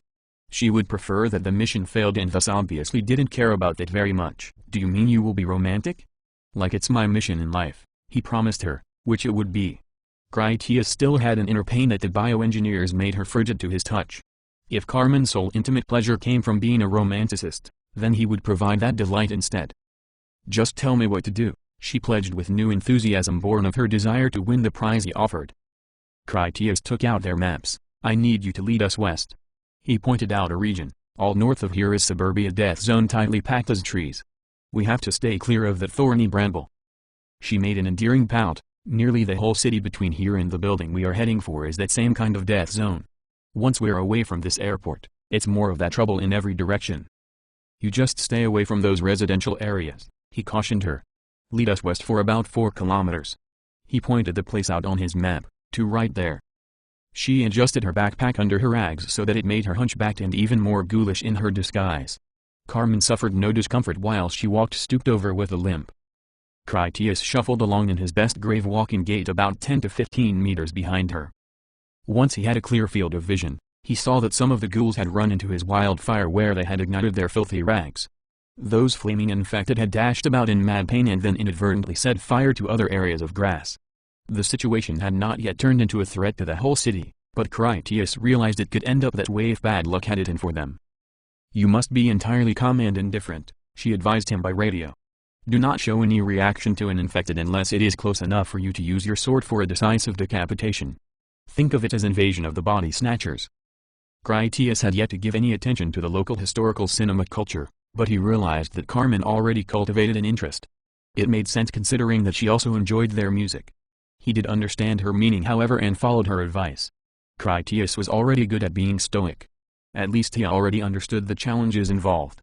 Remaining dispassionate in a crisis was always easier said than done. Only moments later, 5 ghouls ran between Carmen and Critias on their way south toward the fires and its fleeing rodents. They took no notice of the ghouls and they in turn took no interest in them. Carmen led them the 1,700 meters across the landing strips in just under 20 minutes. She maintained that walking pace as they went between rows of airport buildings, across overgrown lawns, and eventually into the massive airport parking lot for the many automobiles. They reached the place that Critias had requested in well less than an hour by walking past dozens of ghouls that routinely mistook them for fellow infected. While dense suburbia was within sight to the northeast, their way had led across a highway into an indigent area of distantly scattered and well-wooded homesteads. One ghoul ventured too close to Carmen, So like a praying mantis she went from inaction to snatching it in her grasp. She snapped its neck with a brutal Ghoul Fighter's twist. For Critias, that was a fine opportunity to stop there over the disabled body to check his map again. He pointed further toward the west for Carmen. About 500 meters over there is this rain channel. I want you to get us there and then follow it north. I don't see hardly any homes through this area. It will still be plenty safe. Carmen set off again and made a better pace in the thick cover and deepening darkness as night set in fully. Just as Critias had hoped, she found a man-made valley about 40 meters across with a 3-meter wide stream that flowed north along the bottom. Once they stood in the shallow water, Critias took the lead as they headed north.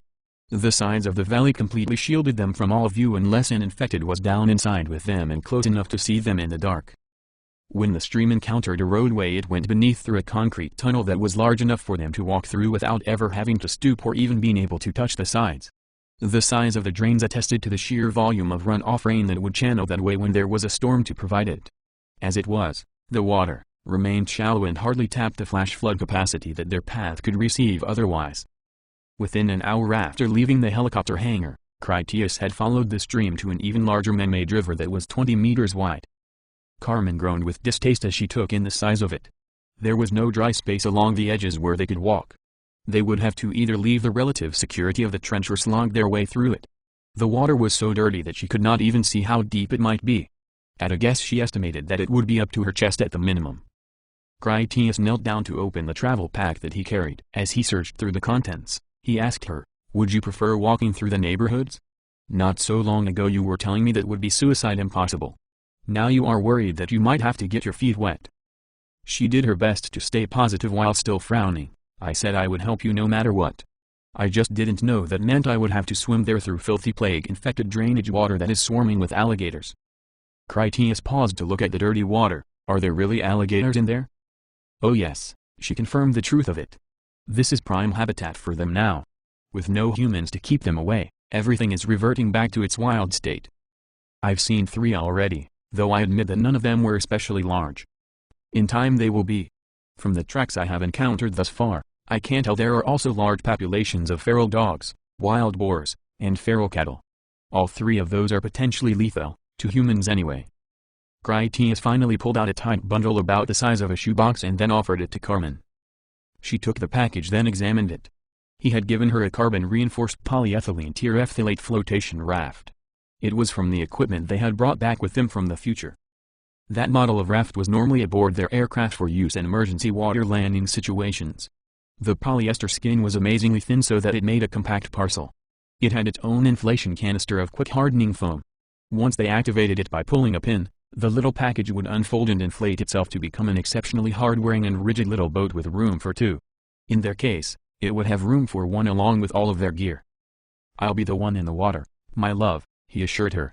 "You will keep all of our equipment nice and dry." Even with his new ghoulish paint job, Critias' mech suit had hydrophobic properties he could activate. When operational it was literally impossible for water molecules or goo blood to make their charged bond with his outer surface. The muddy water would fall away from him instantly and effortlessly just like it was dry sand. Inside his mech suit, Critias would stay totally moisture-free and completely safe even from the adolescent alligators. Carmen looked at the raft package, then at him, and then at the water. She knew from the maps Kevin had provided them that the drainage canal would deliver them past a main transformer station that stood only a block away from the pharmaceutical building they were seeking. Aside from her squeamish dislike of the foul-smelling water on principle, it would allow them to sneak right past every ghoul in the city with minimal risk or effort. She had to admit his plan was actually quite brilliant. Coming from Critias, she took it as a miraculous stroke of astounding luck. She abruptly hugged him with a gush of great relief. "You're a genius, my beloved master. By traveling silently upon this foul sewer, we can be there in no time without ever coming anywhere close to the ghouls." As Critias began to remove and organize all his gear for loading it into their raft, he asked her facetiously, "Who's the pig-headed emotionally stunted idiot now?" Carmen carefully opened the raft package and then began its inflation procedure, which worked perfectly. In only a few minutes, their little boat had assumed its final shape with its internal foam properly hardened. While astoundingly light, it was also quite strong. Even if it did get holes in it, that wouldn't even matter because the flotation foam wasn't going to sink under any circumstances. They loaded everything into the boat including all of Critias' weapons and the rags he brought for his disguise. Carmen positioned herself comfortably in the middle with all their stuff equally balanced around her. So prepared, Critias slid the boat onto the water and then waded in after it. The bottom of the canal was quite firm and the water was about chest deep as Carmen had anticipated. It was easy enough for Critias to hold on at the rear of the boat and guide it ahead of him as he started walking. For all the drama Carmen had bemoaned about the impossible nature of their mission, Critias' plan to get them there proved to be anticlimactically easy. There were times when they saw one or more ghouls along the edge of the canal, sipping the filthy water or eating some bin of garbage. By staying low, Carmen and Critias just slipped on by them without the ghouls noticing anything amiss. They followed the watercourse all the way to an electrical transformer station that filled a whole city block with steel girder towers and power equipment. A high barbed wire fence surrounded everything for safety and security reasons, which also kept it free of any ghouls. Critias was dry even as he emerged from the canal, such was the blessing of his hydrophobic mech suit. Nothing clung to him, not even any of the mud or slimy water algae. They secured their boat for the return trip and then Critias redressed in his disguise and equipment. From the transformer station, they saw that just to the west of them was the trapezoidal business tower that contained the offices and laboratories of Hale Wellington Pharmaceuticals. They quietly worked their way around the fence line and then made a patiently meandering walk to the building's front entrance. By then they were deep in the heart of the city where a sufficiently loud noise might eventually cascade summon 100,000 infected who could swarm through the area within an hour. Any mistake would have the direst of consequences.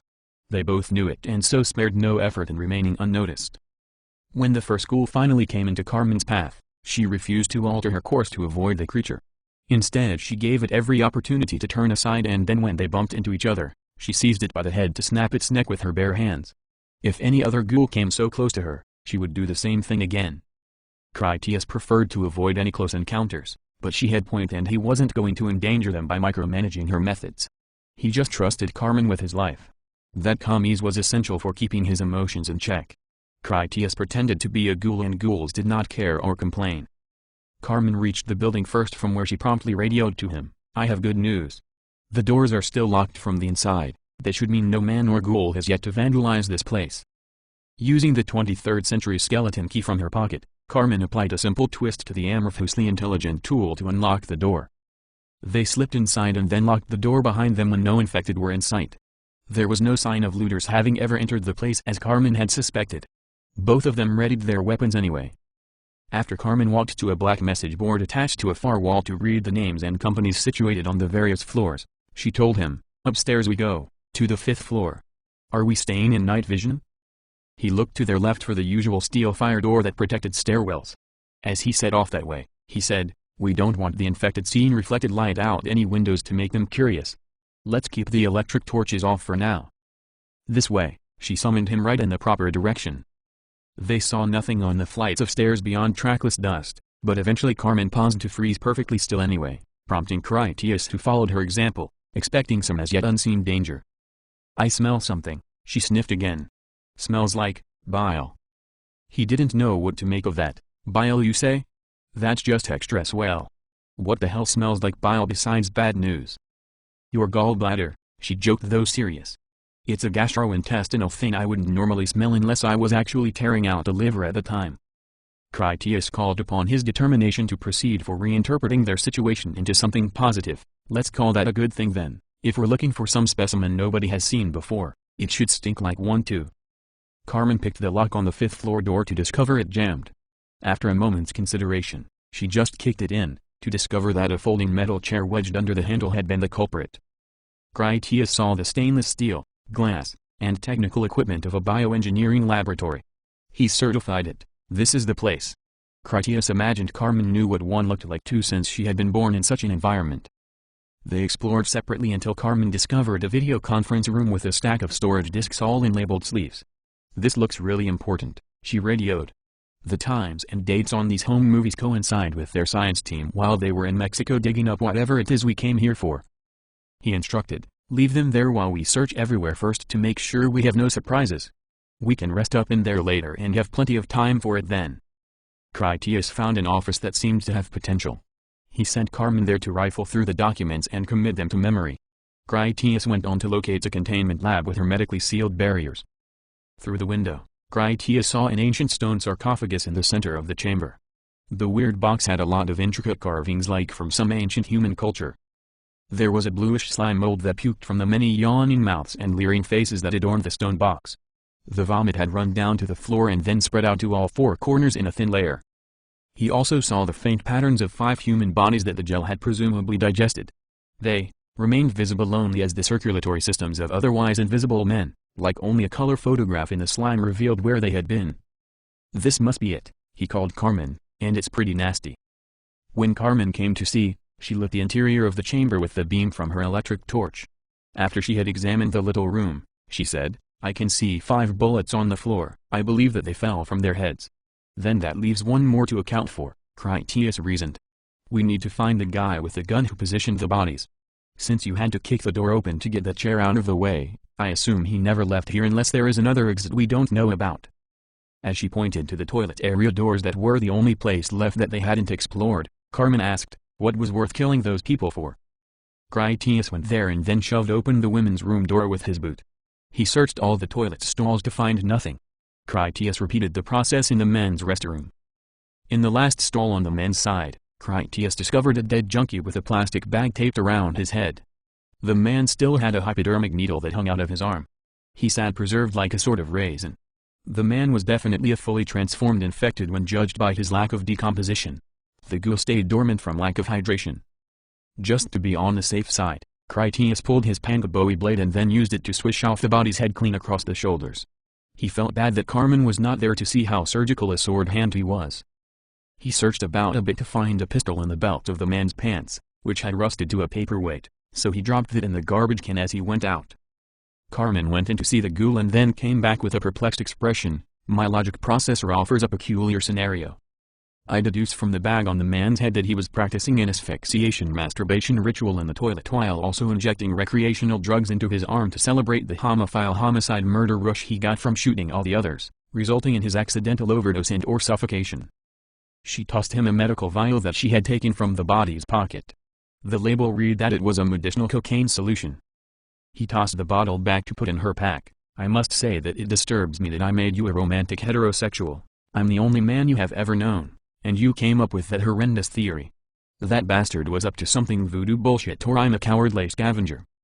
If he wanted to be dead, he had a pistol, and if he wanted to get high, he wouldn't have put a bag on his head. Something else entirely is going on here. He shot those other eggheads because they discovered something or they were going to take something away from him. You need to go through their papers to find out what it was. Let's go back to that video room that was so nice and clean. We can take a break, have a snack, and watch some of their movies." She advised, "We need to go around later to forage all the valuable drugs and chemicals." They went to the pitch-black windowless video room and then locked themselves inside. Carmen took her portable field generator from her backpack. She explained, "Kevin assembled the capacitors I needed to make better use of this." That meant they would soon have flowing electricity for the contemporary devices in the room. Carmen set the output voltage and then plugged both the video screen and the disc player into sockets Kevin had attached to her power device. Once she had the screen and player operational, Critias put in the first disc. The device was similar to a holographic laser disc medium from his own era, so he managed to operate it easily enough. As he pressed the loading tray to close on his selection, Critias said, "Let's see what everyone was so excited about, shall we? It's kind of flattering that we get to be the first people ever to know what caused all this." Carmen moved the boardroom table over on its side against the doors. Once she had the floor thus cleared, she spread out the fire blanket from her pack and then stripped herself naked so as not to transfer any contamination onto their clean zone. She finally stretched out to relax and let her skin breathe. Once she was comfortable, Carmen told him, "That diving suit blocks my epidermal gas exchange. I really need to get some air for a while." "I know how that is," he sympathized, being familiar with the confines of his own armor. He pulled up a chair to sit with a perfect view of both Carmen's breathtaking posterior and the video screen at the same time. Critias suggested, "You control the fast forward to show us the good parts." She pressed the buttons on the player to search through the footage. Carmen narrated to Critias what she saw that was worthy of his interest. "It seems like this local Mexican archaeologist has called a team from here to lend him assistance. The man discovered that sarcophagus down in some underground vault complex. It was already dripping man-eating digestion grossness and he wanted them to tell him what that stuff is." The ponderously careful process of exploring the crypt consumed volumes of video without relating anything of real importance. Discs later, Carmen found another point of interest. "Now this is getting exciting. We have 1, 3, Now 5 armed men who are decidedly unfriendly. They appear to be local tribesmen judging by their manner of dress. She turned up the sound to make out the voices speaking Spanish that Carmen translated. These local men are saying that the scientists are trespassing on sacred native grounds and that anyone who ever enters the underground tomb suffers the death penalty. This man on the science team says he never went down there. He wants to shoot one of his guilty associates to prove his commitment never to speak of the place or return. Gunmen are herding everyone but the traitor down into the tomb. The handsome scientist has thrown a contaminated surgical probe that he had earlier lanced into a sarcophagus mouth. The lance strikes the traitor in the leg, wounding him. Now we know it was that backstabber who will fly off for Mexico City, have himself a prostitute, and trigger the outbreak. Critias had his doubts. How could the sarcophagus be here if the science team is dead before they take it? True enough, Carmen agreed. Their cavalry has arrived. A group of commandos in paramilitary black rushed out of the jungle to save the scientific team by using accurate machine and pistol automatic fire to kill the native gunmen. Carmen laughed after she listened. The traitor has successfully talked his way out of his treachery. He says that he was only stalling for time, pretending to collaborate until their security forces could arrive to deal with the situation. He never went down into the tomb and he is a backstabbing whore. Critias deduced the situation. He must be their lawyer. Carmen searched through stacks of documents she had collected from anywhere she saw them. This is important. She handed the page to Critias. There's a man inside that sarcophagus and he's a dormant infected. After she sifted through many pages, Carmen found a whole folder of special interest. They learned about the Mexico City outbreak from seeing it on television while working here on this project. It seems that the police had shot patient 0 and then gave his name on the news broadcasts. He was running around biting people. Even though the scientists here were fully aware that they had the specimen that was the source of the plague, they refrained from informing the civil authorities. Instead they worked diligently on creating their own vaccine. That news astounded Critias. Are you saying there's a vaccine here? Nope, she answered as she studied more documents. This says they kidnapped a homeless person and then deliberately infected him for studying the progressive stages of transformation, successfully I might add. They managed to isolate the cause of the cannibal psychosis and from that determined how to prevent the condition from occurring. So in short, they claim to have discovered the secret to biblical immortality. He had to ask, what is the secret to eternal life? This research indicates that when a human is in the early stage of infection and experiences systemic hypoxia in conjunction with high doses of tropane alkaloids, they will gain all the physical advantages of the ghouls with a mind intellectually and emotionally intact.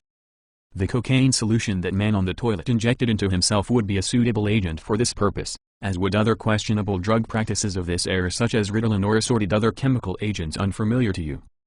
Critias thought he comprehended what she had said. If you get infected and then overdose on cocaine while wearing a plastic bag on your head, you will eventually wake up as one of the zombie nation only with a functional brain. From that he understood even more about what was going on, the populace in general that had this Ritalin in their system, cocaine, or one of these other drugs you mentioned, they ended up smarter than the average brain eater. And if by some freak improbability they also somehow managed to drown themselves or suffocate, like crashing their car into a lake, they might even wake up talking. Or whispering. Carmen added, maybe they even ring bells to call their trained hunter off before he got himself killed. Hell, Critias used his favorite curse. We've been getting our asses kicked by crackheads who can't swim. It seems so, Carmen agreed with his assessment. I suspect more children than adults had the Ritalin, but as a rule fewer kids escaped being devoured entirely to then be able to regenerate afterward. Send all this to Kevin, he instructed.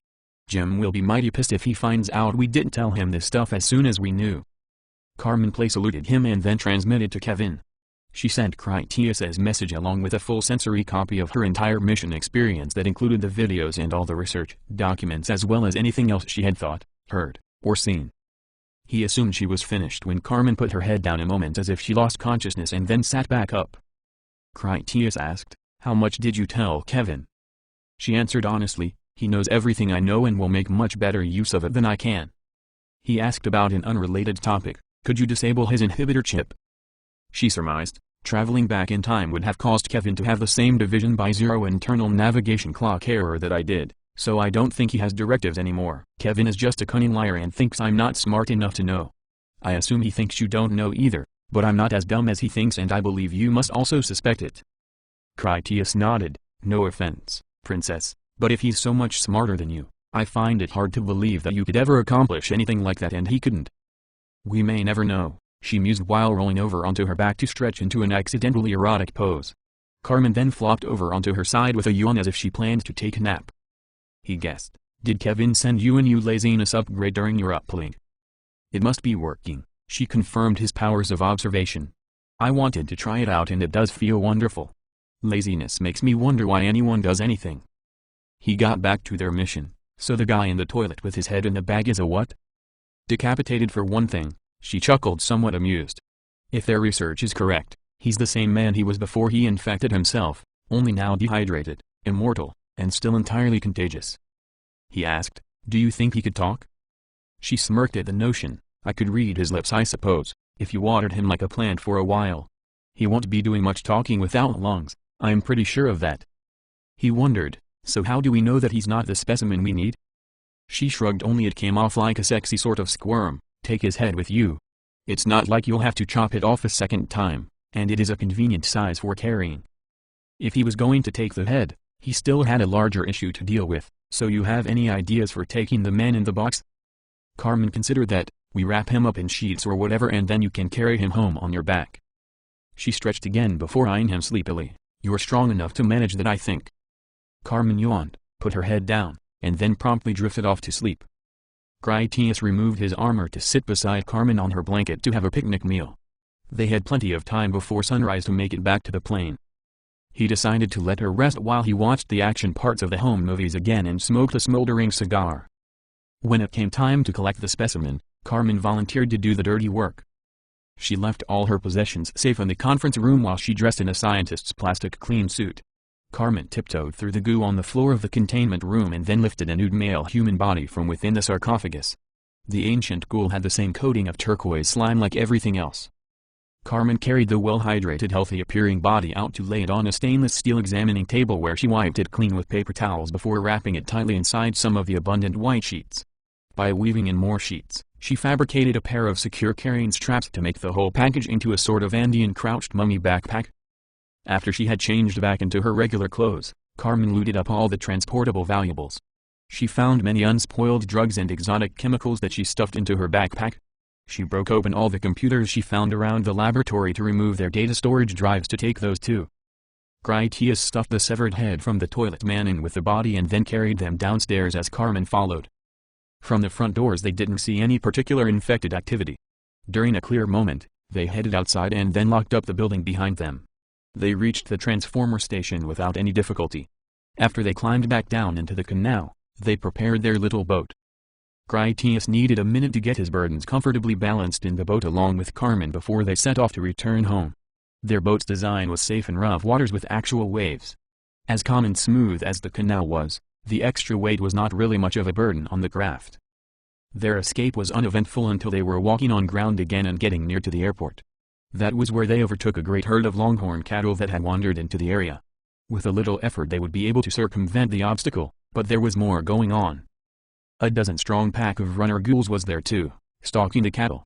While ghouls were rather mindless in their aggression toward humans, they proved to be a bit more timid when it came to running up and biting a 1,000-kilogram bull.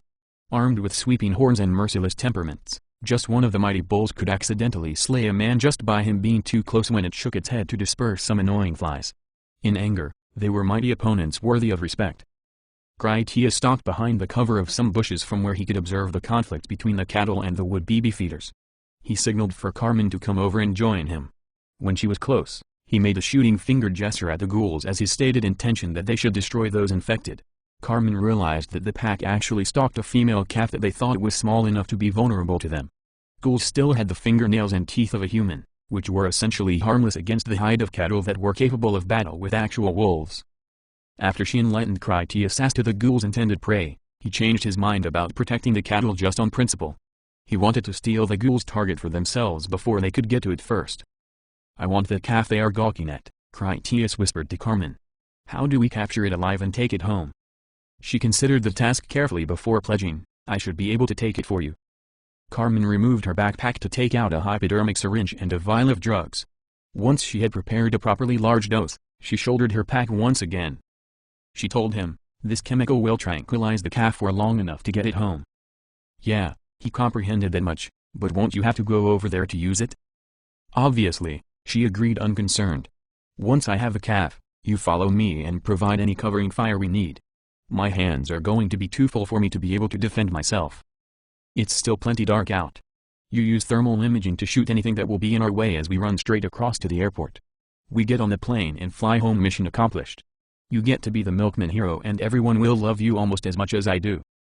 He actually liked her plan without really knowing it and harbored no doubts about their eventual success. Critias said, if anything on this earth can grab that calf and then get away with it while a dozen ghouls are scared to even try, it's you. She said, give me a minute to get into position. When this takes off, things will happen fast. Carmen was amazingly stealthy when she wanted to be. For her, crawling low and being in contorted postures didn't pain her with muscle fatigue. Carmen's plan for getting the calf was more a matter of applied psychology than martial prowess. She simply unscrewed the sound suppressor from her MP5 and then fired a single shot into the air from a cleverly chosen position. The cattle instinctively bolted over the loud bang that came from so close. The ghouls for their part instinctively howled at a sound that to them meant human prey. As much as the gunshot unnerved the cattle, the sound of the ghouls positively enraged them and they then knew where the ghouls were hiding. Both cow and bull had those namesake horns that were sometimes wider than a man's height. The longhorn species had supremely evolved qualities for survival in a world after people. They could travel long distances, go days without water, and could capably fight against predators. Even their calves were exceptionally hardy and able to walk soon after birth. The longhorn bulls charged at the ghouls to stomp and gore them into mush. The cows had momentarily scattered because of the gunshot. In the confusion, Carmen dashed in low, injected the calf with a sedative, and then scooped the animal up to carry it over her shoulders. She was far stronger than her appearance would suggest. Carmen could not only carry a calf, but she could run with it. Critias had his semi-silenced machine and pistol set to 3-round bursts as he emptied a clip that cut down ghouls with shots to their heads. Other infected skulked about the countryside and some of them had come in to investigate Carmen's gunshot. Critias didn't bother with the runners that had the longhorns already mangling them. The infected he shot in the dark couldn't comprehend what happened to them. As a ghoul went down among companions, those others had no clue where the attack had come from. Critias was proud that Carmen was able to monitor his actions through his mech suit's sensors. Even when armed with a gunpowder weapon that lacked a computerized scope, he demonstrated the shooting accuracy skill of an exhibition sharpshooter. The cattle heard the muffled burps of Critias' weapon, but they didn't know where it came from either. It did keep them confused and restless, which made it that much easier for Carmen to snatch away their calf without them realizing it. The bulls killing the runner ghouls eased their tension soon enough. Because the animals were calmer and unlikely to stumble across Critias by accident, he started off at speed after Carmen. They retraced their path across the airport in the dark. With his thermal vision, Critias saw any ghouls at greater distances than they could possibly see him back. Any ghoul unlucky enough to obstruct their path got a bullet in the brain from his MP5. Even as he put down ghouls, Critias continued to run. As they crossed the tarmac, Critias saw that the fire he had set still spread with the Texas wind. There was a chance that in time he might burn down the whole city. That was unlikely, but a possibility. Critias and Carmen would be long gone in their plane before they would ever find out what became of his arson.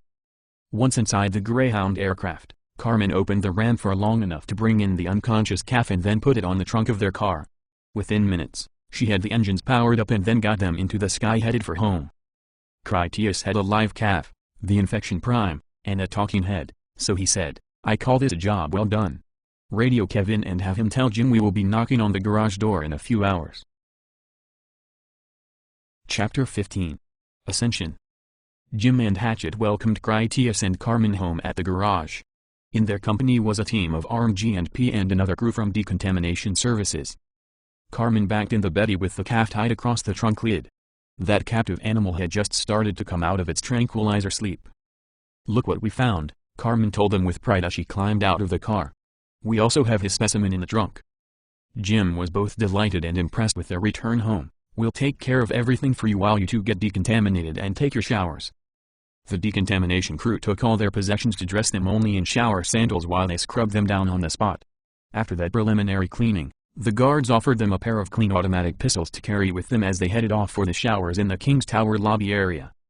After their decontamination, Carmen was about to dress in her usual taste for utility, but Critias interrupted her. "How about you try something more elegant?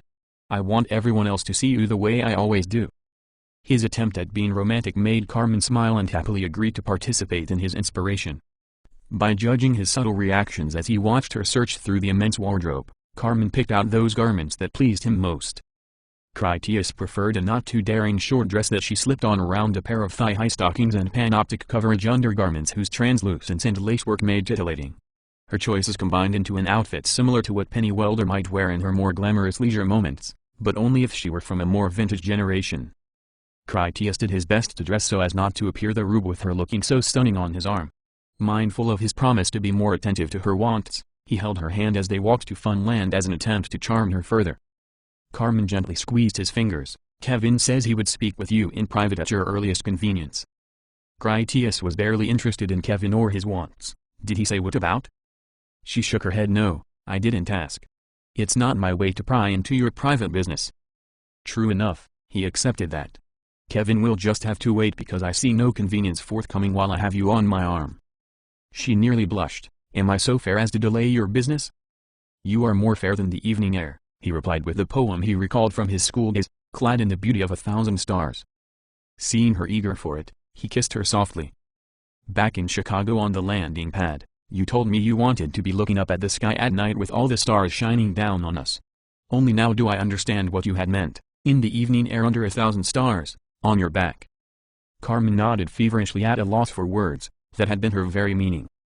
He gave her a wink as they continued on their way. You're that to me wherever we are, but for you, I'll have to make it happen just that way.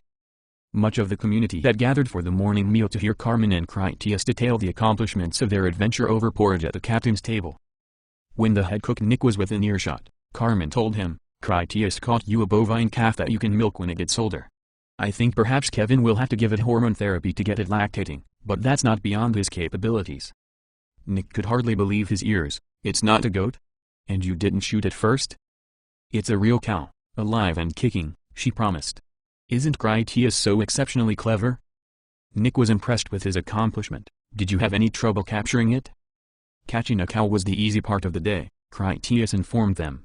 Carmen led me across 20 kilometers of the thickest suburbia you could imagine, on foot, surrounded by so many hungry freaks that we could have walked across their shoulders. Jim arrived with Hatchet to join them at the table.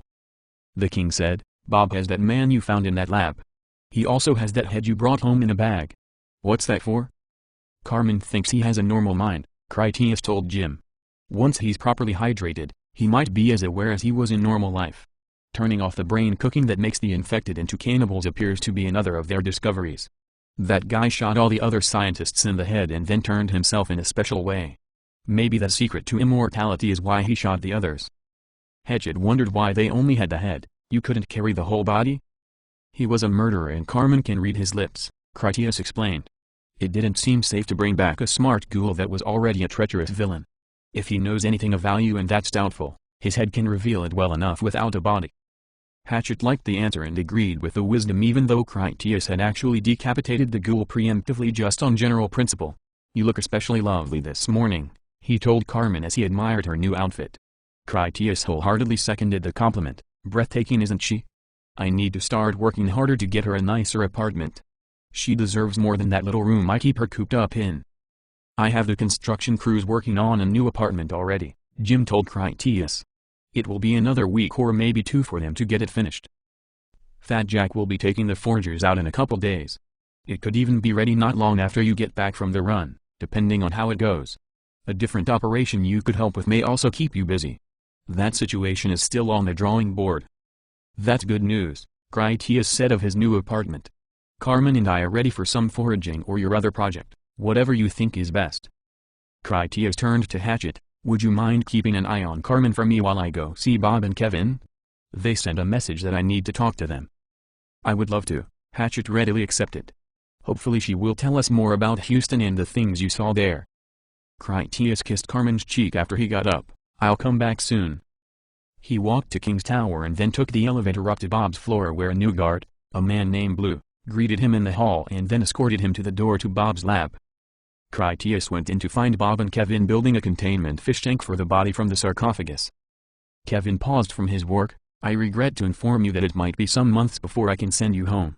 The present condition of the specimen will not allow me to duplicate the circumstances in which you are destined to return. Until we have expanded upon the research you brought back from Houston, you will simply have to wait. I hope that's not too much of a disappointment for you. That won't be any problem, Critias replied unconcerned. I have to admit that Carmen and I are happy here as things are. Kevin inquired, speaking of Carmen, are you satisfied with the software upgrade she has been requesting from me? There's always a small chance that expanding her range of behaviors will have unforeseen consequences. Critias told him, I'm happy when she's happy and so far they've all worked fantastically. I would like you to attempt doing more for us. Carmen told me that the bioengineers didn't consider it important for her to be able to enjoy our sexual relationship. Kevin cut him off. Please don't be offended when I tell you that I have intimate knowledge on matters of Carmen's feelings. Carmen experiences significant emotional satisfaction during her liaisons with you. Nevertheless, you are correct if your meaning was that she does not experience orgasm during coitus as humans do. Could she? That's what I want you to provide for her. Kevin frowned over the request. An Epsilon K combat android is not the sort of person you want clawing at your back during a moment of uncontrolled passionate expression. Critias considered his warning and did agree that Carmen's full strength was deadly. Surely someone as smart as you could find ways around such problems. Yes, Kevin agreed. You could play your glandular games with a leisure recreational android with a calcium skeleton and it wouldn't have Carmen's combat-grade enhanced musculature and titanium bones that are so potentially lethal. You could reactivate Carmen's inhibitor module so that the directives could prevent her from harming you, regardless of how she might malfunction, assuming I gave you the software for the purpose you are asking about. Critias needed to know, did Carmen ask you to try and make it for her before now? Kevin shook his head no, Carmen has only asked me to produce software that engenders benignant idiosyncrasies that she believes will cultivate emotional intimacy with you. As you are aware, Carmen already appears fully functional by responding to your needs and expectations as her designers intended. If I reprogram her software to be an extension of her own mental state instead of yours, I have no means of predicting the outcome and as such it could result in any number of psychoneurosis, just as it does with humans. I already understand all the components involved in writing the upgrade you are seeking, I just think it would be unwise to do so. Critias didn't see any harm in trying. Well, what's the worst thing that could go wrong? Kevin considered that a moment before replying. The change might manifest in her as chronic masturbation, homosexuality, or any number of fetishes ranging from tame, to perverse, to psychotic. You may not be able to provide sufficient inducement for her to achieve satisfaction resulting in her frustration, depression, or even hostility. It may work perfectly and her combat-level muscular contractions are so powerful that they inflict pain or injury upon you. She might exhibit no interest in having coitus with you ever again because it is a loathsome animal act rather than the spiritual beauty as she currently perceives it. Carmen has not been alive long enough for her to have sufficient personal experience to temper her emotions against. She is too dangerous for me to tamper with casually, especially while she is free of all her inhibitors. In my opinion, she is already unstable, suffering from acute impairment of self-esteem related to issues of unfulfilled codependent and separation anxieties, those being problems caused by you. Well, then you're saying she feels the same way I do, Critias admitted. I can't be away from her for 10 minutes without missing her. If Carmen measures happiness by how much I need her with me, then she is going to be very happy. I want her to have every opportunity to experience real joy, and this impasse is intolerable. I need you to give Carmen the freedom to express her own feelings and not just perform a simulation for my benefit. You retrieved the specimen at great personal risk, Kevin stated as the reason he would deviate from prudence. I will provide you with what you ask for under some conditions. You must agree to inform me if she has any unwanted side effects and be willing to allow me to remove it if I think that's necessary. Critias was pleased with his victory. What do I need to do? I will transmit the upgrade shortly. It is imperative that you proceed on this course with the utmost caution and patience. I already have your informed consent about the potential hazards, but I need to warn you one more time. If you are already unable to satisfy her quixotic quest to be a natural person, you will not fulfill her needs for the emotional bond by replacing it with a physical addiction. I understand, Critias assured Kevin. First I have to win her heart and mind if I want her ass to follow. It's something like that. The android accepted Critias' tentative grasp of the issues involved. Hopefully this change you seek is for her benefit and not some attempt to bolster your own ego on matters of masculine potency. That is part of it, Critias confessed. It would break her heart to learn that I'm no longer comfortable touching her. Now that I know the truth, it makes me like a raping pervert again, abusing her masochistic need to please me no matter how degrading my treatment of her is. I want to love her as an equal, not as my artificial slave. Kevin gave him a serious gaze. But she is your artificial slave, Captain Critias. The makers specially grew and programmed her for that exact purpose. Understand that she is a product of that express intention. Carmen's purpose is to attend to your every need, including assisting you in dangerous environments, and do so with enthusiasm. You can believe me when I tell you that she is performing those intentions magnificently. Even if you are fully successful in bestowing upon her true personal liberty, it won't change the fact that her bond to you goes much deeper than your human concepts of personal choice. The bioengineers brainwashed Carmen into pretending that I am the most important person in the world, Critias denounced those men. It was unconscionable. Carmen does not pretend you are the most important thing in her universe, Kevin corrected him. You actually are the meaning and purpose of her life. That is partly why she finds it so difficult to understand her purpose after interacting with you during 2 independent time frames. The bioengineers never imagined she would need to express total devotion to you while 2 separate incarnations of yourself confronted her simultaneously with opposing desires. Now that I have seen more of your situation myself, I find it quite understandable. In your first temporal Prosopopea, you were a relatively sane and distinguished marshal who was her master that recognized the truth of what she is. When she met you as you will be when you leave here, let us just say that this second Prosopopea did not think of Carmen as his bonded servant, as you no longer do now. I am impressed that she is capable of functioning while she tries to unify the extreme dichotomy of having one master who is 2 different people. That's why this new upgrade is so important, Critias argued. Carmen does have 2 masters, one treats her like a pet animal and the other wants her to have freedom and happiness she would rather not have. You send her the upgrades and I'll be very patient and cautious. If anything goes wrong in any way, I will tell you about it immediately and then you can remove the upgrade if there is no other solution.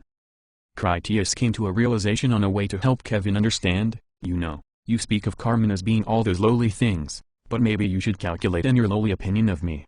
Whatever Carmen may be, what does that matter when compared to a mere human? I don't measure up to being Carmen's equal on any level in your estimation, and I am the real person. How much less of a person can Carmen be, when she is superior to me? If the bioengineers made a dog your master to serve and protect, wouldn't your directives require you to do so? Kevin nodded in agreement, offering no argument. Yes, since you broached the subject, I agree that you are correct. While you're no dog as you so colorfully described it, you are a tragically flawed creature by any measure.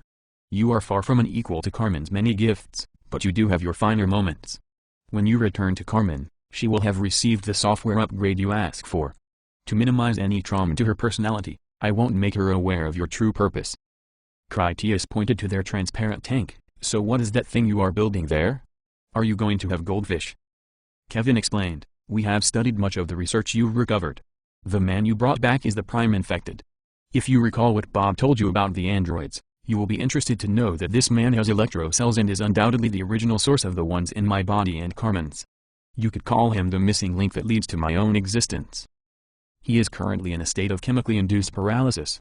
The nicotine-based compound that keeps him dormant may result in a chemical weapon we can use against the ghouls. This container will be part of our process in extracting the chemical from his tissues and thus reviving him. We need to study him in his detoxified and awakened state. Bob showed him a smaller water tank that contained the head Critias brought back. We also appreciate your foresight in bringing this head back with you. After we have studied it, and perhaps even conversed with it, we will have a much greater understanding of ghoul intelligence, including the Watcher phenomena you brought to our attention. So we have good news all around, Critias commented, pleased with himself. I don't suppose you know where the man came from.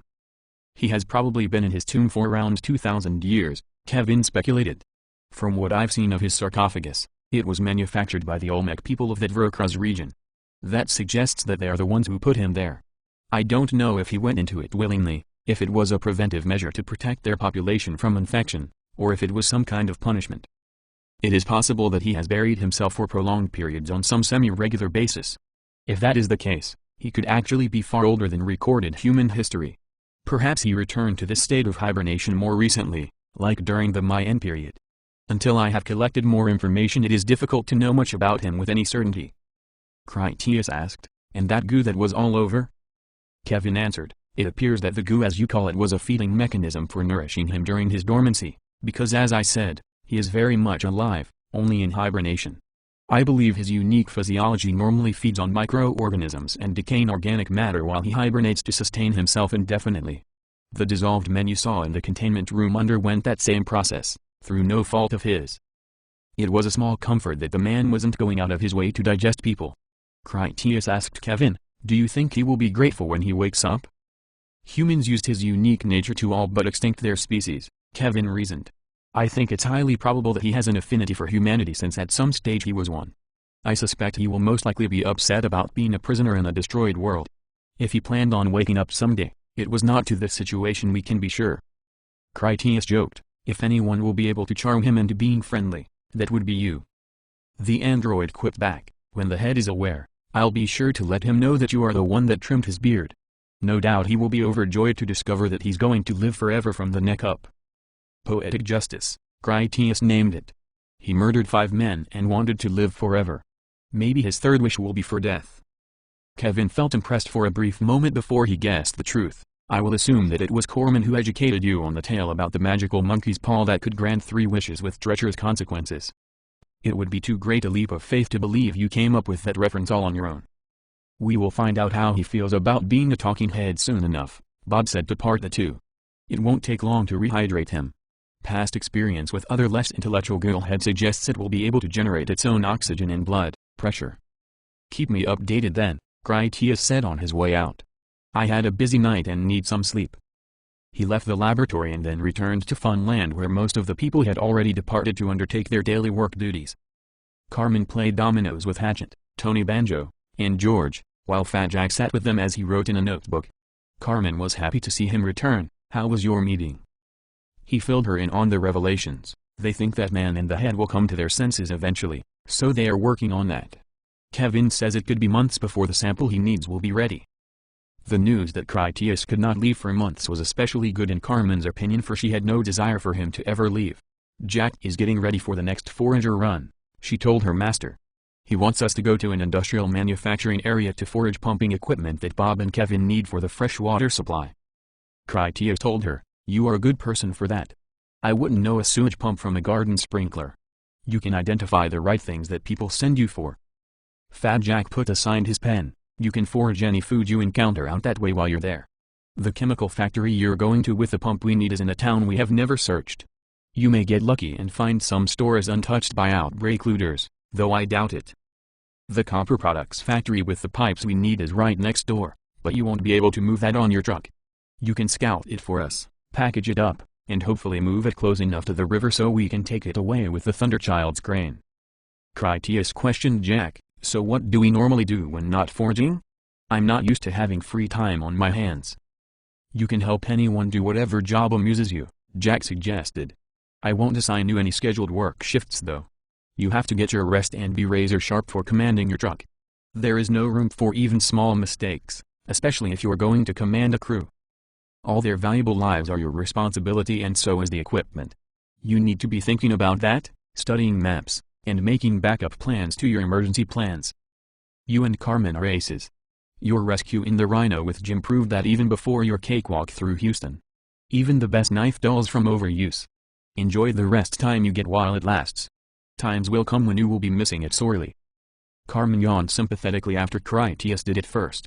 She did it with a sort of magnetic attraction that caused her to lean closer in his direction. Maybe you two should get some sleep, Jack advised.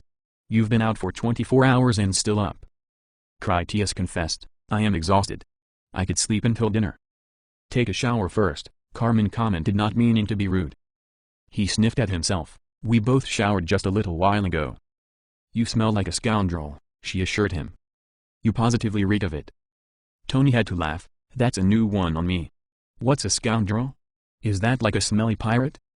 Carmen played a domino and was about to clarify, but she lapsed into uncharacteristic confusion, not knowing herself what she meant.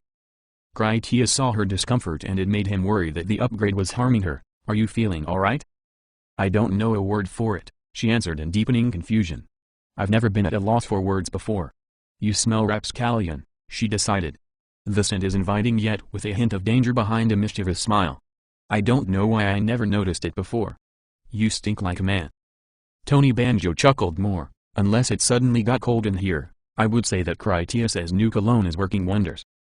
I am not wearing any cologne, Critias said before he finally caught Tony's meaning that led him to noticing that Carmen's dress did little to disguise the proudly jutting points of her hardened nipples. It seems so familiar to me, she said, leaning over to sniff at his neck. He offered her his hand to go. You will have plenty of time to figure it out. I really need some sleep. He yawned again to prove it, and that triggered Carmen's own yawn and a compulsion to take rest. I'm sleepy too. She took his hand to get up. When she held it for a moment, the texture also perplexed her. Your hand is so rough compared to mine. She seemed to complain before she smiled and brushed his hand against her cheek. How do you get rough hands wearing your armor? Scoundrels are like that. He pulled her up to come along. Nice job on your cow, Tony Banjo said as they were leaving. Now I'll need a whole herd of goats to win some respect around here. Goats or no goats, Critias told Tony, you're still the best damn forager captain that ever snarfed a can of pork and beans. I heard that saying about you somewhere. I did when we first met, Tony reminded him. That's irrefutable truth just the same. Critias held Carmen's hand as they walked home. She was silently thoughtful, so he did nothing to interrupt her. Once they were in their small apartment, Critias undressed for sleep, genuinely exhausted. I know you don't need to sleep, he told Carmen while she stood at their door lost in her confused thoughts. That's all I am going to do, so if you prefer to do something else, I will understand. I do want something, she replied with a frown. Something must be wrong with me because I want to do something bad and it scares me. I think I want to force myself upon you in a bad way. Critias guessed that there was a problem with Kevin's upgrade that allowed her to decide for herself what she liked. It seemed to torment her and perhaps was on the verge of serious problems. He chose to hear her out before he would tell Kevin to remove it, so she could be at peace. He hoped she was just confused and didn't know what she meant. What do you think forcing yourself in a bad way means? In truth, he preferred what she said over having her tell him that she wanted to leave him or go to another man. I don't want to share a bed with you, she admitted sadly because she didn't want to hurt his feelings. I want to hold you down and correct you by force, without taking pleasure in it though. He still didn't understand, so dug deeper. Any particular reason why? Your fingernails are ghastly, she accused with a staunchly pointed finger. I have this overwhelming urge to hold you down and then clip them by force. Carmen admitted her intentions with distress. I would not enjoy it at all. I want to force you because they make me hate you. Critias laughed in relief because no android under directives would ever dare complain about their master's hygiene. You don't have to hold me down. My fingernails are fit for a ghoul. I will trim them right now. Don't you see that it means I don't love you anymore? She sighed. How can you have irritating defects that disgust me? Bring me my clippers, please. I have many imperfections. Just because you see me for who I really am doesn't mean you don't care about me anymore. She brought him his nail clippers from his shaving kit. I don't like your haircut either, see the barber about that. I will do that the next time I'm out, he pledged while he trimmed his nails short and sprinkled the bits in a trash bin. As his nails diminished, so did the distance that Carmen kept away from him. Once he was finished, she sat down beside him. Do you really not mind if I go out while you sleep?